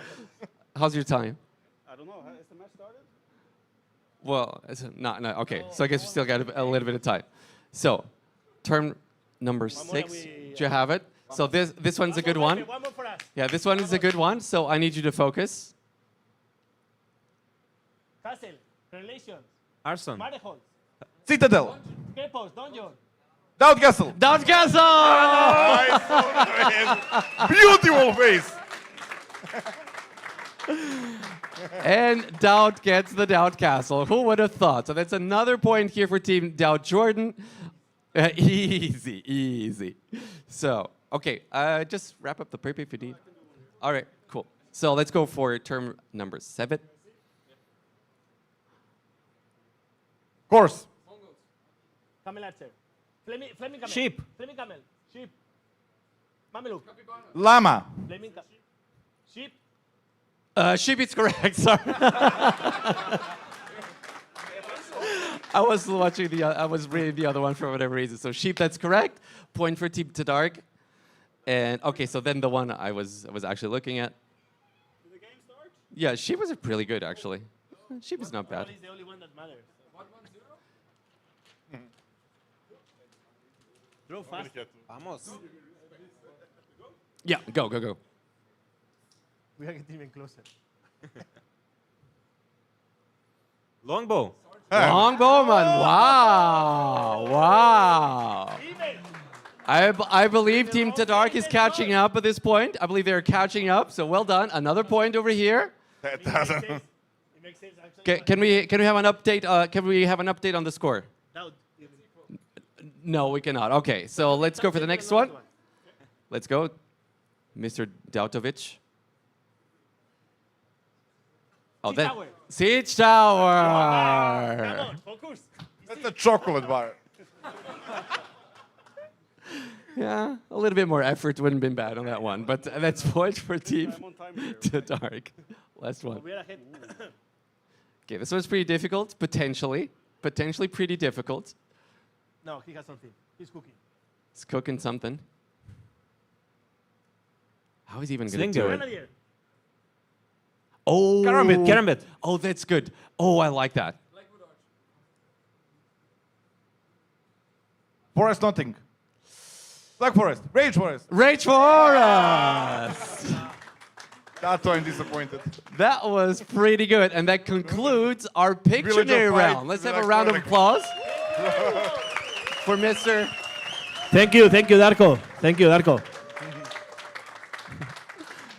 Let's have a round of applause for Mr. Darko Davtovic. All right, so this does not feel like it's correct. This is about right to me. But We are even. We'll never be even. okay. Okay, it's getting there. Yeah, this sounds about right. Okay. Okay. Live update. I'm scared of this face. Like you face him. All right, so we get a draw. It's 11-11. A lot of quiz to go. No worries. A lot of quiz to go here. No, don't you worry, Doubts. Are we ready? Yes. Actually, we don't need the whiteboard anymore. Jordan, can maybe just put it to the side or something? Yeah. Bravo. Well done, Jordan. I you, guess Jordan. the PC carrier was Doubt, but... It's better. Restart. It's advantage. We give him 1 point if I can sit. Okay. I think we need a camera here on Doubt. Because he's willing to give a point to the other team for the permission to sit down. Okay. So we're ready to go for round number 3. You guys ready? It's going to be the same thing. So we're just going to go on turns, and everybody's got the chance to steal. We're going to start with, again, so we're going to start with you guys because we started the first round with them. Okay, here we go. Team Tadark. The Bengalis' bonus of +3/+3 armor for monks originally was a unique technology for the Slavs. What was the name of this technology? The Bengalis' bonus of +3/+3 armor for monks originally was a unique technology for the Slavs. What was the name of this technology? If you guys don't know it, Team Doubt is looking like they do. No pressure, though. We know it. Oh, you know? Oh. Well, then, let us hear it. Orthodoxy. That's it! Well done. Well done. 1 point here for Team Tadark. Okay, this one's not too difficult, I believe. And it's going to be a question right now for Team Doubt and Jordan. Orthodoxy. Oh. What is the only civilization to lack both masonry and hoardings? What is the only civilization to lack both masonry and hoardings? So Doubt and I think it's Vietnamese. Is that the final answer?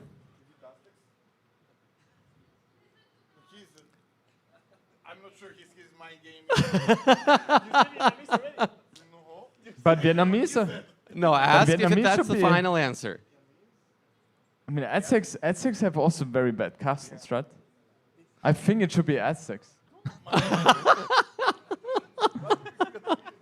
Yes, he does. Yes, he came to it on his own. Is it Aztecs or Vietnamese? All right, boys, tick-tock, tick-tock. Somebody in the audience, like some cheating, like in the class. They're all checking their phones. Doubts, trust somebody on their phone. Okay, then we go for Vietnamese. Vietnamese is wrong, unfortunately. That's incorrect. Chance to steal for Team Tadark. Aztecos. That's the Aztecs, so that's a point for Team Tadark.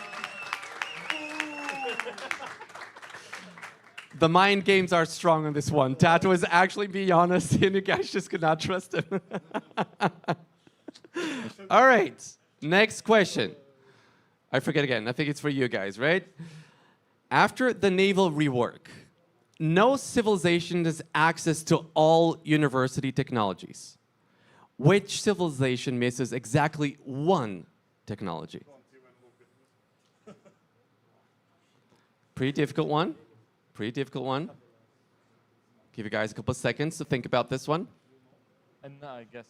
After the naval rework, no civilization has access to all university technologies. Which civilization misses exactly one technology?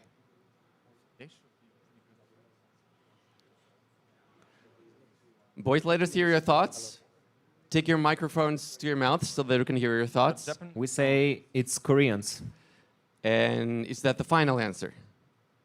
Yes. That answer is incorrect. A chance to steal here for Team Doubt and Jordan. So we would guess it's Spanish. Is that the final answer? That's also incorrect, unfortunately. Do we have someone in the audience who knows this? TOS not allowed. Daniela, I believe? Byzantine is incorrect as well. The correct answer, funny enough, is the Italians. What's funny about that? Oh, because they get the discount of the technology, so I think it's funny. That's why.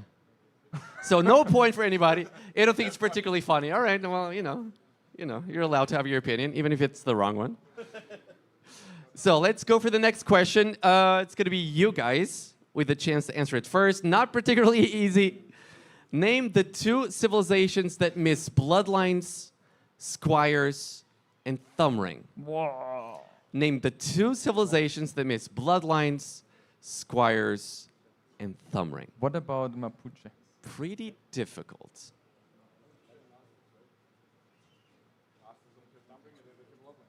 Yeah, and what was the third one? Yeah, let me hear you. Bloodlines? Name two bloodlines, squires, and thumb They ring. have squires. Aztecs have squires. Yeah. But yeah, let's hear your thoughts. So we think Mapuche, right? One. Yeah, Mapuche. And don't trust me, Doubt. Oh god. Oh god. All right, let's hear some thoughts. Just think aloud, Jordan. Okay, just think aloud. I'm thinking about Celts. They don't have bloodlines. They don't have squires. And what thumb ring? No, they don't. They don't. 100%. Yeah. It has to be Celts, and it will be Mapuche. So, is that your final answer? And that is correct. Yeah! Very impressive. Very, very impressive, that one. All right, Celts and Mapuche. I mean, I thought Celts would be sort of easy to figure out, but Mapuche, well done, everybody. That was pretty impressive. Yeah, it was. Well, you had one strategy to figure out one of the tips. Okay, so that concludes the next round. I'd love to hear a score update, production, or maybe you can show it on the screen. And I can already announce what the next round is going to be. A round that everybody loves, players included. Name the civilization Jingles. Everybody loves this one. Everybody loves this one. And the current score, it's 13 points for Team Tadark and 12 points random. And 12 points for Team Jordouts. Okay, production, do we have the jingles ready? Can I get a confirmation on that? Yes, no, yes, no? Yeah, we do have them ready, apparently. So I believe we are ready to play them.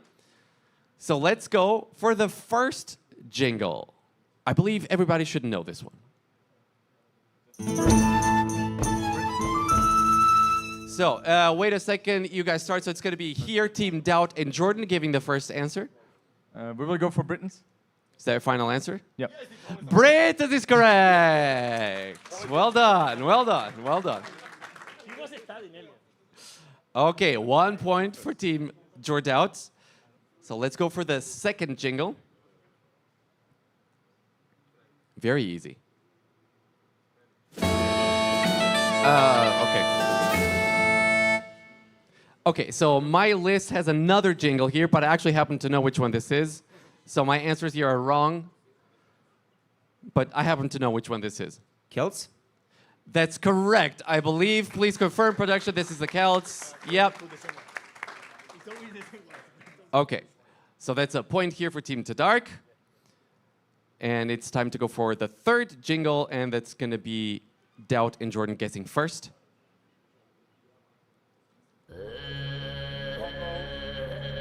Mongols. Is that your final answer, Doubt? Don't do that to me anymore. Mongols, of course. Of course, the Mongols. So that's going to be a point here for Team Doubt and Jordan. All right, we're going to move on. And now it's going to be Team Tadark answering first.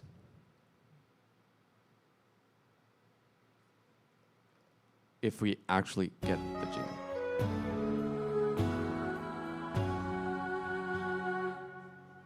Okay, again.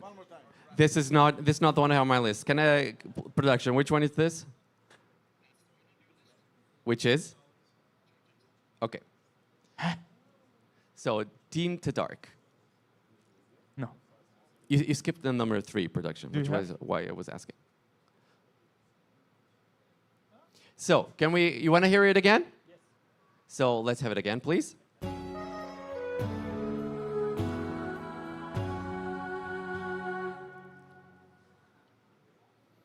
Just say something. Just say something. Students. No. Is that your final answer? Yes. That's incorrect. Chance to steal here for Team Doubt and Jordan. I think it's wrong, but I don't have a better idea. Okay. Yeah, Byzantines. Byzantines is wrong. What was the correct answer? Does anyone know here in the audience? What was it? Burgundians. That's incorrect. Georgians would have been the correct answer. The Georgians. Okay, so let's go for the next one, and I believe it's now turn here for Team Doubt and Jordan.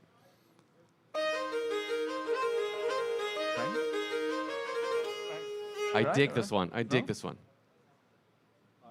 We're thinking about Franks. Doubt is still thinking. I'm not here. Can we hear it one more time? I'm gonna hide my eyebrows. Doubt always looks at my eyebrows.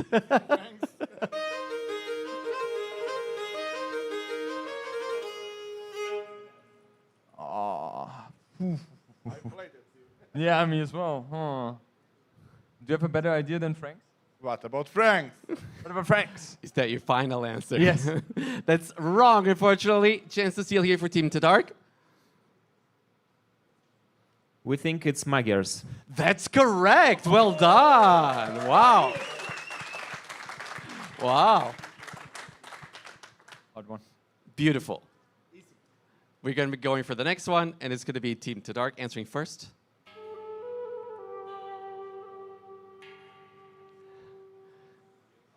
It's a little bit quiet here. Is that everything? That's everything. Maybe you can hear it again, production. You know.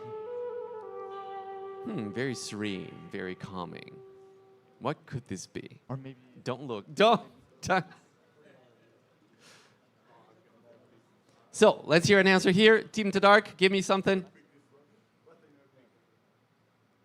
Tell me what continent are we thinking about? The Latin. We're thinking about the South American continent. Aztecs? Aztecs is incorrect. Chance to steal here for... Was it Latin America? I don't know. No, I just asked. I didn't say anything. Well, I don't know. Yeah, we will go for Ketons. Ketons is incorrect, unfortunately, but you were closer. It was the woo. So it was... Yeah, no, with the flute, you know, you could think of the pan flute. No, unfortunately, no. I think about the pan flute and all those things, you know. Yeah, you were within the same DLC, that's true. Although it's a DLC with 5 saves, which is a little bit unfair. Okay, let's move on to the next one. It's going to be Team Doubt Jordan answering first.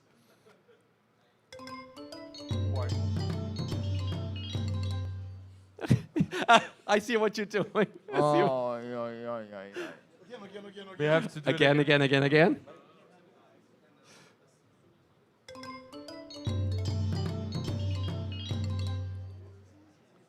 Do you have an idea? Saracens? I don't think it's Saracens. But maybe, is it Persians? I think so. Like, I've known that one for quite some time. My poker face is too good, Dallas. My poker face is too good. Byzantines is, I think, different. Persian or Byzantine, one of those two. Then we go for Persians. Okay. Sorry, what was the... Persian. Persians is incorrect. A chance to steal here for Team to Dark. And we need to hurry up a little bit, guys. Players are getting slowly but surely ready. We think it's Mayans. Mayans is incorrect. Khmer would have been the correct answer. I'm pretty sure Hera would have known this one, to those who follow the Kings and Plebeians quiz show. And we're going to move on to the next one. Team Tadark gets the chance to answer first.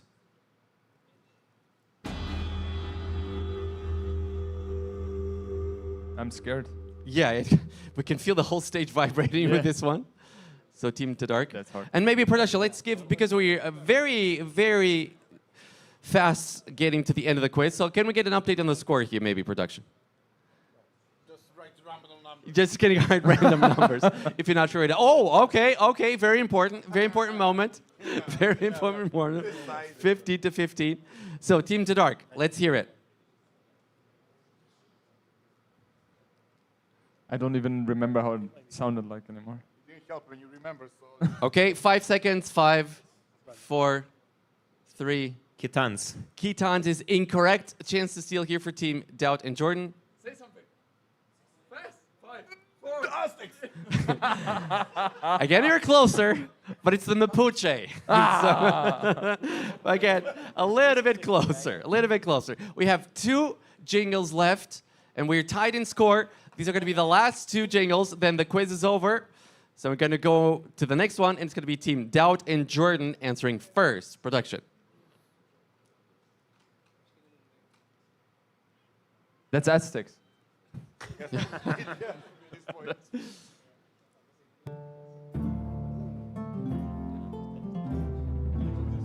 We played this one.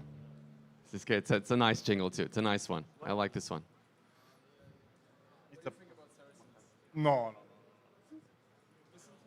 You Byzantine. The one time we have to be great. Give me 52 jingles. We need to hurry up. Boys. Ooh. Why do you put Koreans in my head now? Is it Korean Sato? And we say... We need an answer. Koreans. Koreans incorrect. Chance to steal here for Team Tadark. Italians. Italian is correct. Ooh, wow. Pressure. Ooh, the pressure. Ooh, the pressure. Okay. So then we're going to play the next one. And that's going to be Team Tadark with a chance to answer first. And again, the floor rumbles. But it has, like, it would suit. It would suit. Who's similar? I don't think it is, but it should be. Thing is Khitans. Khitans is incorrect. Chance to steal here for Team Jordan and Doubt. Huns is unfortunately also incorrect. And I believe, can we get confirmation? I believe that means Team Tadark wins the quiz show. Can we get confirmation on the screen? Can we get confirmation? Indeed, 16 points here for Team Tadark. Very close quiz, though. Well done, well done. Very impressive with the Celts and Mapuche. Let's have a round of applause to the team, to both teams. What was the answer? Oh. Good shout, good shout. The answer would have been 2P. So 2P? Pretty difficult. The 2P would have been. All right, everybody. I believe players are getting slowly but surely ready. I believe they're already drafting. So we thank everybody for their patience. I believe we're going to be throwing it now to one of those Tiramas videos, one of the recap Tiramas videos. And when they're back, I believe casters might already be ready to bring you the grand final. It's going to be the grand final in just a couple of minutes. It's going to be Hera. It's going to be Leary. It's going to be amazing. Don't you guys go anywhere. And we're going to be right back.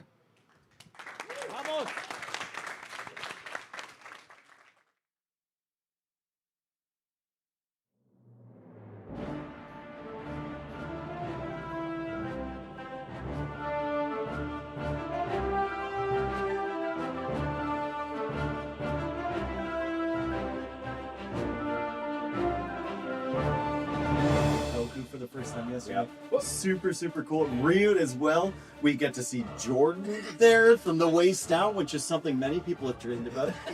And we're here in Brazil. First day of the Brazilian Dynasty group stage. Oh, the line!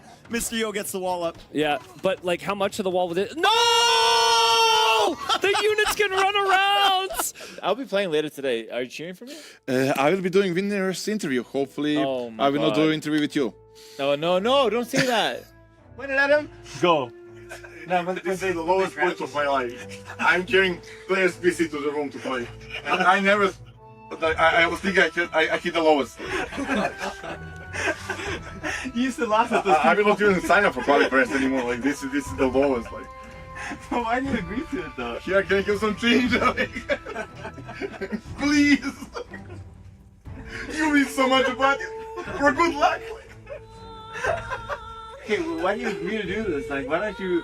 Like, no, I'm here. I'm a caster or an analyst because I'm a pro player and I have dignity. What is I'm still not a caster. If I'm a caster, I would be like, there would be like a king behind me, and everybody would like, I'm not there yet.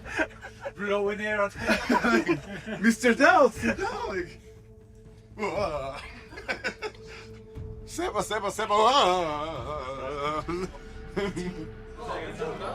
I'm working. Went to the casting. More villagers exposed. Oh, transport trip. Please. What did I say? Please. Oh my God, Leary. Leary, don't Please, get in there. Get in! Oh, how many villagers? No How way. many villagers just got in there? 9 or 8. It's funny. Just do please, it. please. Yeah. Yes. Yeah, it goes down. It's the 4th one. Oh no. Say again, production didn't get that, sorry. I'm feeling like a DJ.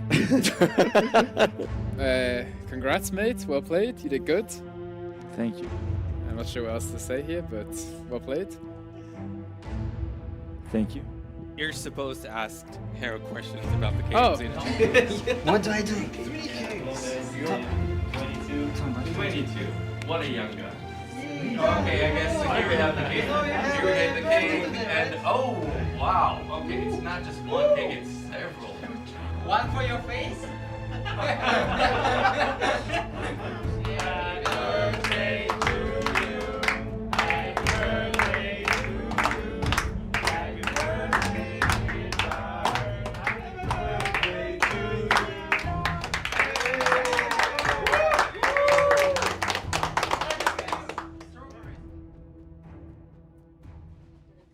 I'm going here.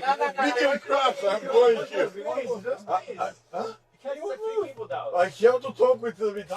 Are you even in the top? Bro, it's 350 limit. That makes no one. He won't move. From normal Buchholz to median Buchholz or to weighted Buchholz? I think the weighted Buchholz is a bit better than the medium one. Really? Only the 3 rounds as well? Yeah, don't you think so? No. You prefer the other one? I think weighted Buchholz only makes sense after 5 rounds. Yeah, maybe actually now that you mention it, I think I agree with you. Okay. What are the upsides of weighted Buchholz? I mean, I think that's why doubt is here, no? To explain that. Yeah, exactly. And now we're cutting over to doubt. If then projected, blah blah blah blah blah blah blah. That explains everything. I don't understand. Wouldn't do it even better than that. What time is it now? 2. A little bit after 2. Look at it, how he has to stand. Feeling comfortable there? Only banger sets today. And then Portugal, Austria, Spain is a banger. Since when? Since Austria's playing. Oh, no, it's not true. Right. And tomorrow, who will play? That's, I have no idea. We have to dominate tomorrow. Tomorrow Probably you play Leary. Luis. Leary. 0 Buchholz, guys. Well, and you lose. And you lose. Thank you, Dowd. You're very we great. need to find a solution to directing. The guy was asking me what I'm trying to do now. I said, I am with the stars. I will send a photo of these tapes with the name of Viper and said, put my name instead. I got the tracked version. Never bought the game. Welcome in, folks. I'm Dave, and you can't see me right now because it's literally black. But I'm here with Lewis. To just stay on a back foot a tiny bit, it turned into, you know, an absolute full production from him. Is that Vinchester? Vinchester, the biggest fanboy in the crowd there. No. That's addicted. paparazzo. How you always catch me when I'm doing stupid stuff?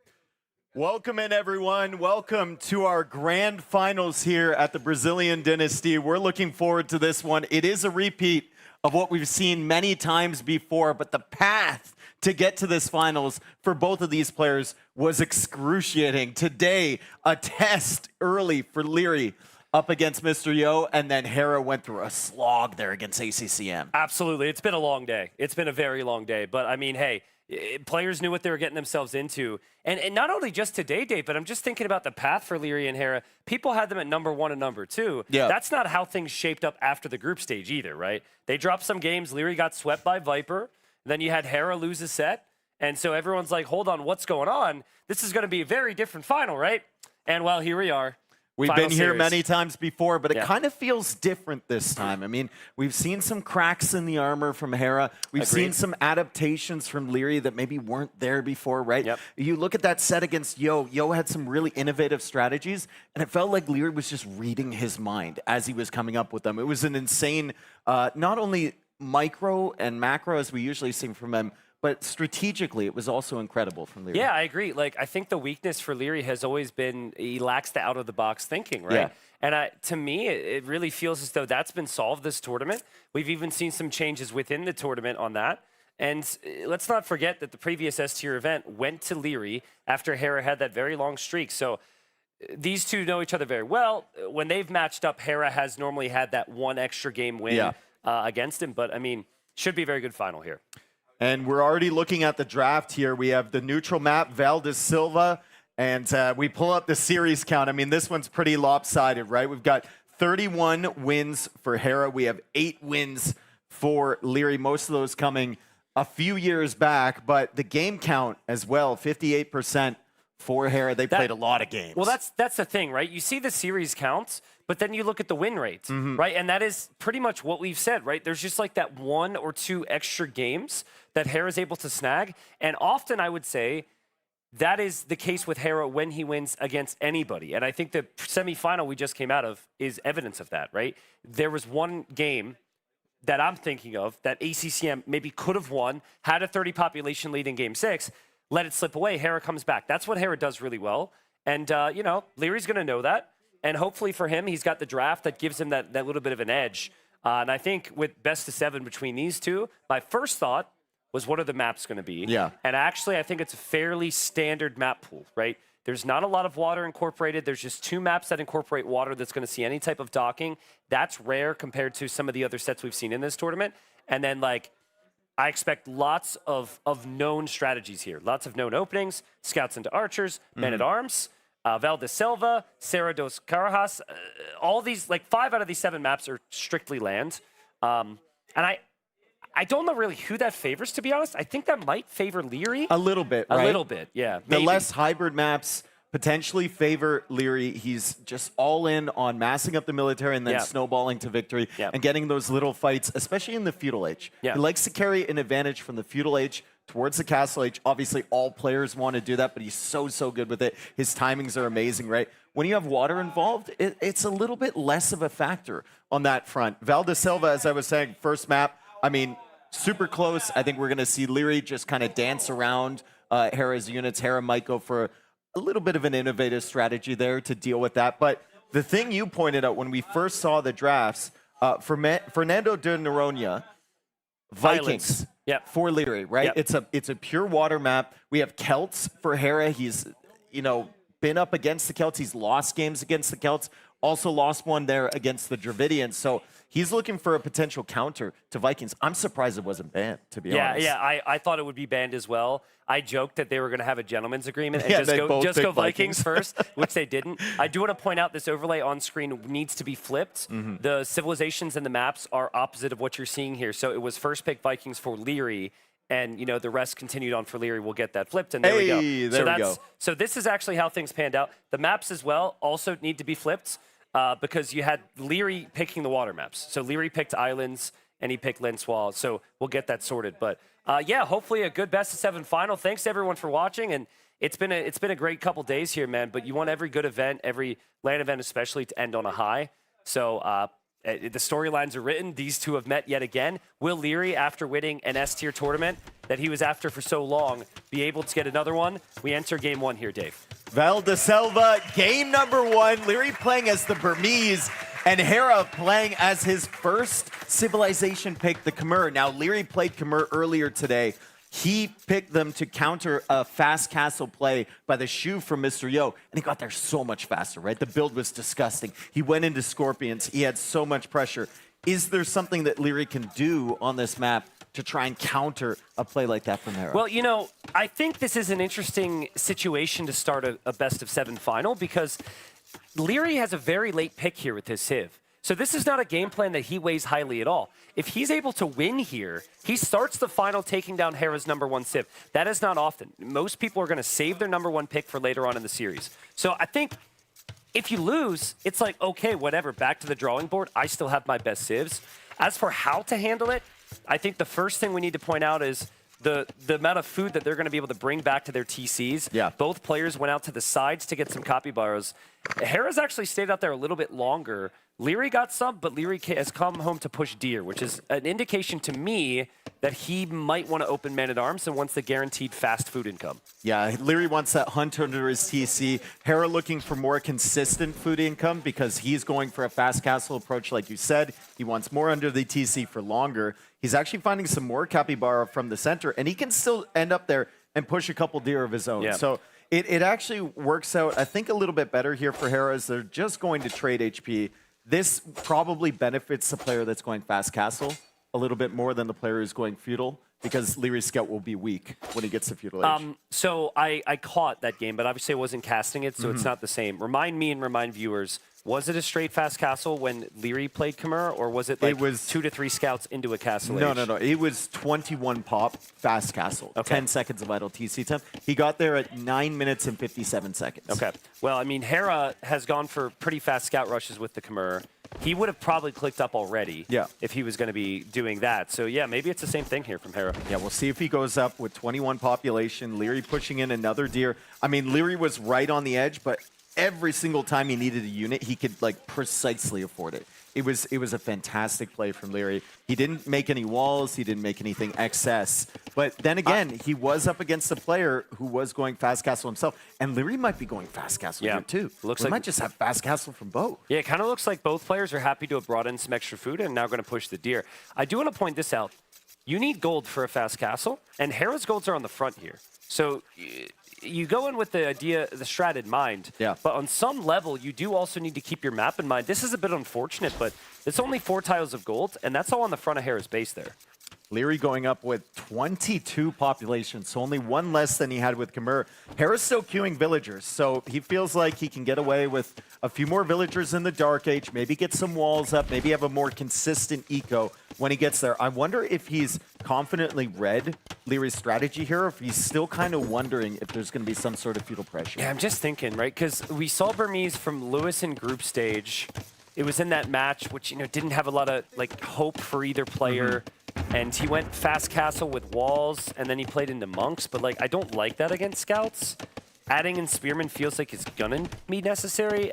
I like what Hera's done, actually. If it's fast castle v fast castle, and there's no pressure, adding that extra villager too is kind of nice. So will Leary even have enough wood to make his buildings? Yeah. Like, maybe this is an adaptive play. Maybe this is kind of a mind game from Leary to go up a little bit later and then actually end up adding in some feudal units. I mean, it's always kind of tough on these custom maps, especially when you start with 9 builds, to judge something just based on population. Also, we do need to know if Leary's aware of the hole on the left side. I know he's not fully walled yet, but there is a gap. I would think more to the barracks there. Yeah, he's aware. So hopefully he ends up getting the walls down. Okay, Capybara coming home from Leary. We still have some roaming around the map for Hera. He did click up. He's got 24 population. And he is going to be able to click up to Castle Age immediately upon reaching feudal. He doesn't need those extra buildings with Khmer. Does he have loom? I got to see if he's got loom here. Feels important. No loom. Nope.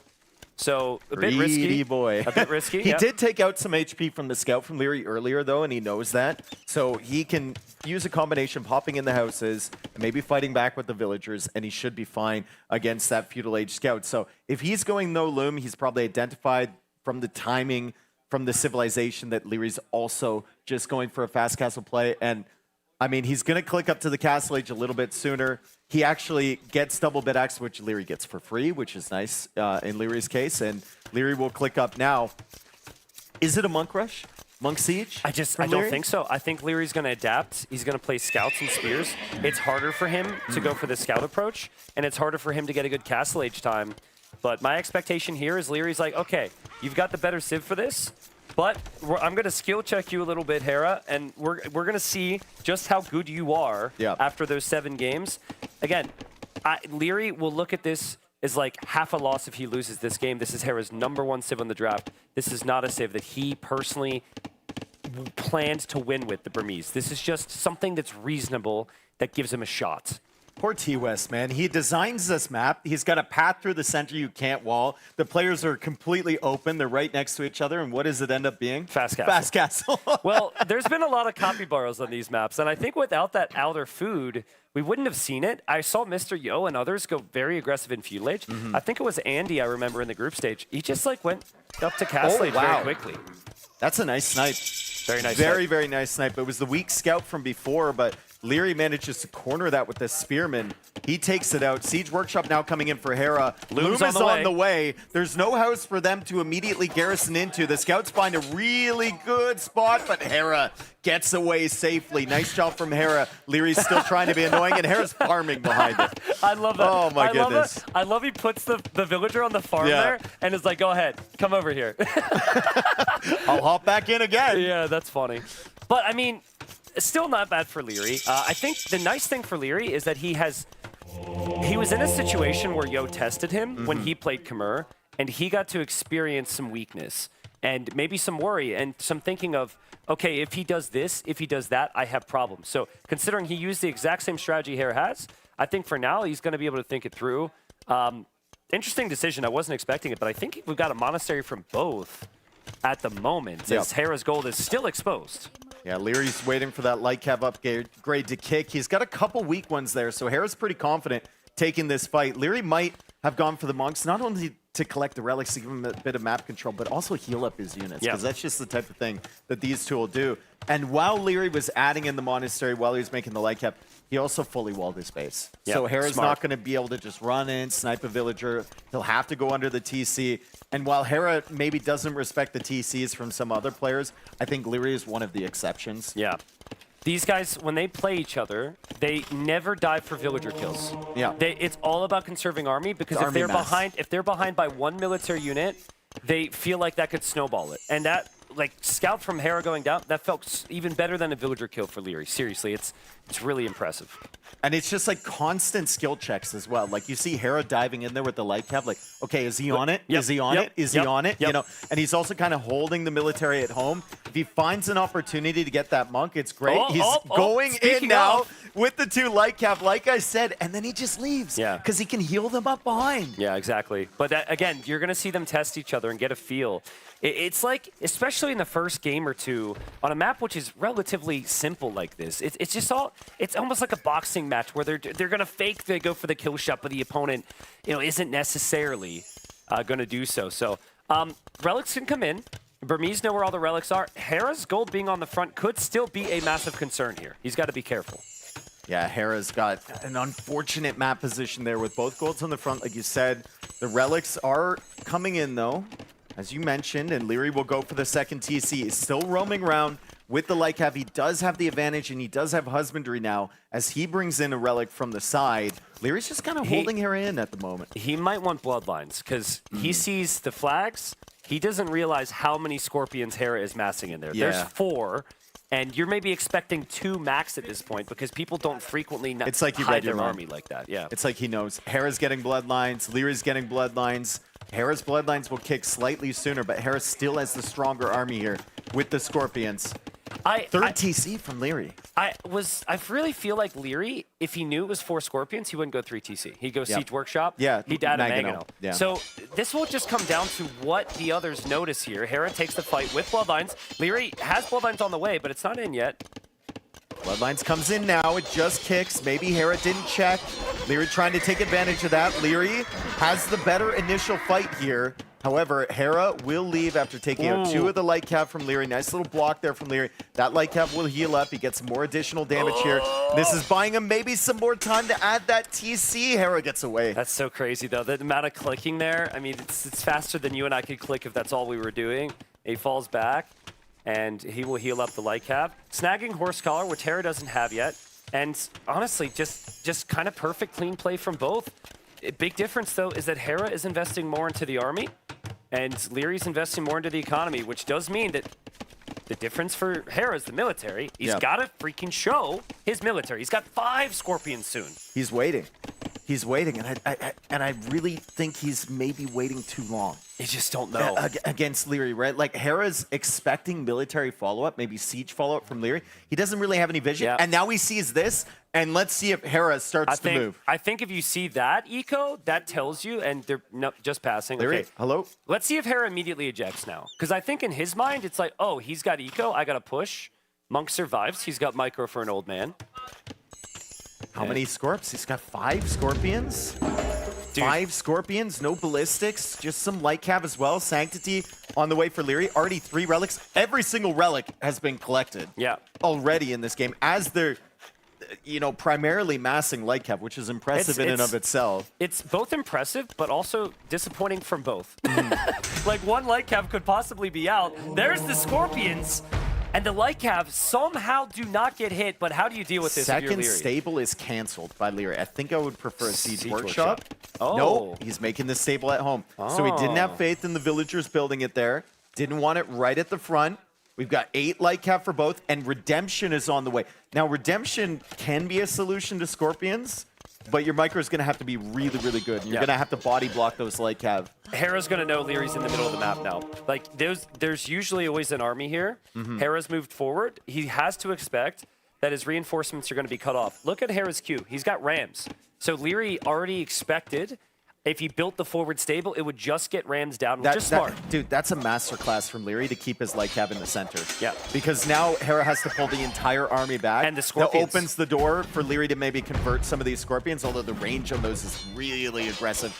A Siege Workshop at home maybe might have been the better play there for Leary. Dude, look at the red dots there, though.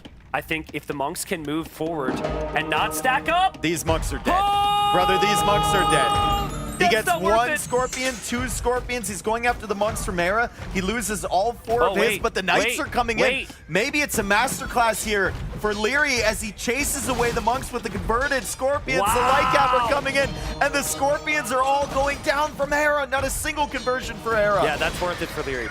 Now, you can't lose the light cap as well, though. Losing the light cap as well still gives Hera a lot of time, but that was, in the end, worth it. And we saw the Burmese cheap monk upgrades paying off there for Leary. More Knights coming in. He pulls back the weak Knights. 51 villagers for Leary. 46 villagers for Hera. Leary does have Wheelbarrow in addition to Horse Collar. So Leary is ahead on the eco upgrades. He's ahead in the overall economy. The thing is, like, Hera had 3 monks, which completely shut down any Knights. It was very foolish in many ways to even consider Knights. But after that swing and the monks are out of the picture, Knights match light cap pretty nicely for Leary, and he's fine. That all happened because of the positioning on his light cap, too. Yeah. It forced the main army back from Hera. Hera chased, and then Scorpions are very slow, as are monks, and he wasn't really sure what to do there, Dave. 3 stables from Leary, by the way. Wow. I think that's 3 stables as well. That's the 3rd one coming out from Hera. So it's full into Knights now. We've got a good farming economy from Leary, 31 on food. We've got Khmer farms for Hera, so it doesn't even matter how many he has. It's always going to be good. Yeah. As the food continues to come in. 2 Rams behind this that still haven't really gotten any value for Hera, but could matter if he manages to snowball a military in front of it. Hera runs in. I mean, we'll see if he can get away. I feel like Husbandry's missing right now for Leary. No, it's Maybe in for he both. did get it? Okay. Yeah, it's in for both. Light cap just a little speedy there. And also, since Scorpions are gone, you could consider Spears at any point in time right now if you're Leary. God, this pathing for Hera. Also, TC didn't fire. TC didn't fire at all. I don't know why, because it definitely had the villagers. I didn't hear it fire. No, I didn't see it fire. I think that was a bug there. Yeah, TC did not fire. And maybe it would have led to a kill. We never know. Big army incoming from Hera. He knows he's behind an eco. 4th stable for Leary. 4th stable for him. Devotion is going to be a big tech here. He got it.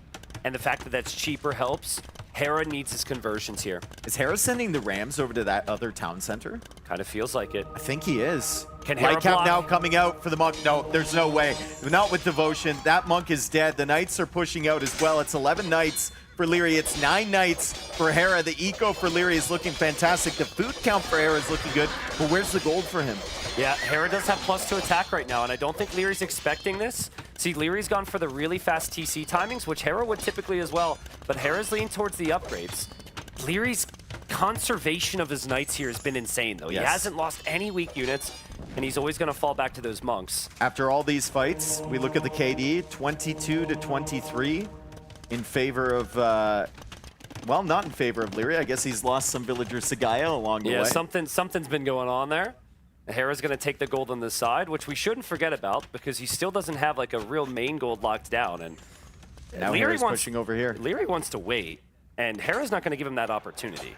If you see Hera pushing that town center, is there a way that you can go for a counterattack now? No. Not You with, have to not deal with the with TC. this. You have to deal with this.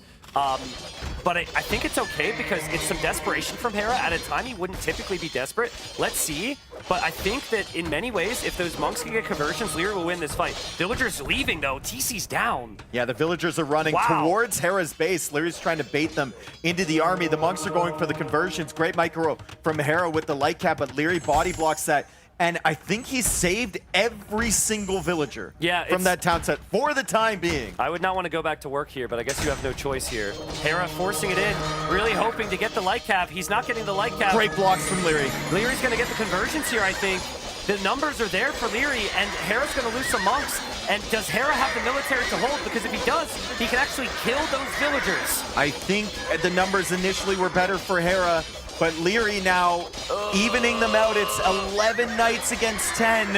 The HP is there for Leary, and Hera is going to have to run away, and Leary saved every single one of those villagers. Another replacement town center is coming up. 77 villagers for Leary, 55 villagers for Hera. What a hold from Leary. Yeah, back to work for those vills. Good luck out there. But I mean, Hera is in a state where he has to wait.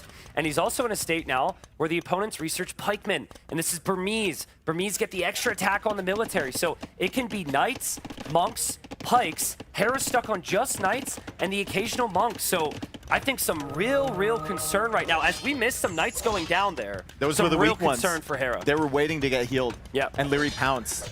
That's normally the thing that Hera would do against another opponent, right? But Leary and Hera is just a completely different game. Oh, wow. And Hera also made the judgment call to leave. Loses another knight to a conversion there. It's been a rough minute or two for Hera, and the Vil count's still rising for Leary. Yeah, he's trying to do all those little things that he does against everyone else. But it just doesn't work at this level against Leary. Leary is playing amazing at the moment. Hera is still massing knights, though. He's still got monks behind. He hasn't lost a single villager yet. Actually takes a sip of water, so he kind of mentally resets himself. Which is crazy. Like, yeah. I'm wondering if Leary's reading the situation, because like losing a TC, it does not ever make you feel like you're ahead in eco. But the scores at the bottom right's telling you you're okay. Because I think if he could full see the map right now, you just camp at home. You never push, you never take any poor fights, and then you win this game. Let's see. I love this. He's done this all game. The light cap moving forward for the monks. Yeah. The one thing he hasn't done with his light cap is explore the extra resources to see what Hera's doing. True. Hera's got a colony in the north, and then he's got more villagers heading out to the right side, looking for the extra gold that he doesn't have on the front side of his base. Hera now patrols in. Leary patrols in as well. The monks are going to go down, but not before they get the conversions. Looks like Hera initially has more knights in this fight, but it's defender's advantage here for Leary. The HP is going down for Hera. It's more HP on the units for Leary, and he's healing up behind with the monks as well. I think this should be advantage Leary. The big thing is Hera needs the monks, and there's no more monks. Leary wins game number 1 against Hera's #1 Civ pick. And I know we just came out of semifinal number 2 where Hera was able to turn it around, but that is a perfect start for Leary. I mean, that was an amazing clinical game for both. Yeah. And Leary just took his small little advantages. Also, the fact that Hera, I think, assumed Leary was going to push him and had those 4 scorpions sitting for so long in his siege workshop was the big difference maker. Leary made a judgment call to go for that second and third town center, and it really paid off. So I watched that cast where Leary played against Yo, and the one thing that Yo lacked, and I'm not talking military choice, is just any type of distraction at Leary's base. Yeah. and it allowed him to always trickle forward with one Scorpion or two. So as we watch some of the highlights here, Leary did play that, and then probably felt in the moment, if I got distracted, this would get rough. And that's what he did to Hera here. He went to Hera's base, Hera pulled his light cap back, and then all the Scorpions and Monks in the middle got cleared. That was the defining moment of the game, in my opinion. Yeah, as you can see some of the fights here, players tracking HPs, right? Especially Hera. He's going to want to save those light cav. Leary just so good with the body blocks too. Like just taking out all of the weak units. You saw those knights later on that he saw Hera was healing at the beginning. And then this is the important moment where the light cav are behind, pull the army out of position, and the two converted Scorpions push the monks away. I don't think Hera realized how bad that was going to be, because he was going to kill those monks. But what he didn't think about is how those two Scorpions would kill his monks, and then there'd be I don't knights blame there. him. It's not something you think about in that situation. You see 4 monks stacked up, and you've got commerce Scorpions. You're going after those. 100%. But Leary is just so fast to the town centers here, Dave. And like he lost the town center, and he still had a big eco lead. So crazy stuff there from Leary. Hera has been here before. He's faced up against Leary, lost game 1, lost game 2, even lost game 3, and he's been able to turn it around. But I don't know about you, but there has been this feeling the last couple events. I feel like people are starting to wake up to the fact that this Hera player is beatable at times. Chipping away. And chipping away, and I think Hera feels a little bit more nerves at times. I think he's doubting himself a little bit more, and I think Leary can sense that himself maybe. I mean, Leary's just playing at such a high level too. Yeah. It's crazy. They matched each other in every single aspect that game, it felt like, except Leary made the judgment call to add the eco, and Hera was expecting Leary to do something, and Leary just didn't play out towards, you know, what his character is, the full-on military push. He added the eco behind it. Here's a really fun stat for you. How many villagers did Leary kill from Hera that game? 0. 0. 0. How many villagers did Hera kill from Leary? 5. Yeah. So, I mean, Leary's like, doesn't matter. I just win fights. I win the game. And, yeah, incredible start, like I said. So, draft-wise, Hera's going to want some type of turnaround, I would say, as we have a round of applause. And I can't tell why. Viper's coming in because I think Norway just defeated Brazil 2-1. And Viper is gloating to the Brazilian crowd. Yeah, you got to be careful here, Viper. You got to be careful. We have a Brazilian-based production, so except for one person who has reminded us, and yes, thank you for the update. I appreciate that. What were we talking about? We were talking about Hera and Leary and how they matched each other in every single sense, and you said something else, and I can't remember. Yeah, same. I think we're talking about a bounce back here. Normally, Hera, or anyone who wins a final, you're going to have that like 5th or 6th pick, which is supposed to break a #1 pick. Yeah. What would be sick? Now, I'm going to say this, and it's not going to happen. It's going to be Panthenol. But if you go late pick here and break a top pick, and maybe this is it. Jurchens was a very late draft pick from Hera. Yes. He's going to go up against Chinese, the #2 pick from Leary. And Chinese feels like one of the tier 1 civilizations on this map, right? Like any nomad start, you get the TC up, you're taking food on the outside, which I believe Leary is. So he will have some food in the bank to create villagers right away, and he won't really have that idle time that you usually get. You just get a free 3-villager lead. Yeah, it's considering it's a 9-villager start, here you end up having a 12-villager start essentially with the Chinese.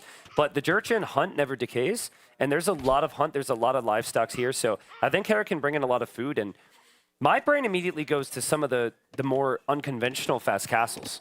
Jurchens could go Fire Lancers with Siege. Jurchens could go Grenadiers, right? Obviously, they can go like Lancers and Scouts, but I feel like the Jurchens, it's a type of civ Leary doesn't want to be up against because there's so many things they can do, and you only really find out when it hits you. And a lot of this, I mean, a lot of Leary's strategy will also be predicated on his early scouting, which is generally pretty good.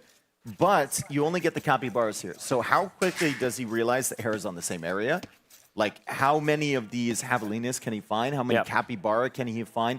Can he get a really, really good feudal age time to pressure Hera early and maybe deny that fast castle? Or maybe he gets a fast castle of his own. I want to see how many villagers are actually walking here. Is that a villager from Hera in the south by chance? Because, like, I've seen so many fast castles on this map. I think people should be walking around with 2 vills and just collect all the capybaras, man. Like, there's been a lot of extra food on these maps. There's that villager from Leary.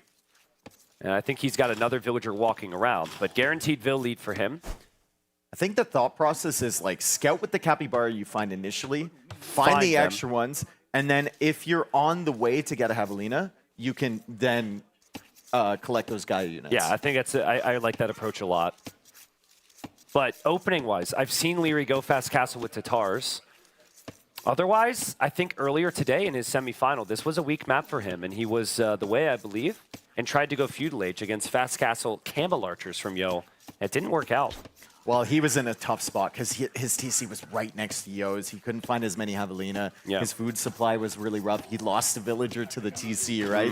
So Leary's going to be learning from those mistakes. I mean, Chinese means that you just basically have an eco lead through the entire start of the game. Jurchen's is also very nice because Hera can take 1 million Javelinas under his town center and then they won't rot away. He'll get the maximum amount of food from that. What have you been seeing from players who use these? Ooh, that was really close. What have you been seeing from people with the additional 3 vills, Dave? Because I feel like you're going to run out of the hunt if you're Leary, and those 3 vills over on the right side are just going to need some type of task. It really depends on the positioning. Yeah. Most of the time, people don't let Chinese through the draft if Pentanel's there. Yeah. Hera did, and Leary managed to snag them second, but I think you can play into Feudal with Chinese. You try and shut them down because you're going to have that huge lead early, and you should be the Feudal Age sooner. And then get a decent Castle Age off that, and then once you're in Castle Age, similar to the Jurchens, like you can go for the Fire Lancer, you can go for the Rocket Cart. Just kind of curious because I don't think there's berries near those mill villagers on the right side. I know there's a lot of other things, but these vills got to go somewhere, right? No, there's no berries, but there's some pineapples. You can also, I think because you need the food right away as Chinese, he was forced to place a suboptimal mill. Yeah. And now the vills are wandering around. They might end up finding the Hera's vills are over here, though. I think they will. I think Leary might spot that. Does he see the house? He does. That's a really good indicator. That tells Leary exactly where he can do damage early. Yeah. And he didn't give up a Capybara to Hera, so Hera won't immediately know that Leary knows it's out there. Barracks coming up for Leary. It's forward. Does he see where Hera is? He does because he almost lost the village to the town center. Okay, now this is interesting. If we can see that again, does he know the gold is right beyond Hera's TC? No, but he has to assume. You always TC on the gold. I don't know if mentally he's going to recognize that, but I think if he thinks about it for a couple seconds, he'll know. Because the reason I bring it up is hello, Hera. That's how baby barracks are made. Yeah. But like, I think I'd be thinking Tower Hera's gold, and so that might lead to a suboptimal tower. I suppose you would be towering that wood line, but Hera's got other wood to move with as well, and I'm feeling like Fast Castle Grenadiers from Hera right now. I mean, it definitely feels like a Fast Castle build. The question is, what position is he going to be in when he gets there, right? That's always the question for a Fast Castle against someone playing Feudal Army. But, I mean, the food still coming in as Leary tries to lame this. He's walling it in. Who was bringing it in initially, though? I don't even know. I guess Hera was. Unbelievable play from Leary. The quick walls come down. He's trying to cheese the Javelina from a Hera, and Hera kind of needs that food, too. We're looking at the food count. He's getting Loom right now. That'll take gold away that he needs to click up to Castle Age as well. It's not the cleanest start here for Hera as Hera kills the wall, but the Spearman comes along. Leary's trying to block the villager and get the extra damage with the spear now, and Hera is forced to defend against this tower, I think, that's coming up behind the wood line by Leary. I was in the back room when you were casting Leary's semifinal. I was very judgmental of Leary's tower. Yeah. Because I felt it didn't range Yo's gold at all. And I'm feeling something very similar about this tower. So let's see. It's hard to get it right. Maybe he's just placing it for the wood line, but here's the replay. That is sick. No, he's having fun with that one. That is sick. For sure. And it just went out of range of the villager from Hera, so he managed to re-aggro it. Yeah.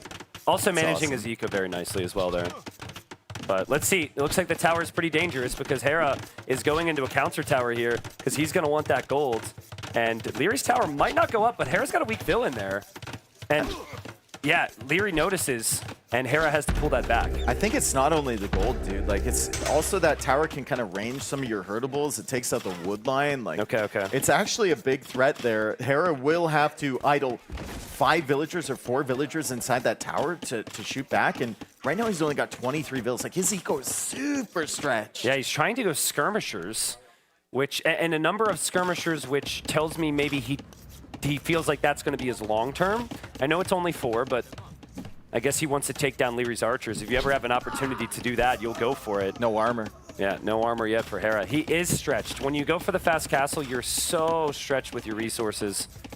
And he's stretched with space as well right now if you're Hera. Exactly. Woodline availability, very, very low, right? He's got the gold, sure, but without the extra javelina, like even the food supply under his TC is dwindling, even as Jurchin. So look at Leary, like he's getting so close to that town center, but he still never gets hit by it. Outpost now going up for Leary. He wants to see if Hera starts expanding. Hera still does have 3 villagers on the outside. We have to keep that in mind. And Leary hasn't gone over there yet, even though he saw the house. So at any moment, Leary could just send a couple archers over there and maybe get some additional damage against Hera. I loved the forward archer range for pressure. I hate the forward archer range if Hera starts to go siege to push that down right now. Leary is still massing lots of units. He's wondering what Hera will do. But he's got a 10 villager lead just because Hera's He's gone going up. to click up soon, too, I think. There, see what he's queuing up here, Hera. Yeah, Grenadiers. He's going for Grenadiers. So this unit, it throws bombs, guys, which sounds OP. It can be very, very strong. If the units are spread out, it's weaker because there's a bit of splash damage involved. So let's see. They're also very low HP, so Hera has to be careful not to overextend with them. Yeah, and just like that. Now he's going to jump from the other side. That's actually really good from Leary. He jumps on them. We'll see how many units he loses, though. Yeah, Grenadiers, still a Castle Age unit, right? Leary just sitting in Feudal Age. He's trying to delay Hera as long as possible so he can click up. He's got the resources he needs. Just waiting on a little bit of food, but he should be on the way to the Castle Age. Now the question is, how much damage can Hera do with these Castle Age unit and also with the position on the front side of Leary's eco until Leary gets the Castle Age. Because they're both so meta, I feel like there's a very good chance Leary hasn't faced up against this unit that many times. He really felt like he was going to completely destroy Hera with that little split maneuver. But Hera's Grenadiers, they're proving their worth so far. Can Leary get another couple of skirmishers? Garrison in the archer range. So far, the young Garrisons have been really nice, whittling away at the HP. Splits around that. Still maybe getting some shots against these. He's looking to kill one. Hera. Can he save the Grenadier? Leary, last hit. No. Let's see if he can get the other two. But now there's skirmishers in there, and now the rocket carts come out, and now you have to plan for life without an archer range, I think, if you're Leary, because this is going to get really dangerous. I think he's planning for life with his stable. Yeah. As he's adding his stable behind. Wood upgrade now on the way for Hera. Wood upgrade, this is probably the latest map for wood upgrades in this tournament, as we've seen people go into Castle Age without it, so it's a good thing that he remembered that. Eco's still very stretched for Hera. Very stretched. The players are so reliant on the capybara for so long and the hunts and stuff that they don't have time for farms. So like Hera's going to run out of food and need to switch. Any switch will probably have to be, as we see the rocket carts come out. Excellent micro from both. Yeah, seriously. Double attack round from Hera, double dodge from Leary with the skirmishers and staying within minimum range. He's just trying to take out the Grenadiers.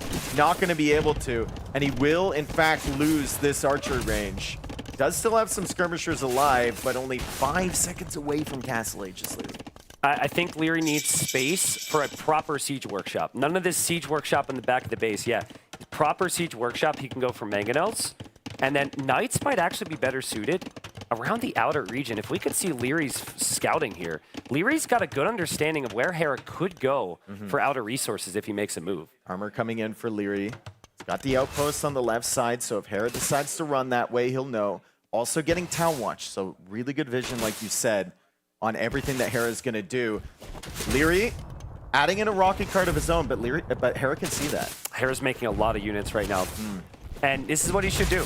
And like we said, if he wins this, it's suddenly very even, not just in the scoreline, but with the way the draft is situated. But Hera's eco should start to fall off a little bit. And yeah, there's the rocket card. And a beautiful big attack shot. rounds. Big shot. Hera knew he was going in a little bit too deep there. You can feel it, right? Like he just kind of backed up as Leary just misses that shot there. My question is, where do you send the Knights? Units from the other side as well, right below this. The Grenadiers are engaging on something, and they all went down.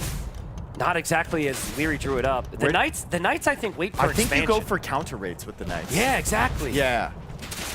Hera's micro is so good. Hera can't see that. He has no idea there's a stable there, let alone Knights.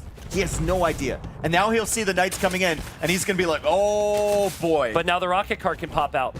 And Hera knows, Leary knows exactly what's going to happen here. Hera goes for an attack round. He damages his own rocket card. He can't get a shot off either. And Leary is pushing this back entirely. But good attack rounds there for Hera. Leary takes out another rocket cart. He's probably going to lose all of his knights. Can he get some additional value with it? Excellent micro from Hera there. So weak. Unbelievable micro from Hera to take out all of those knights and still have something alive. Okay, economies are so bad right now. We need a quick look at their economies. Where's their food? Who has food? I'm not seeing any farms. I'm seeing hunters that are running out of resources. We got villagers going to berries. We got villagers over here. The economies are so weak right now. That's why I'd like to see the knights just kind of roam around, right? Leary's outpost is going to be huge here. Hera's trying to stretch out for stone. Hera will see the outpost, and he's going to be a bit nervous about Leary sending those knights back around that side. Another good shot from Leary, just misses the Grenadiers. Oh, that one didn't. That shot was really good, though, because he was always going to lose that rocket cart, and he gets another very nice shot. Micro from Leary, impressive. Hera's turn, though. Hera goes for the splits, and Hera's units are weak. Leary just needs to save the rocket cart, and he will. Yeah, he can defend his base now, I think, with those 2 rocket carts. Once again, send the knights. The micro has been better for Leary so far, in my opinion. And the macro, it's also been better. But for Hera, I think he's still got the potential to push this. Loved what we saw from Leary here with the rocket cart micro. This sequence was sick from Hera, though. Yeah. Really, really cool stuff from him. Really precise attack rounds there with the rocket carts. Oh, God, we missed Leary, lost 2 units. Another rocket cart. He went 1 for 1. We'll see it again. We're going to spend this whole game on highlights, I guess, over and over again as they trade right there, and then Hera gets another one. Yeah. So Hera's on the attack now. Leary does have 1 knight on the field. I don't know where it is at the moment. Well, he's got to notice it, and it's really hard to notice it that Hera's on the outside when you're under this much pressure. Yep. Your best defense for your outer eco is just offense if you're Hera, and he's kind of locked in again. 1 military, 2 military right now for Leary. 1 rocket cart, 1 skirmisher, and a knight on the go. I mean, the eco is super strange. Hera's eco looks much more comfortable. At what point does Hera send something to the outside? Like one unit to the outside, he's got to know there's stuff out there. Oh, it's so close. I think he is as well, Dave. I think we might have a little bit of action. Yeah, there's some Grenadiers, but the knight is actually going to go clear that up. Yeah, the Grenadier's not good at close range. All of those are weak as well. Hera will extend for a second town center. This is also something we have to consider, right? Like, where's Leary's gold access long term if he gets pushed off that area? Honestly, you just can't, because this is such an important situation for your economy as a whole. You really need to hold this. I think he needs his own Fire Lancers. Fire Lancers are a really nice addition here. They cost wood and they cost golds, and both civilizations get them. Leary had to be really careful underneath the TC. This is not a great spot to defend with your rocket carts, especially when you have limited gold supply if that town center goes down. Looks like there's 3 knights here for Leary, but one of them's going to die to the Fire Lancer potentially. Nice save. That's a crazy save, actually. Yeah, I feel like with the amount of wood and golds, we could see some Fire Lancers. Leary's going to try Cav Archers. That can't be the play against rocket carts. Is that for raids?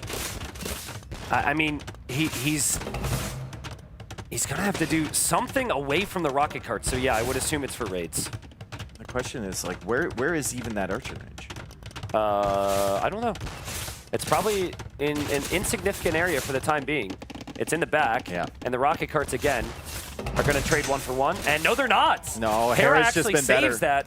Hera's just been better. It's been tough for Leary behind this wood line. Oh! Really tough pathing. He gets another one, dude. That was so good. That was so good. Hera has really turned up the micro. Initially, it felt like Leary was kind of styling with the micro, but man, has Hera improved things. Okay, so this will make things a little bit uncomfortable for Hera. He still doesn't have a wood line really away from that as Leary comes in with the knights. He does have the TC on the other side, though. The thing is, Dave, the level's so high, you need your rocket cart to attack this when he reacts to the Cav Archers. Yes. You can't have them completely separate, so there has to be a counterattack now, and then Hera will look away from this, maybe. Oh, man, the attack rounds from Hera have just been so on point. Both of them attack rounding the same spot is a sign that they're on the same wavelength. Hera distracted now. Where are the rocket carts? Why are they away from the Fire Lancers? 2 rocket carts going down. He won't be able to get a third, but that's a nice snipe from Leary, and that's the benefit of having those Cav Archers forward. Exactly, yeah, that's what he needs to keep doing here. And man, what a back and forth game. It's super close. Eco upgrades are better for Leary. The Fire Lancers just don't trust themselves to ever go in towards this rocket cart. Nice snipe from and Hera a beautiful again. snipe from Hera again. Amazing job from Hera with the rocket carts. Dave, you mentioned it, the gold. It's getting real bad for Leary right now. He needs to move forward fast, and that Knight can't get away. He's running out of gold. I mean, at this rate with these attack rounds, I would have thought that Hera already had Siege Engineer. True, which a Civ can do. Yeah, exactly. You can get Siege Engineers in the Castle Age, but I mean, he seems to be just one step ahead of Leary with these rocket card engagements, with the attack rounds. Leary now behind in villagers for the first time this game, ever since he got that 3 villager lead early. So really, really solid stuff from Hera to push this one back. It looked like Leary was just gonna cruise control at some point in this match. Yeah, but Hera did a really nice job just staying consistent with the production, and I think that's been the issue for Leary. It hasn't been the fights as much as he hasn't been able to consistently produce.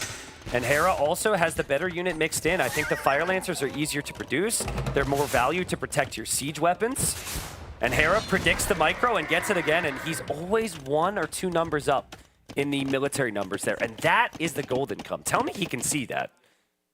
Another TC from Hera. That's the 3rd town center this match for him. Still only 1 town center for Leary, and Hera sees the gold. Thing is, the Fire Lancers have a ranged attack, so you can't really wall them out. There's and a the rocket carts are going to be on the way as well. That is the only gold income that Leary was planning on. Yeah, Leary's got a full commit to this now. It's unfortunate for him as well that there was a hole on the top side of that house. We see the rocket cart coming in from Hera. It's going to get sniped by the rocket cart from Leary. Leary's got that in defense, but I just have no faith in these rocket cart engagements for Leary after what we've seen this game. Yeah, also the Cav Archers lack Bodkin Arrow. There's not really an economy to get Bodkin Arrow, and Hera's now in a state where he doesn't have to push. He's starting to really balance that eco on 3 town centers, and Leary's desperately on 1. Look at that 2nd town center for Leary. It's right near the town center from Hera. Leary doesn't know there's a TC there. He can see a farmer, so maybe he assumes, but he just needs some sort of gold income locked down because the gold at the top side of his original TC is all gone at the moment. I mean, Hera's got to now decide which area he focuses on. And that might get a little bit confusing. And if he starts to get counterattacked, Chinese can come back here. So let's see what Hera focuses on. He does land a crazy shot there with the rocket cart, but he's moving. Yeah, directly over there. But the distraction pays off again, Dave. That's what Leary can use this game. Damn, getting 2 rocket carts with 1 shot. All the Fire Lancers now going down with the Cav Archers ranging them behind. Good attack round there. 1 rocket cart in exchange for 6 Fire Lancers and 2 rocket carts from Hera. You'll take that trade any day. Yeah, I mean, I can't do math, but that seems like a pretty good trade right there. 2 TCs for Leary as well. And now 1 military for Hera. Yeah. That's how he's been winning this game. Military pressure, military control. He's got the TC over here. That's great. But if Leary can snowball an army, it's still well within reach. They are both so inevitable when they have the lead, unless they're up against the other one, it feels like, right? Like in the semifinals, when these two got their leads, they always won. But they also had a comeback or 2 mixed in. Leary's going to have to notice he doesn't have Bodkin at some point, Dave, because it's looking pretty bad without that upgrade. He's just not doing enough damage. Jeez, Hera is making rocket carts look so OP this game. Yeah. Hera, he's supposed to have the eco lead, but that's his eco lead right there, Dave.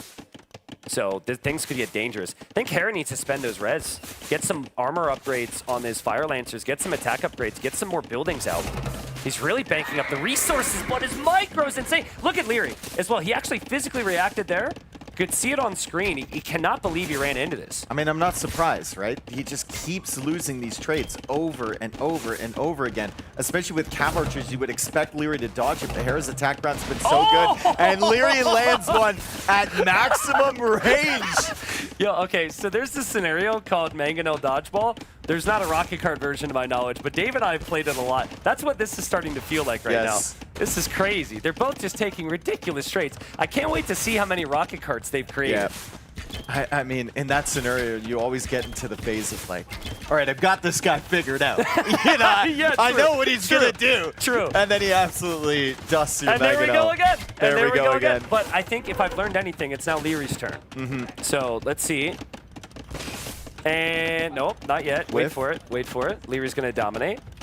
Leary's going to dominate. It's a 4th TC, by the way, from Hera. That's crazy. 83 villagers right now. Finally using that res to get some upgrades. Still floating a lot of res. Leary has kept himself safe, but only 60 villagers for him. He has Bodkin on the way now. But Hera's getting handcard here, and he is getting armor. And I've really wanted to see a 2nd and a 3rd barracks for Hera as well. Like, I think the Fire Lancers, if they have a little bit more production and tankiness pose a much bigger threat here than the Cav Archers. It's always so frustrating when you attack round something and you would have had a much better result if you just right-clicked it. Yep. That's why my plan is to get really good at attack rounds, and then I never have to again. I can just right-click. Yeah. I'm still working on it. Ballistics on the way for Leary. Cav Archer mass is still dangerous, but he only has 6 of them. As he tries to take out another rocket cart from Hera. So frustrating, it's so weak. But he does finally take it out. Hera's about to drop a castle Double somewhere. rocket cart, he's distracted, he's in the market. Still takes out both from Leary. Leary will be confident now. He'll run in after this because he realizes he didn't have Bodkin before. Bodkin's a big difference for him. And he splits again, and that rocket cart can go down. More shots here from Hera and from the Fire Lancers too. Hera's dropping the castle on the right here, and there's nothing Leary can do about it. Yeah, Leary can't counter that at all. Remember, that's Leary's only gold near that town center over there. There's a second one that he's maybe taking as well, but it's ranged by the castle. We have the Fire Lancers coming in. The Cav Archers will be able to deal with this, but not before at least one of those rocket carts goes down. Two of them. And that's without Gamba Suns. That's without the second armor upgrade. And the unit doesn't cost food. So I think Hera can really be spamming a lot of them. But he's maintained this eco lead, Dave. And Leary knows it. And they tap out 1-1. You were talking about breaking the priority civilizations with a lower civ on the draft. Now, Leary did that game 1. Hera's done it game 2. Perfectly balanced 1-1 heading into game 3. Yeah, if you want an even final, that's exactly what you want. That could have really hurt for Hera if he lost that first game and couldn't rebound there. I like the strategy. And the more I watch this map, the more I feel like Fast Castle just puts the opponent under so much pressure. Versus 16. Yeah. I think maybe the difference there is there was always a unit that could protect the rocket carts for Hera. Yeah. I didn't feel like the Knights, while there was like 1 or 2 good engagements, I just feel like the Knights didn't offer nearly as much. Even the Cav Archers didn't offer as much as the Fire Lancers Hera had. I think Leary could have made a justification for sending the Knights into Hera's eco. Yeah. He saw where those 3 villagers were on the right. Knight could get there pretty quickly, right? Maybe send the Knights to the woodline or the gold and just distract. Then you get a better engagement with your rocket carts. Yeah, I've just seen so many games on this. And it's like, people have really good attempts in Feudal Age. I guess we're not going to see it again for a while because this is the final of this event. But Fast Castle is just really, really strong there. Well played. I like this tower from Hera. He was always planning on having to push heavy military. There's nothing wrong with just freeing up your gold. And there's other rocket cart civs, but the Jurchens just feel nice because you save so much of that food underneath your TC. Yeah, we had all the Grenadiers being saved early against the Skirms too. Yeah, so they were there to protect the rocket carts. This was a big shot from Leary though. That was a nice job. It's pretty cool, dude. It was what, 16 versus 17 in terms of rocket cart numbers. That was amazing. The one thing that Leary did a great job of though was distracting Hera. That worked. But if he wasn't distracting Hera, then Hera would always have the better engagements, it felt. Like that push with the Knights, maybe a little bit impatient, right? Good rocket cart snipes again from Hera. But like if you have a Fire Lancer or 2 there, it just feels like it's so much. You have that little range damage you can use. The bigger thing for me is just there was just no food for Leary the entire game. He didn't have Bodkin. It was tough to make the Knights. Another big shot there from Hera. And behind it, Hera just improved his economy. Eventually got to the castle, of course. Leary could have probably played on a little bit longer, but I think he realized his eco was. I mean, Hera had 50 plus villagers at the end there. So I don't know how common it is. We've seen Leary in finals a lot.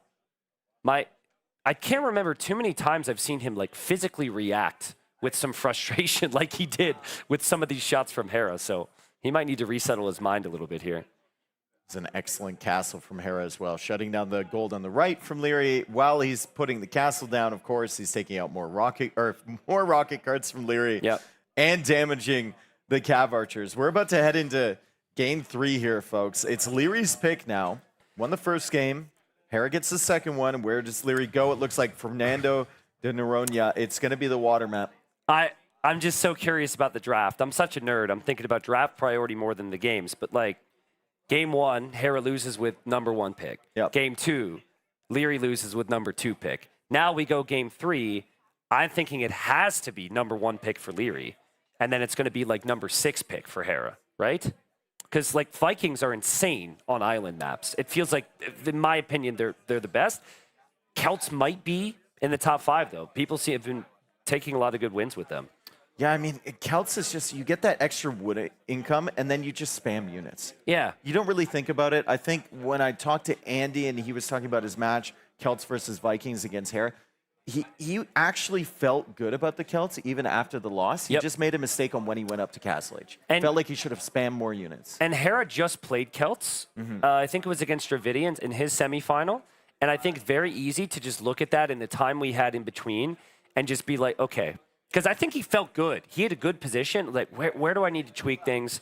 In that game, maybe a slightly faster Castle Age, and he still ends up winning. So, yeah, it's a fun one, guys. But we're not going to see too many ships in this semifinal. These players like their lands, but we were right on the Civ suggestions here, or the Civ guesses. It will be Hera playing as the Celts, which has been kind of a new addition on the water maps here. And then we got the Vikings for Leary. I think that the Vikings are superior, but the Celt wood chopping bonus is pretty insane if you can end the game early. And I think the Celts just make the game a little bit simpler as well, right? You just spam Hulks, you spam Fires. Yep. If you absolutely have to add in the War Galleys or the Galleys or whatever, you do it behind if your opponent is going to mass amounts of Hulks, which the Vikings can also do for a discount. But Celts just simplify the game, and you always have the wood. Yeah. So we're going to have to talk about whales. The whale in the room here, because some players have been skipping them. Hera's actually been skipping these whales, and he's been going for a mining camp on gold. But I think in his other series, he didn't end up docking the front. And we've got a dock kind of on the side from Leary, but from his perspective, he might think it's more forward. And the dock on the front there from Hera. I think it's close enough, right? And a dock on the side is more likely to be closer to the whales than the dock super forward. It's kind of like in between the island and the shoreline, right? So the whales are consistently on the sides of your island. I think the priority from Hera to not take the whales is more like, if I get pushed early by Navy and I'm prioritizing taking gold from the whales and I don't have the mining camp, if I get pushed off the whales, I can't make any Navy at all. That's fair. That's fair. Yeah, I mean, on some level, you would hope that Hera would have the ability to adapt to that, but I think something that Hera does really well is he doesn't take any risks, and I think that could possibly be a risk here. It's been interesting to discuss it. You know, I've talked to Hart quite a bit, who predicted that this would go to 7 games, by the way. And he's close friends and teammates with both, so I won't say which way he said. But, yeah, Hart seems to really, really believe that integrating the whales into your build order is just a better way of getting the additional docks up later, because you can have more on wood. But the whales are still new, you know? And every map that incorporates them is slightly different than this. Did Leary bring in the Javelinas with his scout? I can't. Hera did. He brought in both of them. Okay, so Hera's scout is quite weak. Probably won't matter here. It's cute, and it should give you a slight eco lead, but I don't really know how much it matters, to be honest. It tells us, though, Hera doesn't think that landing is going to be a possibility. He just thinks he needs to win water here, so. Feudal Age on the way first for Hera. He shifts all of his villagers off of food. He is going to put them on wood. He's going to put them on gold, and he's just going to go full Navy production. Leary's going to click up now. Remember, he has the ship discount, but Hera has the faster wood chopping. This is maybe a very weird thing to say, but I think it's relevant. I think Leary's wood situation is a little awkward in terms of where to place the lumber camps. I don't love that wood line. Don't love that wood line. The other one's near the stone. The other one's kind of blocked out by another stone. I think I'm just talking. I think I shouldn't have brought this up. Yeah, you're weird. It just bothers me compared to Hera's wood I lines. agree. That one's a little too close to the shoreline, and the other one, the stones and the golds are griefing him a little bit. But at the end of the day, I don't think Leary would even notice. Yeah. Well, actually, I think Leary might, but he did notice the whales, or at least I think he will. We'll see if he moves that way. And yeah, he knows the whale is there. So what I've been seeing, because you don't get loom, so you have 100 gold, you shift over to the whales kind of right before you hit feudal, just like Hera did. Yeah. So Hera will take them now. Is that 3 docks for Hera? Yeah, 3rd dock coming up. Still only 2 on food.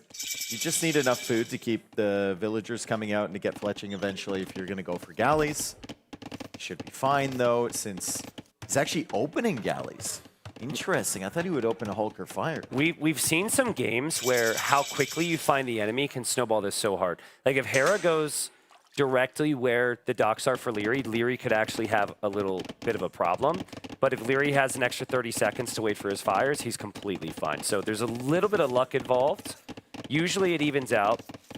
I think it's likely Hera actually goes the wrong way from what I'm seeing right now.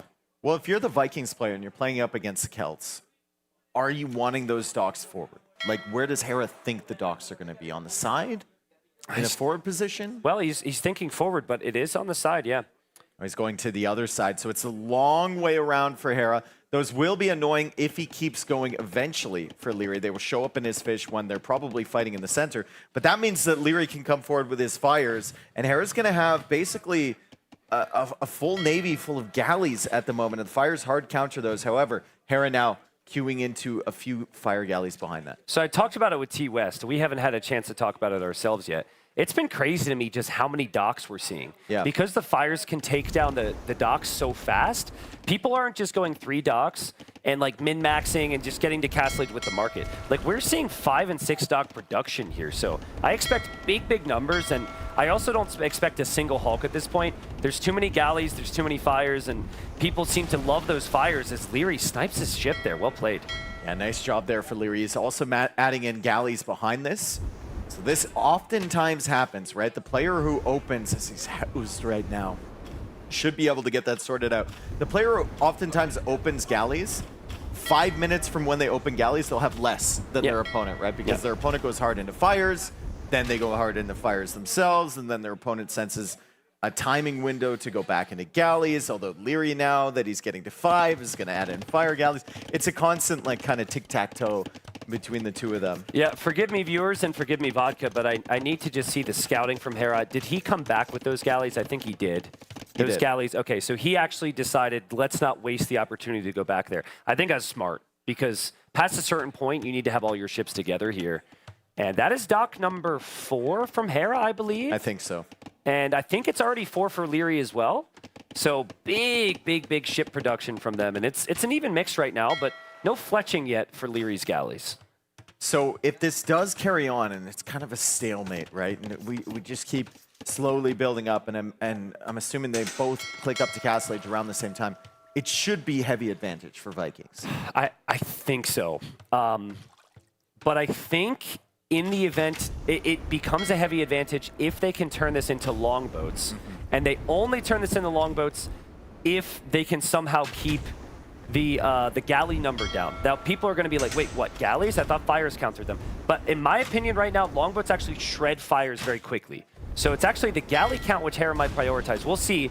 Both players engaging here. Hera had a really good stack, though. All his ships were engaging. It's kind of hard to tell, but I think this fight is... I think it's better for Hera. It's even HP. It's even. Just look at the HP bar. It gets very confusing when the ships are stacked on top of each other, but it's almost completely even on the HP, and now Leary has defensive advantage here. His reinforcements are getting in quicker. He's got 5 galleys. Hera's only got 3. Leary has more fire galleys in support, and Hera's going to have to wait for his reinforcements to come in. So it's actually advantage Leary there. Very confusing fight. I've got a new theory, and there's no better time for this theory to be completely ruined and embarrass myself than in the finals. First person to build the market loses.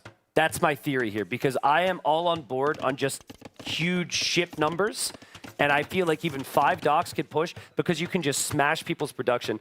Again, I'll probably embarrass myself, but I really feel like any other time in our water meta, we'd see markets before a 5th and 6th dock. Yeah. 5th dock. 5th dock. For Hera. It's crazy. Let's see if we get a 5th one for Leary as well. I think he's still sitting on 4. He's still producing from 4.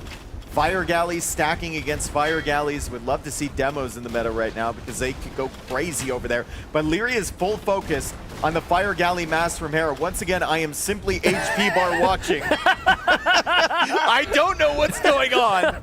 Oh, man. I mean, they're clearly shifting a little bit more towards the fires, right? Like, the fires seem to be dominating, but you can't lose your galleys because the second you do, a Hulk switch can come in, and then you get completely wiped. So that ratio is still really important. Still not a market from either player. Still with crazy production. 4 docks versus 5. Hera's actually on 5 docks right now. 4 docks versus 5. Market. Hera goes for the market. Okay, he's done. He's done. GG. He's done. GG. It's over. Game 4 coming up next. I acknowledge the statement was stupid. All right. No, I think there's validity to that statement. Yeah. I really think that there is because I've talked to some players Well, that look, have he's lost. not producing. He's not queuing out of all of his docks because he built it, right? I've talked to some players that have lost on this map, and they always say, like, I made a mistake. I went up too early. Yeah, it happened with players against Hera, right? Hera won because he produced, but then he did just come out of a semifinal where he did do a really good job producing, and then he was late to Castle Age. So maybe you're damned if you do, damned if you don't. Market Maybe this for is the Leary. Vikings difference. But look at that is But pretty much look at just the resources for Hera here. Yeah. He just bought 200 food, and he's only got 400 food in the bank. I mean, Leary's way more consistent with the resources to click up. Yeah. I mean, you do save a lot of resources on Viking docks, Viking ships, and then the Celts have the greater resource income with the wood, but there goes Leary on the way up.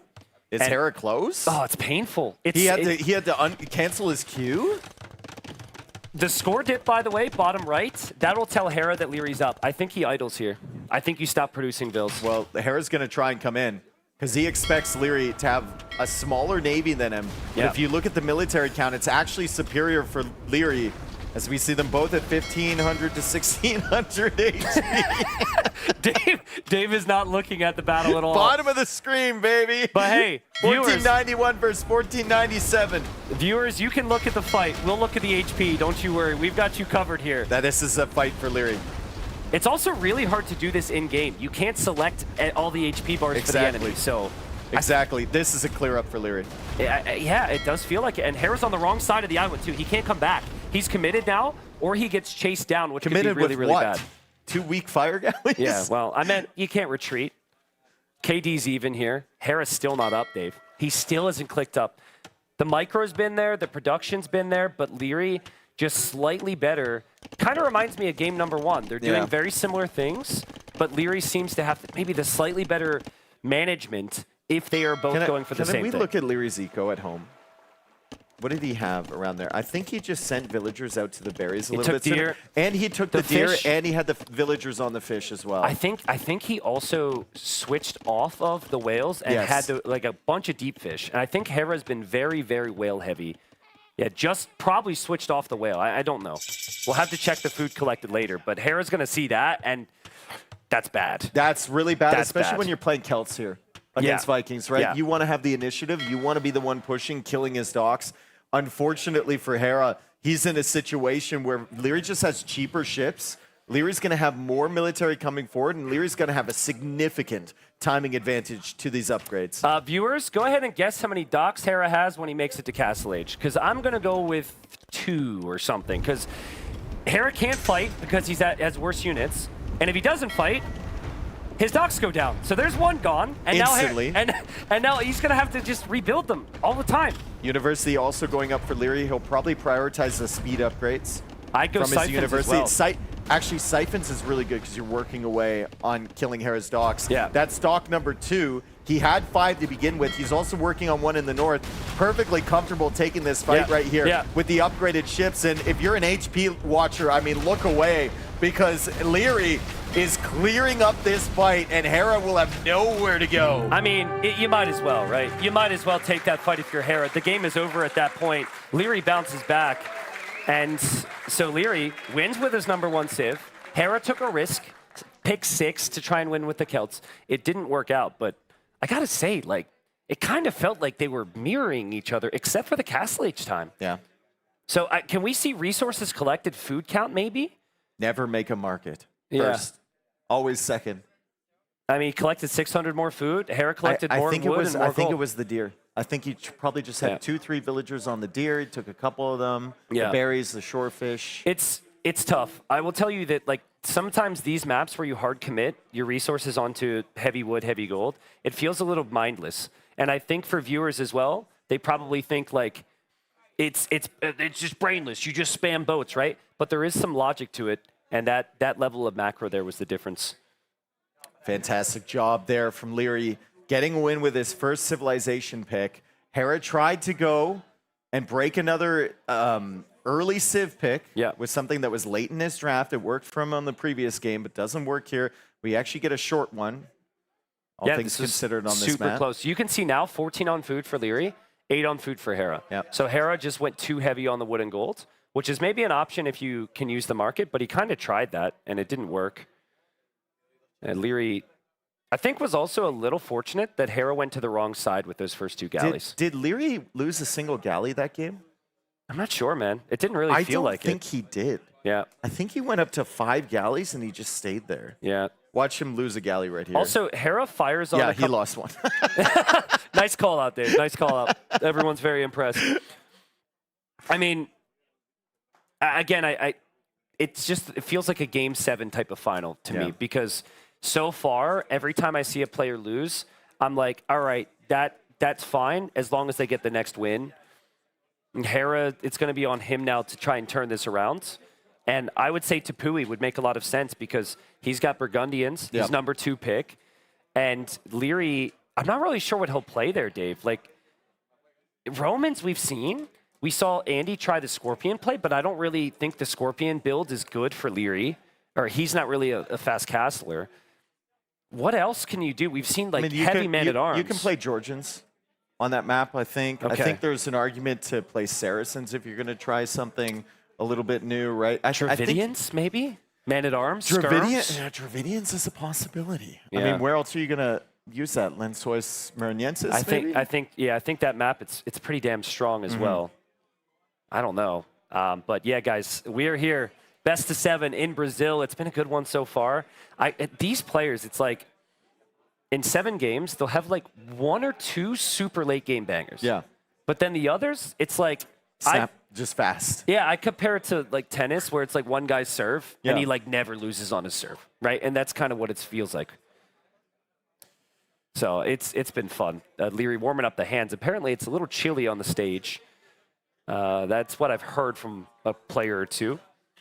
It's winter here in Brazil. True. True, it is. Jordan Chance going through the crowd. People appreciate him. I think Jordan's going to have to head out pretty soon. Typical Jordan. It's Jordan's bedtime, guys. Yeah. No, it's his flight time. Yeah, true. I think he might be taking the same flight with Viper and Tato. I told Viper, you're not going to have any friends. If Norway wins, you're not going to have any friends at the customs. Leaving the country. What was the result of that game? Should we bring it up? No, I don't think so. I don't think we should touch on that. I don't think so, dude. I know any Brazilians out there, I know how you feel, okay? Yeah, Canada you don't. struggled yesterday. Yes, because Canada has such a bright future in the sport and such high I'm expectations. trying to relate to the people. Sorry. My bad. That was a low blow. We're going to move in to the next game here shortly. And I've actually been told that Hera is checking the World Cup score right now. Well, I mean, it makes sense. He wouldn't know. Okay. Well, he wants to find out. Yeah, all right. Well, we've got our little break here. Let's just try and speculate on what Hera might want to go for. To me, he's actually like the map that he was able to win. It was pretty close quarters. So against ACCM, I was saying to T West, I'm like, if I'm Hera, I want some distance between us, dude, right? Yeah. But they were very close together. Hera got the aggression early, and it worked well. So I'd go Tepui, man. Tepui Burgundians, that civ has looked so good. And there's not a clear civilization that Leary has on the other side. You sure you don't want to like slow it down and just go for that long, grindy game? I feel like we've been talking about that one game that Hera maybe shouldn't win in every Hera versus Leary set. Yeah. And that it's usually an hour and a half long, boomy game. Long, boomy game. I'm looking at that park map, right? It's generally a very, very boomy situation as we see Tepui. So you were right. Hera picks Tepui. Leary playing as the Georgians. Hera picking the Sicilians, which he lost to. Yeah. Against ACCM in the previous set. Well, I'm a little bit surprised. I assumed Burgundians was going to be played here, but I didn't see Sicilians at the tail end of the draft from Hera. So, yeah, he obviously knows how strong it is because of that loss. And, yeah, Hera's in the blue. Reminder, though, all your wood, all your berries, all your gold, all your stone is somewhat forward here. So it is very, very difficult to keep yourself protected. Though I will say Hera's got, like, kind of the side wood. And if he walls from that other wood line right in front of the gold, I could see himself having some safe resources there. Yeah, he could potentially wall himself off, but the resources are just so brutal. Even with the donjon to protect you, yeah, there's just so many open spaces on this map. Wood is probably the biggest concern. out of everything. Initially, your concern is maybe gold or stone, but as the map progresses, we've seen so many players, especially Mr. Yo, that one game without wood for about 6 minutes. Yeah, at seriously. the end when he was playing Byzantines, and it's just rough.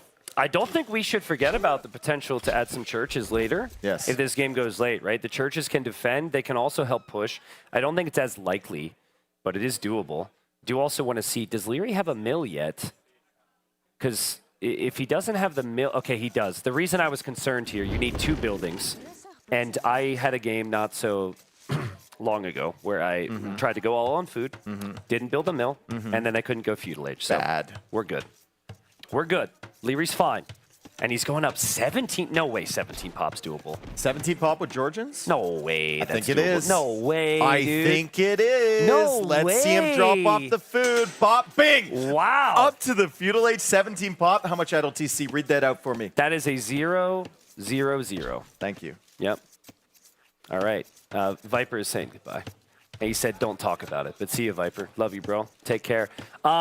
This uptime gives you an opportunity to get ahead of the Sicilians. Yeah. Because not only do they not have any eco bonuses like the Georgians, but you need to build the donjon. You need to wait till you're in feudal age.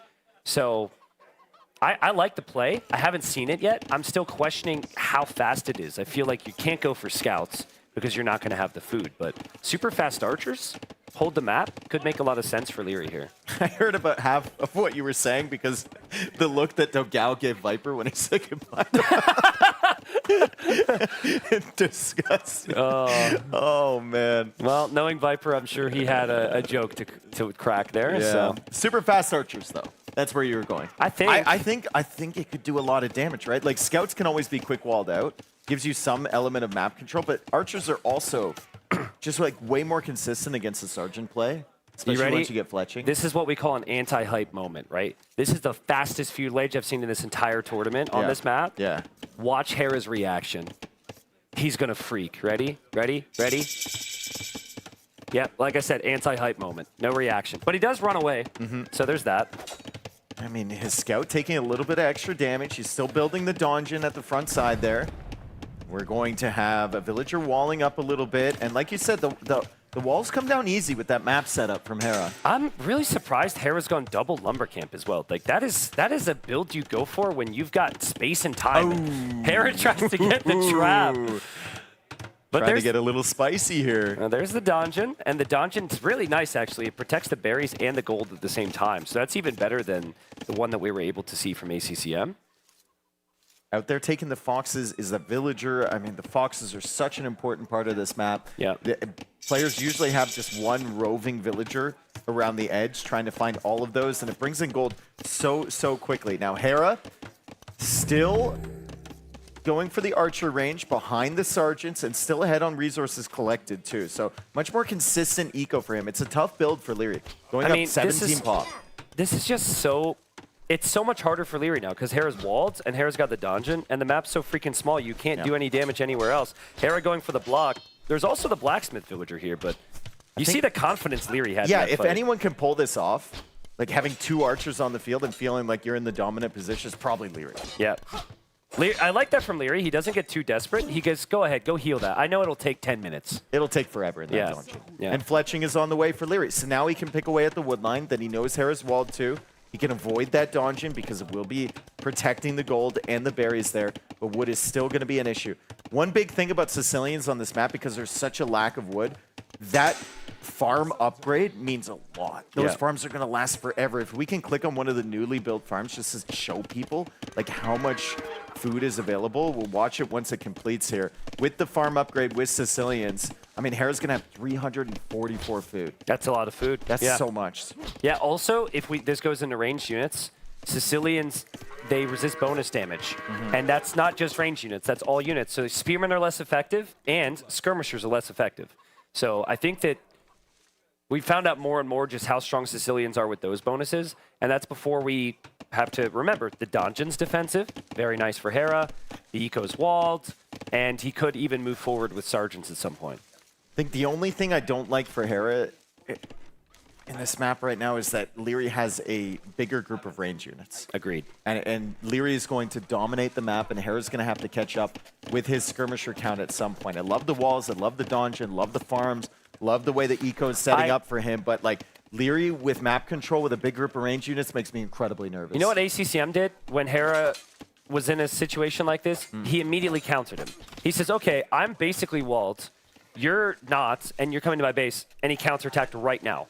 But we'll see if Hera ends up doing that there a here, hole? or if Hera reacts. No. A hole from Hera, bunch of weak villagers. He gets pulled away from the wood line, now going on to the blacksmith, slowly massing his skirmishers behind. It's 28 villagers for Hera, 28 villagers for Leary, so only 8 seconds idle TC time difference. It's so close. I mean, look, I've been watching the res collected. It hasn't really moved more than like 20 difference the entire Look time. at Leary's scout right now. Leary is thinking he could counter me. I need to know if he's coming to my base. He misses the sergeants though, so the sergeants are going to go in. It's actually a really good call from Hera. Are those the weak ones from before though? No, they're not so weak anymore. Yeah, one of them's about half HP. Leary fully focused on these skirmishers, dodging the shots from the dungeons, still keeping his weak scout alive, but the sergeants are attacking the wood line behind. Does Leary notice this? Yeah, it looks like he's pulling away the villagers now, trying to fight those, but they're actually pretty decent against villagers. Also, same time, Archer went over, very wise, and that's going to just poke. I think Hera will send some units over.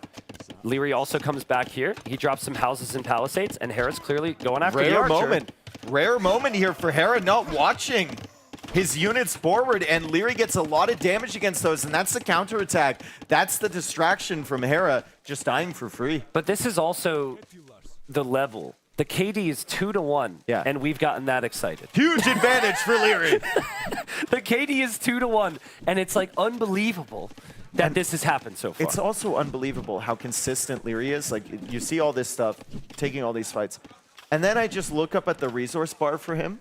Yeah. Like 200 gold, So smooth. 300 food. Yeah. Like, it's insane. Watch what his he wood can do. spend. Watch the wood spend from both. We actually have the market there. But like they spend their wood so quickly on farms and on military. And it really is how you spend your wood in AoE too that separates players, right? Because to get food income, it's farms. To get siege, to get archers, so much of it is wood town centers. So Hera's still not on gold either. Yeah.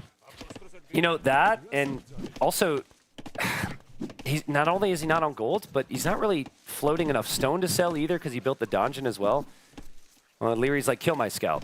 Just kidding. Dude, I wonder if that was deliberate. I don't think the first one was, but he definitely waited there until Hera fired. There's nothing more fun as a caster than expecting that, right? Like we can say that and know with certainty that scout is going to get moved. All right, so the market is up for Leary. He actually buys wood instead with the market. Wheelbarrow coming in for Hera, and Hera's on gold, so the uptimes aren't actually going to be that different for these two. Hera, though, if he just doesn't die with Horsecollar with Sicilians, he will float so much wood. Yeah. He will be in such a good spot. So I think this is actually fine for him. He just needs to have a competitive time, and honestly, as we've been waiting, he's going to have a very competitive time even without the market here. Yeah. Leary didn't really hammer the market early. There we go. He sells the stone. He's on the way up to the Castle Age. Hera's only going to be about 30 seconds behind him. Yeah. Like, not that far at all. And Hera's actually taken some pretty good engagements with the skirmishers. The KD is a whopping 4-2 now after they've been fighting the entire game. Frustrating for Hera. If you went to go a little bit faster, he's probably already on the way up. Yeah. But he'll get there. He's dropping off now. And just ever so slightly delayed based on what he would have wanted. And there he goes. Yeah, about 40 seconds. That's nothing. Nope. That's nothing. And I still think Hera's base is like super OP right now. He's got the walls. Leary's got to shift the wood line, which is fine. Both players now going to add a statement because they know that with the amount of skirmishers out, the Knights could be very strong. Leary could make fortified churches to protect his base, but the issue is going to be what you mentioned before, spending the wood on the farms. Yeah. Right? Like keeping that food income going, whereas Hera has all this food available on those Sicilian farms. Leary's just going to have to keep reseeding them, and he still doesn't even have Horsecollar. Yeah, and I think there's an argument to get Horsecollar. 4,400 food on the farms from Hera. Versus what? Let's click the farms from Leary. Yeah, 1,500. 1,500. Yeah, Leary needs to win this game in the first 2 minutes. He needs to really force the issue. Now, skirms lead to Knights. Knights are going to lead to Monks. And then the skirms actually then become the monk snipers. That's how these two will play this most likely. I think Leary wanted to go for a siege forward workshop siege somewhere. He's got these two villagers out here. a random position, and Hera's going to see those. And that'll kind of put Hera on notice of what Leary was planning. Bodkin arrow now on the way for Leary as he reaches the Castle Age. Armor coming in for Hera as well. Resources for Hera looking phenomenal when he gets there. He's going to be able to produce right away, and he's got double Sable. Yeah, I think that Leary should sense this, but he hasn't scouted it yet, so we really don't know. Where's the wood for Leary? Did that just go into reseeding his farms? Like where's Elite Skirm. Elite Skirm. Elite Skirm, okay. But I mean, Siege is not an option here, Dave. Unless you buy and sell some res. Like Siege, Monastery, that takes some time. It's not going to happen. He's only got 8 on wood. Yeah. So looking good for Hera right now, if you ask me. If Hera can just conserve his numbers, get these Skirm upgrades, mass a couple Knights. There's no Monks out or anything from Leary yet. The Sicilian farms are looking real good for Hera. +2 armor coming in for Leary. What's Leary's Vills doing on the right? We got 4 Vills in the middle now. I have no idea. Were those fox villagers? Were they chicken villagers? I have no idea what they were doing This over is there. Hera's gold income. So he has the food and he has the wood, but this is his gold income. And not sure what those Vills were doing, but +2 armor's on the way for Leary, and his Knights do regenerate a lot faster. So no regeneration at all for Hera, and yeah, the Vills maybe over there getting some food. I am wondering why you prioritize +2 armor. I think that the dungeon really makes you scared. Okay. I don't love it over the numbers, but I think if you have monks, you don't need +2. If you don't have monks, you probably need +2, at least right now. There's the first fortified church from Leary. Still no siege workshop for him. He was just really, really strained on wood. Hera had plenty of resources available. Hera's going to take the fight. He's going to snipe a villager. +2 armor is in for the cavalry from Leary, so there's an advantage there over Hera as the blocks come in, and Hera's still trying to snipe the villagers, but Leary's trying to take out the knight. Another villager goes down. Yeah, I actually thought that Leary was trying to block the knight so Hera couldn't escape and get the healing. Maybe I'm wrong there. Monks are in there somewhere from Hera. And Hera saves those weak knights. Really good save. Yeah, really, really good healing from Hera, as always. 3 villager kills from him in that sequence. The fortified church is up. The monks can come out, maybe get some relics, but Leary's still really far behind. Look at the food count from Hera. Early wheelbarrow with all those farms still working. It is insane. Yeah, Hera, if he recognizes this, shouldn't actually push that much. He should just hold. He should wait for the bigger mass. But he's kind of getting pushed here, and he won't stop to convert because he's scared he's going to lose his monk. That's brutal. Hera maybe a bit upset with the way that those skirms ejected out of that dungeon. I mean, it gave Leary a bunch of free kills on those. And you said, the skirms become monk snipers. Leary is here with +2 knights. He's got the skirms under the dungeon. I mean, by all accounts, Leary should be, behind in this game, but that one moment, Hera gave him a little bit of space. Leary's been taking advantage. The fact that Hera has a market to sell and the fact that he is still on that other gold means he's okay here. He can still produce some units. He's actually whittled down the skirms, which means now his monks become a lot more useful. It's really nice hold. The dungeon, again, just pays off so nicely. If he doesn't have that there, it could be game ending. Leary's sniping the relic forward while he had a chance. He's also going for a fortified church behind. That'll boost his eco, plus give his villagers somewhere to hang out if the raids come in. 7 knights, double stable production for Hera. Now it's 9 versus 8 knights, 1 stable production for Leary, and the upgrades are about to be even here as the second armor comes in for Leary. I think we're going to see Leary sell the stone. I think a lot of market gets used here, and I think we're going to see both players remain very tunnel visioned. There are abilities, there's areas to raid the sides, like Hera in the north is very exposed, but Leary can't move anything out of the middle, otherwise he just dies, right? So it's going to come into one big fight, and monks might swing it. There are more monks out there for Leary, but on the flip side, Hera's got more skirms to snipe those monks. Second relic coming in now for Leary. Oh, the monks. The monks. Oh, Hera didn't fire. Monks can hop inside. One of them did go down. Skirmishers are still hanging out, ready to snipe those monks. Hera's waiting Upgrades for are him. even now. Hera's waiting for him. He doubled back. He knows that there has to be conversions. Otherwise, Leary's in trouble. And the skirmishers just being there means the monks can't convert, and Hera has the numbers and the upgrades. Monks hop out now.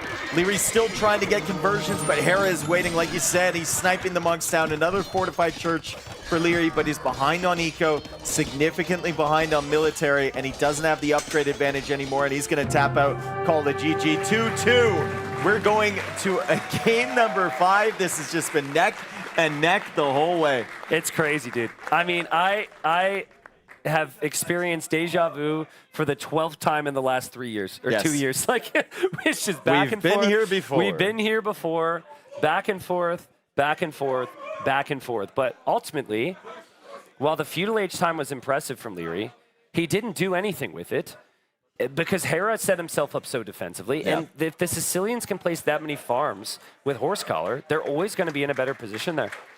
So very well played. And I don't think there's been any major surprises from either of them. No. They know each other very well.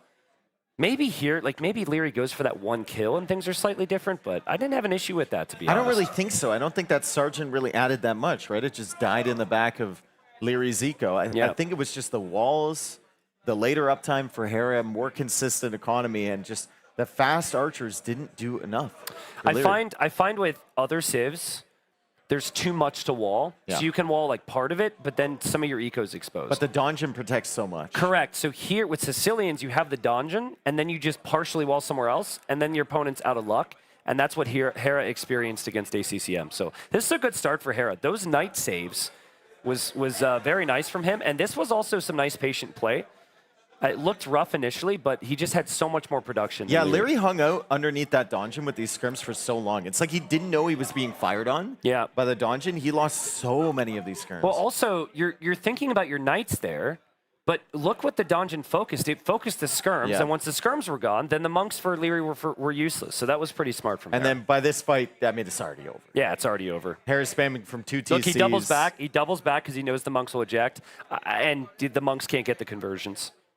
Beautiful play there from Hera. And now we're down to a best of 3 for the finals.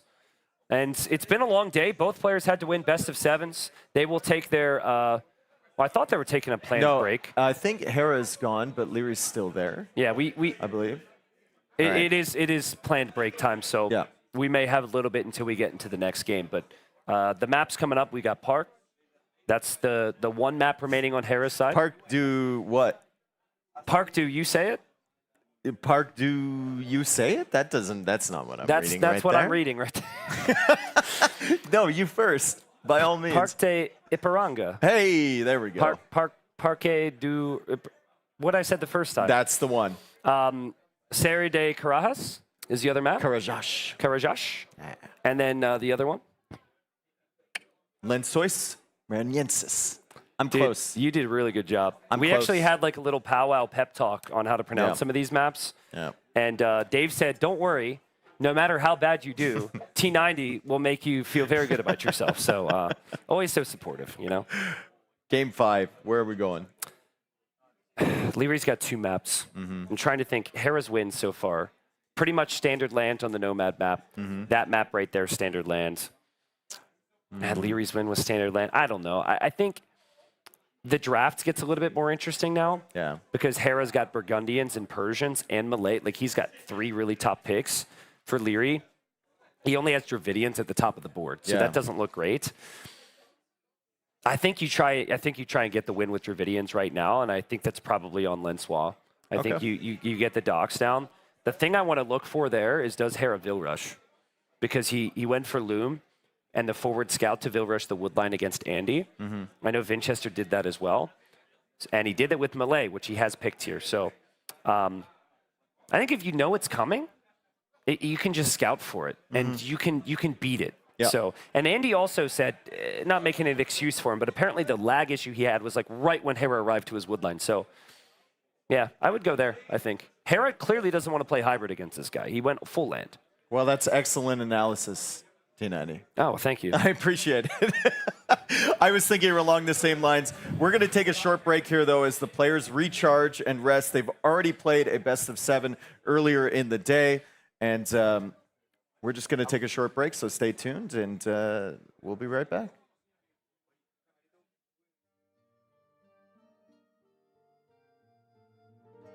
Well, I would say that practice this time around was limited just because I had just finished the King's Gauntlet tournament, so I hosted a tournament for like streamers and whatnot, which is honestly a fantastic event. I really enjoyed it, but it does mean that I had less practice for this event. So I would say probably like 3 days before I flew, so 3 days worth of practice, and now I'm practicing here. So it's gonna be like in total 5 days of practice, which is like in my opinion super low for next year event, but we're just trying to make the best out of it.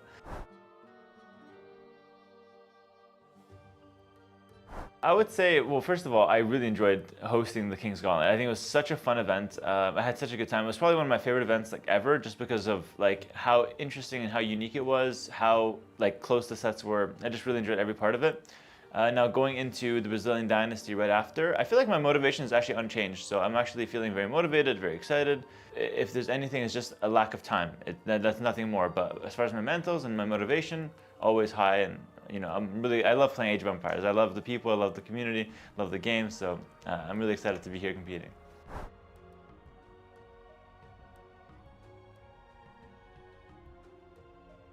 Yeah, that's a good question. First of all, it is really funny that we're gonna spin it now to be like X LAN events in a row. You know, if I win this one, like that's the new tweet, that's the new like streak that we're gonna go with.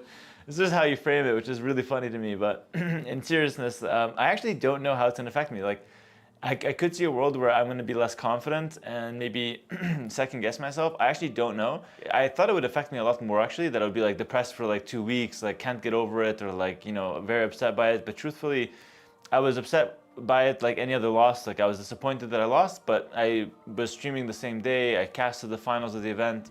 Things that I don't usually do after a loss, I was doing them. So I think there's a lot more to life anyway than hanging on to like one loss. So I feel great, but I do wonder if it's gonna make me second guess myself. So we'll see after the event. I can kind of talk more about that probably.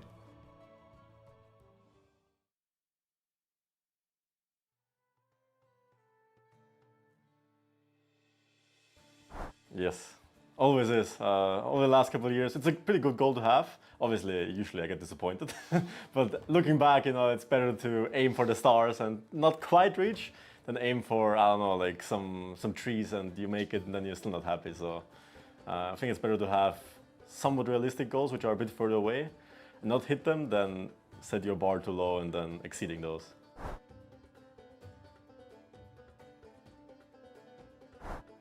It's honestly an honor. They're one of the biggest esports teams out there in multiple games. They have like a Hero run in CSGO, they're competing in Esports World Cup, all the good things. They're like top 3, top 5 team in the whole world. So it's huge that they picked us up. Obviously very motivating as well. Everything has been going great so far. Obviously we're not their biggest team game-wise. They obviously have CSGO, other teams, etc., which have more focus on, understandably. But our manager is great. We get a check-in every once, twice a month, see everything is going smoothly. We plan some things, we have some projects, like the Garrison, for example, in November. The league, the free league, the team game event that people have been hoping for the last couple of years after BOA is happening also because of being esports, but also because of us. We're advertisements, and obviously it's a huge event that's gonna happen. So yeah, it's hype. They're obviously putting in lots of effort. They're obviously doing great with us.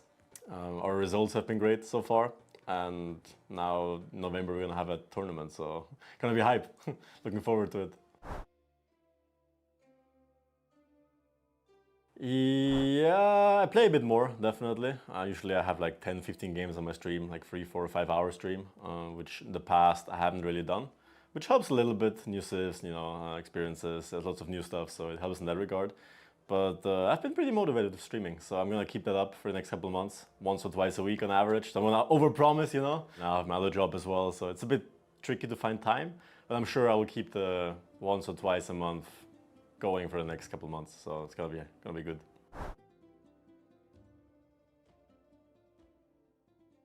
Thank you.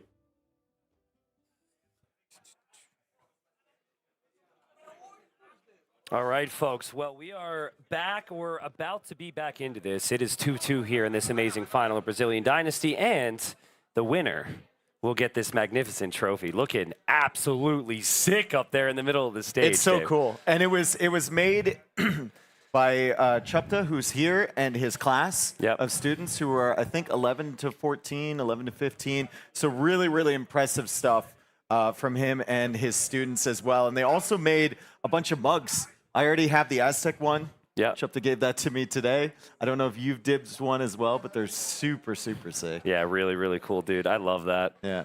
I don't know. It feels very well themed here, you know, to the rest of the tournament and the rest of the graphics.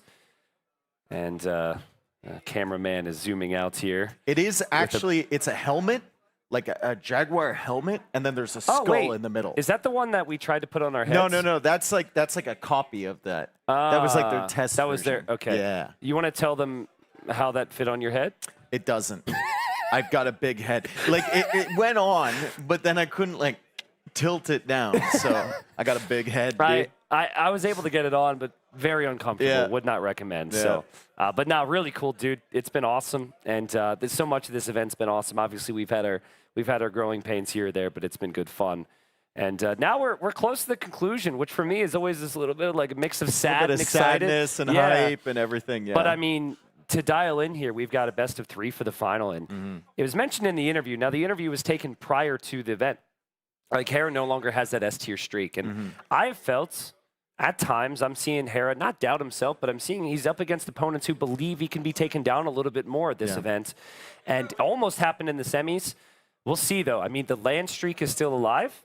For Leary, though, he has so many second-place land finishes. The curse. It would be amazing for him to curse. break the curse at some point. Yeah. Can we call it a curse? Is that cursing him even more by pointing it out? I don't think so. I don't know. We've been here before. Yeah, we've been here before. He's got some heavy lifting to do, because when I think of some of like the best civilizations in Age of Empires, Burgundians is on that list, depending on the map. Persians is on that list, depending on the map. Malay, Vietnamese on that list. These civilizations for Hera are insanely good. So right now, I give him the slight edge to win another final here. He actually goes for the civ. I didn't mention, Hera's going to go with Gurjaris here, game number 5. And this map, we've seen a lot of crazy games, Dave. It's similar to Coast to Mountain, where you have that coast, and then your wood is typically on the mountain on the side here. Leary playing as the expected Dravidians. Did you see them practicing Gajaras? I did not. Okay. Did you? So there was Viper and Tato were practicing Gajaras, and I can talk about it now that they've been eliminated from the tournament, and more specifically that they've left the venue to go get a flight. But their idea was fast castle with Gajaras, elephant rams, and monks and siege through the center. Do they dock as well? They though? dock as well, yeah. Okay, interesting. So All they right. dock, and then you can garrison more fish still with the Gajaras in the dock, and you get a few more arrows. The thing that I really like about that is I feel like the fast castles are really good against man-at-arm archer. Yeah. Right? Against civs that can just shift into a stable and go for heavy scouts, it can kind of struggle. But also, you know, I have lots of memories of Hera really liking the Gurjaras. And there's a lot of extra sheep on this map. So I think that maybe for Hera, he's just gone for the early mill. Yeah. He's going to throw all the sheep and the capybaras in there for the He food will boost. go for a dock eventually, though. Yeah, I think so. I'm pretty sure that's part of the plan, and here comes the villager over there. So But it's late. Leary is there. It's late. Leary is there. It's a late The dock. villager doesn't It's have a late loom. dock. Leary didn't notice the He villager can't build the immediately, dock but he yet. can't build He the dock can't build yet. the dock. Leary needs to go back. Leary doesn't go back. That's crazy to me. You actually can't build the dock without deleting there if you're Hera, but maybe he just expected it would have happened anyways. I mean, also with Hera's quick wall abilities, he might have been able to build himself a little pen to make that dock somewhere else, right? I have a very distinct memory, though, of another situation where Leary was in a final against Hera, and he was up against a dock villager, and he just missed out on it. So maybe that's something to look at. Maybe there's it's a not a lot trend. of there's not a lot of tips you can really give Leary, but So Hera goes out for that mill early. That means Leary has the advantage with the fishing ships. That's great, but it also means that Hera can find some synergy with the Gajaras that isn't really found on most hybrid maps, right? Gajaras aren't really picked on water maps because you want to go for that dock as early as possible, but you also want the mill. Yeah. And this is a nice little kind of mix-up of the two for Hera. See those 3 palisades from Leary? Yeah. That's because Hera went Vils, 2 Vils, fast loom, and scout to attack Andy. That is Leary remembering the potential. It's not going to happen here. He realizes that now, but I just really like that detail. That's really good. And then as soon as he realizes the timing is gone from that, he just deletes it. He's like, I want my wood back. The other thing to mention here is it's a fixed TC start for the most part, so you should never do this. You should never, ever, ever, ever, ever be underneath your opponent's TC. Did he just lose HP? Nope, he's fine. Never mind. Never do that. Always lose HP. I mean, it's a best of 3 at this point. You got to be pretty intense about it, but I like the walls from Hera. Every player should do this, in my opinion. I expect the same from Leary. You can't allow access to your woodline from that angle. Nice little wall off there from both players. Is there a path behind? What? There's a full path There's a dude. No, they'll never find it. That's the magical trail behind the wood The line. magical trail will never be found. It's not magical. They will never assume there's a gap there. But if it gets found, it could be a real problem for Hera. Wow. I would never expect that. I don't think I've ever seen that on the map, Jay. Yeah, there's some weird situations, but that's a pretty big gap over there. I like the second dock way further forward from Leary as well. Yeah. If he's going to pressure, right? He saw where the villager was. He knows where the dock is from Hera. And having a second dock near your first one is going to mean more travel time, less ability to pressure right away. The ships are going to come out early. Hera, resources are looking pretty good here as he gets up to the feudal age. Leary's going to go for the ships immediately. What's his plan, though, Dave? What's his Hera building right now? He has nothing on golds. Yeah, he's going to go Siege Workshop forward. Elephants, elephant rams. Interesting. So he's going to give up water. Scorpions, elephant rams. And he gets Castle Age by selling his stone. He just he forces Leary to overinvest in water by contesting a little bit. Interesting. That's what I saw anyway. And you saw this was Tattoo and Viper training? Yes. Okay. It lost, but that was the strategy that they went for. Well, I mean, Hera feels like he needs to take a risk. Yeah. He maybe doesn't like this matchup otherwise, and there he goes on the way up. And he will shift to the back gold. So the main issue for him is going to be food eco. Will he have the food eco is the question. We know the food eco is probably going to be there for Leary, but Hera does fight back with one Hulk, just delaying the pressure. I think if you're going fast castle and you have fish, you should at least make one Hulk. Because then it forces your opponent to kind of overinvest. Yeah. They can't just sit there with maybe two and No, set I your agree. fish. You don't want Leary right now to have an easy access to land pressure with archers. So now I just wonder how quickly Leary makes that one fire ship that he needs to take the dock down, and then how quickly he adds in extra fish behind that. I also want to know what his scouting looks like. Did he see the blacksmith market? Because I don't know. I don't know. We saw it. He's got to assume. No, the feudal age time is not a fast castle time. It's a fast feudal time. I mean, so what is the a fast castle time on a 9-vil start on this map with all these extra res? Well, I could tell you, I don't think Leary knows because I don't think he would ever do this himself. I think he knows. He's about to know. Yeah, he's about to confirm right now. But he's making skirms because meta is archers. He's not making skirms because he thinks this is fast castle. I think this is going to catch him off guard. Yeah, you have a point, actually. Unless he knows about the magical path. Yeah. Which I don't think he knows about. Someone just walked here and they're like, someone just joined and they're very intrigued. The magical path. Yeah, Hera's going to go for this. Now, the bonus is what, 20%? Maybe 25% extra damage from mounted units? So that would apply to the siege elephants, assuming that is what Hera's going to go for. The TCs go down extremely fast as you see the Hulks now shutting down the fishing ships. Uh-oh. Couple extra fishing ships. Uh-oh. Were created there from Leary, and it's double siege workshop here. It's going to be a mix of elephants and scorpions. Now, Hera will have a problem getting the food for these elephants. Yeah. If this was 3 archers, this would shut this whole push down. But Leary did not expect it. He was expecting the meta here. And, dude, I'm worried about his town center. I have a lot of faith in this because Hera will hard commit, right? People who go for this sometimes, they want to boom. They want to drop TCs, but I think Hera knows. Hera also did this day one against Winchester, if you remember. Yeah, was it the Japanese-Romans game or something? Or some other game? I think so. Yeah. I remember he had 2 siege workshops forward, and then Winchester had to commit like 15 villagers to try and save the starting TC. Yeah, so maybe a lack of homework as well from Leary. This is Leary's home map. The Scorpions are out, and it's going to be 2 Scorpions into 2 elephants. Those elephants are designed to take down the buildings.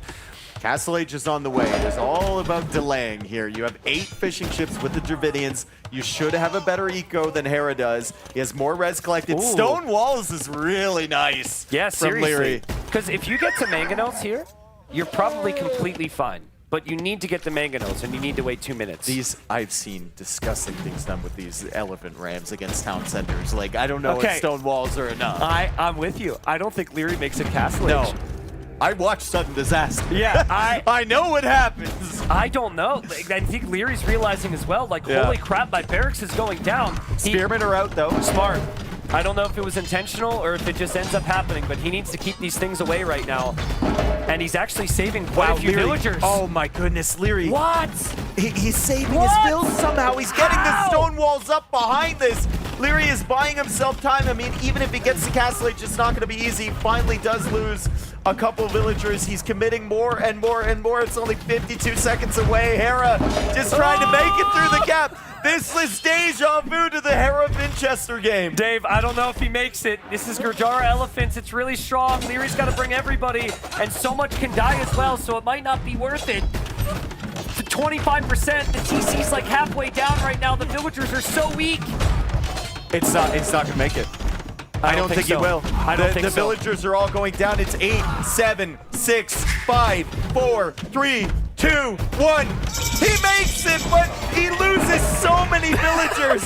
So many villagers. Deja vu. I've seen this before. Yeah. Hera did this against Winchester. Yeah, it was just a correct, the incorrect call from Leary. He did not scout it. He assumed it was going to be archers because that's what everyone else is doing. I feel as though the Civ could have been a tell here, but maybe the knowledge just wasn't there from Leary. The strategy has worked so far for Hera. He has to be careful because now that there can be a Mangonel, all of this can go down, but his eco is pretty damn good. The elephant is just going to come up there and chase that Mangonel around. I mean, Hera's sitting in a risky spot with these scorpions for sure, but it is 6 scorpions. Wait for it, wait for it, wait for Oh, Camel's a problem. Splat. Oh no. Oh no. Oh, that's fine for Hera. He took out 3. He took out 3. That's absolutely fine Siege for Hera. Workshop will go down before the next one can produce. Yes. And he calls it. GG. I told you, it's a dangerous strategy, and Hera's done something very similar before. He does it here. He gets the win. 3-2 Hera. I am 100% convinced that came as a surprise to Leary, because the 3 skirmishers, that tells me everything, and it's going to be a painful one. And this is the first game in the whole series where the other person shocks the opponent with something. I think everything else was known. And that's that little bit of extra creativity, maybe preparation on Hera's side. You look at the civs now when we get to this draft here in a second, and things are looking bare bones for Leary in terms of his priority. 1, 2, 3, 4, and 5 picks all have been played at this point, and he will have to go down to some civs that are capable, but just not quite as strong, at least in his mind. Imagine if he had killed that dock villager. Yeah, true. Right, if he was looking over there with the scout, if he was on time, he could have sniped that with no loom, and then Hera has a way rougher time getting up to Castle Age. Also, imagine if he had archers here, like you said. I think if he sees Market Blacksmith, he always knows Fast Castle. Yeah. And I think he can have a Castle Age time that's a bit faster. Also, the stone walls on around the barracks was after he realized that he needed them. I think he had the time to add them before the Scorpions arrived. And maybe all this slight differences can change this game. But that's a crazy strat from Hera. I love it. Because everyone focuses on the water, right? And everyone just walls. Just smash the walls. Feels like every time I watch a Leary game now, there's just one instance of an age up being denied from the TC. Like, it happens so often. Yeah, not something he'll be happy about. But he's got 1 home map remaining. Hera's got 1 home map remaining. Advantage Hera. Leary will need to win 2 straight. Hera's got to be feeling good because Burgundian's still available, Persian's still available, Malay still available. Those are the best civs he's got in the draft. What a strat there, Dave. That was sick. That's one of those that's just, you're not going to remember any of the other games if you win this final. You're going to remember eating Leary's TC like that. That was sick. Very, very satisfying if you're Hera. And the fact that it worked twice is crazy, right? Like, maybe Leary should have been looking at some screens in the practice room. Because yeah, true. They played a couple. Well, it's also interesting because Leary and Hera they're so close, and they typically train a lot together. Now, they also train with others too, and word gets spread around, of course. But, you know, I kind of want to know where that scout was for those 3 minutes. You know? Like, he was everywhere. He went to the dock.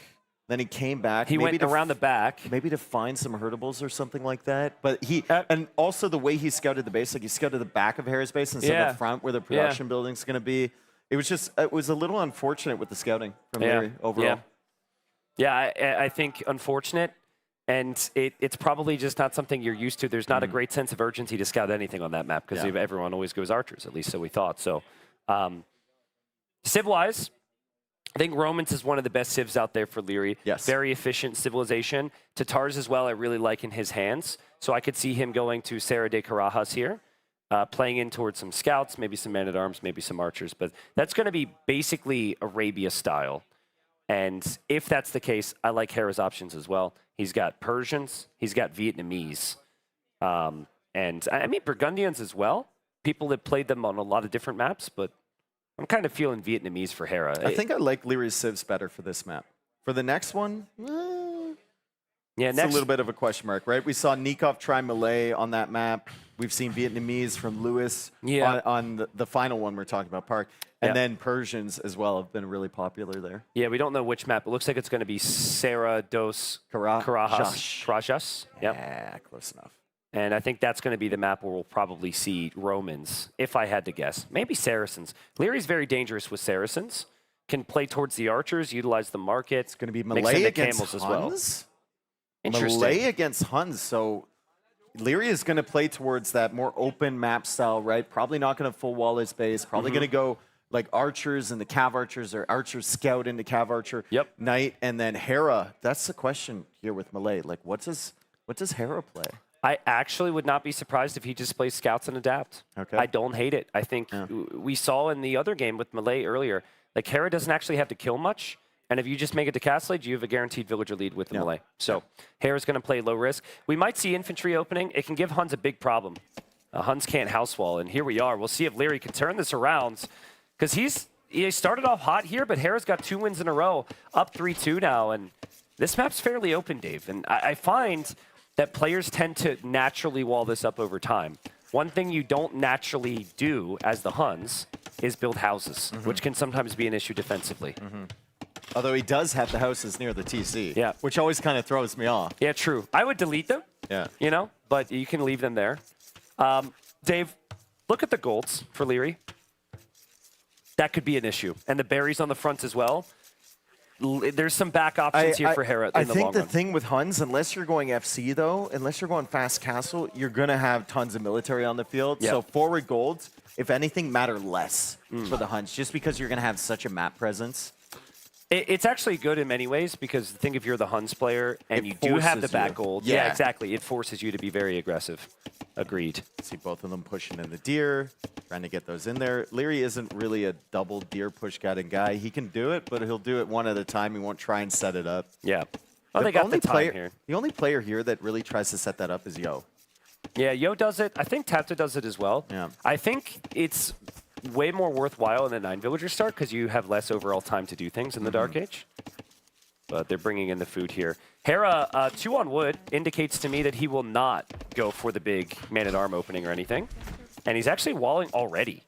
Kind of crazy, dude. Like, he's walling 16 pop on, like, the right side of his map right now, which is kind of along the same lines of what he did with the Mayans. He really likes to wall where he can and then play towards the fast archers. I mean, I think the last time he played this map as well, did he play this map against ACCM? He played it against Sebastian. Sebastian. And that was when Sebastian was Mayans and he was Romans. Okay. Played out a bit differently, of course. Romans are going to have different openings. If he's in a corner, though, he's going to want to take advantage of that. Yeah. And that's exactly what he's doing right now. It's purely because he's a safe gold. Yeah. Right? And Leary can't even envision that. Like, that's not even on his mind. So Hera's now just already, he doesn't know what his opponent's map looks like, but he knows his map is amazing. So he's just like, all right, let's take advantage of it.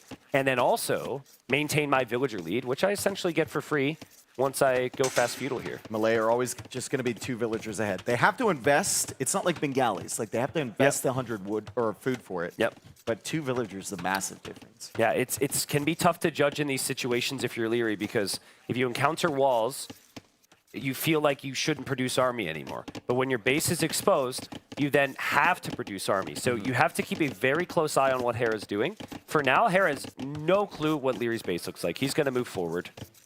And I'm pushing in all the deer. Yeah. Leary will do the same thing. But like you said, 9 villagers start. I mean, it feels like you're up to the feudal age so fast. And a lot of time, if you're pushing all 3 deer, you don't have time to scout whether your opponent's full walling like Hera is. Yeah, true. Yeah, I think they're just going to push the deer and assume, as is often the case in these games. And there's the barracks there from Leary. Hera forgot the mill, actually. So he is a little delayed in clicking up. But I think my personal preference is I like 22 vills minimum with Malay. Sometimes I add an extra vill or 2, because you sometimes can't afford the barracks on time, just because of how fast you're up. Does that change on 9 vill start versus 3, though? I think it doesn't change too much. Yeah. Ooh, Hera getting awfully close to the TC from Leary. Spots it Spots and the moves house. away. Spots the house, bro. Delete the house. You're Huns.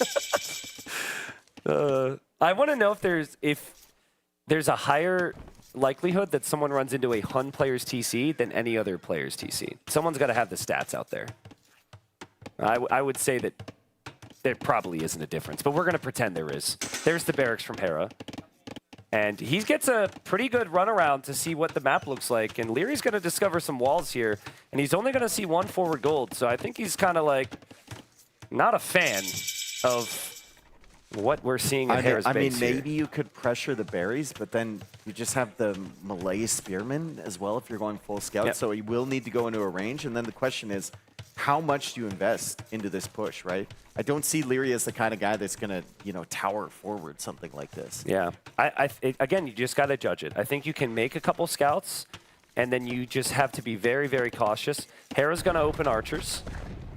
And Leary, he doesn't see the gold, but I think he can assume there's one back there. But, dude, encountering that, the Great Wall of freaking it's so China intimidating. is so intimidating. When you open scouts, and then you see the walls, and you're like, oh, God. Like, if you're going to play walls, you would have played Saracens. You love Saracens. They can play archers. It just adds another 5 minutes to your feudal age, and you know it. Yeah. Now you're going to have to try and find damage. But at the same time, like, Hera can't play too passive. Agreed.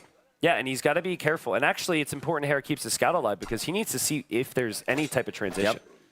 It's also useful if the scouts are attacking you and you feel like there's a range. Jag's on 2 HP. If you feel like there's a range unit behind, the scout can be used to snipe Jag's it. on 2 HP right now. Oh, it's switched targets.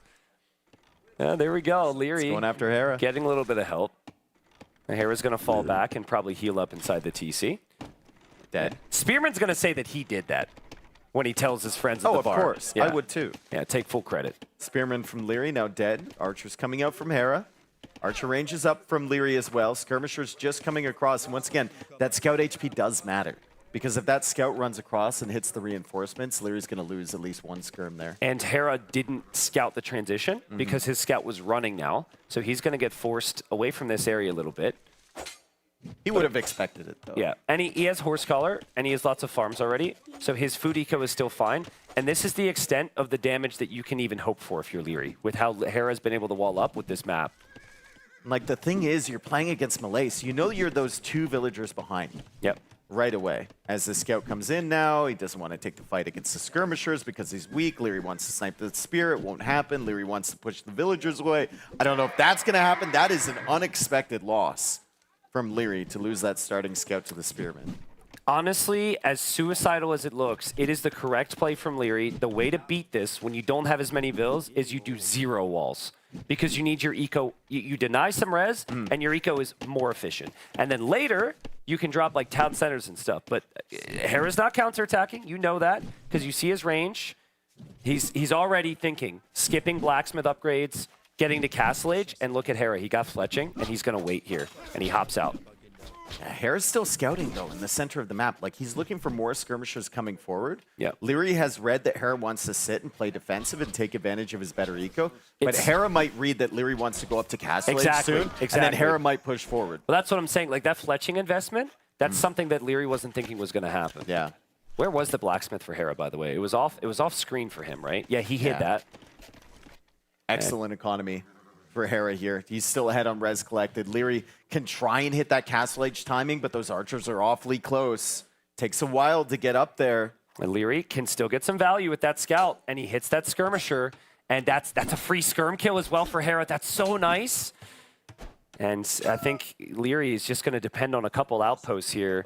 And forced into fletching. So the Castle Age timing gets delayed again. He's still making more skirms at home. The market goes up for Hera. He's not really over-investing into this. He just called out the fact that Leary wanted to be a little bit greedy with the Castle Age timing, and now he's forcing Leary to invest. Does Leary cancel fletching here? No. I think you still get it. You might need it, yeah. Also, I think since the scout is weak from Hera, you can just sacrifice a scout or two and just get on the other side of this. Yeah, just like force Hera to stop, and you actually don't fire. You wait. Hera's gonna well, that's he clears it up. You do this. And then don't tell Leary what to do. I don't think I need to over-explain that situation. Leary's on the way to Castle Age, Dave. Yeah, But look at Hera. Hera's going to be there first. Yeah, but Hera hasn't clicked up yet. But the problem I find with Melee is sometimes you're up so fast. Yeah. If you lose your first 4 archers, you get to Castle Age and you have like 6, and you can't feel comfortable with that at all. Yeah, there goes the archers. We need to see. Oh, dude. That's so sick from Leary. Will Hera see the outpost and run away? Will Leary see the archers? No. Did he catch a glimpse of that? Did he see the archers? I think he might have. It was for like half a second. Yeah, he's got outposts going up kind of everywhere because he feels like his map gives him no options. And the archers are going the long way around from Hera. This Jaguar. The animals. This is just the ridiculous. animals really must not be fun to play with here. The villagers are still chasing it. Oh my God! Will he see the archers? I think he caught a glimpse of them. I think he caught that one Dude, little is that glimpse. Jag on steroids? How is he not dead yet? Kill it. There we go. He's looking. He's looking. He's got he sense. missed him again though. Hera's being so sneaky with those. Yeah, I love the game Skirmishers sense. are looking everywhere. Hera's just in the corner. If Hera can get crossbow upgrade with those and Leary pulls the skirms away. You know, for me, I would assume Will there's he no find army them? here. He finds them. Wow! Amazing from wow, Leary. Dude, that's huge. He'll clear it too. That's so important. If this army got value, he would be at such a disadvantage, but he gets the clear up. Well played to Leary. What is that game sense? That's insane from him. Another scout goes down. That's the final scout from Leary. So Hera did get some value while he was getting those sniped. He's coming out with his crossbows, but Castle Age is in at about the same time for Leary. And he does have 11 scrims on the field, so he does have an army to push this back. Thing is, Hera added a stable, and he's showing that now because he's adding a new scout. But Hera doesn't know that Leary's just going full outpost mode. So he might not expect to be spotted. But that's not the goal that he's taking. And elite scrim. Yeah. Hera will add in an elephant, which should be fairly transparent because he showed the stable when he added the new scout, and Hera, interestingly enough, shifting to the forward golds. Feels a little early, but maybe he's running out. Nice value here for Leary, trying to find the reinforcement crossbows. Same thing that Hera did to the skirmishers before. And that crossbow goes down, and it might also give vision for Leary on the main crossbow army as there's more wildlife to clear up. So frustrating for these players. I think normally you would add, you get ballistics, but I think if there's going to be elephants out there, you might want to consider a monastery there if you're Leary. Tosses away a knight. Has killed a lot of crossbows, though. This has been very valuable. I think Leary doesn't value ballistics as much as other players, too. Yeah. Like he rarely prioritizes it. He's gonna need to prioritize a woodline at some point. This is looking rough for him. But he has to win every fight because he's always behind Invils. Always. That is a guarantee with the matchup. Hera as melee behind walls is super dangerous, and elephants are pushing things back.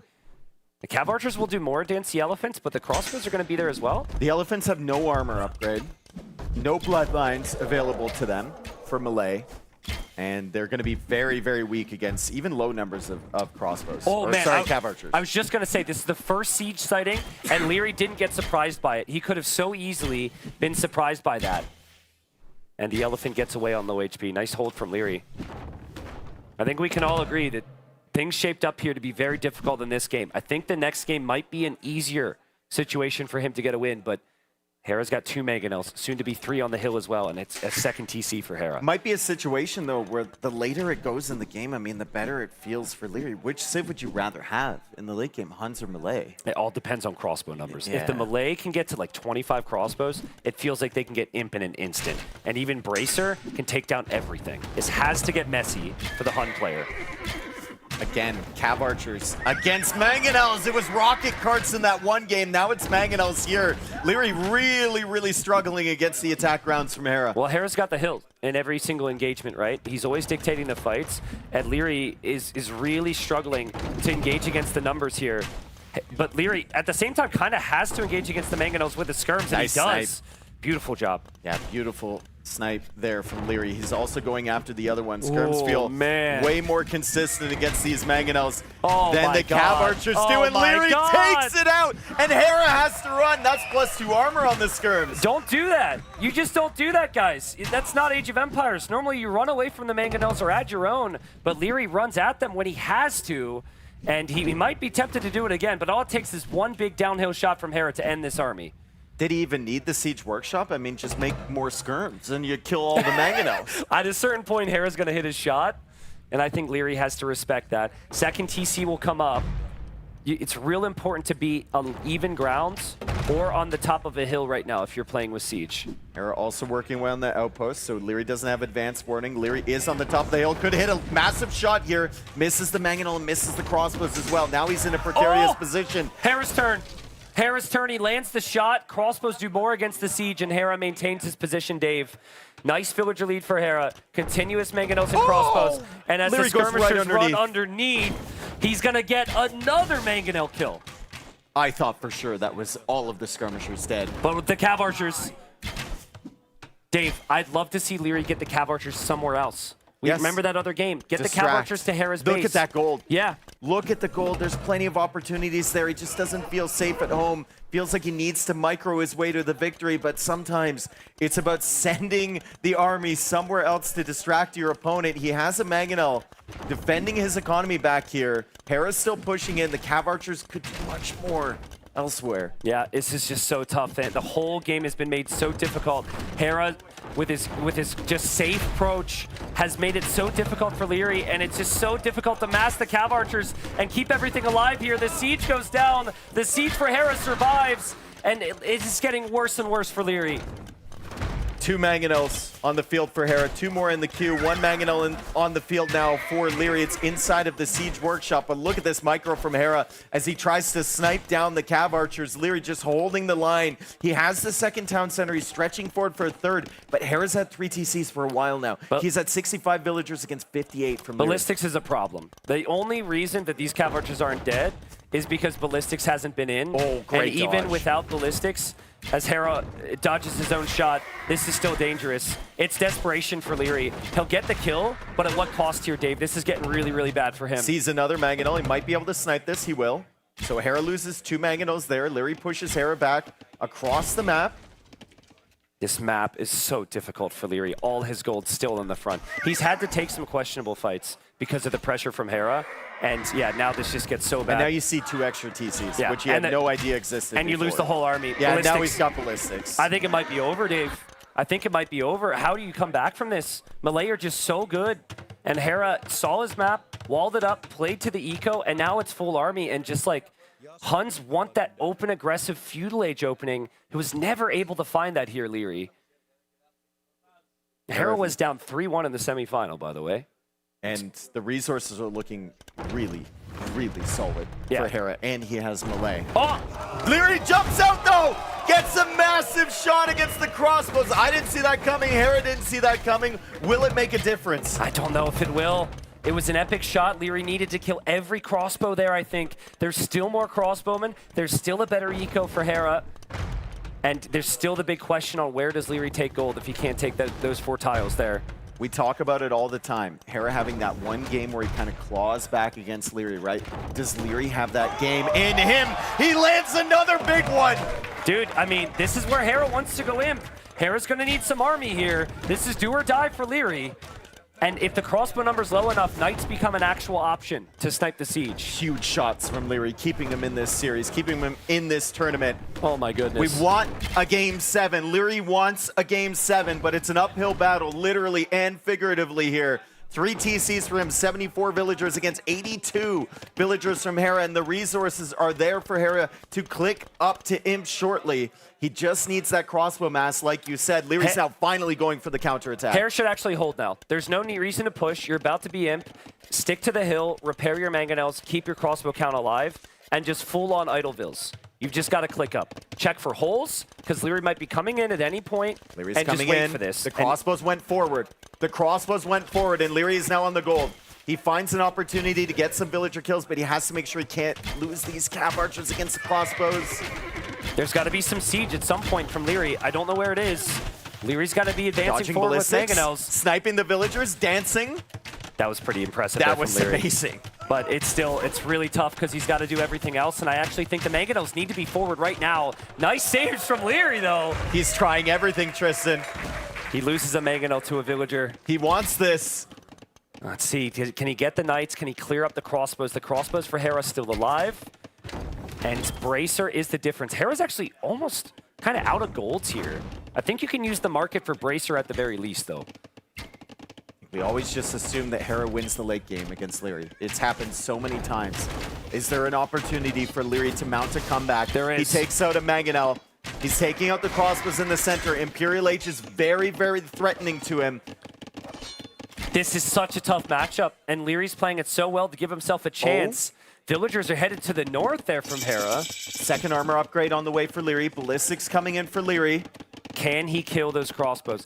Siege no longer becomes a counter if Hera has this control, and if Hera uses his range, Skirmishers struggle as a counter as well now. Feels like there's an opportunity there for Leary to deny that TC. Hera knows the Cav Archers are up there. The Scout is nearby. He's got vision on it. More Cav Archers roaming around the front side of Hera's base. More Mangonels pushing on Hera's base. The villager count is gonna not hop out. that different He's now. hopping out of the TC. He's got Bracer. He runs up the hill. Oh, big shots for Leary! Hera taking some risks here. I think he can wait for chemistry maybe, but he wants to save his town center, and he does. But at what cost? A lot of crossbows going down. Only 14 crossbows now on the field. More skirms coming out from Leary. He did miss the opportunity to deny that TC in the north from Hera, but he's got 99 villagers and the resources are looking decent. The only problem is he's stuck in the Castle Age right now. Yeah, he does not have a unit that can trade efficiently here. I think you just hope that you can spam more than Hera can. Hera getting to that gold makes things complicated, but he doesn't have a lot on gold, and he might still be exposed against some raids. He's kind of hard stuck crossbow at the moment, too. Yeah. Like, doesn't have a castle up yet. He's just making the crossbow. Bracer, chemistry, going to be very threatening. More archer ranges coming in. Leary kind of baiting Hera in again, maybe trying to overwhelm with skirmishers. Yeah, Hera overextends there. There's an expectation now for Hera to win every fight. That's why he's hard committing here. He overextended. He's landing some nice shots. The Mangonels are still doing enough, in my opinion.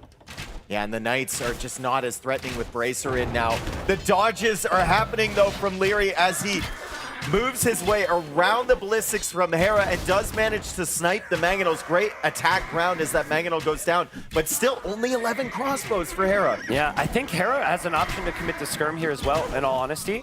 But there are Knights, so maybe he continues with the crossbowmen. Population's even, Dave. Does Leary have a chance to get to Imperial Age here? Leary is fighting. That is a situation that we would have seen Leary resign from many times before. Yeah, it was an amazing comeback.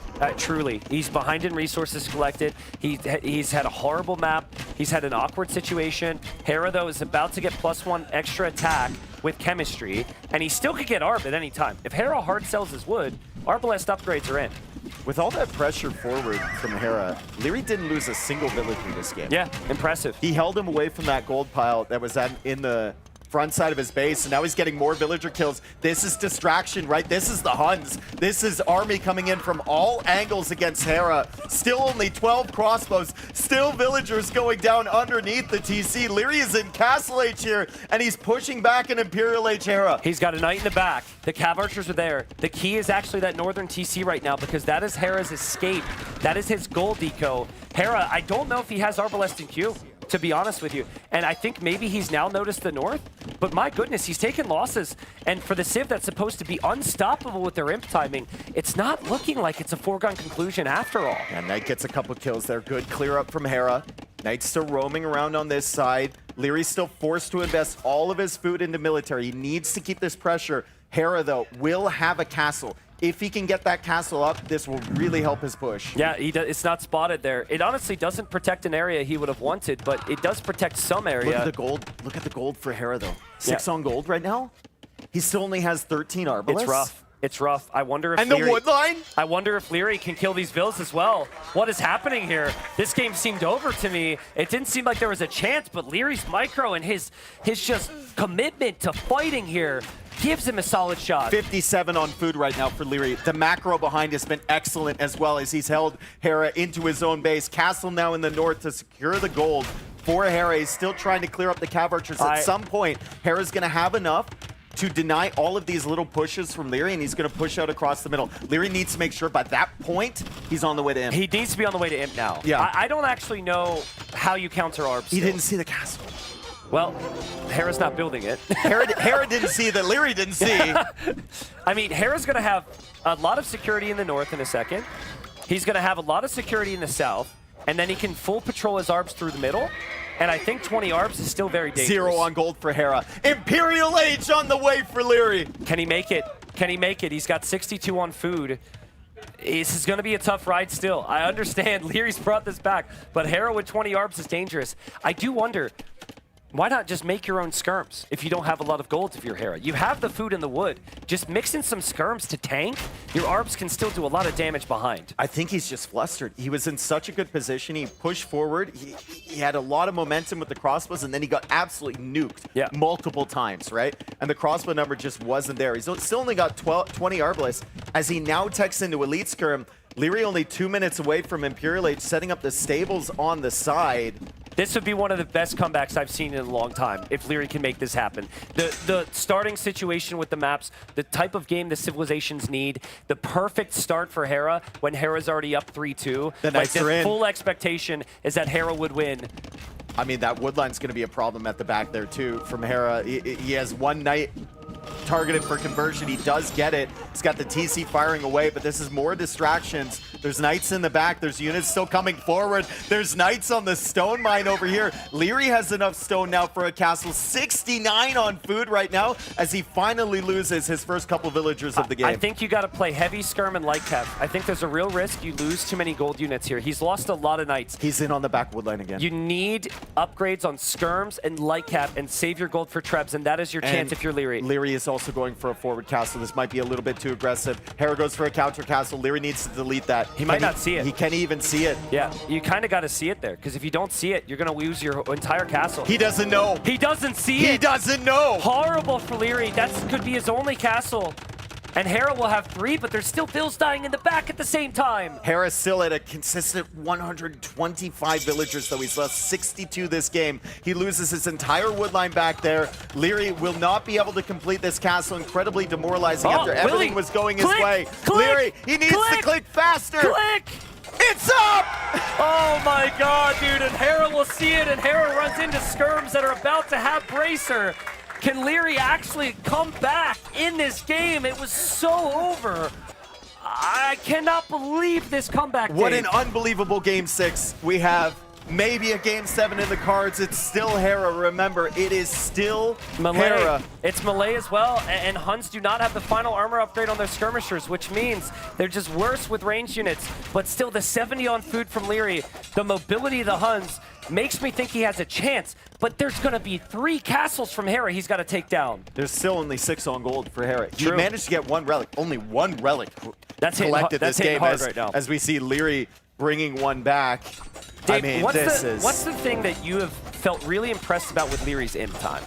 Sorry, imp play. It's always conserving the trebs. Yes. Right? He'll get to like 4, he'll pull his opponent out of position, and he'll pick his time. But his castle is forward. Exactly. He needs to buy a castle and actually be able to push with trebs. Otherwise, he's just going to be running into castles everywhere. That pesky Arbalest that killed like 30 villagers over there is finally cleared up. Leary is still roaming around with light cap. He's got to retreat with his trebs, but that's just going to die to the castle. I think he forgot it was even there, but, right? you know, I will say, Hera's castle is protecting everything but the homeland here. Like, all of his starting eco is exposed. He, like, got ahead of himself protecting all the other areas, but he really needs to protect the middle of his base. Leary has a population lead. 178 gets 176. Yeah. It's not much, right? And it's going back and forth. Castle in the north is protecting the farmland now. There's severe lack of gold here for Hera. Now struggling a bit with the wood supply as Ram now comes in for Leary because he doesn't have a castle to make trebs. Really hard to push the melee with Rams because they are going to be able to spam a couple karambits here. It's very difficult. It's doable. I think you need Siege Ram, though, and that's a lot of food to get to it.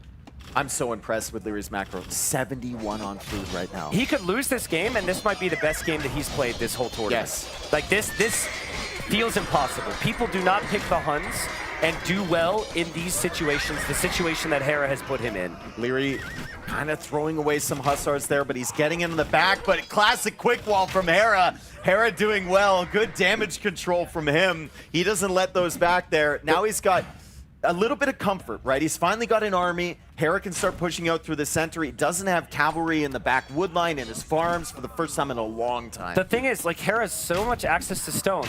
and his units don't even cost gold, and the hunts never get champion. And the armor upgrades for them late were just free the whole game. So Hera can have halves that are super tanky right now. This is still really hard for Leary. This is really, really hard, but how many times have we seen Hera in a similar position to Leary, where he's trying to overcome a slower army that's better?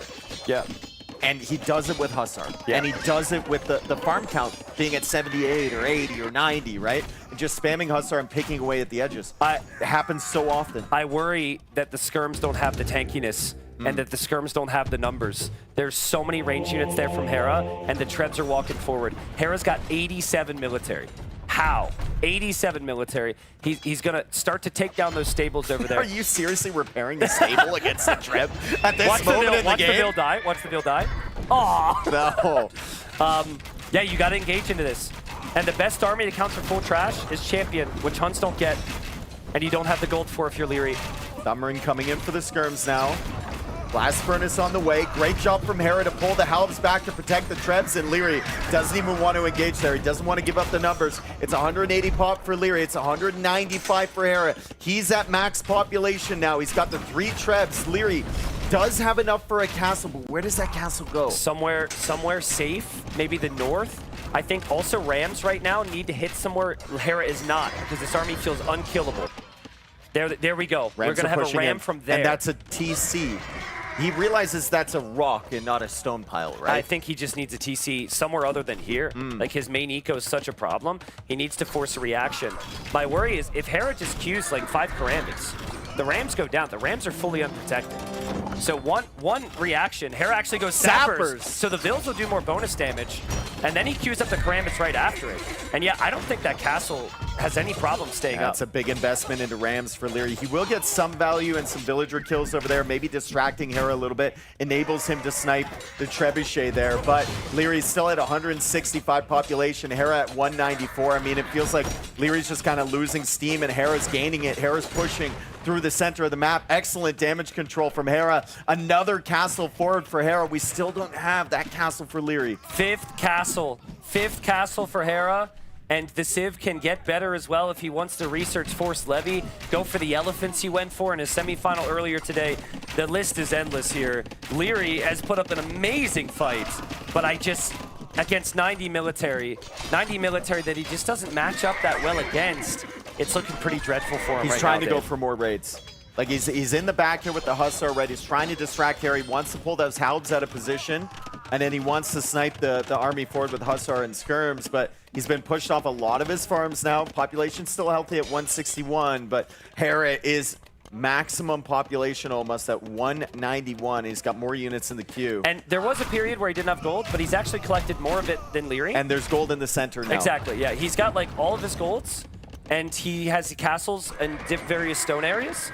So it continues to look so difficult. It is only 103 villagers for Hera, so he is getting low on villagers if you want full spam. Yeah. Resources are there in the bank though. Q is there. Leary not attacking the Treb. He is attacking something else with the Hussar and he can't take it out. The Halb Skirm is so difficult to run into. I actually wouldn't hate Hera to go Elite Karambit here.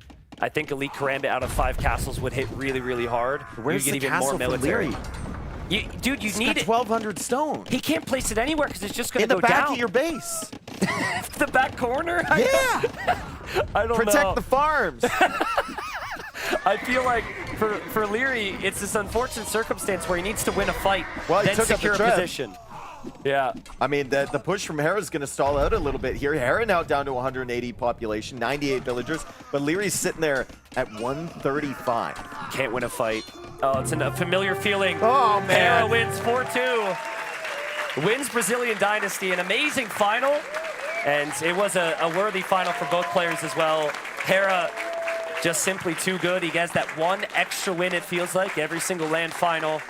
And he and Leary have met in so many. Hera I mean, reclaiming his crown, right? He lost the last S tier. He's king again here in Brazil. Beautiful trophy is his. Amazing victory, first against ACCM, the comeback, and then grinding out that set against Leary. Fantastic play, fantastic player. And we are truly honored to have Hera lift another S-tier trophy as we send it on over to Masmora on the stage with our champion, Hera. Hera, what a grueling day of Age of Empires 2 for you, my friend. So many games played, yet you did it once more. You proved everybody back at the top of the Age of Empires 2 community. What's going through your head right now, my friend? I'm very, very happy, of course, with the win, especially this one because I lost the last S-tier tournament, so the streak kind of broke. But we are 9 LAN wins in a row, so the new streak has already begun, which is great. But I just want to say, first of all, GG's to my competitors, and thank you to the crowd and everyone here at Onimaru for making an amazing event.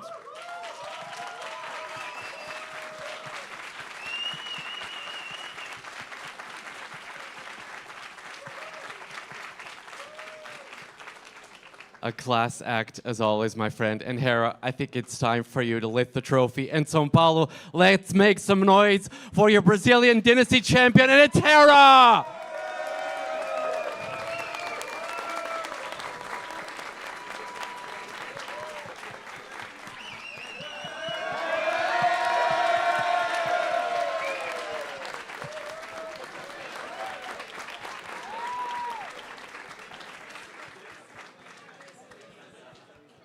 And there's more, Hera, there's more. Keep clapping, please, there's more.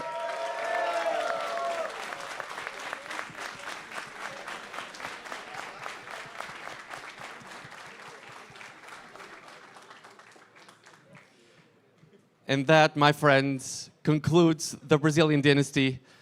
On behalf of Onimaru, I'd like to thank each and every one of you at home, here at the Espaço Center in São Paulo. You guys were amazing. Thank you for watching. Thank you for supporting the event.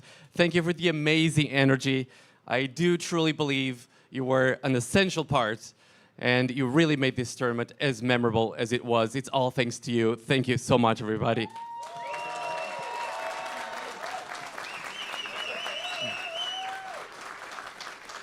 I just want to give a special shout out to everyone watching at home as well, and especially those who participated in the King's Gauntlet, Grubby, Atriarch, Jabo, etc., Yamato.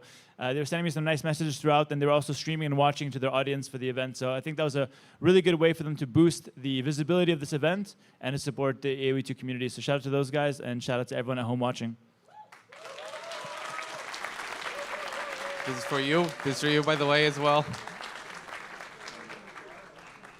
If this was the first Age of Empires Tournament 2 that you've watched, please don't be a stranger now. Get involved. Join the Discord servers. Join the forums. Check everyone's Twitch channels. Check everyone's YouTube channels. And find out for yourselves why this community has survived for so long and why this community is still one of the friendliest communities around. But that was all, my friends. I'm Mojmocha, and I hope to see you again very, very soon again. Till next time.